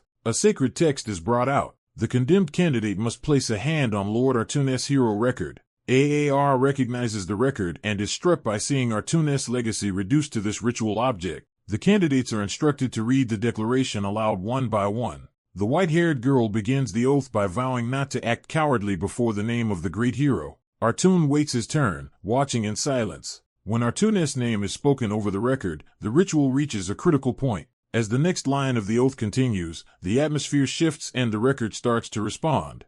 Golden writing flares across the page, showing that Artun's record has truly awakened. A violent burst of light erupts from the record and tears through the ceremony grounds. The senior spectators recognize the phenomenon at once and are shaken by what it means. Even the instructor is left speechless as the impossible revelation unfolds before him. The pillar of light expands, engulfing the candidates and the surrounding arena. Within the radiance, a system message confirms that the hero record has opened. The opened record identifies the destination as Artun's world, chapter, prologue beginning. The transition detonates fully, dragging everyone into Artun's hidden world. A panicked student demands an explanation, fearing the hero's world has been unleashed. The instructor confirms exactly that. Lord Artun's heroic world has opened, and the students fear a deadly heroic rampage. A more composed observer explains that a hero record dormant for 4 years has finally revealed itself, and that surviving this danger could let a worthy newcomer inherit Artun's power. The chapter closes on the central question of whether these children can really conquer Lord Artun's world. The white-haired girl steels herself, frightened but alert as the trial begins. They arrive in a ruined, darkened world where the sky churns ominously over dead buildings. Disoriented, the two realize they have been transported into the newly opened hero record and struggle to understand what happened. The girl notices the first clue and tells Artun to look up. As they stare into the completely gray sky, the world hints at the kind of hero it awaits, one who brings light and carries the future. Artun realizes they have entered the world once inhabited by the hero Artun and senses that this place is tied to a desperate plea for rescue. A warning echoes through the world itself, begging for salvation while cautioning that a creature called Jabberwock is hunting here. As the strange realm stabilizes, Artun confirms that this is indeed Artun's world. They identify the ruined refuge city as Raysar, placing their search in a specific location. The sudden activation of Artun's world shocks them, because no one has opened one of Artun's pages in thousands of years. Artun remembers that during hero studies in Berkia, touching a page connected to him caused this world to open. That realization unsettles him, because every page he handled should have belonged to him alone, not to Artun. Before he can resolve that contradiction, the world presents a new directive that clearly belongs to Artun. The mission is explicit: they must find Artun in Raysar. Artun immediately notices that a mission objective means this place is not a standard hero dungeon. He pushes the logic further and wonders why, if the world is properly open, they still cannot contact anyone outside. His strain becomes visible, and Black Rabbit checks on him while he tries to steady himself. Black Rabbit focuses on the hopeful part of the mission and gets excited that they may finally meet the legendary Lord Aaron. She assumes finding someone so famous should be easy, relying on the heroic image preserved in records. With that confidence, she urges them to start asking around. AAR follows, but he quietly reminds himself that recorded history often distorts the truth of what people were really like. That doubt deepens when he considers Aaron as he existed in this era, not as later legend described him. Their first attempt to ask a local fails completely when the man insists he has never even heard of anyone named Aaron. The denial leaves them stunned, because in a city tied to Aaron, nobody seems to know him at all. Black Rabbit tests the contradiction again with another passerby, only to get the same flat rejection. The locals respond with contempt, treating the two outsiders as insignificant beastkin rather than honored visitors. One resident offers them shelter for the night, but only from a guarded distance that makes the city feel even less welcoming. As the atmosphere grows stranger, they decide survival comes first and agree to find shelter before dark. AAR places the setting in time, year 1462 of the Altegrian calendar, 20 years into the Calamity era. That date convinces him they do not need to search blindly for Eren, because there is someone from this period they should meet first. A clue in the city confirms they are close to the place or person AAR had in mind. Black Rabbit moves ahead, believing they have nearly reached their destination, but AAR suddenly stops her. A looming figure appears before them, and Black Rabbit realizes she has unknowingly led them straight into danger. The stranger immediately exposes them as intruders by noting there is no proper and in this district. Black Rabbit attacks first, trying to break through the threat with a direct strike. AAR tries to stop her, recognizing too late that fighting this man is a mistake. He braces himself as the encounter turns violent in an instant. The cloaked man overwhelms AAR with a brutal blow before he can intervene. Holding Black Rabbit helplessly, the stranger demands to know why they came and warns that a vague answer could cost her life. AAR remembers a line from the world story about a man who questioned a rabbit's identity and warned that Jabberwock was nearby, and he realizes this may be that very meeting. Trying to save Black Rabbit, AAR explains that they were sent here rather than arriving by choice. The man remains suspicious and points out that this area is restricted, so their presence still makes no sense. AAR gambles on provocation, claiming that a cowardly Eren sent them, hoping the name will force a reaction. The tension breaks as others rush in, interrupting the standoff and shifting the man's priorities. With Black Rabbit down and the danger momentarily past, the man orders AAR to follow him. He gives them a room for the night, and tells AAR to return in the morning, showing guarded mercy instead of trust. Left alone under the alien sky, AAR cannot shake how unnatural this world feels no matter how often he sees such realms. Even from the rooftop, the oppressive atmosphere of Raysar continues to unsettle him. Looking beyond the city limits, he notices the world dissolves into haze and begins to suspect that only Raysar is truly accessible within this realm. That limitation pushes him to think more carefully about what kind of world this really is and what rules are controlling it.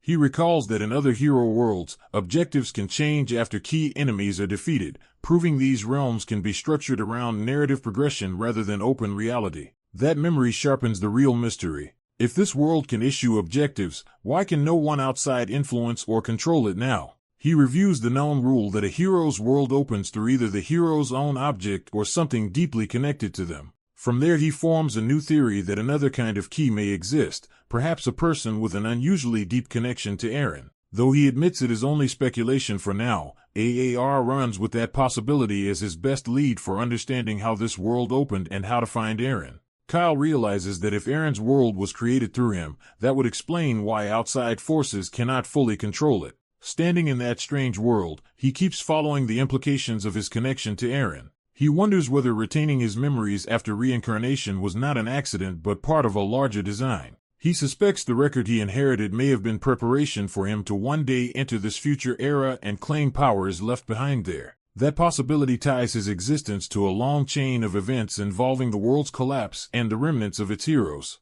His thoughts are cut off when someone wakes him and calls him Black Rabbit. He finds himself recovering in bed while his excitable white-haired companion confirms he survived the previous fight. As they piece things together, they conclude the man they met mistook them for intruders and that the Beast King girl only endured because she was unusually tough. Before they can settle the matter, the man himself appears and notes how quickly Kyle has recovered. He introduces himself as Aegon, guardian of the Azure Sky and a hero from the Calamity era. Aegon acknowledges Kyle's resilience, then studies the pair more closely. Realizing they are younger than he expected, Aegon awkwardly apologizes for attacking them the day before. To make amends, he invites them to breakfast, which immediately softens the Beast King girl's suspicion. The two follow Aegon through the ruined settlement, still unsure what to make of him. While the girl worries this kindness might be a trap, Kyle feels Aegon does not seem genuinely malicious. Kyle recalls that Aegon was once a famed guardian and one of the heroes who fought during the Calamity,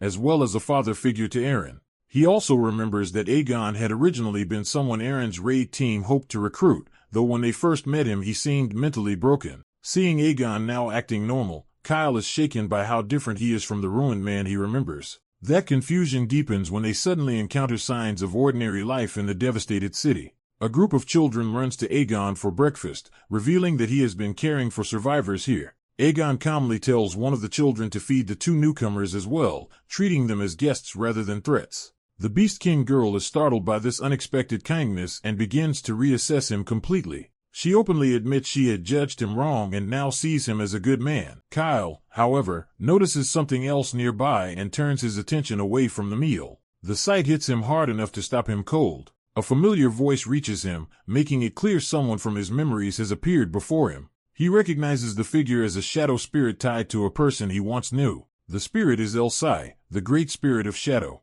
Her appearance pulls Kyle into an old memory about how she first came to follow Eren. 5,000 years earlier, during a plague that spread through a children's district, despair had already settled over the city. In that past, a child approached Aegon and asked if he was truly the guardian of the azure sky. Aegon, worn down and grieving, could only ask who the visitor was. 2 members of the subjugation squad explained they had come to recruit him because they needed a hero of his caliber. Aegon refused outright, saying he would not join them despite their insistence that someone bearing his title should help.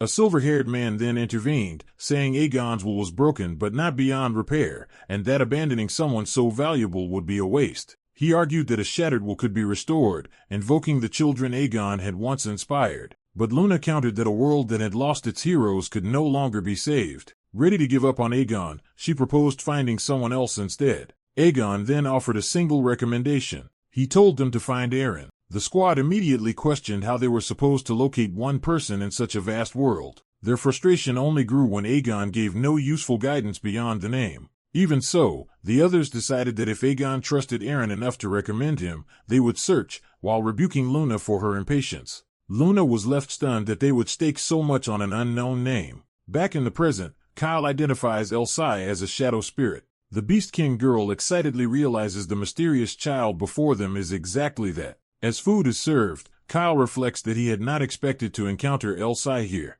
He remembers that in his original timeline, he met Elsai later, when he was still Kyle and the subjugation squad was being formed. Accepting the meal from Aegon's people, he quietly thanks them while noting how far this meeting has shifted from the history he knew. The children warmly invite Aegon and the newcomers to eat together, turning the tense encounter into a shared breakfast among survivors. A battered man accepts that the children were sent by Eren and tries to confirm whether they know where his disciple is. The 2 beast students can only admit they have no idea where Eren went either. The white-haired girl bluntly rejects the idea that Eren would vanish without reason. Realizing who they are speaking to, she excitedly asks if this man is truly Eren's master after months of silence from the missing hero. He confirms it, though he speaks of Eren with harsh contempt rather than pride. That contempt clashes with the children's image of Eren as a noble, courageous hero shaped by this very teacher. The girl lightly scolds the master for being too modest to acknowledge Eren's greatness. He cuts off the misunderstanding and insists his disciple was never noble, great, or brave. He admits Eren possessed extraordinary power for someone so young, but in his eyes that power was wasted on a coward who fled Raesar because he feared battle. The accusation brings back the image of Eren leaving in armor, burdened by that judgment. The girl erupts in disbelief, unable to accept anyone calling Sir Eren a coward. Her devotion collapses into outrage, and the boy explains that she has built an idealized image of Eren in her mind. The master is unsettled that anyone could revere Eren so completely. The dark-haired boy steps in and reminds him that, coward or not, Eren once saved them. He begins recounting how Eren quietly protected many people in places the master never knew about. In that memory, Eren appears not as a deserter but as someone who saved lives, giving his teacher reason to be proud. The master is shaken to realize how much the boy he dismissed had changed. He learns Eren matured dramatically in only half a year. Meanwhile, the girl breaks down, unable to reconcile her hero with the word coward. The boy explains that Eren became the source of his own courage. As a child, he had been timid and ready to give up, until his father pushed him to keep going. His very name, Hero, was chosen in admiration of Sir Eren. Inspired by that legacy, he decided he would grow into a confident adult who never backs down.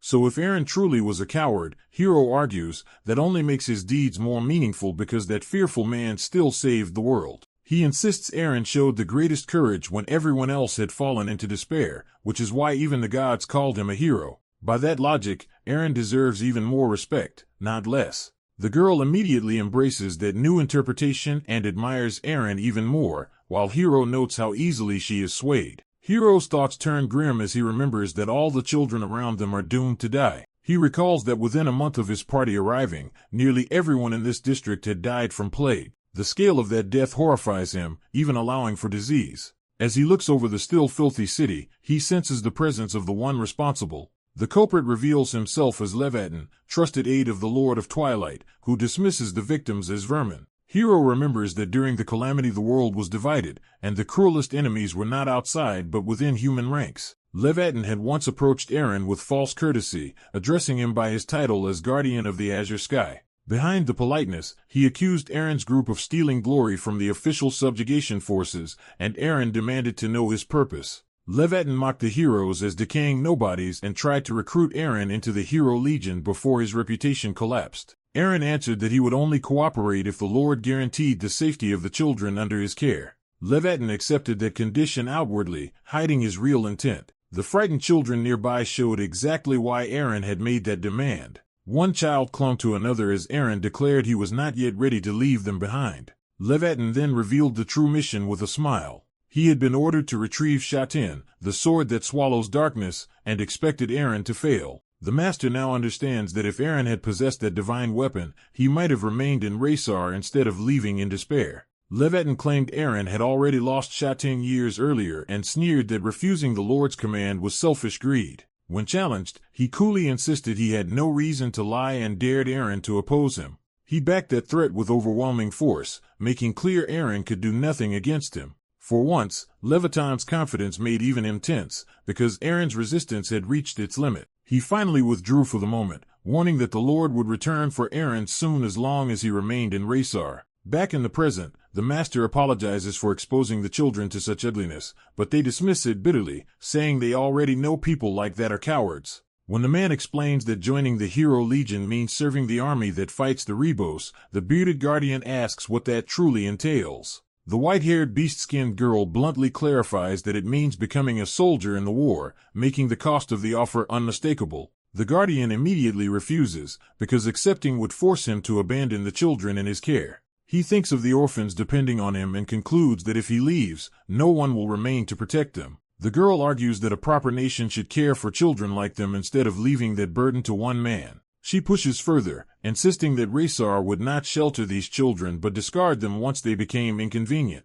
In her view, the kingdom justifies that cruelty by sacrificing a few lives for the many. Unable to accept that logic, she openly condemns the idea of throwing children away. Rather than take offense, the Guardian is amused by how strange and idealistic the two youths are for children born in the age of calamity. Their stubborn idealism stirs a memory in him of dreams that survive even in a ruined world. He remembers a gentler time when children once gathered around him with trust and affection. That memory expands into a peaceful past, suggesting he once walked beside children under a brighter sky. The recollection carries the sense that beauty and innocence inevitably fade with time and circumstance. Yet the black-haired boy insists that if something is truly right, people should follow that path, and he sees caring for abandoned children as part of that duty. Their younger selves seem preserved in the Guardian's mind as if that lost season has never fully disappeared. Watching them, he realizes they are only around 15 or 16, far younger than the conviction in their words suggests. That contrast makes him wonder what kind of life gave children this much depth and resolve. From a distance, he looks toward them and their future, caught between the warmth of memory and the harshness of the present. He asks their names, and the white-haired girl introduces herself as Ari while identifying her companion as Kyle. The name Kyle hits him hard because it matches the legendary surviving hero of old stories. Ari is startled when he reacts so strongly to hearing that name attached to the rabbit-haired boy. The possibility of a real surviving hero suddenly feels less like myth and more like a person standing before him. The moment hangs with the sense that something from the distant past may have endured into the present. That possibility settles into certainty in his mind as he studies the boy more carefully. He blurts out that this Kyle might be the surviving hero, shocking the two children. Ari panics and grabs Kyle in a flustered attempt to control the situation. The tension breaks briefly into awkward embarrassment as she clings to him too suddenly. Trying to recover, Ari insists it was nothing, though her panic only makes her suspicion more obvious. The Guardian accepts the boy's moral argument and admits he had forgotten an obvious truth for too long. Kyle then reveals why they came to Raysar at all. They are looking for Eren. The Guardian tells them to remain there until Eren returns, honoring the place as still belonging to his absent disciple. He says with quiet faith that Eren will come back one day, showing how deeply he still believes in him. As soon as he leaves them with that promise, a system window appears before the pair. The new objective is clear: meet Eren when he returns home in 3 days. Ari is thrilled that their quest has finally advanced and that Lord Eren is within reach. She rushes off to question the Guardian further about Eren, warning Kyle not to say anything careless. Left behind, Kyle notices another change and realizes a second message has appeared for him alone. This hidden objective orders him to save Aegon, the Guardian of the Azure Sky. Kyle pieces together that Aegon must have died during his own era, so saving him now means preventing whatever will break his spirit in the next 3 days. He concludes that some decisive event is about to happen before Eren returns. As he studies Aegon, Kyle senses there is still a missing piece to the mystery. That missing piece appears as the spirit Elsie, who reminds Kyle that she is not human and may perceive what he cannot. Elsie confirms that Kyle truly was an exceptional summoner, speaking to him with unusual warmth. She adds that he was not merely talented but an all-class summoner, someone capable of every role. From that, she concludes he really is the legendary surviving hero Kyle. When Kyle tries to deny it, Elsie refuses to be misled. She explains that only an all-class summoner could possess the Light Jewel, a rare treasure that marks someone extraordinary. Kyle realizes she mistook him for the ancient hero because he carries that jewel. Elsie says she had already heard rumors that Lycinas left Gardelson with his companions to defeat Erebos. Because of those rumors, she had been planning to seek out Kyle and the others, leaving him to ask why she wanted them. A strange, cheerful spirit makes her purpose sound obvious. She wants to help save the world. Her behavior is so unlike the shadow spirit Elsie once contracted with that the boy can barely believe they are the same being. When he asks why she cares about saving the world, she pauses and considers the question seriously. She explains that she was born during an age of disaster and has always wanted to see the night sky full of stars. That dream is tied to a world beyond ruin, a beautiful place she has only imagined from afar. She has heard that world is breathtaking, and that hope is what drives her. The boy shifts topics and asks after Lycinas, learning he is currently on his way to Raysar. Relieved that their paths have not crossed yet, the spirit asks why the boy wants to make a contract with Lycinas, already aware of rumors that he helped defeat a Legion commander. The boy says that in an era like this, someone who can slay Legion commanders and leaders like Erebos is exactly the kind of contractor he needs, and he admits she is far too different from what he expected. He adds that Elsie chose him as her contractor for reasons he still does not understand. That reminder makes the spirit realize there is something important she should tell him. He lowers his voice and reveals a secret connected to Aegon.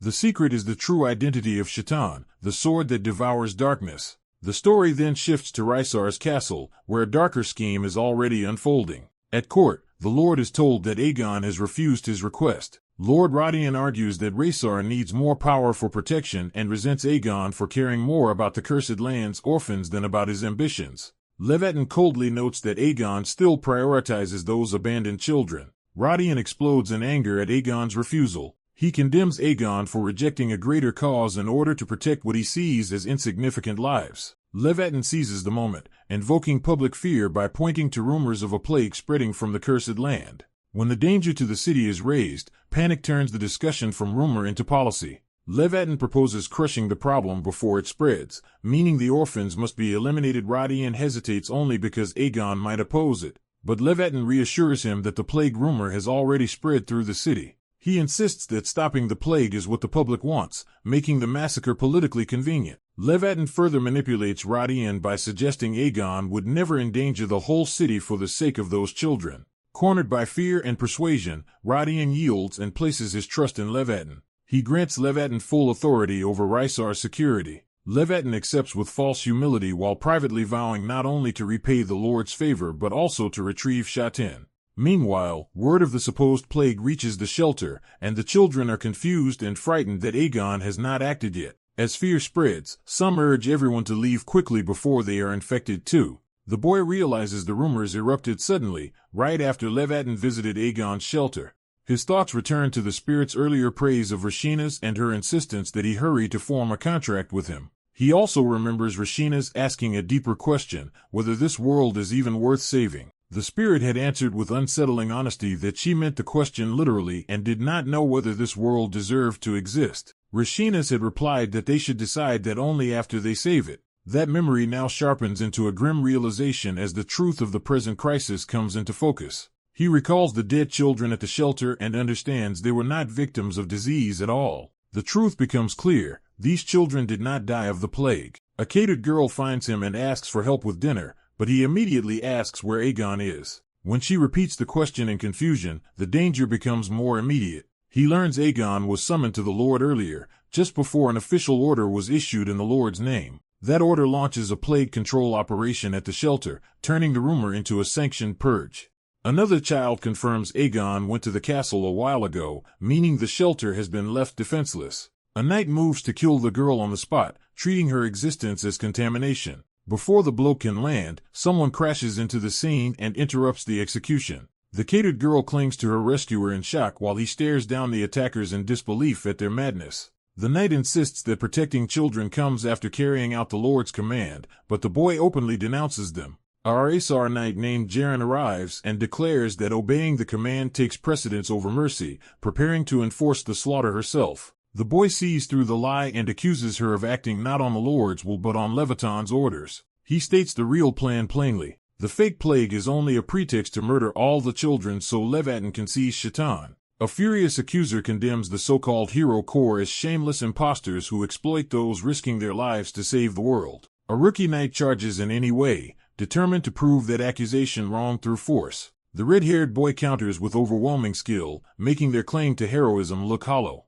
The narration clarifies that this group is not a true hero corps at all, only an immature knight order pretending to be one. His rare flame-type aura is recognized at once, marking him as far more dangerous than expected. He launches a blazing strike before his opponent can properly recover. The attack tears through the knight's defense, showing that ordinary shielding cannot withstand his level of flame aura. The knight realizes too late that the blow is going to break through. The impact erupts violently, wiping out any illusion that this is an even fight. Standing amid the aftermath, the boy dismisses his enemies as weak in both skill and judgment. At the same time, a second fighter enters the battle wrapped in pink energy, moving with sudden speed. The white-haired beast flips through the air and crashes down into the battlefield with predatory force. A nearby armored knight is caught off guard by the abrupt intrusion. The newcomer immediately follows with a brutal close-range hit. The armored foe is sent flying, completely overpowered by the impact. Landing low and steady, the beastkin reveals glowing eyes and total control of the exchange. Above them, a dark red vortex hangs in the sky, turning the battlefield into something ominous and unstable. The beastkin stomps down hard, asserting dominance over the fallen enemy. Another crushing blow lands, leaving no doubt that the knights are being toyed with. She mocks their weakness, making clear that this level of resistance barely interests her. The red-haired boy and the beast can quickly identify each other's powers as resilience aura and flame aura. Rather than hostility, she greets the discovery with excitement, seeing him as someone worth fighting seriously. A third voice cuts in with contempt, dismissing both of them as fools. An injured knight loyal to Lord Leviathan rages that the Red Corps has no right to interfere and vows revenge for turning a restrained enemy into a threat. The beastkin takes his outrage as an invitation to beat him down. Before that can happen, the red-haired boy asks Yar to take the children away from the confrontation. He insists because he has something personal and urgent to settle with this man. Sensing how dangerous the mood has become, Yar leads the frightened children away. The wounded knight sneers that sending the children off only proves cowardice, but the boy coldly rejects that reading. He explains that he removed them because what comes next is not something children should witness. That answer finally terrifies the knight, who panics and tries to retreat. The boy recognizes him as the March Hare, the knight responsible for killing Black Rabbit. With that identification, the confrontation shifts from battle to execution of a long-held grudge. The boy plants his blade and tells the man he is not hesitating in the slightest. He reveals that he has long since grown used to killing traitors like him. Nearby, a girl named Elsai lies weakly and realizes in disbelief that her friends were nearly murdered over a single shot and fruit. The story turns to the past, when Elsai was still living quietly and innocently despite her great spirit. Even then, her fate was tragic, because she died while trying to save the world. In that earlier time, a radiant being appeared before Kyle like a divine answer in the darkness. That being told him he still needed to find one thing before he could truly move forward. Kyle, shaken and desperate, asked what that missing thing could possibly be. The answer was simple and devastating. He needed a reason to save the world. Elsai's own wish had been painfully modest. She only wanted to see the starlit sky before the age of catastrophe arrived. Kyle answers that wish with a promise, tying Elsai to his resolve to save the world. As he reflects on the beauty of the night sky, he realizes that this beauty itself is enough to make the world worth saving. In that memory, he gently rests a hand on Elsai as she leans against him beneath the painted stars. Her bright, trusting joy becomes the emotional proof that his purpose is real. The memory closes like a farewell, with the hope of meeting again in a new morning. Back in the present, a quest message appears even as the flames still burn, warning that the mission is not yet complete. The hidden objective is revealed: Argon, guardian of the firmament, still has to be saved, meaning the true danger is far from over. The narrator reflects that Argon went to the Lord's castle while Elsai stayed behind, and even with his own strength absent, the immediate enemy should not have been beyond Elsai's ability. He concludes that if the orphanage still faced destruction, the threat had grown into something even a great spirit could not stop alone. With their current strength, he realizes they cannot guarantee the children's survival if the crisis continues. A child urgently calls for Black Rabbit, pulling him back to the danger at hand. Black Rabbit warns that stronger enemies are on their way because the ones they defeated were only the beginning. The cattered girl understands that stopping the enemy's first objective has only provoked a harsher response. Black Rabbit explains that if he and she fight together, they may hold the line for a while, but protecting the children safely is another matter. He decides the only real answer is to find Aaron, despite the uncertainty around his whereabouts. A quest notice confirms Aaron is supposed to return in 3 days, but Black Rabbit reveals Aaron has already arrived in Raysar. He explains that he verified the Hero World's assigned area was restricted to Raysar, making Aaron's presence there almost certain. Even so, the cattered girl argues they have already fulfilled their mission and should not take further risks. Black Rabbit answers her caution with quiet resolve rather than retreat. When she presses him about refusing to back down despite the danger, he stands by his choice. He admits that Hero Arwen was the reason he once dreamed of becoming a hero himself. That admiration hardens into a personal conviction he can no longer ignore. He insists he will not run from this out of fear, especially when the one person who can help Lord Arwen may later judge him for cowardice. Once she confirms he has a way to locate Lord Arwen, she accepts his plan. They split responsibilities. She will guard the orphanage until he returns with Aaron. As Black Rabbit departs, the story shifts into a memory tied to Arwen. In that memory, someone challenges Arwen's strength by asking whether his fear of demons has kept him from fighting for Raysar. Arwen admits he has thought seriously about refusing to fight. He reveals that he once wanted to flee Raysar entirely and live somewhere high above the city, beyond its suffering. Yet that desire to escape was bound up with a wish to protect Raysar from afar. He imagined a place overlooking the whole city where he could watch over everyone. The younger Black Rabbit, hearing this, realizes someone unexpected is speaking to him from above. The figure identifies Arwen as the only great hero born during the Age of Calamity. He describes Arwen as almost laughably cowardly, yet possessing a courage so great it defied belief. Then he reveals his purpose plainly.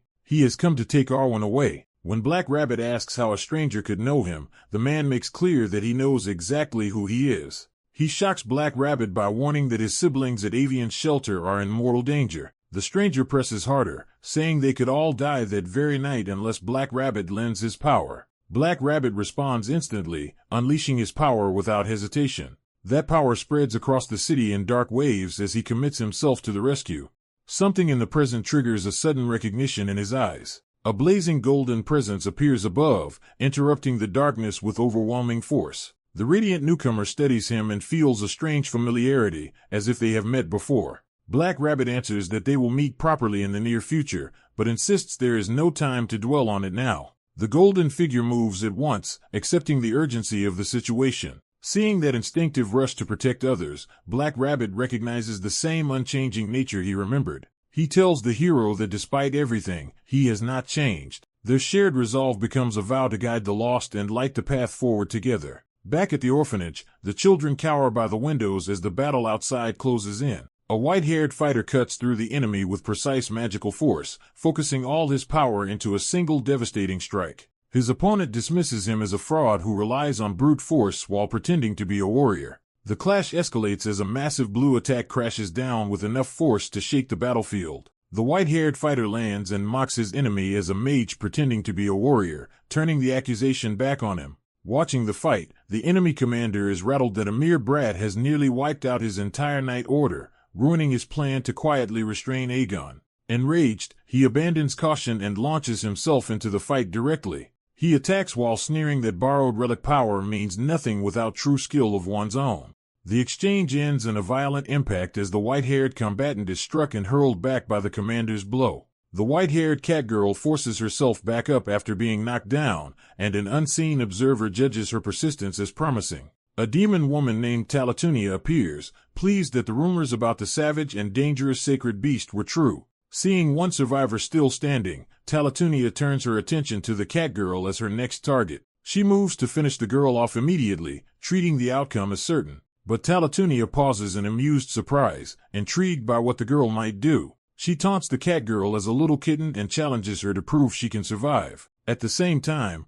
Talatunia makes clear that survival itself would be a miracle because she intends to devour her. The catgirl finally realizes she is facing a demon and is shaken that she failed to sense one. Talatunia reveals she has no interest in ordinary beast folk because she came specifically for the Fairy King's lamp. She dismisses the catgirl as worthless prey and prepares to kill her. With that judgment made, Talatunia unleashes an attack straight at the girl. The catgirl tries to run, but a new force erupts into the battlefield before the strike can end her. A figure named Shatin arrives in a flood of golden power, and Talatunia recognizes the intervention at once. The newcomer announces the Jabberwock and frames the confrontation as a deadly dance beginning in earnest. Shatin clarifies that this is not a personal name, but the name of the sword spirit she inhabits. Talatunia rejects the distinction, insisting that names are irrelevant compared to strength. She declares that as long as a spirit's shadow tastes good, that is all that matters, and attacks. Shatin answers with confidence,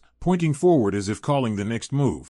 Dark power coils around her arm, signaling that she is drawing on the sword spirit's force. Her body shifts under that power as she commits fully to the transformation. The surge takes over so completely that she realizes her body is moving on its own. Even while coughing and wounded, Shatin reminds Talatunia that 10 years earlier she defeated her with Agon and insists the balance between them has not changed. The catgirl, awed by Shatin's display, blurts out admiration, while Shatin brushes it off as nothing special. Before the exchange can settle, danger closes in again from Talatunia's side. A sudden strike tears into Shatin, catching her off guard and drawing blood. The blast sends the catgirl flying as the battlefield is ripped apart by the attack's force. Talatunia revels in the chaos, laughing that the fight is entertaining and urging them to keep trying. Shatin counters by raising a wall of dark golden power, forcing Talatunia to acknowledge the resistance. The catgirl rushes to Shatin in alarm, worried that the spirit who saved her has been badly hurt.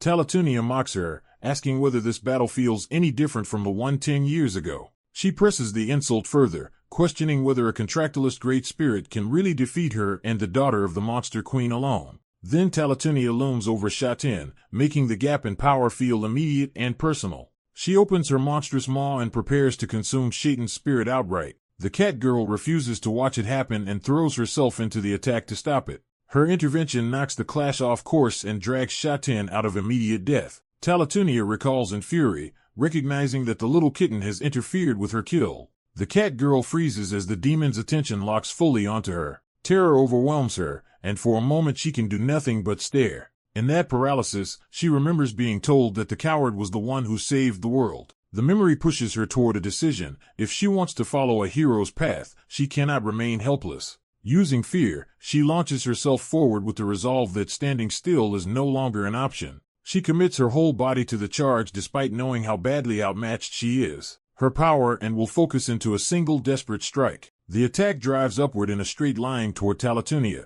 turning the girl's desperation into a real blow. The impact tears through the space around them in a violent burst. When it ends, the catgirl crashes down hard, barely conscious and struggling to breathe.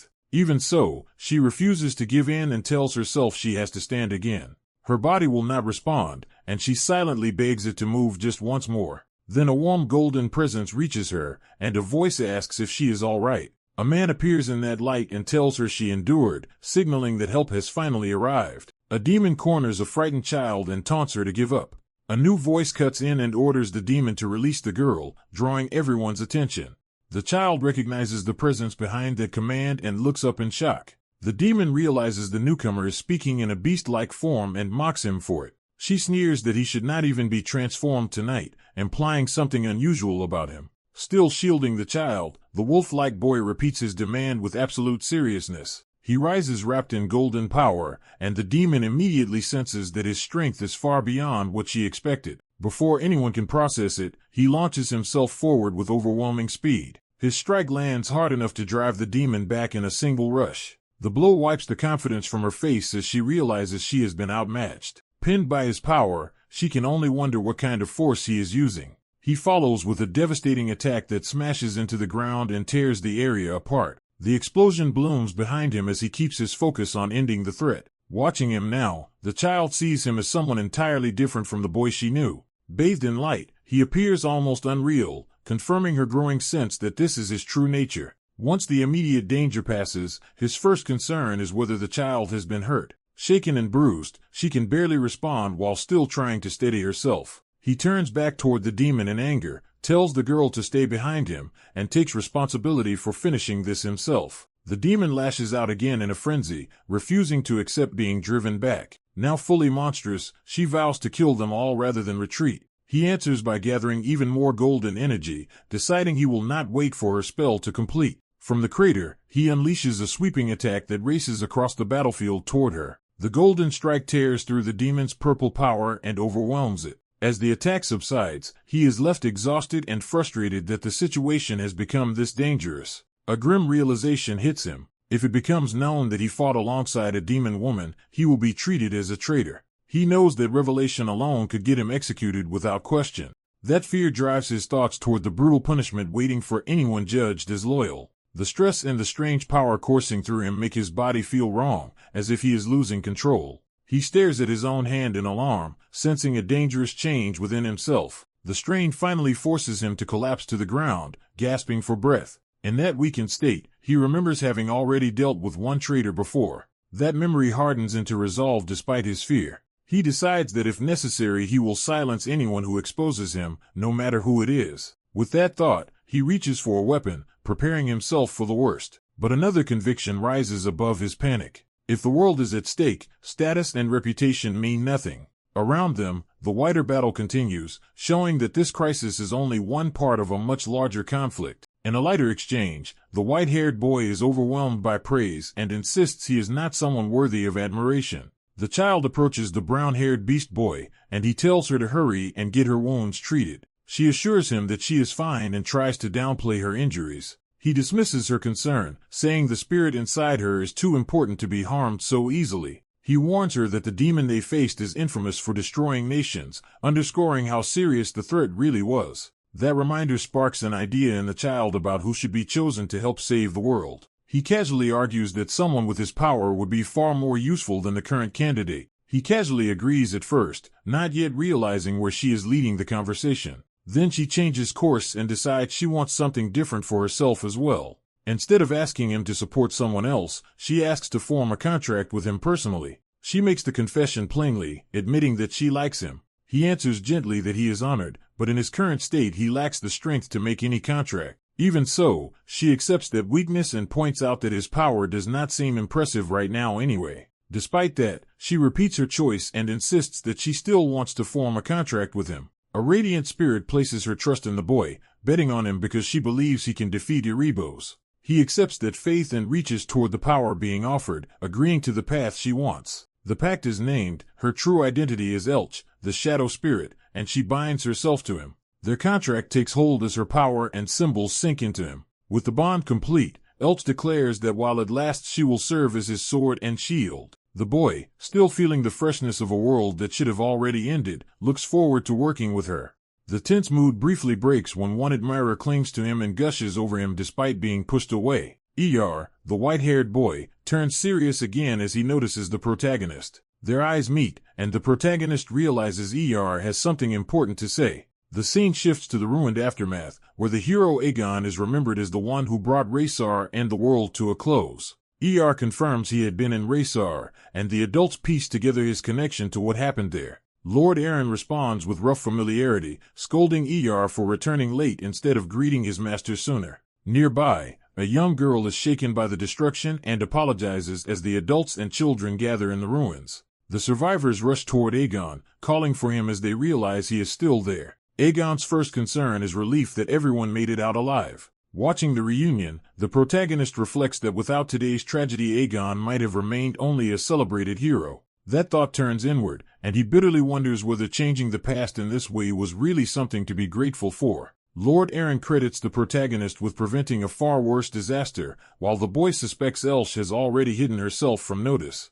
Now more playful, asks whether Lord Aaron has already scolded everyone else too. Aaron's sternness is explained away as his usual manner, even after he had harshly rebuked a badly hurt young girl. Wanting to repay the protagonist, Aaron presents him with an old book. He reveals it is his aura cultivation technique, the same foundation Aaron himself once learned. Aaron explains that Aegon developed that method into his own art and gained the ability to control flames freely. The protagonist accepts the gift with sincere gratitude. Looking at the cover, he realizes this book is the original form of Breath of the Hero. is startled by the significance of what the protagonist has just received. When it is time for to leave, he clings to Aaron for a moment before being called away. The protagonist stops him and asks if there is anything he still wants to say. Gathers his courage and addresses Lord Aaron directly. What he wants is unexpectedly simple.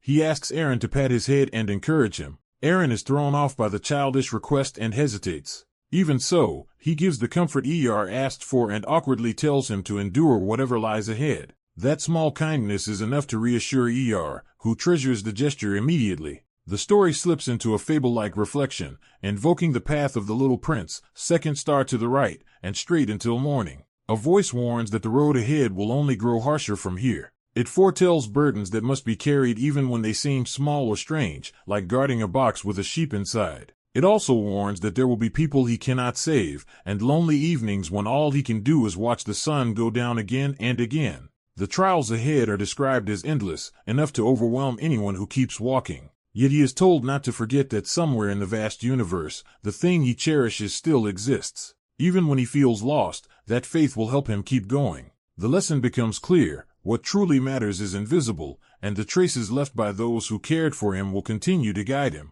From that same unseen place comes a final reassurance that he is braver than he believes. He cannot accept that easily and asks why anyone would call him brave. The answer strikes at the center of his doubt. Despite calling himself a coward, he still saved the world. That truth leaves him standing alone in the light, forced to face what he has done. He can only stare back in disbelief, as if the judgment could not possibly be about him. But he chooses to accept it, and promises that he will keep trying his best. The farewell returns to the same guiding refrain, urging him onward like a friend sending him into the night. A system message confirms the prologue has been cleared and grants him Aaron's breath, and the greater shadow spirit Elsh's rewards. Before he can rest, the next problem appears. The hero's world still has not been deactivated, and they realize the fight is not truly over yet. Berger panics over the hero dungeon appearing, but his companion forces him to stay calm because they cannot control it anyway. A new arrival asks why Lumern's professors have come, and the answer is that this concerns the hero's world, so their shared experience matters.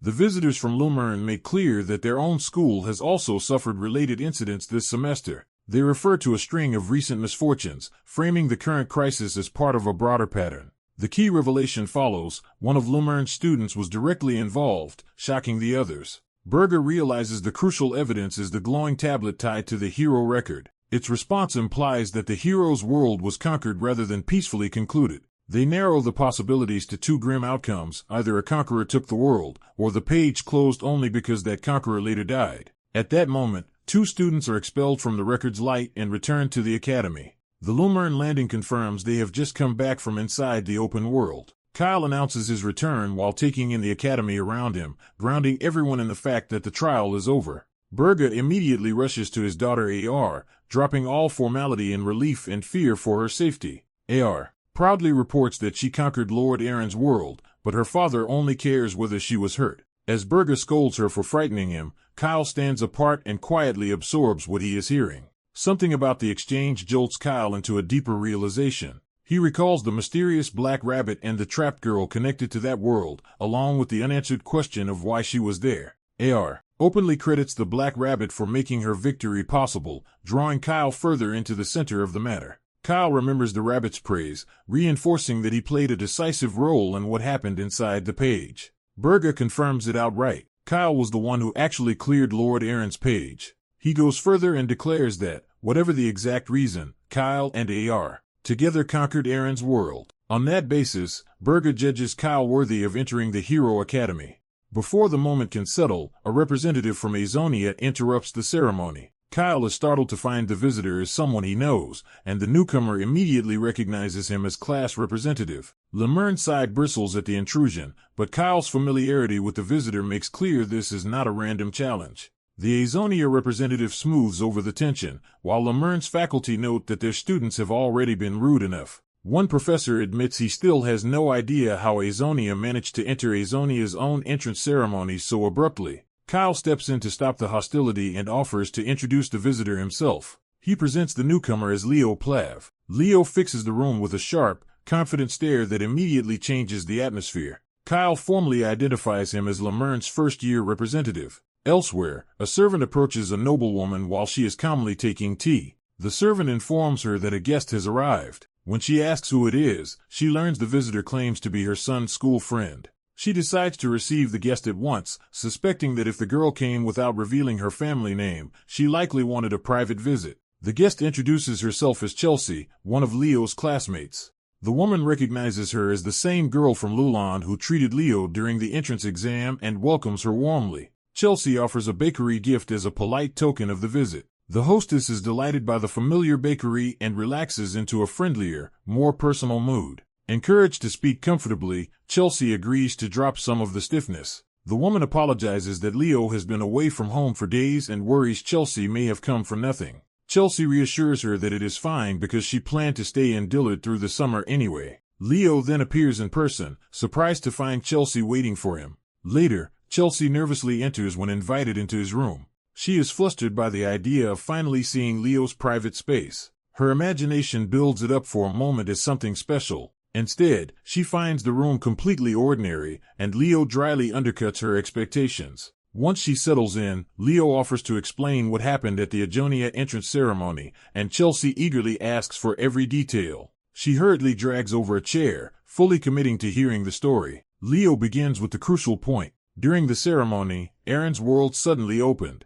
The revelation is so shocking that everyone listening erupts in stunned disbelief at the idea that a great hero's sealed record had activated again. Elsie wakes up groggy while Leo is already nearby, and her discomfort quickly gives way to excitement. She reminds him that the Ajanako children are obsessed with the legendary hero Leo and eagerly demand special training from him that day. Once he agrees without much resistance, she immediately pushes her luck and asks to stay over as well. That night, Elsie falls asleep in Leo's home, secure in the promise she got from him. While she sleeps, Leo stays up alone by the fire, studying and thinking through something important. He reflects that in his previous life he crossed into this world from modern Earth, but unlike the usual stories, his path here was very different. He concludes that the strange overlap between worlds is happening because he is Kyle, the surviving hero of the past age. Before pursuing that thought further, he decides he must first confirm Elsie's condition. Using a magical tool, he activates a spell that reaches toward her and probes her state. As the power settles, he focuses on the result with full attention. The spell wakes Elsie, and she finds herself in an unfamiliar state and place under Leo's control. She realizes something is wrong with her body, noticing that features she normally has are missing. Leo confirms that she feels constrained because she cannot use her full power here, proving she is the same Elsie from another world who crossed into this reality. He explains that because she is bound to him as his contractor, she was pulled from the distant past into the present, just as he suspected of the hidden side of this world. When she looks outside and mistakes the moon and stars for something else, Leo sees how alien this era is to her. He tells her to listen carefully, because the truth of where and when she is will be hard to accept. Leo reveals that this world is 5,000 years in the future from the one she knew. He formally introduces himself as Leo Plav, grounding the revelation in his present identity. He then admits that 5,000 years earlier, during the Age of Calamity, he was known as Kyle, the surviving hero. Hearing that the hero she knew has been reborn into this era after defeating Erebos overwhelms Elsie with emotion. After seeing enough to believe him, Leo accepts that she now understands his words. When she asks whether that means the world is finally at peace, he tells her the answer is only partly yes. Leo explains that although Erebos was defeated, it was not completely destroyed, and Tartarus still remains a major threat. He resolves to finish what was left undone, and Elsie immediately declares that she will help him. She rises with renewed purpose, no longer just a confused guest but an ally choosing his side again. Elsie treats their reunion as fate and says she wants to work with Kyle once more, but Leo stops her. He insists on being called Leo Plav, drawing a firm line between his past life and the person he is now. By morning, the conversation shifts to Leo's family, and it is clarified that the Empress of Basterix was Reina, his mother. Their household routine is interrupted when a servant announces that a guest has arrived. The visitor is said to be from a Murmurin Academy, which makes Leo realize this must be connected to the academy matter scheduled for that day. The guest turns out to be Chelsea Llewellyn, and her sudden appearance leaves Leo openly baffled. With her comes Professor Harland, whose presence makes it clear this is official business rather than a casual call. Chelsea cheerfully says she came to see Leo, while asking what brought the professor here. Harland answers that he is making a home visit and sends Chelsea ahead, showing he intends to speak with the family seriously. Leo's father greets the professor respectfully, recognizing the importance of the academy representative. As introductions continue, another figure approaches, prompting Harland to ask who else is present. Leo's father introduces his wife, and Harland realizes he is meeting someone he already knows from the past. Reina greets him with sharp amusement, immediately teasing him about how H has caught up with him. Harland warns her to stop before he scolds her, and she snaps back just as sharply, correcting him on her merry name and refusing to be treated lightly. The scene shifts into the Academy's formal evaluation of Leo, framing him as a legendary hero's heir and one of Lermion's most exceptional students. Harland begins the assessment bluntly, making it clear he intends to speak honestly about Leo's future. He tells Leo's parents that their son has outstanding potential as a hero candidate and already surpasses his peers. The praise is so excessive that even Leo's parents suspect Harland is building towards something more complicated. Instead of continuing aloud, Harland hands the detailed report to Reina and asks her to read it herself. As she reviews the document, she sees that Leo excels in core fields such as magic studies and summoning studies. The report further shows that he ranks at the top of his classes and demonstrates exceptional leadership among students. Even so, Harland pauses to separate the objective record from what he personally thinks Leo still lacks. His concern is that Leo is too willing to confront danger directly, no matter the risk. Leo's father asks what exactly that criticism means, sensing that this flaw could outweigh all the praise. Harland prepares to explain by placing Leo's behavior in the context of Lermion's entire history, implying that this tendency is extraordinary even by the Academy's standards. The discussion opens by stressing that Leo is an exceptional case, a student whose talent is overwhelming even by elite standards. At only 15, he has already reached a level usually associated with established heroes. What makes him more alarming is that he keeps turning impossible feats into reality. One listener assumes that should be purely good news, but the room is not convinced. A senior woman explains that Leo's brilliance is not entirely reassuring. His record shows him repeatedly forcing himself into extreme battles and surviving by sheer power. Because of that pattern, she admits she has been quietly worried about him. She asks Leo directly why he drives himself so relentlessly. The question is framed against the fear that he is not acting like an ordinary student who merely admires heroes. Leo answers with absolute clarity. His goal is the complete eradication of Erebos, the one thing he feels he must accomplish. Later, on the opening day in Lemuria City, the new school term begins. The city is as lively as ever, but Leo moves through it with his mind still fixed on his own purpose. He notices the Academy-run cafe, Heroes Rest, and considers stopping for food. Before he can, he overhears two students arguing with the staff because they are being denied entry despite claiming to belong there. The employee refuses to let them in without proof, while one of the boys angrily insists he was only left behind briefly and should still be recognized. Leo realizes they are former hero candidates who were cut after the trials and are now trying to slip back into school spaces. As the confrontation threatens to turn ugly, one of the boys prepares to force the issue. A new man appears beside Leo and dismisses the outburst as childish noise. He makes it clear that Lemurn offers no second chances to those who have already been expelled. His warning goes further. They should abandon this obsession because becoming a hero does not require attending Lemurn. The boys are shaken and demand to know who he is, protesting that they have not even been formally expelled yet. Instead of arguing, the stranger uses a dark, overwhelming power that instantly crushes their resistance. With cold irritation, he treats the entire scene as beneath him. He reflects that this year's first years were supposed to be impressive, but moments like this make him doubt it. When the cafe worker asks what he just did, he casually says he merely sent the troublemakers away and wonders why he was summoned at all. Leo is left staring after him, unsettled by the ability he just witnessed. The man's presence alone confirms to Leo that he is something far beyond ordinary. Leo realizes the truth, that man is a dragon. The day continues at the harbor, where students gather for the academy's opening events. Leo's classmate Aizawa cheerfully notes that the school year finally feels like it is truly starting. Another classmate, Chloe, greets them warmly and asks how everyone spent the break. Aizawa says she was occupied with family matters and turns the question to Leo. Leo gives a vague answer, and when Aizawa points out that attending the entrance ceremony is hardly a normal vacation, she promises to explain herself later. Their conversation is interrupted by the arrival of someone carrying a bag full of round capsules. The loud newcomer, Cal, enthusiastically reunites with Chloe and Celia, while the others joke that it is impressive he even made it to the second semester.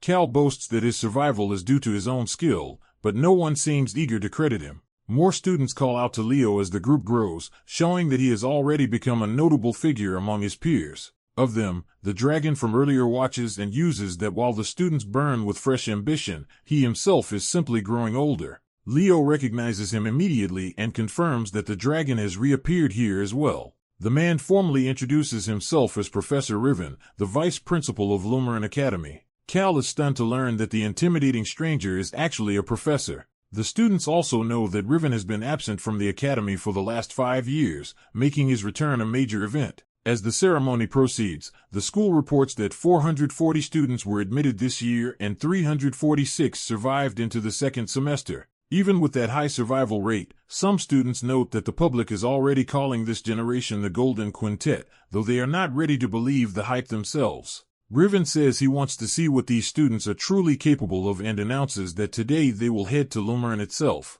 He adds that he will be waiting at the school gate, then vanishes into a pool of black liquid as abruptly as he arrived. His bizarre exit leaves Cal panicking while the others are forced to process that this is normal under their new vice principal. The group then realizes the practical problem ahead. Crossing the lake to reach the school will not be easy, especially with Cal hauling so much luggage. Even so, the chaos only drives home that their life at Lumeran has truly begun. Leo launches out across the water at speed, moving straight into the next stage of the academy's trials. A white-haired student recalls that the lake is so vast it feels like an ocean, and that before the age of calamities it may truly have been one. He connects that history to an old report that the first land was attacked when the Arbas appeared, suggesting this place has always been tied to disaster. As he thinks it through, he keeps his focus on the battle unfolding over the water. That concentration breaks when a sudden attack streaks toward him and catches him off guard.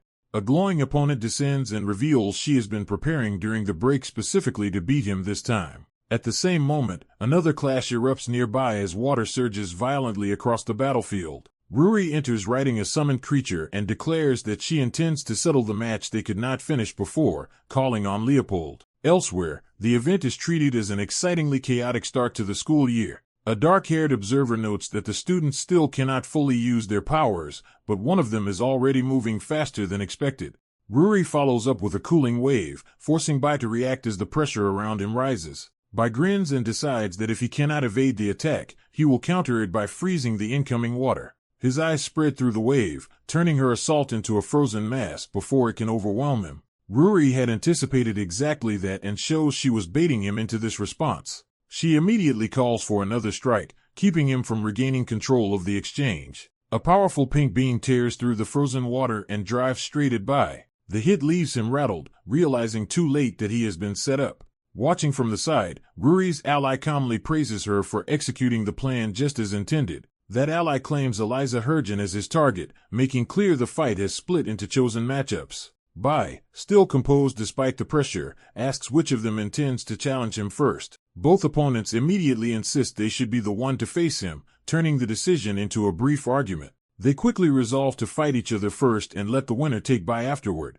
Bai points out that this arrangement is only logical, since it saves him the trouble of dealing with both at once. The two accept that reasoning, and Duran Moira invites the other to come at him. Their duel begins with a towering wall of water as one side demonstrates overwhelming elemental control. Eliza answers by unleashing Aquagorgos, sending massive water forms crashing toward Duran. Duran had expected that exact move from her and prepares a direct counter. He bursts forward wrapped in yellow energy, turning the exchange into close-range offense. Bai drifts away from the main clash and reflects that everyone is unusually fired up for the first day back, though he assumes they should still make it to school safely. He notices other students racing nearby and thinks they have all grown stronger since before. But he also senses that the dragon old enough to have aged this much will not let events end so simply. A strange fog begins to spread, and while another student dismisses it as ordinary lake mist, the atmosphere shifts unnaturally. The red-haired girl is suddenly swallowed by darkness and realizes too late that this is no natural fog. A figure steps out within the black haze,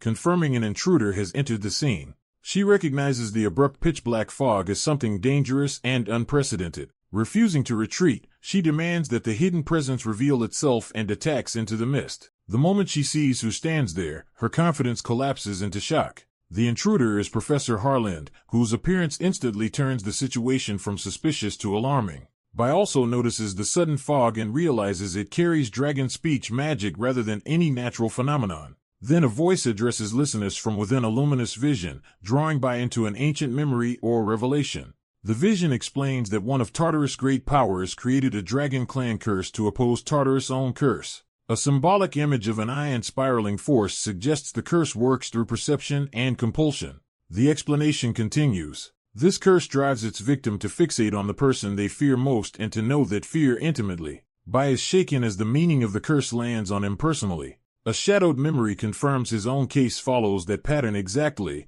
implying he has already been marked by it. Licinus appears in the vision and warns that if his heart remains unstable at this point, he may never reach the Castle of Light. Back in the present, the aftermath leaves students collapsed in the water as the danger proves more severe than it first seemed. Observers conclude that the first years were pushed beyond what they could handle and that illusion magic was likely involved. From the stands, senior figures judge the results harshly, calling it inelegant rather than impressive. One of them decides to test the situation personally, signaling that the adults are about to intervene. He names Leo Plav, identifying the force or technique he intends to confront next. A voice calls Kyle Amour through a blinding passage, urging him to keep moving. Someone reaches out from the light and pushes him to advance despite his hesitation. Kyle turns back, recognizing the person behind him. The other person had expected Kyle to resist, but follows anyway. Before letting him go, the white-haired boy embraces a brown-haired woman and quietly thanks her. He leaves her behind in the light while stepping alone toward what comes next. The woman sends him off with a final wish that he endure whatever awaits him.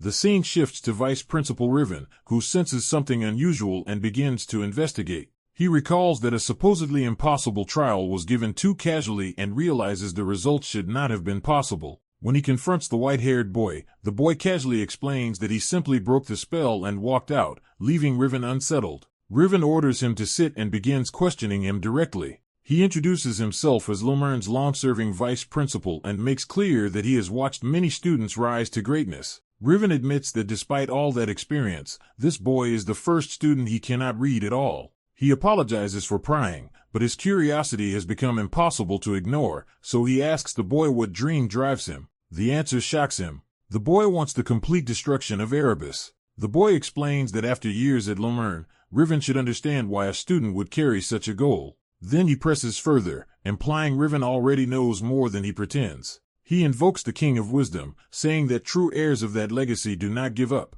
By framing it that way, he suggests Riven's own hidden connection to that bloodline and challenges his resignation. Riven stiffens as the implication lands and his composure starts to crack. The boy openly asks if Riven knows his true identity, while already speaking as if they will be working together. He addresses him by name and title, Vice Principal Riven, making it clear the guessing game is over. Left reeling, Riven wonders who this boy really is to speak with such certainty about the King of Wisdom. He fixates on the boy's identity and on the strange familiarity he seems to carry. As he walks away, Riven remains consumed by the mystery of who the boy could be. The tension breaks with a joke that he and another troublesome figure are destined to keep clashing. Time passes to the opening ceremony at Lumern Academy, where the students gather for a new term. Leo is called back into the social bustle he would rather avoid. Two classmates greet him warmly and ask whether he enjoyed the break. Others immediately praise his performance in the departmental tournament, treating him like a rising hero. One admirer gushes so hard that another student pointedly reminds her she is embarrassing herself in front of juniors.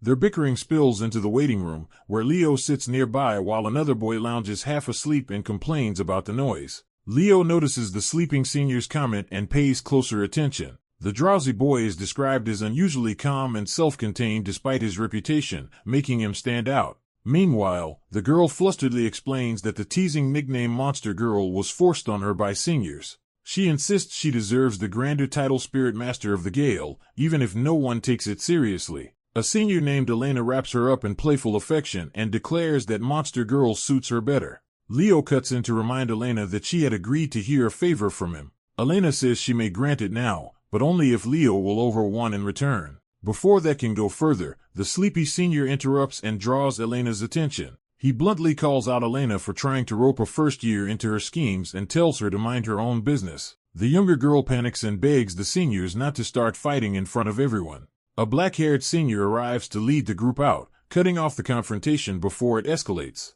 Elena and the others head toward the ceremony, leaving Leo behind with his thoughts. As they go, someone calls Leo by his full name, forcing his attention back. The sleepy senior warns him to be careful around Elena's Zero. He explains that Elena has a habit of collecting people she finds interesting and treating them like prized possessions. When Leo says he already knows she is difficult, the senior clarifies that this is more serious than simple mischief. He warns that the real danger begins when Elena decides someone is her special toy and she already seems interested in Leo. A white-haired student politely accepts the guidance he has been given, masking his thoughts behind a calm smile. As the ceremony concludes, the school praises the juniors for enduring repeated crises and still returning with high expectations placed on them.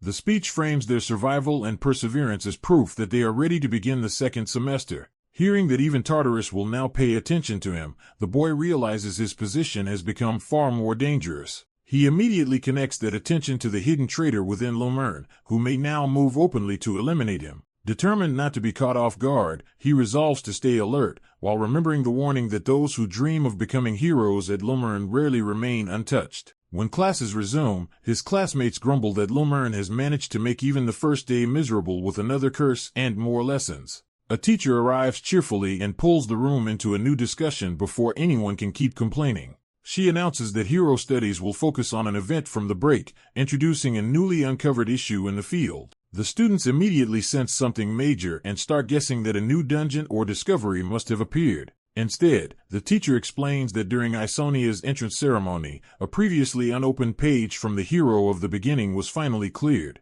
More importantly, the person who cleared that prologue page mentioned a name tied to that ancient story. For the first time in the history of the great hero's world, a specific identity connected to that era was brought to light. The name officially revealed was Kyle, identified as the surviving hero. The white-haired boy is startled because he recognizes that name as his own, though he has not heard it spoken in a long time. The teacher quickly tempers the excitement by clarifying that no historical record has yet confirmed whether Kyle was a real person. At present, all they truly know is that the name appeared. Even the figure called the Hero of the Beginning remains unverified as the same person. A student presses the issue, asking the professor to explain what it would mean if that hero had actually existed. The question reframes the lesson from curiosity into a challenge to the foundations of accepted history. The answer is sweeping. The entire field of hero studies could be overturned, especially because many hero pages still belong to unknown figures. That possibility leads to the obvious conclusion that one of those unidentified pages might belong to Kyle. The class excitedly realizes that if Kyle were real, humanity would also have had its own great hero to stand beside the other races. The boy keeps his face steady, but inwardly regrets that the truth is surfacing in a way he never intended. He reflects on the world's hierarchy, where 5 races exist but humans have long stood beneath the others. For thousands of years, humans have carried an inferiority complex because they lacked a great hero of their own. He understands that proof of Kyle's existence would finally give humans a figure they could take pride in. Another student asks whether such a legendary figure would have ranked as an all-class hero. The teacher says that is highly likely, and the answer lands awkwardly because the class already has an all-class student sitting among them. His friends immediately turn that implication into loud admiration, praising him while he pointedly refuses to indulge them. The lesson then shifts into a broader study of the hero of the beginning, and how much the students actually know about that ancient figure. Later, while exercising with a friend, the boy finds the conversation drifting back to Kyle, and his friend jokes while he remains dry and restrained. Asked why Kyle was called the surviving hero, he gives the blunt answer that Kyle earned the title simply by surviving. His friend assumes that means Kyle was a mighty warrior who lived through many battles and gained a heroic nickname, but the boy quietly corrects that assumption, because the truth is harsher than a tale of battlefield glory. In his memory, Countless others died while he alone remained alive, making survival less an honor than a burden. Back in private, he withdraws to his room and turns to a desk hidden among books, preparing to act on something only he can access. He takes out a pendant, and dark magic stirs around it as he channels power into the object. The spell releases a burst of energy, opening a path for something to emerge into the room. A dark-haired spirit girl appears in surprise, and he addresses her as Elsie. He tells her he is about to introduce her to his summons, linking her to a part of his life he has kept separate. Before doing so, he warns her not to reveal that he is Kyle, fearing how the others would react if they learned the truth. His first summon, the fiery Flora, answers his call with theatrical loyalty and obvious excitement at his return. Flora immediately notices Elsie and demands to know who this newcomer is. He explains that Elsie is a spirit he recently contracted with, formally introducing her by name. Another summon, the fairy Kieran, joins in and proudly identifies himself as the leader of Leo's summons. Elsie questions that claim, and Flora snaps back that Kieran only holds that position because he was the first to make a contract with Leo. Flora tries to redefine leadership as rank and dignity, but the explanation only exposes how petty the dispute really is. The summons quickly devolve into childish insults, bickering with each other instead of welcoming Elsie properly. Watching the chaos, Elsie can only process the absurdity in silence. Leo dryly sums up the scene as his summons being lively, and Elsie immediately recognizes that what he calls lively is really just immaturity. At the Academy's outdoor anti-magic lecture hall, Professor Rin returns from break to a crowd of first-years eager and uneasy about what he has planned for the new semester. He explains that he spent the break deciding how to teach them, while Carl Thomas immediately suspects the class is about to become a problem for the students. Rin reminds the first years that the Academy is watching them closely because they are heirs to that attention and expectation. He presses them to consider why that scrutiny falls on them now. When Carl is put on the spot, he can only nervously answer under pressure. A student identifies the reason as the Loose War, the major rivalry that made the magic department's third and fourth years famous. The teachers connect it to the long-running competition between Tsirin and Lumern, realizing this is the conflict Rin means. Rin confirms it and shifts the focus to their senior struggle. He reveals that for 3 straight years the magic department failed to beat the night department. That humiliation becomes the basis for his next announcement. Rin declares that the magic professors have decided the department cannot endure a 4th straight defeat. The students are rattled as he makes clear that this year's class is being drafted into that effort.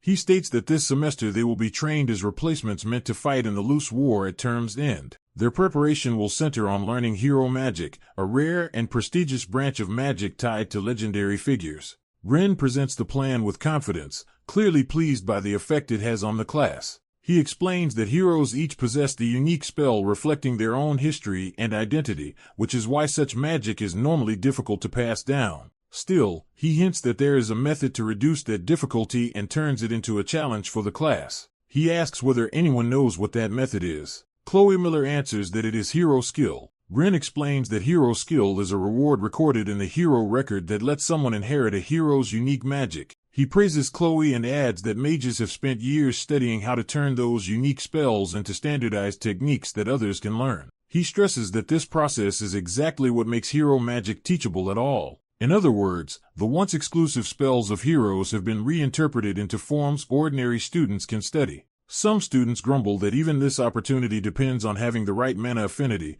while others point out that being able to learn it at all is already a privilege unique to learn. He cuts off the chatter and moves the lesson from theory to evaluation. He announces that before training begins, he will assess their ability through magic duels. The class recognizes that a duel will reveal each student's real level. Rin adds that it will also show how well they can actually handle hero magic in practice. When he asks for a volunteer, someone immediately steps forward. The eager volunteer is Ileana, who confidently offers to go first. Rin calls her out as a dual-class student who even trained with the night department, making her a notable test case. Ileana boasts that her mixed training is exactly what makes her special. As to who she wants to face, she is told she will duel the guest instructor instead, which instantly changes the mood. As the guest instructor approaches, the students realize this is no ordinary demonstration opponent. The newcomer tells Ileana not to be nervous, taking control of the match before it starts. He reveals himself as Professor Elby, coolly asking whether she really thinks she can beat someone admired by first years across the academy. Elby invites her to attack without holding anything back.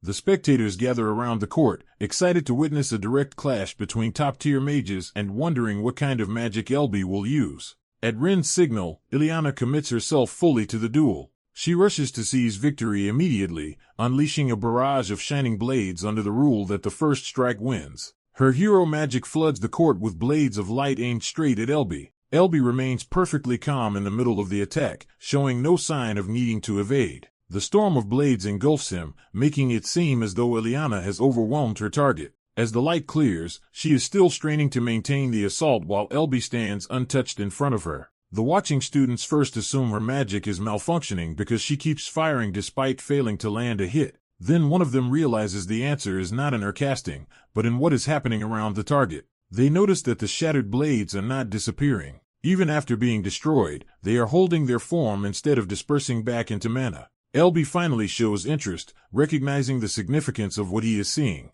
He identifies Ileana's technique as a unique spell she perfected during vacation, meaning she has gone beyond merely reproducing standardized hero magic. With that revelation, the duel becomes a serious evaluation of Ileana's original talent rather than a simple classroom test. The narration explains that until the first semester, her weak deductive ability had been offset by overwhelming offensive power. That destructive strength erupts again, announcing the start of another display of force. A blonde upperclassman watches the spectacle and judges it genuinely impressive. Ileana lunges into the exchange, straining as she presses the attack. Her movement carries her hard across the field as the clash continues at close range. Leo, watching tensely, realizes the imitation has even been given a human body. The narration identifies the opponent as a fairy-like mimic that has taken Ileana's form. Seeing two identical Ileanas on the field, Leo wonders if this is some kind of illusion, but the setup is clearly more substantial than that. The copy answers his doubt with a smug expression, making it obvious it has its own will. That unsettling independence shocks the onlookers as the clone openly mocks the original. The imitation keeps provoking her, proving it is not just a hollow duplicate.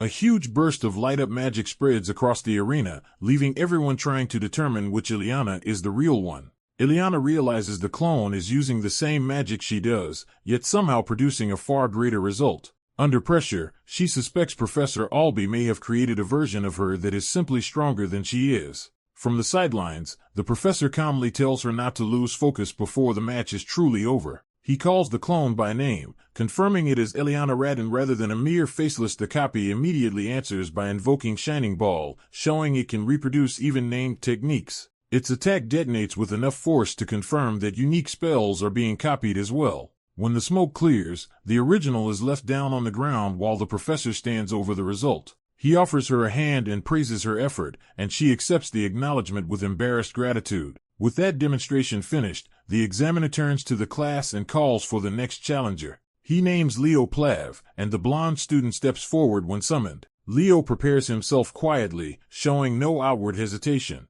Asked if he is ready, he answers with simple confidence that he is. The narration reveals that his chosen spell is Mirror Force, a clone making magic focused on duplicating the opponent. As the spell activates, a green magic circle forms and a copy of Leo appears before him. The explanation clarifies that Mirror Force creates a clone built from the target's own data down to the smallest detail, making it ideal for combat testing. Leo's clone immediately unleashes a vast star-filled magic formation overhead. A spectator recognizes the phenomenon as star magic, surprised that Leo can wield something so advanced. Leo raises his hand and begins responding in kind, matching the clone's spellcasting. The sky fills with layered constellations and overlapping spell circles as multiple star spells are cast at once. Watching the scale of it, a classmate is stunned that he can maintain so many spells simultaneously. Leo meets that amazement with quiet confidence, making it clear this level is well within his ability. The barrage expands around him, but he remains composed at the center of it.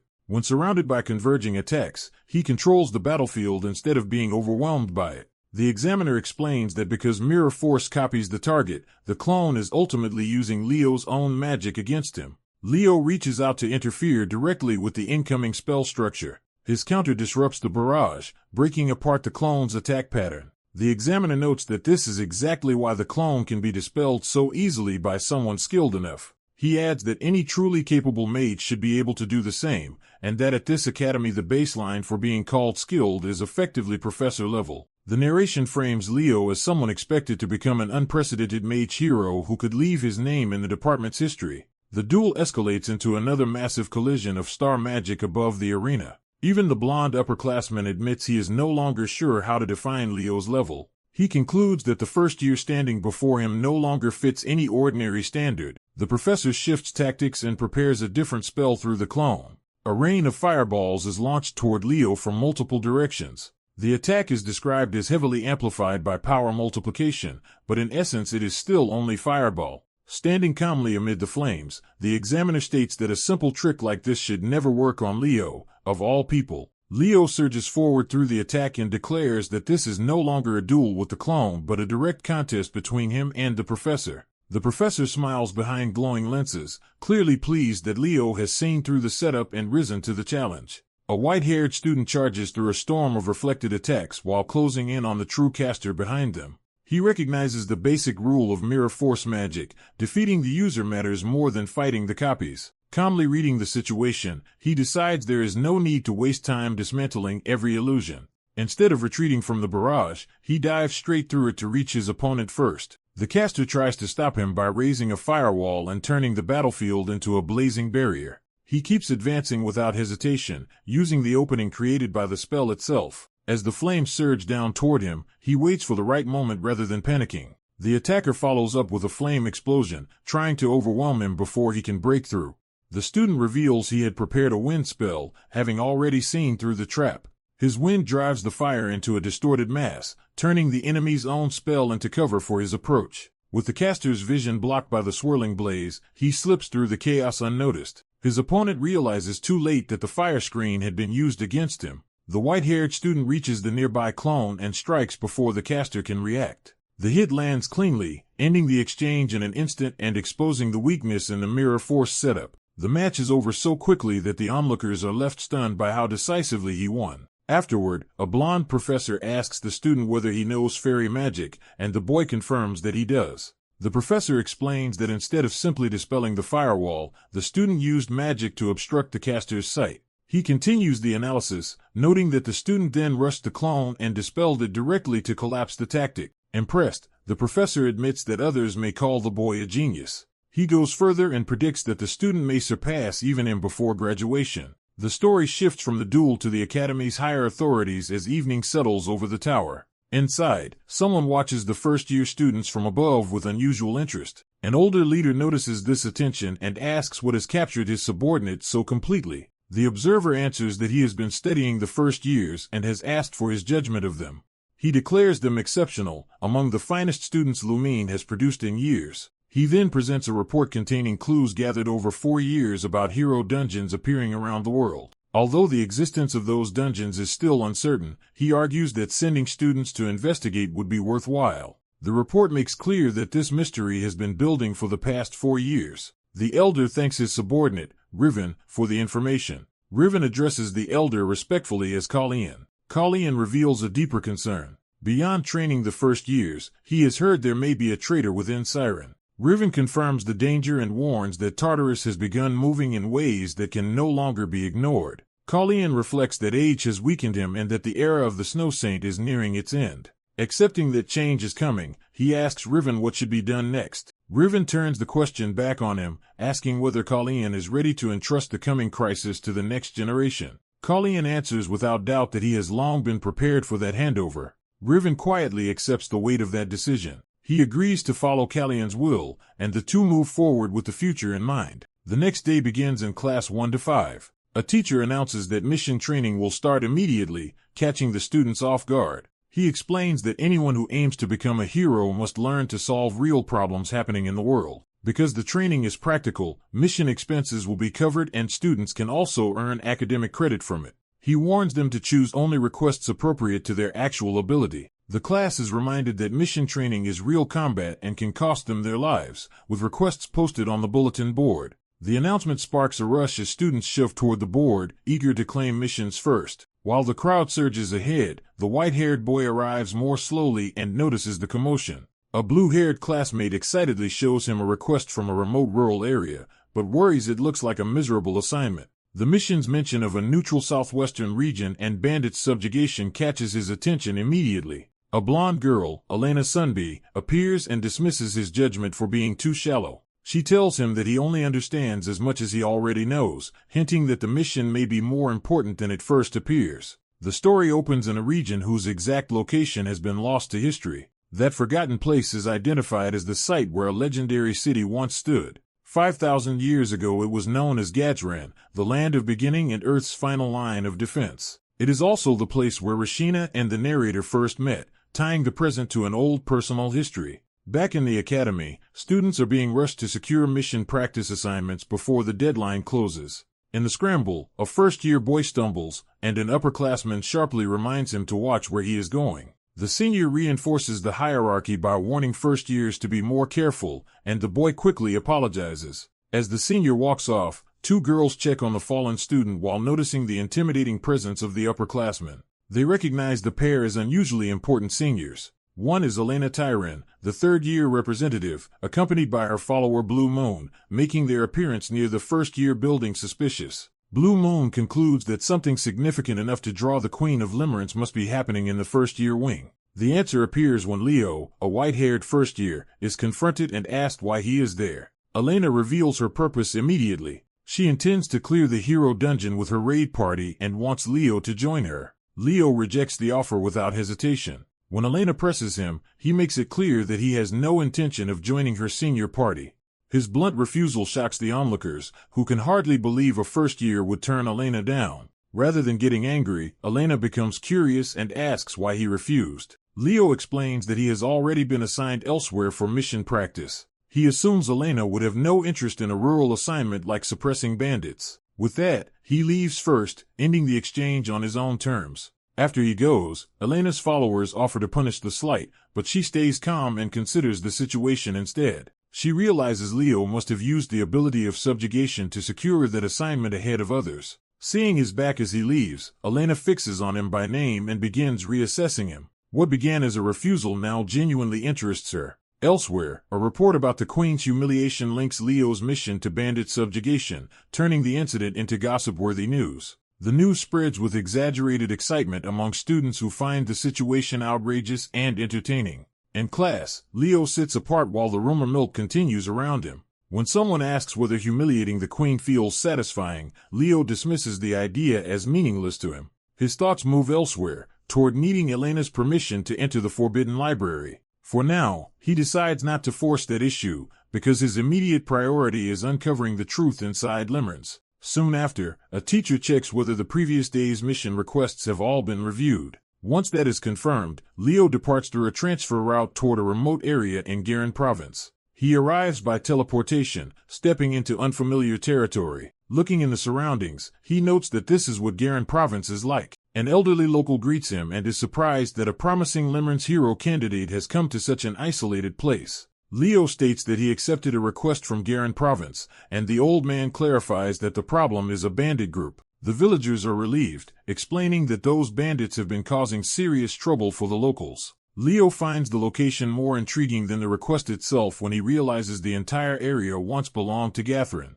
That realization connects the quiet province to the ruins of an old fortified past. At the local lord's residence, the guards stop Leo because they do not recognize him. They demand that he state his purpose before meeting the Lord. Leo presents his mission papers and explains that he came after accepting the bandits' subjugation request. The guard starts to dismiss him as an overconfident brat, then notices the document's authority and falters. The name of Limerence Academy changes everything, and Leo calmly asks to be let through.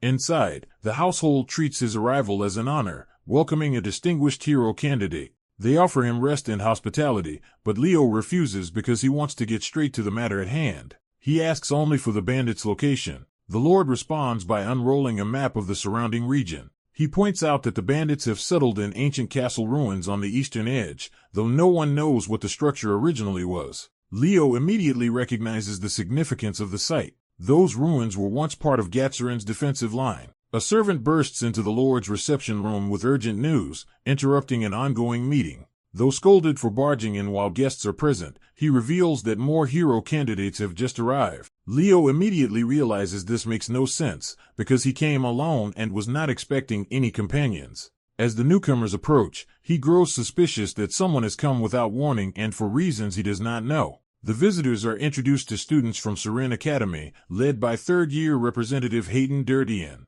Hayden politely greets the room, while Leo is unsettled that upperclassmen from Sirin have appeared here of all places. Among them, Runia catches Leo's eye, making it clear this is not a random visit. Runia cheerfully approaches Leo and asks why he is here, forcing him to hide his discomfort and act normal. Leo keeps his answer restrained, and Runia teasingly enjoys seeing him flustered. The Sirin students quickly connect the dots and realize this Leo is the same prodigy tied to the founder's magic. Hayden silently takes in that revelation, recognizing Leo's importance. When Runia presses him, Leo explains he came to this region for mission practice to subdue local bandits. Runia instantly decides this is the perfect excuse to avoid the oppressive seniors, and the danger only makes her more interested. She declares that she will help Leo, treating the mission as a chance to stay by his side. The other students are baffled, but Runia insists that as a Sirin student she cannot ignore civilians suffering from bandits. Before anyone can stop her, she drags Leo along and commits herself to joining the operation.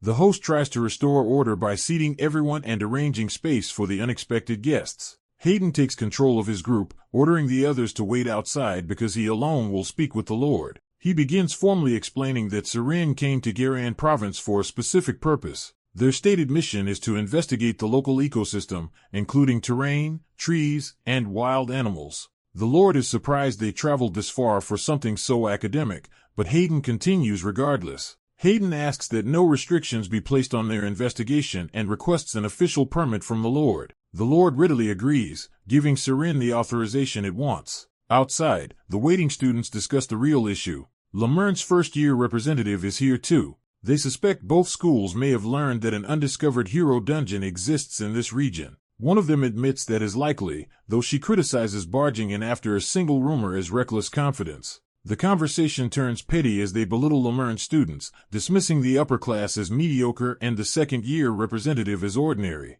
They single out Elena Garan as someone overpraised despite supposedly hiding her true ability among weak classmates. Elena appears behind them and coldly makes it clear she heard every word. Rather than let it pass, she offers them a chance to apologize for insulting her school to her face. When they hesitate, Elena escalates the humiliation and orders them to kneel and bow. The Sirin students recoil at the demand, stunned that she would push them so openly. One of them tries to justify the mockery by claiming Lemurne's second years are obviously inferior and that Elena should improve herself before representing anyone. Another challenges Elena to prove her worth with skill if she dislikes their judgment. Elena accepts the challenge with a smile that makes clear she was waiting for this. She moves first, deciding that those who refuse the chance to apologize will be taught by force. Her attack lands with overwhelming speed and power, dropping the students before they can properly react. Inside, the violent surge of mana and impact is so intense that it shocks both Haddon and the Lord mid-conversation.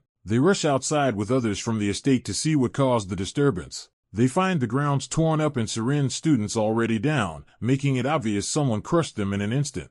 A witness points them toward the attacker. Elena stands over the fallen students, calm and composed, as if the outcome was beneath notice. She states plainly that people in no position to boast should not mock Lemurne Academy. Haddon recognizes the foul mana at once and realizes the culprit is exactly who he suspected. He identifies Elena Geron as the one responsible while she remains beside the students she defeated. Elena greets Haddon directly, making it clear this confrontation is no accident. Haddon responds with irritation, implying that because the Sirin seniors are useless, he now has to deal with matters himself. At the same time, Runya unleashes her own power elsewhere, burning with anger as she goes after the bandits. The thieves panic and flee from the fiery assault, calling her a witch as they scatter. Runya furiously rejects their insult and vows to punish villains who prey on innocent people. A fiery force condemns someone to hell as the scene opens in violent destruction. Leo judges that the situation resembles Luna's methods and decides Runya can handle suppressing the thieves while he investigates alone.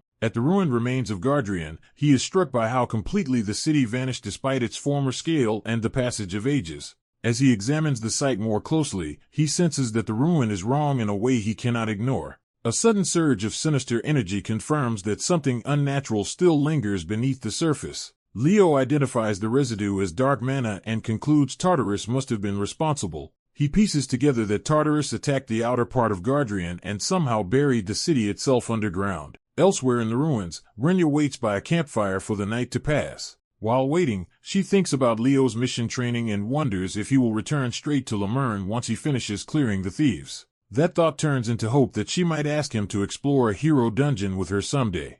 Her daydream ends when she suddenly finds Leo already there, calmly saying he was only checking the ruins. Leo begins explaining what happened after the Age of Calamity ended. He recounts that survivors abandoned Gardrian to seek new settlements and the abandoned city was later attacked by Tartarus and buried. With nothing more to do tonight, Leo suggests resting until morning and Renya points out the fire she prepared for that purpose. As they approach the camp, Renya realizes they are no longer alone. Two upperclassmen, Haddon and Elena, are already at the fire and casually invite the pair to join them. The seniors immediately tease Leo and Renya as if they were spending the night together, leaving Renya flustered and defensive, trying to regain control of the moment.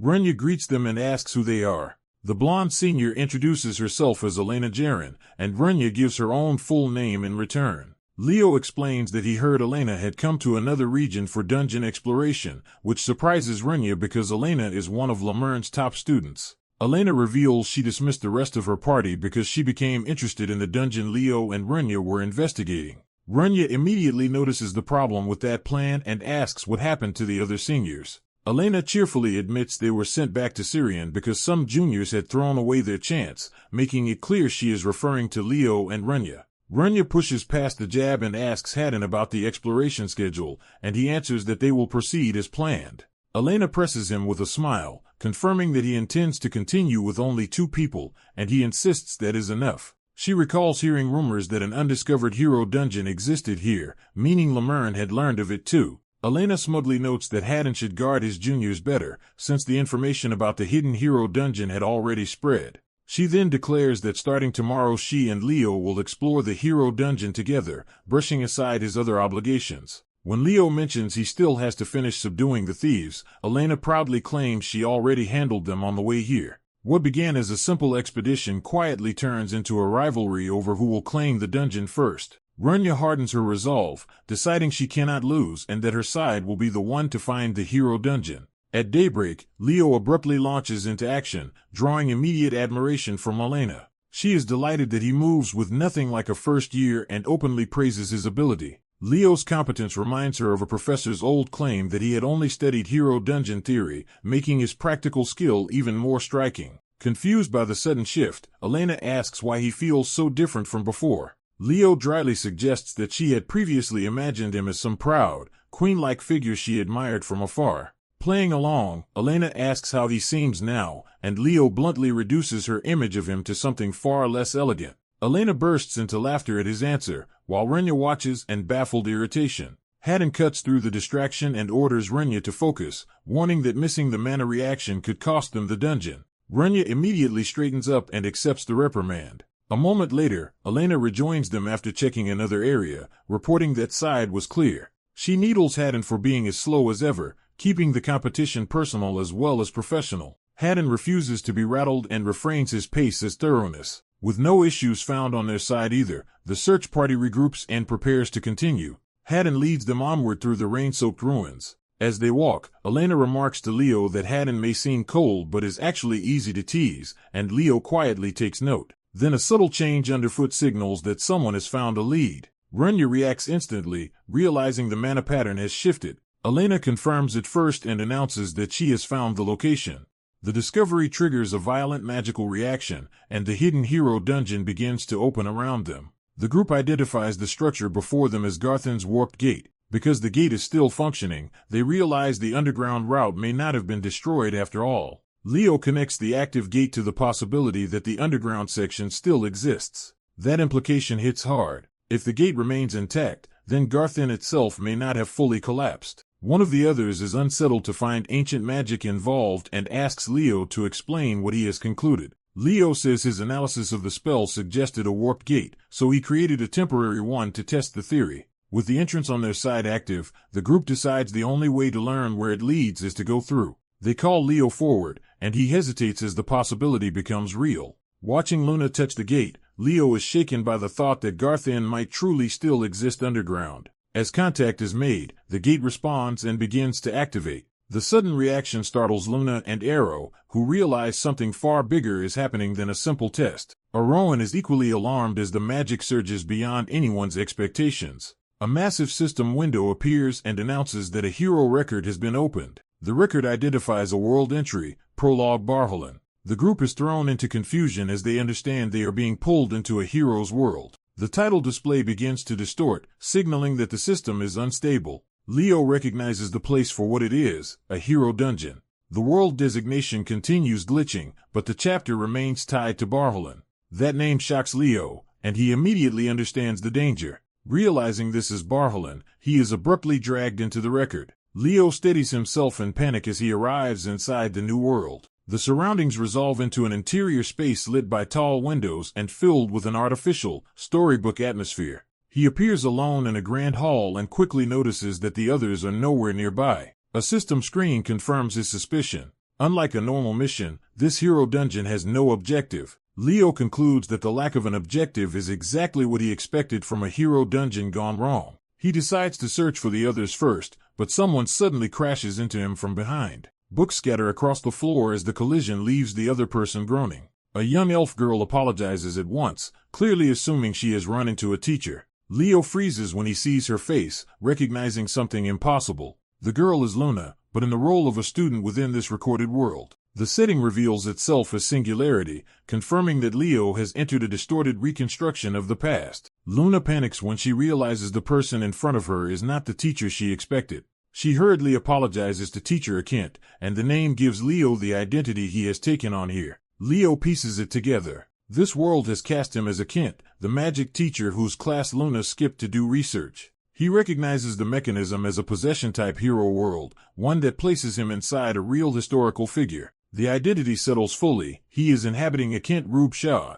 He also recalls Akent's importance, a man who cared for Luna-like family after Agon's death. When Luna asks where he is going, Leo instinctively stays in character and takes the books from her. She nervously insists he should not misunderstand, claiming this is not the first time she has slipped out of class like this. Leo accepts the books calmly, using the moment to keep her at ease while he studies the situation. Seeing her cheerful, trusting behavior, he is reminded how deeply Akent mattered to Luna. Luna leads him to where she has hidden the grimoire she wants to study. Inside a study room, Leo tells her to put the grimoire down and remain there while he handles the books. Luna gratefully sits, believing she is safely under her teacher's care. Without warning, something violently strikes the room. Both of them are jolted by the impact, and Leo immediately turns toward the disturbance. He regains his composure at the door, already preparing to move. Though he wants to stay with Luna longer, he decides he must leave and investigate the hero dungeon itself. He resolves that finding the three companions who were separated from him must come before anything else. At the same time, he recalls the rule of this disaster.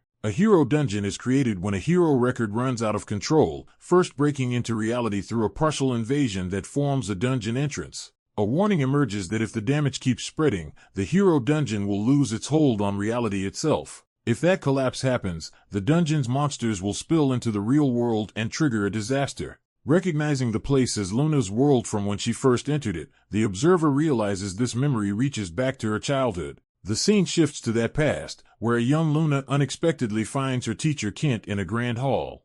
Kent's companion dismisses the interruption and insists there is no time for confusion or jokes.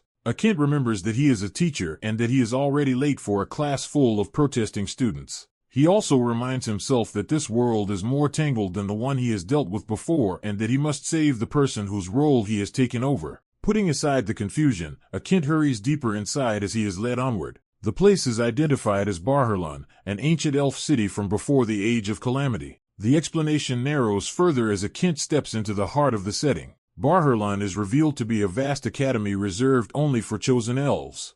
When Akent arrives, a crowd immediately condemns his lateness as unacceptable for someone in his position. The students frame their anger as a matter of pride, declaring themselves candidates to become the Elf King and heirs to their race's honor. One student steps forward and accuses Akent of failing the duty expected of a guide for future rulers. That challenger, Hershen Bisran, openly demands to know how anyone could trust and follow such a teacher. Akent quickly understands that in this era an Elf King still exists, and he asks what Hershen actually wants. The crowd answers for him by calling for Akint to be replaced. Akint tests the demand, asking whether they truly want a teacher removed over nothing more than being slightly late, then asks the ringleader's name. The student introduces himself as Hershin Bisran, treating the question as odd. The name shocks Akint because he recognizes it immediately. He recalls Hershin as Akint Slayer, one of Tartarus's first invaders and one of the few elves powerful enough to matter. The memory continues with the revelation that Hershin was also the one who surrendered Barherlan. Even with that knowledge, Akint forces himself to stay calm. He presses Hershin for the real reason behind this attempt to remove him. Hershin finally states the accusation plainly: Akint is unfit to teach in proud Barherlan. When Akint demands the reason, Hershin claims it is because Akint is protecting someone he considers a disgrace to their race. He names that person as Luna Rubinance, exposing that this attack is really about Akint sheltering her. Another student is outraged that an elf could speak of Luna that way and demands to know who she really is. Hershin turns on the protester, Jera, with immediate hostility. He berates Jera for defending Luna and treats any challenge from him as then Hershin pointedly asks what relation Jera has to that lowly girl, making the insult personal. Akint watches in silence, noting that Hershin's tone and reaction are deeply suspicious. Jera loses his temper and nearly attacks, furious at the insult to Luna. Before it can escalate, Akint intervenes and authorizes a duel, since students cannot challenge each other without a teacher's permission. The crowd parts as the sanctioned confrontation becomes real. Akint coldly notes that both sides want the duel, leaving no reason to refuse it. Someone close to him senses the change and remarks that Akint is not acting like himself by allowing this so easily. Akint's unsettling smile suggests he has his own reason for letting the conflict proceed. Elsewhere, attention briefly shifts to Barherlan's outer Tower of God, hinting that another observer is following these events. That unseen watcher finds the situation interesting. A green-haired youth marked as blessed by the gods reacts with alarm, as if recognizing the significance of what is unfolding. Back at the academy, the duelists take their places while the onlookers urge Hershin to cast his opponent out. The two students face each other, each determined to prove his own superiority. Akint adjusts his glasses and calmly prepares to watch. Hershin unleashes a violent surge of green power, displaying overwhelming magical force from the outset. The spectators are impressed, treating Hershin's strength as exactly what they expected from him. Jera, however, remains unimpressed and wonders if that flashy display is all Hershin has. The crowd assumes Jera's confidence comes from his status as a top third year and cannot imagine someone like him losing to a spoiled weakling. Underlying the scene is a harsher truth. The long peace of the High Elves has bred stagnation, and that stagnation has begun to rot them from within. Surrounded by his own magic, Hershin prepares to press the duel further and decides it is time to deal with this properly. A surge of blue energy gathers in the white-haired boy's hand as he prepares to counter the situation. He steps forward and releases that power with unexpected control, revealing that this body can use aura. Jera is caught off guard, realizing too late that his opponent has mastered an ability he should not have. The watching students are stunned, because aura is supposed to be beyond what Jera expected from him. The white-haired boy concludes that the body's original owner likely never used aura, making this talent an anomaly. He recalls that in earlier ages elves relied less on magic, unlike the present where it is basic to their race. That difference traces back to Luna, founder of the constellations, from a time when magic was not yet essential to elves. Jera refuses to be intimidated and starts chanting, convinced brute magical force will still decide the fight. He dismisses aura as insignificant and bets everything on overwhelming mana instead. A massive green spell erupts around him, showing that his raw magical reserves are indeed enormous. Even so, the white-haired boy immediately sees the flaw. Despite the mana, the technique itself is unimpressive. He condenses his response into a single focused strike rather than matching Jera's spectacle. Calling the attack nothing special, he cuts through Jera's magic with superior precision. The clash ends in a blue explosion that completely breaks Jera's assault. When the dust settles, Jera is down and the white-haired boy stands over him in control of the duel. He condemns Jera for mocking the founder while possessing such shallow skill. Jera recalls that the claim that Luna herself was the founder, treating it as absurd nonsense. Before he can recover, he senses punishment coming and tries to stop what is about to happen. The white-haired boy ignores the plea and moves to make Jera pay for the insult. He tackles Jera to the ground and begins beating him in front of the crowd. His anger keeps rising as he pins Jera down and refuses to let the matter end with the duel. Jera can only groan helplessly as the beating continues. A gray-haired professor intervenes physically, but the white-haired boy insists he does not want to stop. He admits he would prefer to let Jera suffer more, yet he restrains himself because prolonging this could interfere with restoring the hero's world. When the professor identifies himself as Leo Plav, the white-haired boy decides to share what he has learned so far in private. Leo ends the class, orders Hershen taken to the infirmary, and brings both the white-haired boy and Jera with him. He then summons another student to his room, making it clear he wants a separate conversation there as well. The student realizes he is being called into Professor Akent's private study and follows. Elsewhere, a silver-haired girl decides she will personally reprimand Jera, while the aftermath of the fight still unsettles everyone. Watching from the sidelines, she notices an intruder in the situation and labels them a rat that slipped in. In the study, Akent struggles to understand what kind of person the white-haired boy really is after seeing his fierce devotion to Luna. The white-haired boy's outrage remains simple. To him, insulting Luna is unforgivable. Akent tells him the insult only makes sense because of the era they are in,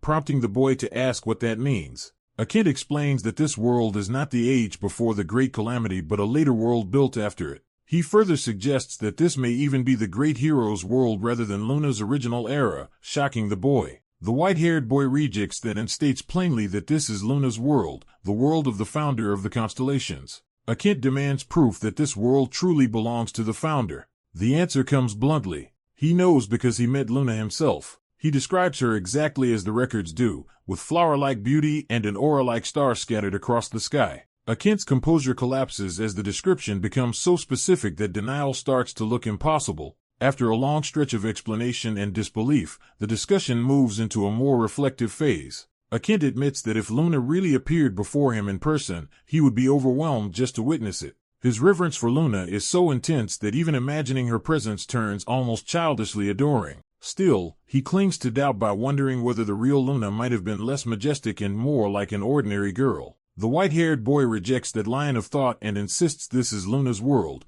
even if its true purpose remains unclear. Akent shifts from disbelief to analysis, asking what objective this world serves if it preserves the founder's achievements. He warns the boy not to spread knowledge of star magic, since that art does not belong to this era and would only create chaos. Then he reveals a crucial clue: Luna began researching star magic while she was still a student. From that, the white-haired boy realizes that helping create Luna's star magic may be the key to understanding this world. Before they can pursue that idea further, a knock at the door announces that the principal is summoning Professor Akent. Leo is summoned unexpectedly and wonders why the principal wants to see him. Before he can guess further, he learns the summons is tied both to the earlier classroom incident and to orders from Barholin's higher authority. An attendant makes the situation explicit: the student is to be detained by direct command. The escorting official agrees to obey for now, though his unease shows he does not trust where this is leading. Leo quickly realizes the matter has grown far more complicated than a simple disciplinary call.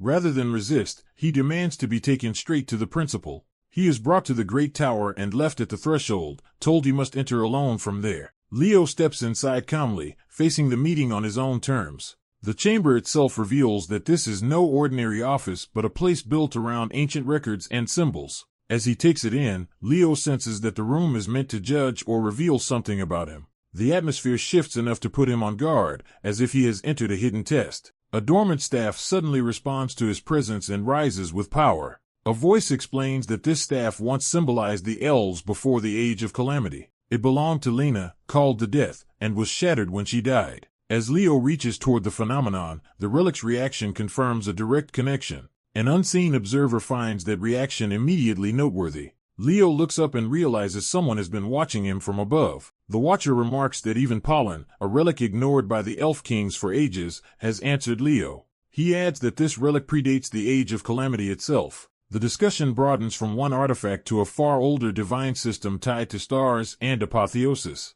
The principal, Fibiua, openly states that pollen has reacted to Leo and treats that as something extraordinary. He frames the matter in mythic terms, recalling an era when God still walked among mortals. To him, Leo's appearance in this chain of events is deeply fascinating. He repeats that the long-abandoned relic has chosen to answer Leo alone. Fibiua is visibly delighted by the implication. Leo follows the logic and concludes that if the relic predates the calamity, then it must come from the age when God still existed. Fibiua confirms the leap. They are speaking of gods, beings beyond ordinary human understanding. He treats divine power as the source behind the world's order and the records that govern it. Leo responds formally to this overwhelming presence, but Fibua dismisses ceremony and keeps the exchange casual. Instead, the principal focuses on how remarkable Leo's connection is. Leo presses him to stop circling the point and explain what he really means. Fibua answers that gods once controlled the world's records and distributed power through them, making divine authority the highest source of knowledge. Then he sharpens the point, among all possible recipients, Leo is receiving the kind of insight that should belong only to a god. Recognizing the implication, Leo asks how much Fibua has already seen. Fibua is impressed that Leo immediately understands he is dealing with someone who can read traces of divinity. He identifies what he is observing as a human body carrying the record of a young man, but layered with something far older and greater. Dropping the distance between them, he introduces himself directly as Piva.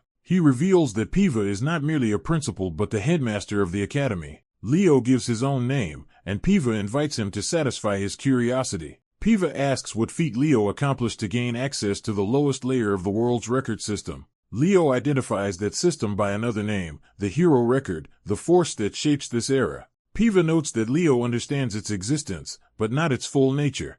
He explains that the hero record is only one fragment of a much larger divine archive that governs reality. Wanting to measure Leo properly, Piva asks how much of that truth he actually knows. Leo answers with what he has learned. The record was made by gods, it can grant rewards for achievements, and those rewards can be seen as clear, objective outcomes. Piva seizes on that phrase, interested that Leo perceives the system in such concrete terms. Thinking it through, he concludes that a system this powerful must have been created by a single god of overwhelming authority. He then asks the decisive question, what did Leo do to earn power from such a being? After a heavy silence, Leo finally gives the answer in the starkest possible terms, he saved the world. Then he clarifies what that meant, he defeated Erebus. The story opens by framing the world as something astonishing, a place vast enough to make even divine matters feel distant. In a celestial hall, the seated godlike figure insists he did not create this world alone, hinting that a far greater structure lies behind it. The white-haired youth presses the real question, if gods exist, why was Erebus left to endure its fate alone? The answer begins by separating Erebus from ordinary divine jurisdiction, describing the creature as a primordial force beyond mortal reach. The blue-haired figure explains that light and darkness are inseparable, establishing Erebus not as an accident but as part of the world's design. From that logic, he concludes that if this world embodies light, then Erebus is the darkness that must exist alongside it. He traces Erebus back to the beginning itself, an ancient monster that has existed since the first age of the world. Even the gods could not destroy it, so instead they protected the lower world by pushing the darkness back for ages. What followed was not victory but stewardship, with the gods preserving balance between the world of light and the ever-present abyss. That balance was unstable, because every growth of light also strengthened darkness in return.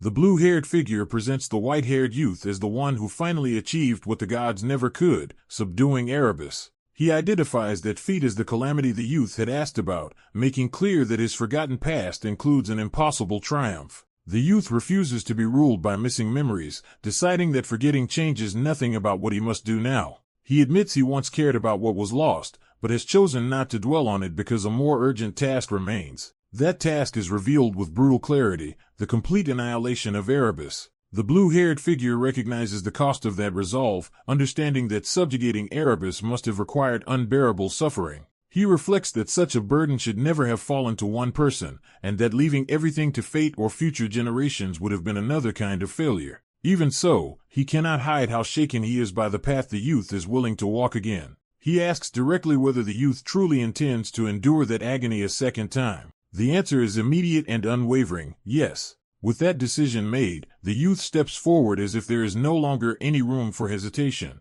He confirms he has already decided, turning resolve into action. The blue-haired figure then reveals that the world itself once belonged to Luna, and that there was a reason the youth's world resembled this one. He explains that the hero record the youth knows was likely something the gods placed in his hands. More importantly, he says the record originally belonged to the youth himself, making his connection to it fundamental rather than accidental. That is also why the youth alone receives special rewards, because the system is responding to its rightful owner. To help him, the blue-haired figure creates a staff from his own knowledge and offers it as a tool for what lies ahead. The youth hesitates at taking what seems like a divine treasure, but the gift is pressed on him anyway. The staff answers the transfer with a surge of light, proving it is no ordinary object. He is told that Pulam chooses its own master, and that it has now acknowledged him. The blue-haired figure adds a final warning: darkness has already seeped into this world, and while he cannot fully explain the device, it is tied to the city itself. He sends the youth off with a blessing, entrusting him to continue the journey alone.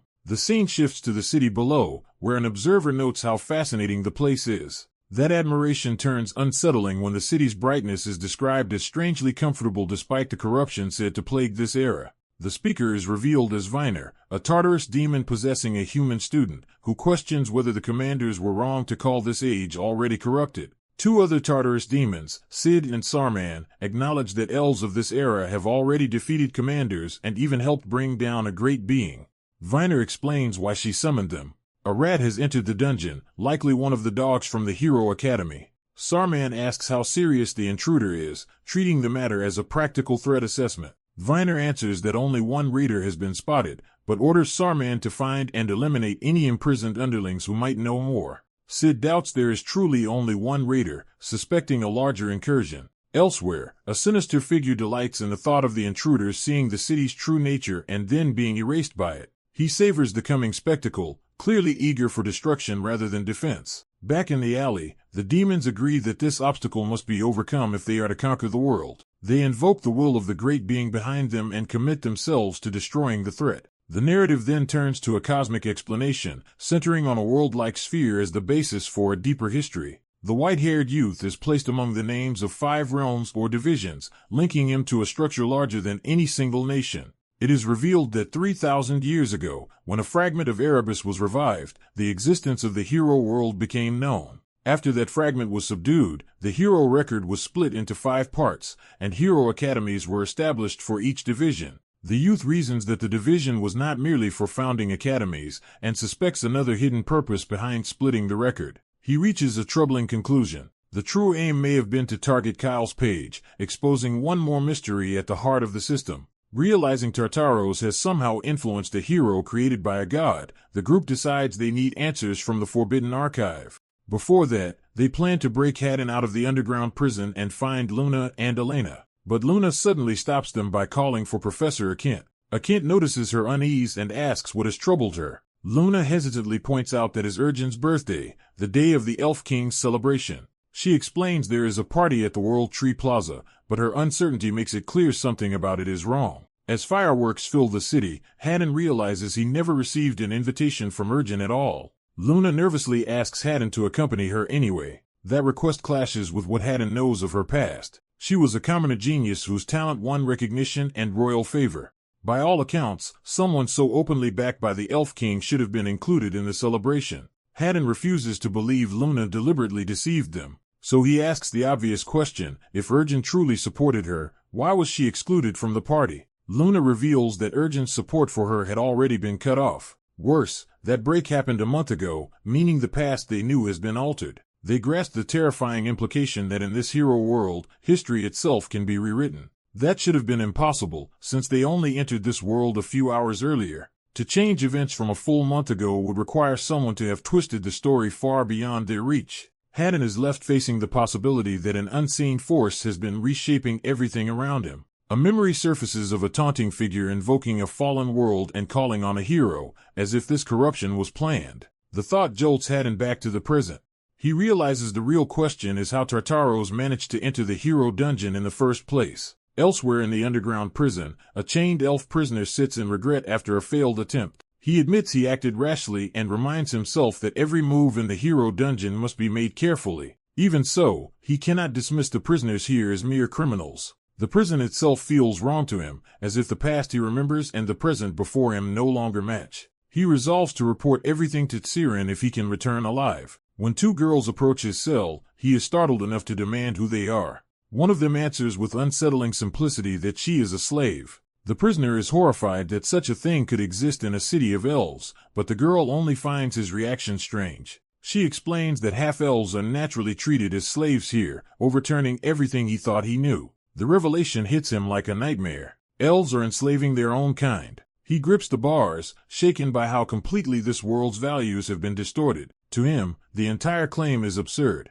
But when he rejects it, One of the girls strikes the other without hesitation. She coldly blames the victim's ignorance on a slave's lack of education. The prisoner can only watch in stunned silence as the abuse continues in front of him. The attacker's contempt shows that cruelty here is casual, not exceptional. When the prisoner protests, she dismisses the beating as nothing more than punishing a slave. She steps over the fallen girl as if her suffering means nothing. Then she turns on the prisoner and demands that he accept his ancestors committed such acts. Recognizing him as Haddon of Tsirin despite not knowing how he got there, she unleashes dark power and declares him an enemy. She names Tartaros and vows that Haddon will die in this prison. Haddon realizes the restraints are suppressing his aura, leaving him unable to fight properly. Even bound, he tries to force power through the bars. The woman answers with a surge of violent purple energy. Her attack slams into his defense and overwhelms it. The blast erupts through the cell in a destructive explosion. She advances through the aftermath, confident she has crushed him,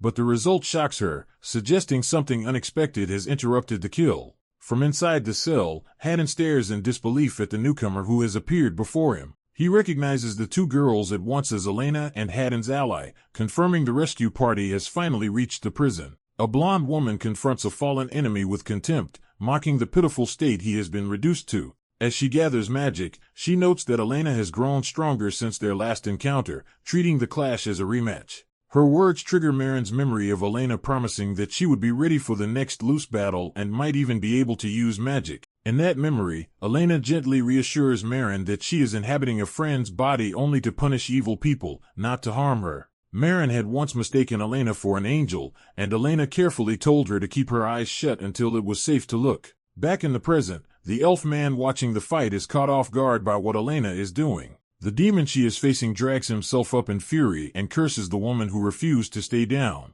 Elena coldly makes clear that his only mistake was surviving long enough to draw her attention. She stands over him with confidence, admitting she might have ignored him if he had remained defeated. The demon answers with murderous rage, vowing to erase her without leaving evidence. The elf observer recognizes Elena as the same hero candidate from before, stunned by who she really is. He recalls meeting her 2 years earlier during a conflict between the Loose and the Empire's magic department. At that time, Elena's aloof confidence immediately irritated him. Determined to force her to acknowledge him, he challenged her directly. But the instant he truly faced her, he sensed something overwhelming and faltered. That was when he realized she was not merely arrogant but fundamentally different from everyone around her. When Elena was declared the winner, she walked away while others lay defeated behind her. Watching her leave, he understood that some people are simply born to become heroes. Now, in the present, he identifies the woman before him as that same extraordinary person. Elena warns the demon that this time he will not die quickly.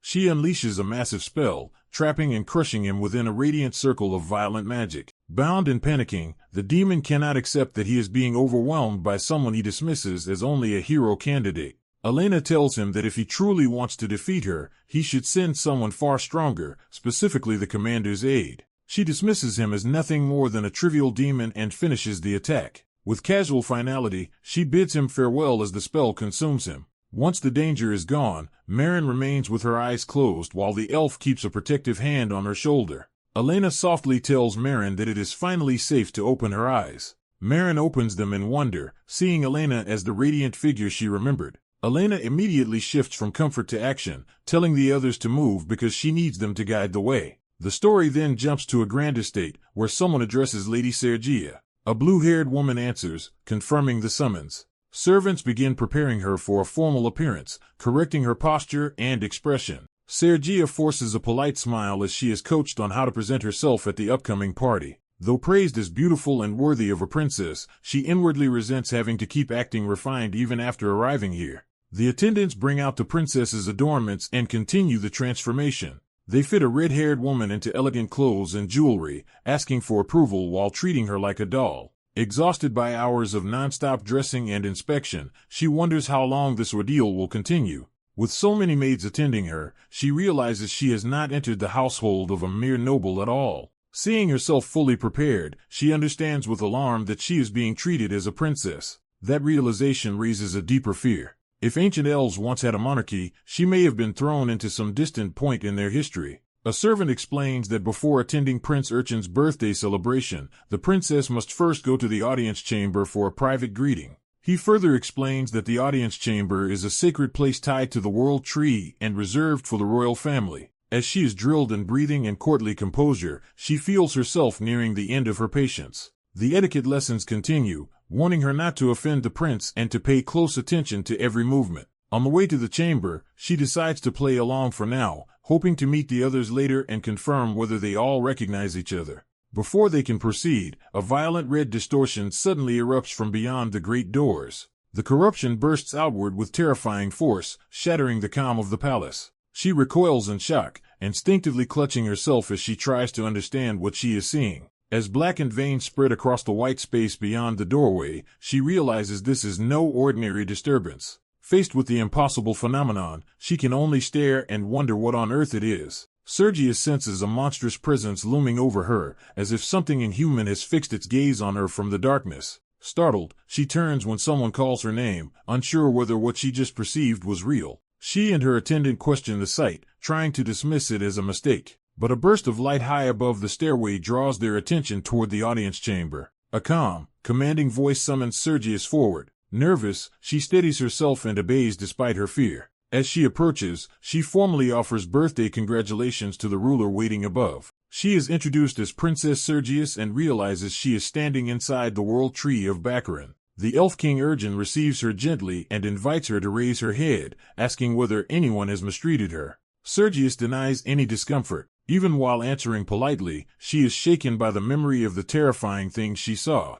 Her mind drifts back to that ominous corridor and the sense of something wrong lurking there. The king's smiling face overlaps with that memory, making the unease worse instead of easing it. Sergius struggles to understand what she is sensing and why the fear feels so familiar. She notices a detail that convinces her this is not a passing illusion. The image in her mind resolves into a hostile, beast-like form radiating murderous intent. She realizes she has seen this exact presence before. The memory sharpens into the black creature with burning eyes that once threatened Akent. She identifies it as Erebus, the same force tied to Akent's past. Elsewhere, Luna confides in Professor Akent that she no longer knows whether she is truly an elf meant for Baccarin. She admits that life has become painfully difficult and uncertain. Her confusion has grown so deep that she no longer understands who she is supposed to be. Luna fears that the magic she carries may be something extraordinary, and that history itself has been twisted around her. Akent concludes that Tartarus' goal is to obstruct the hero by corrupting Luna's world, and his anger hardens into resolve. When Luna hesitantly asks what he means, she waits for an answer that could define her future. Akent tells her with certainty that she will become an elf honored beyond anyone in the future. He personally guarantees it, speaking with a confidence that feels strangely familiar to her. Luna recognizes those words at once and realizes she has heard this promise before. She remembers that he used to tell her the same thing long ago. The memory returns with the promise that she would be acknowledged by all and become the next ruler. That recollection hits Luna with overwhelming force. Her fear breaks into joy as she accepts the promise as something that truly belongs to her. Akent reaches out and invites her to go to the party with him. At the same time, he decides that if Tartarus exists within the hero's world, he will act directly against its agents. He resolves from this point on to eliminate them. At the celebration, guests greet Princess Sergi in turn as the formal party continues. Sergi forces a polite smile and returns the greetings, hiding how unsettled she still is. Inside, her hands keep trembling because she cannot forget what she witnessed in the audience chamber. She spirals into fear, wondering whether she alone can see the threat and what she is supposed to do now. Then Luna approaches and nervously offers a greeting to the princess. The moment Sergi hears Luna's voice, something clicks in her memory. Seeing Luna makes Sergi's fears suddenly recede, as though she has recognized a missing piece. Drawn forward by that realization, Sergi approaches her instead of retreating. Sergi remembers at last and understands that this place was once Luna's world. Luna introduces herself fully as Luna Ruby Vance, the progenitor of the nebula. Their meeting is interrupted by the arrival of another figure watching them from nearby. Luna immediately recognizes the newcomer as the hostile girl who should not be here. The silver-haired man confirms she was never invited and bitterly accuses the past and present alike of repeating the same pattern. Akent confronts him, recognizing his talent for sneaking in and demanding an explanation. Akent identifies him as Professor Akent's counterpart and declares that the corruption he carries can no longer be concealed. An enraged elf vows that whoever interfered in this world will be punished. The threat comes from Baccarin, the vice principal of the elf city, who treats the situation with cold confidence. He dismisses his opponents as insignificant, convinced that a mere teacher cannot challenge him. He predicts that the world revered by the great hero will be left to perish helplessly. At a formal night gathering, he carries himself as though the outcome is already decided. Elsewhere, Kent notices Luna approaching and restrains his urge to act rashly because too many eyes are on them. He asks whether Luna has spoken with the princess, and Luna reports that the princess has changed dramatically. Luna explains that the princess, once hostile, now treats her warmly, giving Kent a useful clue. Under the calm night sky, the tense political game continues beneath the celebration. The banquet setting hides the fact that everyone present is maneuvering for advantage. Kent formally approaches the princess and presents himself with proper respect. The princess receives him politely, and he quickly moves past etiquette toward the matter he came to confirm. She senses he is leading to something specific and gives him room to ask.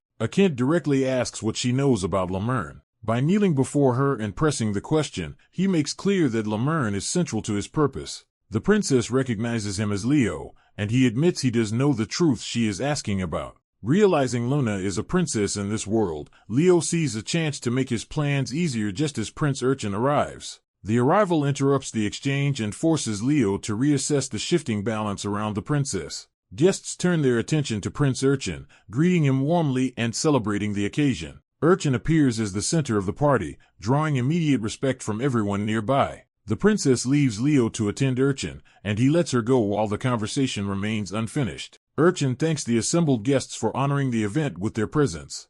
He keeps the mood light, asking everyone to enjoy themselves while he tends to his own matters. Once the formal interruption passes, Luna notices Leo is unusually tense. Luna admits she is anxious because winning Prince Urchin's favor could determine whether she receives his sponsorship. Before they can continue, the princess cuts in and asks Leo to dance. Leo accepts without hesitation, seeing opportunity in the invitation. Luna is left stunned as he agrees at once. While they move away from the crowd, the princess confirms his identity as Leo and he confirms hers as Luna. As they dance, Leo asks how much she has learned about this world. He explains that this is a time before the calamity, and that the world they stand in belongs to Luna. Luna says she inferred as much after meeting Luna and asks whether he has figured out the conditions for clearing this place. Meanwhile, Luna excitedly pieces together another clue. Luna once possessed the ability to create star magic. That discovery suggests the clear condition may involve restoring or recreating star magic,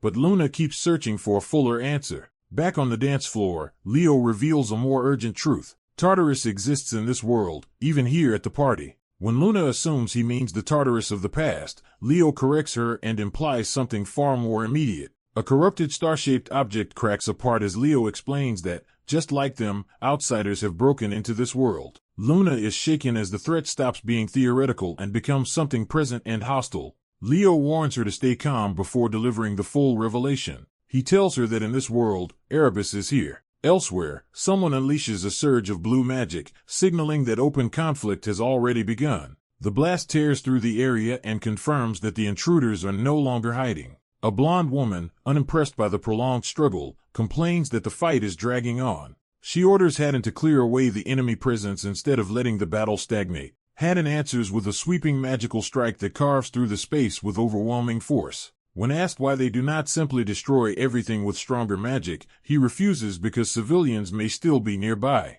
The blonde woman dismisses the concern, but he rejects her callousness as unworthy of a hero. As the argument hangs in the air, another presence approaches through the ruined corridor. A contemptuous voice mocks heroes as hypocrites and announces itself like vermin emerging from the dark. A schoolgirl-like intruder steps into view and sneers at the hero's manners, revealing a new enemy has entered the scene. The white-haired girl taunts her opponents to keep talking while they still can, making clear she believes their deaths are imminent. Her killing intent sharpens as she reveals why she is so calm. She sees everyone here is already doomed. She dismisses humans as insects and declares that, unlike a bug's death, the deaths about to matter are those of the so-called gods. The threat escalates when she announces that their god is about to awaken. A blonde woman challenges that claim by asking whether the god in question is Terebus, only to provoke immediate outrage at the name. Dark purple power begins gathering around the confrontation, signaling that the enemy's anger is no longer just verbal. Even as the pressure rises,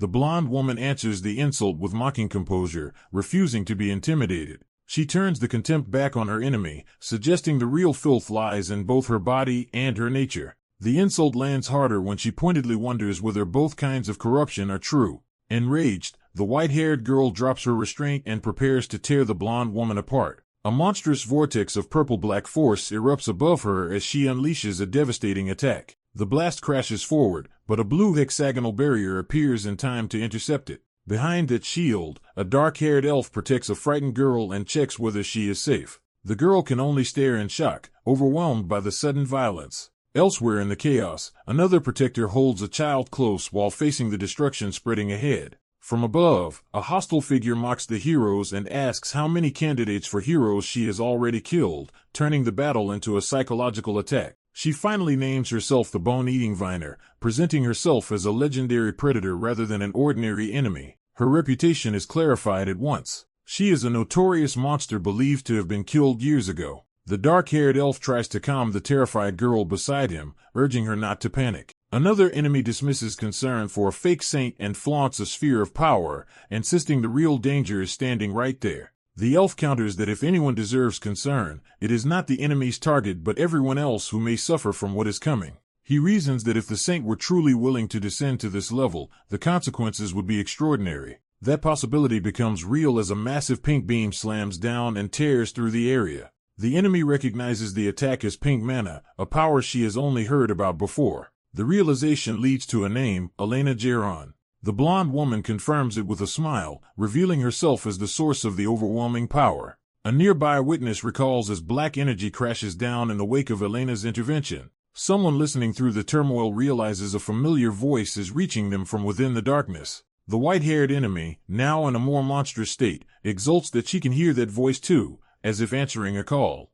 The onlookers conclude that she must truly be Terabus reborn or restored. As the battle continues, another observer notes that this nightmare seems less like a simple attack and more like a deliberate move to lure out the great hero. In a different place, a pale-haired elf suddenly senses the truth and asks whether Erebus has appeared. The answer is yes, and although the speaker has never seen Erebus before, the presence is unmistakable. At the same time, someone notices Leo has changed and urgently tells him to look at himself. Leo realizes he has returned to his original form, a change he did not expect. A white-haired girl nearby also notices something happening to her own body and struggles to understand it. Leo looks up in confusion, unable to make sense of the sudden transformation around them. The answer appears overhead in the form of red-black flames, which are identified as the flames of Erebus. The disturbance draws attention from others in the building, who demand to know who these intruders are and what they have done to the princess. Leo immediately recognizes the situation is spiraling out of control, especially with the ritual's conditions now compromised. Their accuser presses harder, condemning them as infiltrators and demanding an explanation for their presence. As the crisis deepens, someone realizes the world itself is beginning to break apart and that the process meant to save Luna is instead collapsing. Faced with that realization, Leo steps forward as if deciding he can no longer hesitate. A silver-haired girl stops him with a direct question, forcing him to identify himself before he acts. Another girl arrives in alarm, immediately asking where Professor Kent is. The three gather in the grand hall while the surrounding crowd remains at a distance, sensing the gravity of the moment. Leo states the truth plainly. The world has begun to fall apart, so clearing the dungeon no longer matters. He reveals there is only one way left to save Luna's story. That single answer is to defeat Erebus, and the declaration triggers a surge of power through the white-haired girl. The decision detonates into a violent burst of energy, marking the start of their final move against Erebus. A white-haired boy calls on Luna again, asking her to help him save the world. He places a staff in Luna's hands and trusting her with something important. The relic responds the moment she touches it, and Luna realizes this is the folium. Its sudden reaction shocks her, because it is answering to her specifically. As the relic resonates, an unseen observer judges the boy to be unusual. That same presence warns that he is a human worth fearing. Luna cannot understand why he feels so familiar to her, as if she has known him forever. The boy's gaze stays steady, reinforcing the strange bond forming between them. Luna is left struggling to name the emotion this encounter has awakened. When he asks for her help directly, the choice becomes unavoidable. After a brief hesitation, Luna accepts. She commits herself fully, promising to help him with open sincerity. Elsewhere, others notice the sacred relic in human hands and are alarmed by what that implies. A sinister force dismisses their concern, certain that resistance is meaningless. It frames the coming conflict as hopeless before a godlike being. Its intent becomes clear. The world is being driven toward destruction. A red-haired girl arrives, senses the weight of the moment, and decides not to interrupt their exchange. The white-haired boy immediately shifts to action and proposes that they go defeat Erebus. His casual confidence stuns the newcomer, but he reassures her that the threat is manageable. He explains that the Erebus she encountered is probably not the true one they know. He reasons that if the original Erebus is still sealed elsewhere, the one in this world must be only an incomplete fragment. Luna quickly understands the implication and realizes they may actually have a chance to win. With the plan set, the red-haired girl turns to introductions. The three of them move together as she starts to give her name. Luna enthusiastically introduces herself in return, overwhelming the girl with instant friendliness. The red-haired girl introduces herself as Leo Plav, while Luna excitedly treats meeting her like an honor. Luna's admiration only grows, and she half-jokingly decides Leo's fame must have spread across worlds. Leo is flustered by Luna's intensity, while the boy quietly notes that Luna reminds him of someone. He cuts through the chatter by calling both girls back to the mission and reminding them a monster is waiting. He heads for the confrontation first, declaring that they are going to bring Erebus down. As he opens the way forward, he warns them to expect many obstacles. Leo and Luna follow, startled by what lies ahead. They find the area swarming with monsters, confirming the danger has already spread. The boy explains that if Erebus is here, a nest of monsters is only natural, and he readies himself with fire. Leo answers in kind, eager to prove the flame she has been honing in battle. A new voice praises the two of them, revealing another powerful presence nearby. That figure decides to join in as well and begins unleashing formidable magic. Leo is thrilled at the chance to witness the progenitor's power firsthand. Before the assault begins in earnest, the newcomer gathers a concentrated sphere of energy. The spell erupts upward in a massive pillar of light that tears through the darkness above them. Watching the heavens split open, the boy recognizes the path being cleared with the opening made. He grins and tells the others it is time to move. Luna asks if he is taking the lead, and he silently does exactly that. She supports him from behind, casting a strengthening buff so he can break through faster. The moment stirs old memories in him, because fighting beside allies like this feels like something he thought was lost forever. Monsters rush him from all sides, trying to overwhelm him before he can advance. He answers by drawing and igniting his weapon in one decisive motion. The nearest creature lunges straight into his attack. He cuts through the charging monsters and sweeping red arcs, clearing the path at once. When the strike ends, he stands calm and focused, fully settled into the battle ahead. After seeing Leo's growth, Luna openly approves and notes that he has become even stronger. Leo refuses to be outdone and steels himself, insisting that he has also perfected a unique form of magic. He launches into action, channeling fire through a sweeping attack. Leo unveils Crimson Frisbee, surrounding himself with towering rings of blazing power. With confidence restored, he drives the attack forward at full speed. The fiery discs tear through the monsters, and Luna watches the display with calm approval. Seeing Leo advance pushes Elena to decide she cannot afford to lag behind any longer. Leo turns to her with nervous anticipation, wondering what kind of magic she will reveal. Instead of anything grand, Elena casually produces a simple fireball, leaving Leo baffled. Before anyone can process it, another monstrous threat roars from the ruined hall. Elena remains composed, as if she has already decided exactly how to answer it. She multiplies that single fireball into a storm of identical spells that floods the battlefield. Leo realizes her spell is brutally simple rather than refined, but its sheer force is overwhelming. Linnea tells Leo to move aside, taking control of the situation herself. She detonates the masked fireballs in a devastating barrage that engulfs the enemies. Watching the destruction, Leo recognizes this as the frightening power of the progenitor. From within the protective circle, the others can only stare as her attack continues to dominate the field. Once the danger passes, Linnea smugly basks in the moment, while Leo is left unsure what she wants from him. His confusion spikes when a hand reaches down toward Linnea's head. Leo gives Linnea the praise she was clearly waiting for, patting her head and calling her amazing. That instantly makes Linnea realize how childish the exchange looks.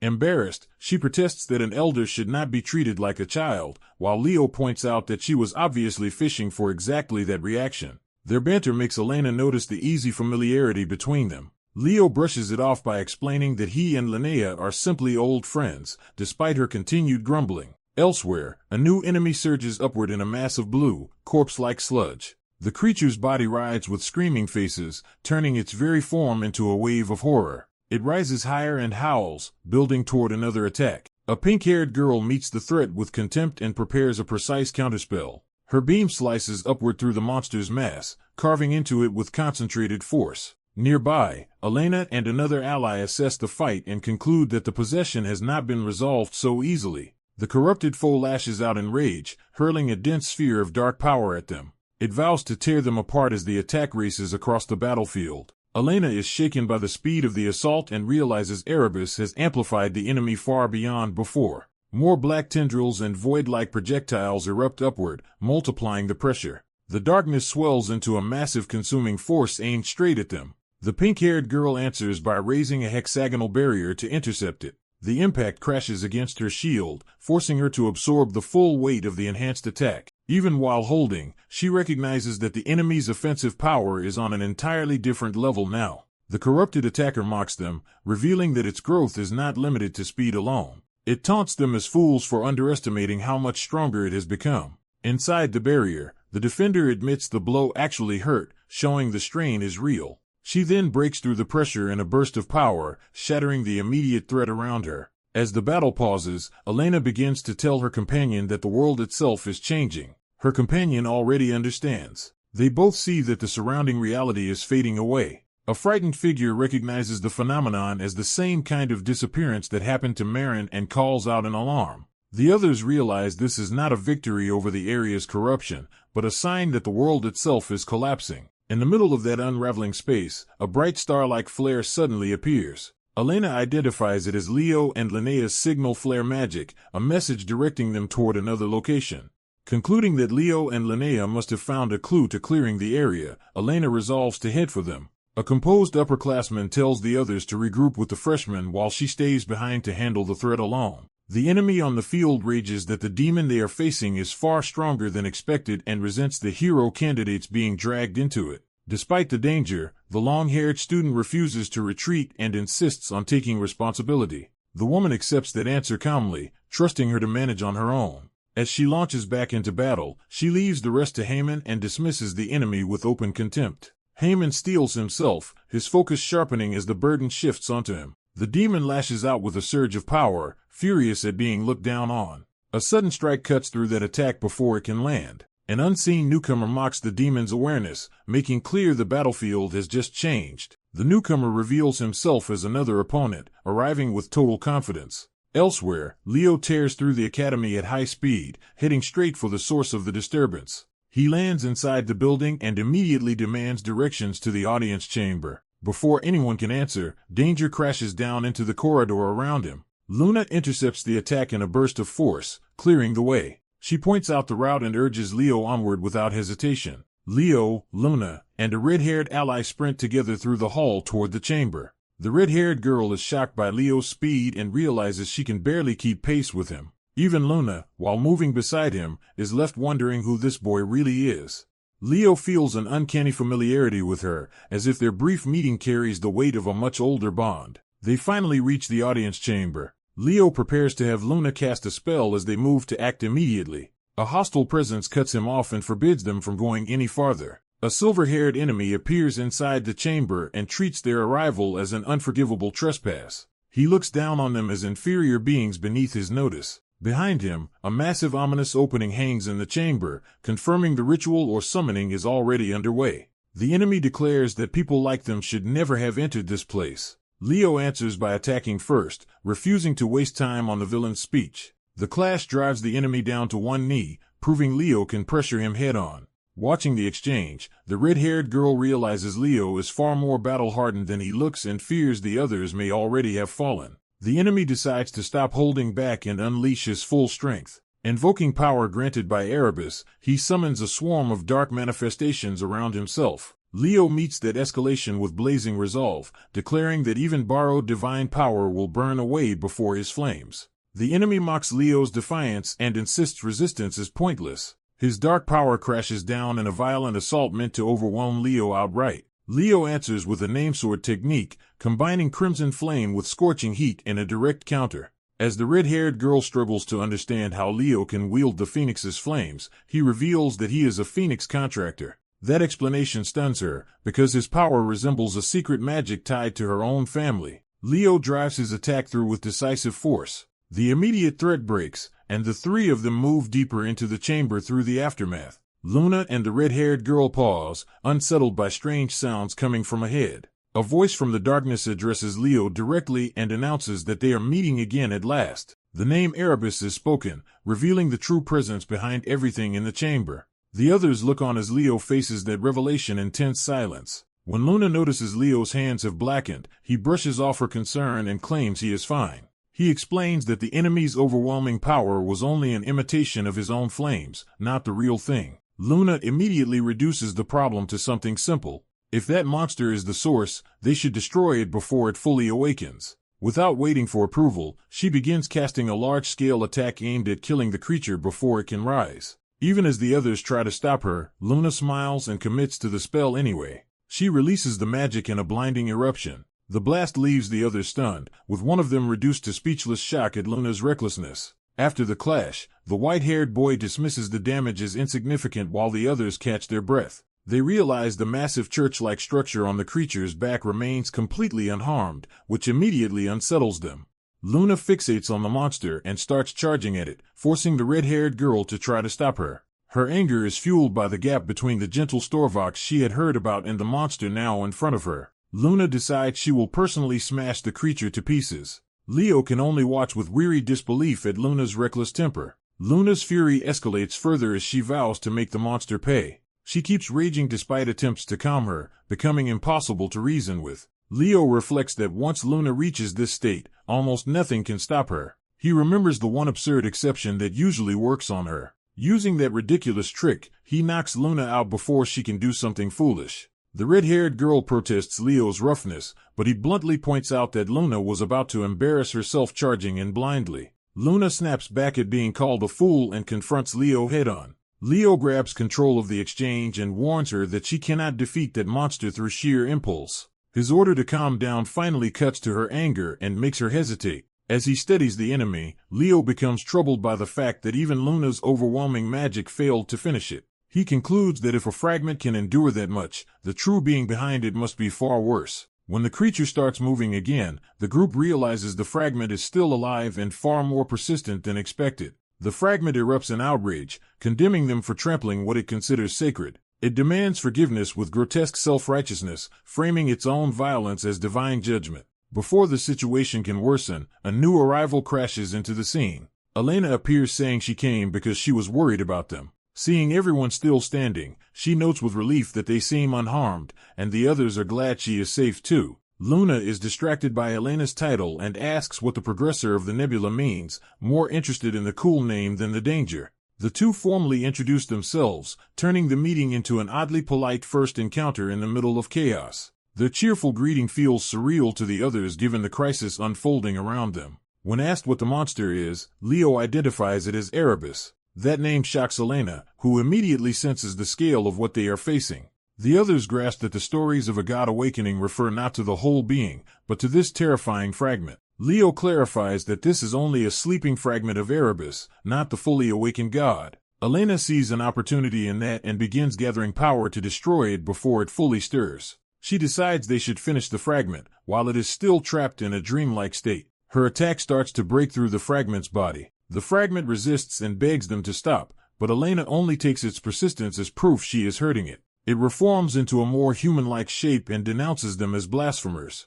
Elena remains unimpressed, treating its grandiose villain speech as tiresome rather than intimidating. The fragment retaliates with a curse, vowing to erase them so completely they can never return. Its power surges outward, and the atmosphere shifts from manageable danger to overwhelming catastrophe. The red-haired girl is frozen by the sudden scale of the threat. Even Elena loses her composure as she realizes this is no ordinary counterattack. A colossal red eye opens above them, revealing that something much larger is awakening through the fragment. A towering black-red form begins descending, as if the sleeping god is taking shape in the world. A blazing core ignites within that form, signaling the completion of its manifestation. The fragment exults that its god has awakened at last. It orders everyone to kneel and worship, casting them as hateful remnants of an old hero it despises. The newly manifested being raises its power and proclaims itself the great flame of calamity, demanding fear. Its command to fear becomes a direct assault, pressing down on the space around them.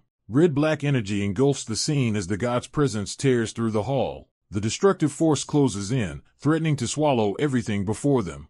A blinding impact erupts, cutting off the moment at the instant the catastrophe strikes. A grotesque black-red presence begins to emerge, its body forming out of violent, unstable energy. Its face resolves into a void with burning red eyes, making clear that this is no ordinary creature but something deeply unnatural. The monster fully manifests above the students, immediately overwhelming the scene with a sense of catastrophic danger. One of the girls quietly accepts that she may die here, while the blonde beside her stays outwardly composed despite the threat. As the shock settles in, concern shifts from fear to survival, and someone urgently checks whether the others are still all right. The blonde activates a large magic formation, trying to contain or analyze the creature as the battlefield fills with spellwork. From what she can tell, the creature is still a progenitor even after losing several of its eyes, which means it remains far too dangerous to dismiss. She admits she had no way to prevent its appearance, refusing to pretend this disaster could have been stopped. Her next priority is Leo,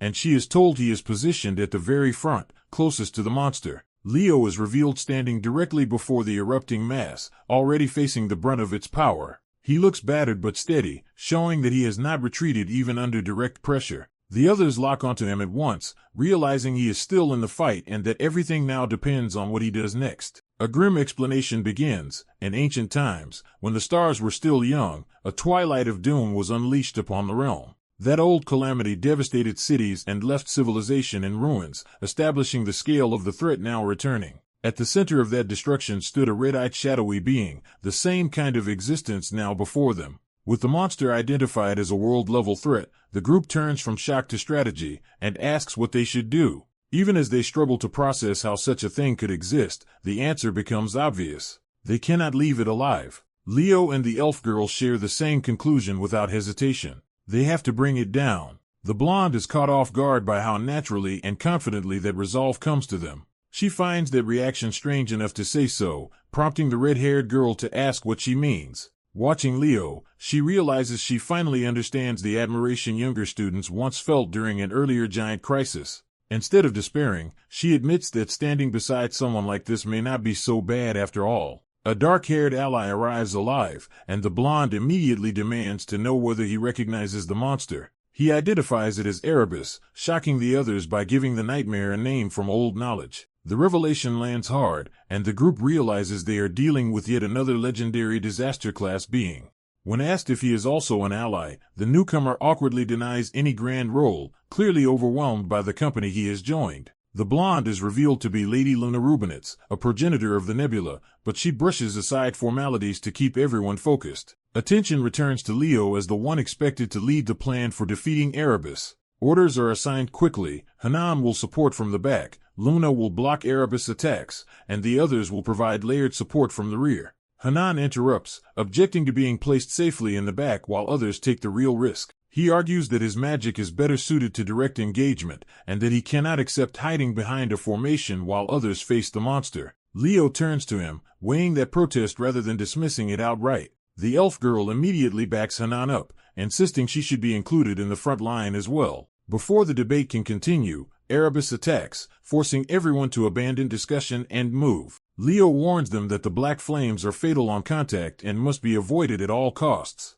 The team responds instantly, scattering into action under his command. Leo launches the first direct strike, closing the distance and driving his weapon into Erebus' body. At the same time, the elf girl unleashes Hellfire, adding her own attack to his assault. Their powers collide against Erebus in a violent burst, turning the opening exchange into a full offensive. Elsewhere, a detached observer reflects that the world is collapsing, though he treats that fact with eerie indifference. Perched above the ruined landscape with an hourglass in hand, he decides to watch what happens next. He sets the hourglass in motion, as if formally beginning a test or measuring the final outcome. His challenge is directed at Leo. Prove why he deserves to be called a great hero. Leo braces himself under that unseen pressure, as though the battle has become both a fight for survival and a judgment. The narration explains Erebus' true weapon, the flame of Erebus, immortal black fire that never goes out. Because those flames burn through anything made from mana, ordinary magical defenses are useless against them. That makes Erebus nearly unbeatable by conventional means, since no mage should be able to stand against such fire.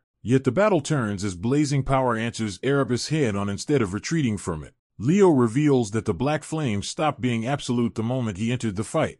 He declares that his mana attribute is the natural enemy of Erebus, leaving the others stunned by what that implies. Kyle is told that his mana only seems attributeless at first glance, because in truth it has no fixed properties at all. That makes him unlike ordinary all-class users, and his companion hints that comparing him to them misses what makes him exceptional. By the campfire, the explanation continues. Kyle's non-attribute mana is fundamentally different from everyone else's. Its defining trait is purity, greater than anyone else's mana. Because pure mana can become anything, Kyle's potential extends to every attribute and role. In simple terms, Kyle is told that his mana can transform into anything he needs. But that same gift has another implication, and the speaker turns to the danger hidden inside that limitless adaptability. Back in battle, Kyle launches himself forward to act on that understanding. He realizes the enemy's body is built from an assigned attribute, giving it a specific weakness. Drawing down the divine power of Erebus, he shapes his mana into the exact force needed to exploit that flaw.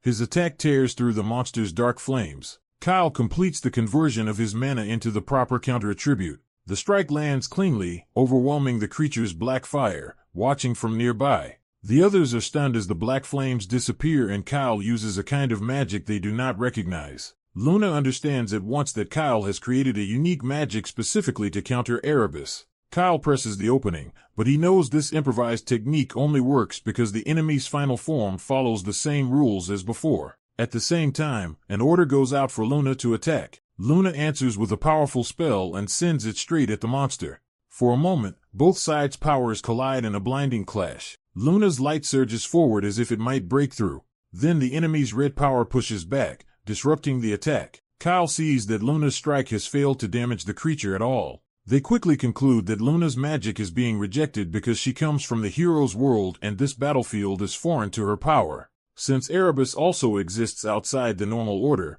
Luna's attacks cannot properly connect, leaving them in serious trouble. To wound the monster for real, Luna will need to produce an even greater output than before. The demand for that level of force shocks her, because she knows how extreme it would be. Even so, Luna calls forth the holy fire of the Lundia family and surrounds herself with overwhelming flames. As she does, Elena recognizes the family flame and immediately realizes Luna is pushing into dangerous territory. Elena identifies the fire's wild nature and understands exactly what Luna is trying to unleash. When pink magic begins to interfere with Luna's body, Elena reveals that another spell is now involved. A bystander blurs out the key word behind it, sacrifice. Elena confirms it and steps in, using a magic left behind by the elven Saintess Minamel. She explains that this ultimate healing spell lets the caster take on the target's wounds instead. Elena tells Luna to focus entirely on offense, because Luna now has the strongest attack power among them. As the pink flames spread around them, Elena compares Luna's fire to a phoenix that grows stronger the more it burns. But she also warns that Luna is still mortal, and her body cannot endure that escalation forever. Facing the monster, Luna is forced to confront the truth that the limit of the Lundia flame is the limit of her own body. Elena calmly asks if Luna understands what that means. Another ally tries to object, afraid of what Elena is asking Luna to do. Elena dismisses the concern and makes it clear that Luna is no fragile beginner who needs protecting. Instead, she urges Luna to burn even brighter. Through tears, Luna accepts the challenge and resolves to prove her worth as Luna El Runda. The monster answers by towering over her and warning that if she commits, she cannot take it back. Luna drives her flames upward anyway, meeting that threat head-on. Standing behind her, Elena admits that if Luna can push this far, she may surpass everyone at Zakina Academy. Luna's fire condenses into a massive cutting blaze aimed at the enemy. At that critical instant, a new voice interrupts with a calm declaration of wind. A hooded figure appears wrapped in blue currents and introduces the power as a magic call. The newcomer grips a weapon as blue energy gathers into a decisive strike. Then a sweeping blade of wind descends into the battle, changing the flow of the fight. A heavy step slams down as someone forces themselves back into the fight. A surge of blue power erupts, and the clash with the Calamity resumes at full force. Realizing they are facing the legendary Great Calamity, the defender braces against overwhelming pressure. The long-haired man understands he barely stopped it once and cannot hold it back again. He turns to Luna, making her the only remaining hope. He asks whether Luna's magic can be pushed further, and the answer comes with a tentative yes. Luna panics because her theory only covered controlling a high-level spell, not strengthening it beyond its limit. Thinking it through, she realizes greater control would require an overwhelming difference in magical power. That should have made the task impossible until she remembers the unusual formula she built into her magic. Someone firmly tells Luna that she can do it, cutting through her doubt. Leo begins to praise her, pushing her to see herself differently. He calls Luna a complete genius, and the words hit harder than any instruction. For a moment, Luna is stunned by the sudden faith placed in her. She recovers by proudly accepting the compliment, and starts treating the impossible as a problem she can solve. Even as Leo teases her simplicity, he entrusts the outcome to her completely. With the monstrous calamity looming ahead, Luna steps forward to face it. She channels power into her staff, beginning a new spell from the theory she had only imagined. As the formula takes shape, Luna recognizes something familiar in the magic she is producing. That familiarity tells her she has reached the same truth she had been searching for all along. Her research and her ambition converge as the spell blossoms into a radiant new form. Luna realizes the answer she found is star magic. Before she can finish safely, the calamity lashes out to crush her. The long-haired man cries out, fearing she will be struck down before completing it. The monster launches another lethal attack, proving it will not allow a second chance. Leo steps in front of Luna and vows that this time he will not let the attack reach her. Shielded by Leo's intervention, Luna keeps casting while the enemy's force crashes around them. Someone calls Leo's name as he endures the impact and holds the line. Luna remains calm, trusting the opening he bought her. Her completed star-like blast strikes the calamity and finally interrupts its advance. A system-like declaration confirms the true objective. Help Luna, progenitor of the nebula, complete star magic. The people watching are left stunned as they realize what Luna has just achieved. The next announcement confirms it outright. Luna has completed star magic. Luna joyfully claims the title of progenitor of the nebula and declares that even silent stars can answer her call. Leo accepts her triumph without resistance, letting her have the moment. Together, they become the starting point of a miracle. The confirmation repeats like a seal on fate, establishing Luna's new power as real. A vast star-shaped force forms and pins the calamity in place. The star detonates against the monster, blasting through its body with overwhelming brilliance. Leo watches with grim satisfaction, seeing the tide finally turn. Luna immediately moves from awakening to execution, preparing to demonstrate what star magic can truly do. The others begin to understand that this power grants control over the highest tier of fire magic. Luna invokes the progenitor of the nebula's authority and gathers a massive celestial fire above the battlefield. The calamity, scorched and cornered, senses that this may be its end. Luna unleashes a blazing star attack, proudly naming it as her own technique. The spell flashes across the battlefield like a falling star. A pillar of golden fire crashes down and tears into the ground with catastrophic force. The calamity is swallowed by the starfire as the blast engulfs its body. From a distance, the others can only watch the destruction spread while Leo remains standing between them and the impact. As the explosion expands, Leo advances toward the center instead of retreating. He charges straight into the blazing aftermath, ready to finish whatever still survives. Luna meets the aftermath of battle with calm confidence, already certain the crisis has turned in their favor. A final burst of magic tears through the battlefield, signaling the enemy's defeat. As the power settles around her, Luna excitedly tries to explain the magic she has just completed. Realizing the threat is gone, she declares the fight over. Relief immediately gives way to celebration as her companions crowd together, thrilled that Urbis has truly been beaten.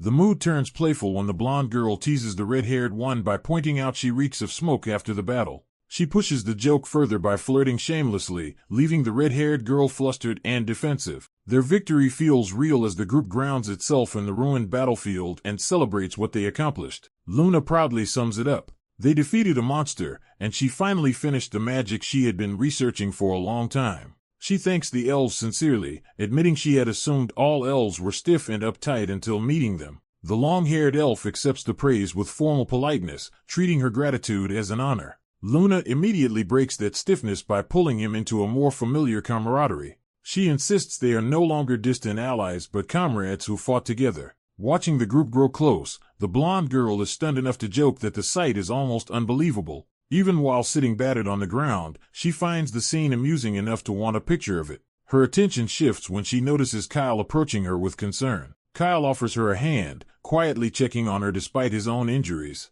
She tries to preserve her pride by warning him not to fuss over a woman on her own. Kyle dismisses the act and makes it clear she should worry about herself first. When she points out that he looks worse than she does, Kyle brushes it off as something he is used to enduring. Nearby, Luna grandly announces that she is about to reveal her so-called ultimate spell, drawing everyone's attention. The others brace for something extraordinary and ask what this ultimate magic actually does. Luna steps forward like a performer about to unveil a masterpiece while the group watches expectantly. The long-haired elf hears the title and starts to suspect something ancient and profound is about to be revealed. The red-haired elf likewise tenses, expecting some overwhelming supreme magic. Luna proudly reveals that her ultimate spell simply makes flowers bloom. Kyle receives the demonstration with warm approval instead of mockery, letting her small magic feel meaningful. The others are left speechless by the absurd gap between the build-up and the result. Kyle pointedly pretends not to notice their disappointment, sparing Luna embarrassment. Without hesitation, Luna announces that she intends to go with them from now on. That declaration shocks the others, who realize she means leaving this place behind. The long-haired elf confirms the implication. Luna wants to go out into the wider world. For Luna, the decision comes from a long-held wish to be taken along rather than left behind again. Kyle refuses, telling her plainly that she cannot come with them. He explains that their paths must separate, because she has a future of her own to follow. Luna struggles to accept the answer, hurt by the sudden distance he places between them. When Kyle takes hold of her shoulder, she freezes, caught between protest and hope. He softens the rejection by promising that she will meet others meant to stand beside her. Kyle tells her that great companions will one day join her in remarkable achievements. He reassures her most of all that she will not be alone. The moment takes on the weight of prophecy as the story of Luna's world turns toward what comes after Bahar'an's liberation. Luna listens in stunned silence, trying to grasp the scale of what he is telling her. As they prepare to part, she asks if he is leaving now, and he confirms that he has to go. Kyle gathers magic into his hand, turning his farewell into a final gift. He recalls that their meeting was sudden and brief, but insists she will become someone history remembers. With a flower formed from light, he foretells that she will save the world and earn the reverence of every elf. Luna receives the flower in awe as he names the destiny awaiting her, the progenitor of the nebula. Before departing, Kyle urges her not to lose heart on the road ahead. A vast magic circle opens, and the farewell becomes final as the power of departure activates. In the quiet that follows, Luna is left in a field of blooming flowers with his last encouragement lingering behind. Confidence suits her. The story closes on a peaceful note, with the girl happily accepting the moment as if everything has finally turned out well. A forgotten tale is declared to have awakened again, and Leo receives a clear reward called Folium, marking the end of one chapter and the start of a new one.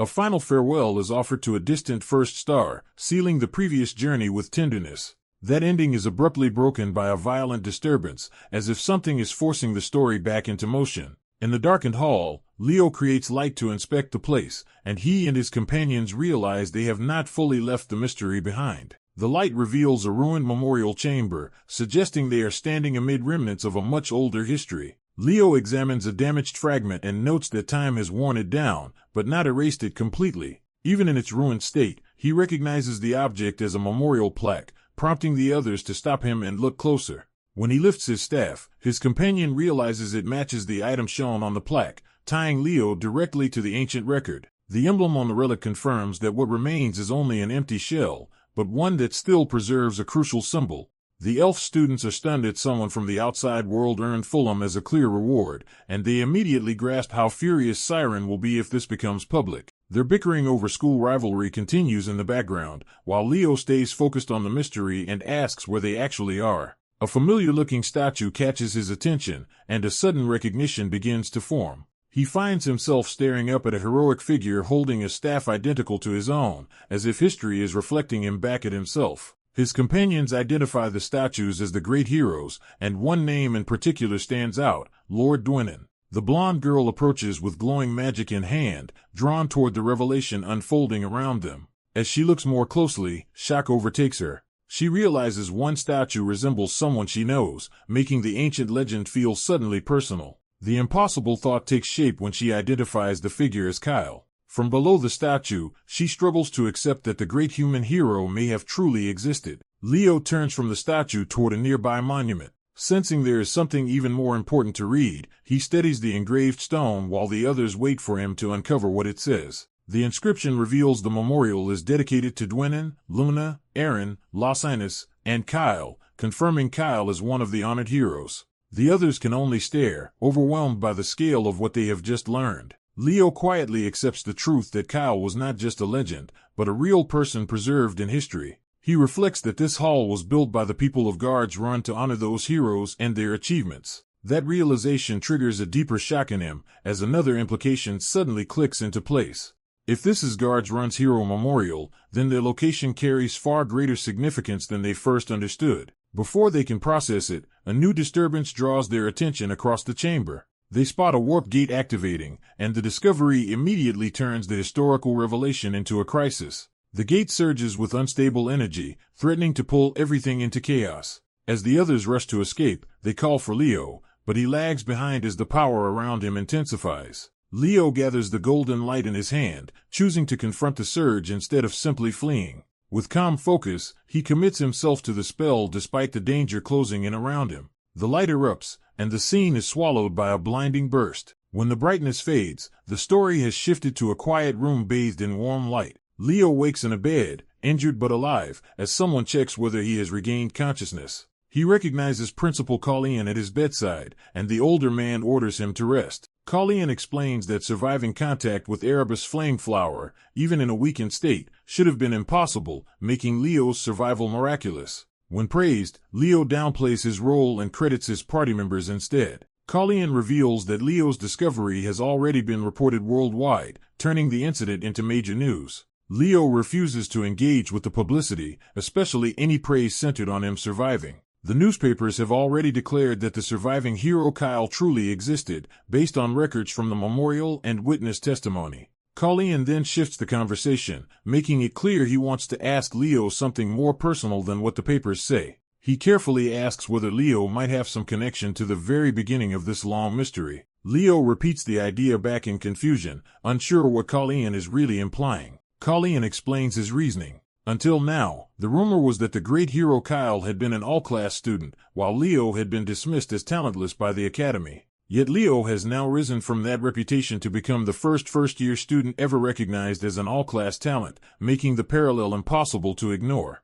The memory of Leo's earlier feats resurfaces, showing how he could already control summoning power with precision even while enduring the bloodline's burden. That recollection reinforces Callion's conclusion that Leo possesses extraordinary talent in both summoning and magic, placing him on a path that may truly connect him to the heroes of the past. An older man presses Leo directly, asking whether he has ever heard of Kyle, the world of heroes. Leo immediately denies any connection, and the man follows by probing whether Leo might actually be an all-class being from birth. Leo realizes Tartaros may already be watching him, so he decides not to draw more attention until he recovers some of his former power. The interrogation narrows to Leo's hidden interest in Kyle and his plan to investigate the hero of the beginning, confirming that his curiosity is deliberate. Leo admits the reason is simple. The hero of the beginning is the only all-class figure ever known in history. That answer satisfies the old man, who ends the exchange and tells Leo to rest. As he leaves, he entrusts Leo to Elena Jerkin's care, and she obediently accepts. Once they are alone, Elena teasingly suggests Leo himself could be the hero of the beginning. When Leo rejects the idea, Elena still insists she has a strong feeling about him. She treats her suspicion as instinct rather than evidence, showing she trusts her own read on him. Leo is left puzzled by her confidence, and asks what makes her so sure. Elena can offer no proof beyond intuition,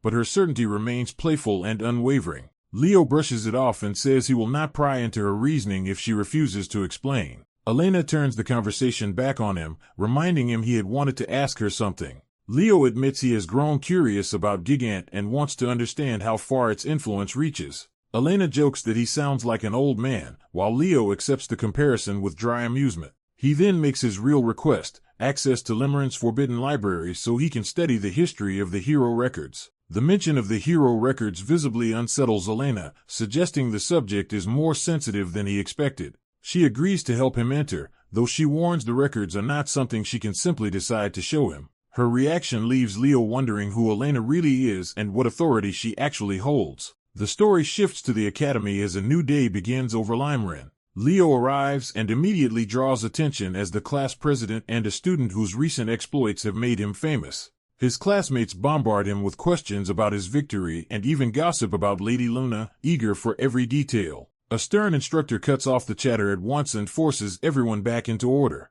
Even as they obey, the students make it clear they still expect Leo to tell them everything later. The instructor announces that Limeran will hold joint classes with students from other academies. The class is stunned by the idea, since cooperation with rival schools is unheard of. He explains that the guests will come from the other 3 prestigious academies, the ones Limeran applicants usually consider only after failing to get in. The first of those schools is the Night Academy, Ural. The second is the Magic Academy, Tivril. The third is the Summoning Academy, Seekran. Their history is laid out plainly. They were founded to break Limeran's monopoly, but over time they became fallback institutions for those shut out of Limeran. In practical terms, they are now seen as places students end up after failing to enter Limeran. The instructor adds that expelled Limeran students are often transferred there as well, reinforcing the hierarchy between the schools. Among the students, the sudden invitation is read as politically motivated rather than educational. They connect it to Limeran's damaged reputation after repeated incidents during the first semester.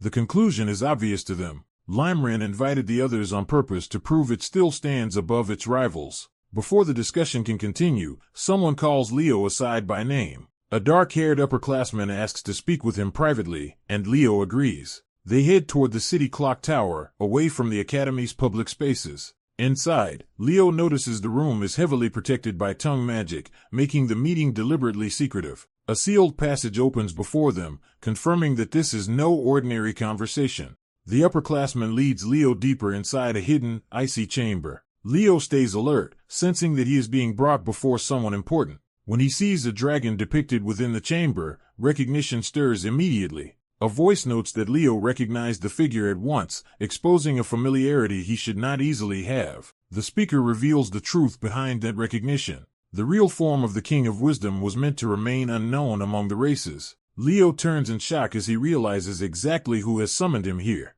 The hidden ruler is revealed as the Dragon Lord, seated in authority and addressed as their lord. Leo understands why he recognized her so quickly. Lacinus had once taught him dragon etiquette, tying this encounter to a past he has kept hidden. Leo is brought before the Dragon Lord and tries to recall the proper way to show respect in this ancient court. He follows what he remembers from old texts, thumping the place of the dragon heart on his chest 3 times as a formal greeting. While his escort stands by, Leo kneels before the throne and waits to see whether he has made a mistake. The Dragon Lord notices immediately, and Leo realizes his unusual greeting has drawn her full attention. Melina is caught off guard that anyone still knows that ritual, and Leo awkwardly wonders if etiquette has changed over the last 5,000 years. When his escort questions where he learned it, Leo admits he only found it in a book and worries he may have embarrassed himself. The escort reassures him that the greeting was actually flawless, just so old that almost no one alive would know it. He explains that it comes from the customs of their distant ancestors,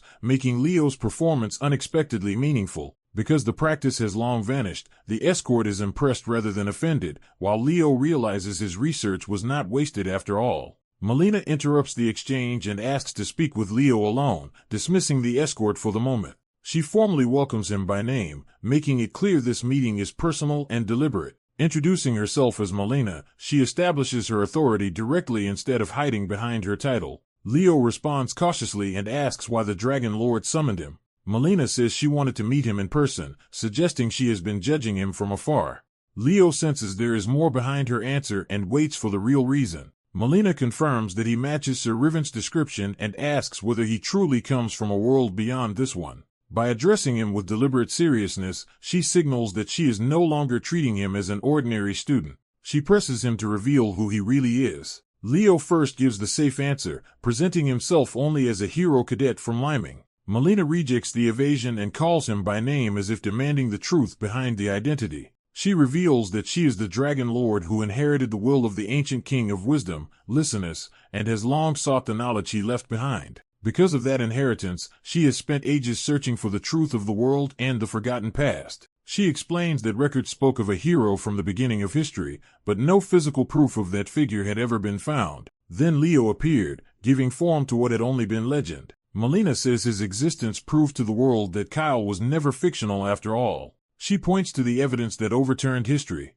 The surviving hero Kyle was real, not a myth. Leo tries to downplay it as coincidence, even though his very presence has already changed what the world believes. Instead of arguing, he offers her something to examine, and Melina instantly senses it is extraordinary. What he presents is an ancient children's book from the beginning of recorded history, preserved as if it carries a hidden truth. He explains that unlike modern fairy tales, this book contains unaltered history from the distant past. According to that record, Kyle inherited Lysanas's dragon heart. Leo then reveals that he once cleared Lysanas's world and successfully retrieved a page tied to that legacy. As he begins to explain what he gained from that reward, Melina is stunned by where the story is leading. She confirms that she herself inherited part of Lysanas's mana, a power she has revered for ages. But the mana is now reacting to Leo, as if recognizing him as its rightful master rather than her. Shaken, Melina asks him one final time to stop hiding and answer plainly. She demands his true identity. Leo's confidence makes Melina realize he has already decided to tell her everything.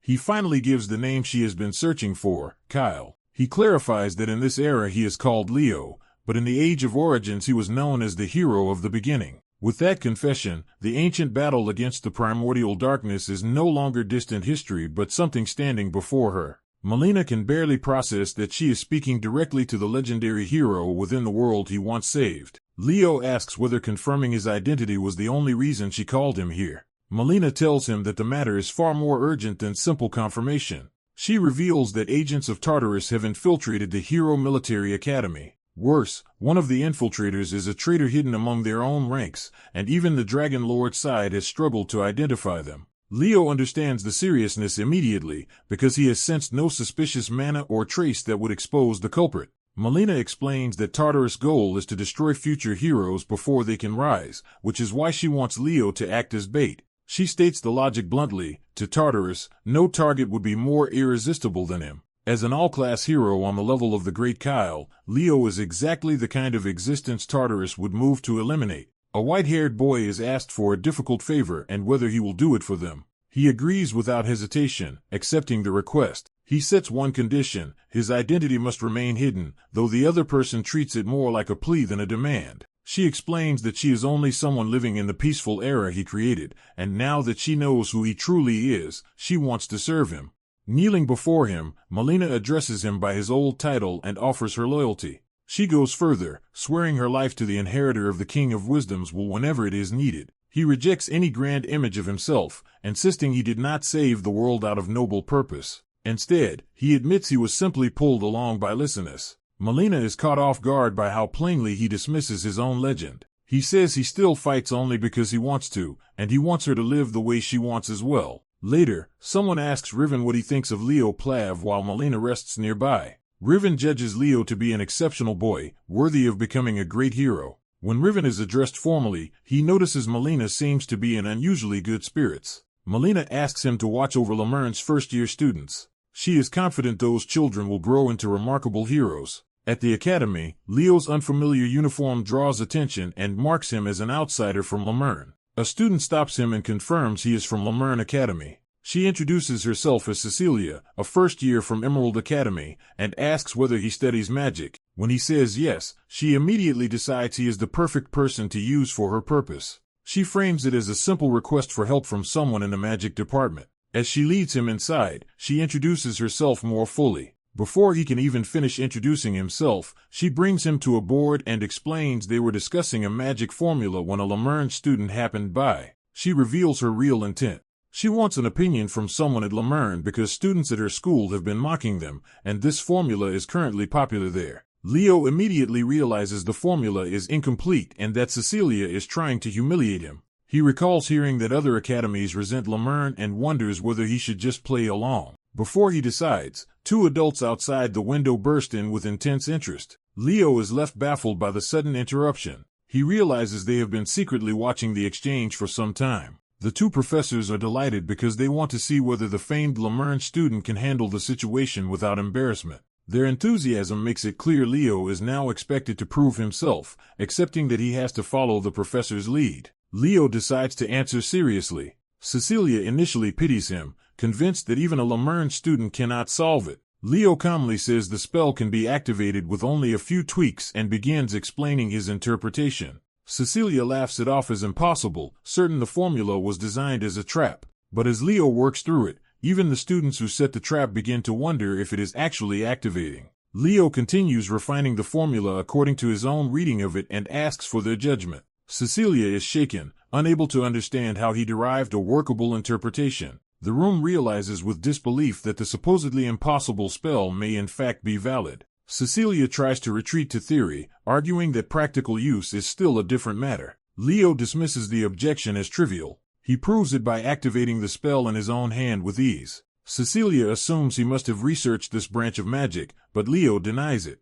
He explains that Lemurn usually adapts existing magic for combat rather than inventing new systems, which is why this came naturally to him. When pressed on how he converted the formula into an activation equation on the spot, the others can hardly believe he did it instantly. Leo confirms that he did exactly that. He reveals his method was simple mental calculation, which sounds absurd to everyone else. Cecilia breaks down completely, convinced no normal person should be capable of that, and flees in defeat. As she runs off calling for her leader, Leo wonders if he was too harsh. One of the watching professors enthusiastically praises Leo and says he should major in magic. The scene closes by broadening the rivalry among the three great academies, where talent is measured not only in magic but also in swordsmanship. The story opens by introducing Emerald, a school famed for magic. It is followed by Scown, known for summoning, as another of the three great academies. Even though these institutions are prestigious, hopeful students have long treated them as places where second chances still exist.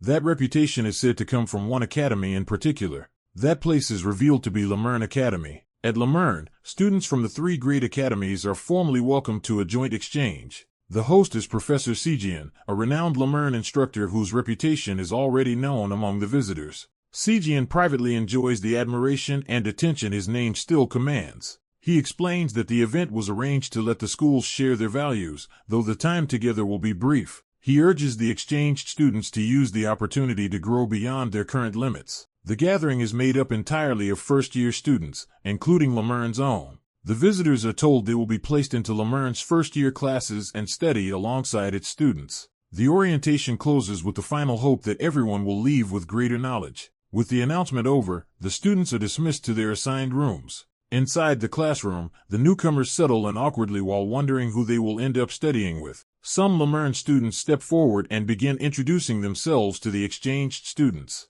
One of them, Carl Thomas, eagerly presents himself and tries to make friends with the room right away. Carl quickly shifts from introductions to business, pitching his homemade fatigue recovery potions. He claims the potions are useful not just for first years but even for upperclassmen, insisting intense study makes them necessary. He sweetens the pitch with a discount and a free gift, turning the classroom into his personal sales floor. Carl's loud promotion draws a crowd as he pushes the sale like a limited-time event. Someone finally decides they have had enough of his act. Carl is singled out by name before he can keep going. The speaker makes clear he came to meet Lemurn's upperclassmen, not a petty merchant, and dismisses Carl as a commoner. The one insulting him is Havadin Burson, a prince of the Burson Kingdom and a student of Jade Academy. Two nearby students also treat status as the natural order, expecting deference because they will outrank others in the future. Havadin formally introduces himself as Crown Prince, making his identity impossible to ignore. His homeland, the Burson Kingdom, is known as a northern power with a formidable knightly tradition. Its military prestige is especially tied to its elite knight orders. Among them, the Winter Knights and the Snow Knights stand above the rest. Their commanders are celebrated enough to be recorded as heroes. Carl immediately flatters Havadin, acting honored by the prince's presence. Havadin answers with contempt, mocking Carl's low manner and implying someone like him barely belongs at Lemurn at all. A girl beside Havadin joins in, laughing at Carl rather than restraining the insult. Another student sharply intervenes, ordering her to know her place and apologize at once. The girl is identified as Chelsea Leland, and her association with a commoner is questioned as beneath her bloodline. Havadin doubles down, treating the very idea of friendship with a commoner as absurd. Chelsea answers the insult with a challenge, proposing they settle the matter by testing their abilities. Havadin pauses at her use of the word there, realizing she is not speaking only for herself. She confirms that if he is so confident, he should judge Lemurn's strength directly instead of sneering from a distance. A white-haired Lemurn student steps forward as the embodiment of that challenge, presenting himself as the Academy's true strength. He makes clear he is no commoner upperclassman but someone willing to answer Havadin personally. He openly declares that he will duel senior Chelsea Leland, provoking disbelief from both sides. Chelsea accepts at once, and the confrontation is quickly redirected into a formal match. The Lemern student agrees without hesitation,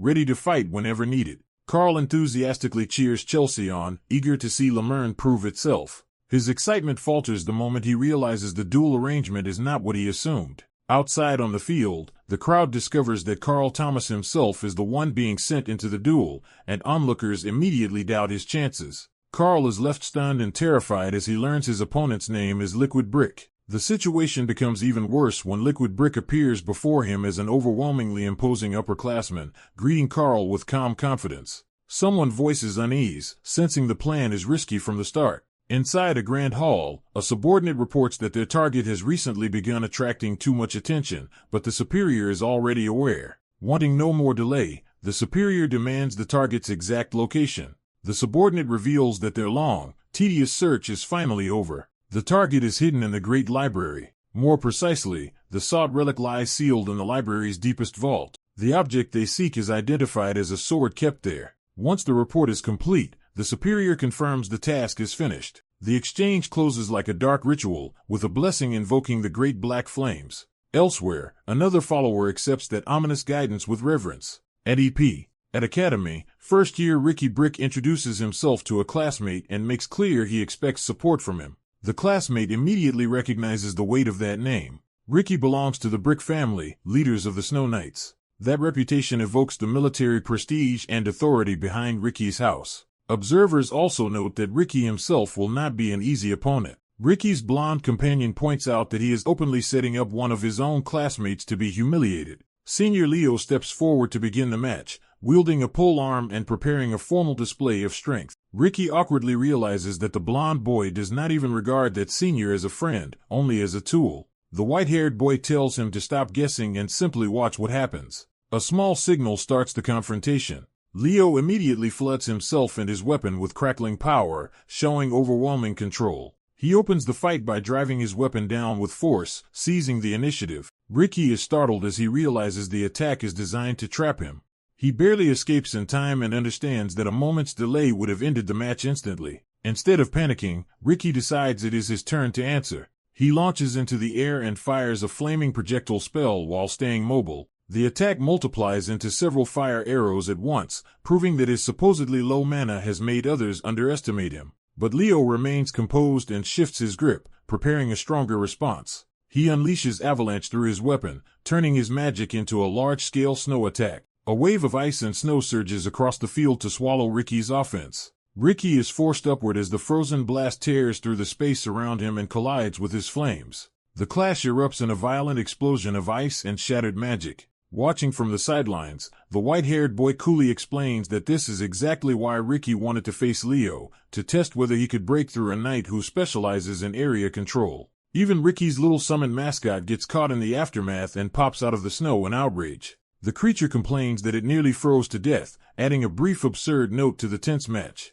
Leo studies the situation and concludes that a straightforward exchange will not work against Ricky. He is unsettled by the realization that Ricky fights like a mage while relying on a weapon. Ricky suddenly dives back in, refusing to let Leo dictate the pace. This time he sends blazing sword-like projectiles instead of ordinary arrows. Leo recognizes the change at once. Ricky is using magic swords. The attack cuts close enough to put real pressure on him. For the first time, Leo is actually grazed and starts bleeding. Ricky grins at the near hit, pleased that he has finally broken through Leo's defense. The blonde observer sneers at Ricky's style as crude and beneath proper standards. The white-haired boy dismisses that complaint, arguing that worrying about elegance in a real fight is pointless. Confident now, he tells Ricky's critic to keep watching. Ricky presses on, framing the lesson plainly. This is what actual combat looks like. Leo steadies himself and prepares to adapt rather than lose control. He creates a ring of water-like portals or currents around himself and challenges Ricky to keep evading forever. Then he notices a small bottle entering the exchange, its contents marked with a flame-like symbol.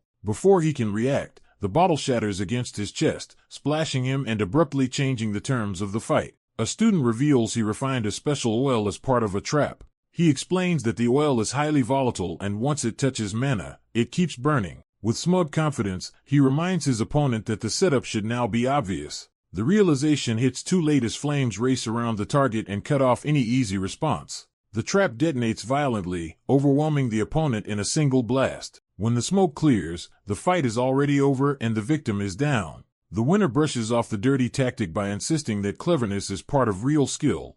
Elsewhere, a white-haired student boasts that Lumaren's weakest stills surpass others. The earlier victor jokingly asks to leave out the weakest part while the defeated student is carried away. The white-haired student argues that at Lumaren, using every available tool still counts as ability because survival is what matters. He then turns to the next challenger and promises to teach him the same lesson. He calls out Chelsea Lilin, famed for defeating giants, and she accepts without hesitation. He mockingly tells her she can go home and boast to her parents if she wants, trying to belittle her before the match begins. Chelsea answers by summoning her power and preparing to test him directly. Seeing her aura, he immediately identifies it as spirit-based power. He introduces himself as Chelsea Lilin and manifests a wind spirit knight with a lance. The white-haired student recognizes the summon for what it is and braces himself. Chelsea's spirit mount launches forward with explosive speed. He drives in with a direct, high-speed charge meant to end the exchange instantly. The attack closes on the white-haired student before he can evade normally.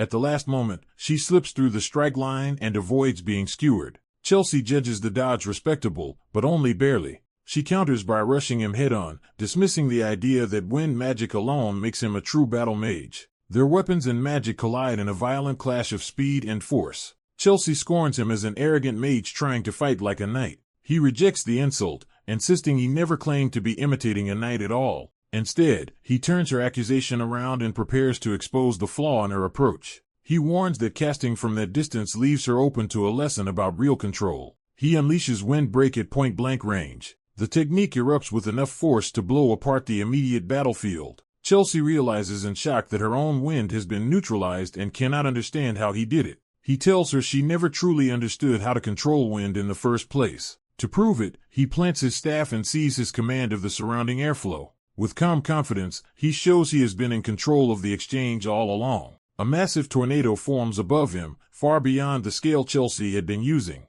He raises the storm higher and shapes it with precision, turning raw wind into overwhelming technique. Then he catches and redirects a heavy object in the gale, using the vortex itself as a weapon. As he sends it soaring skyward, he tells Chelsea to learn how vast the world really is. The object comes crashing back down and hurls Chelsea through the air, ending the lesson with total dominance.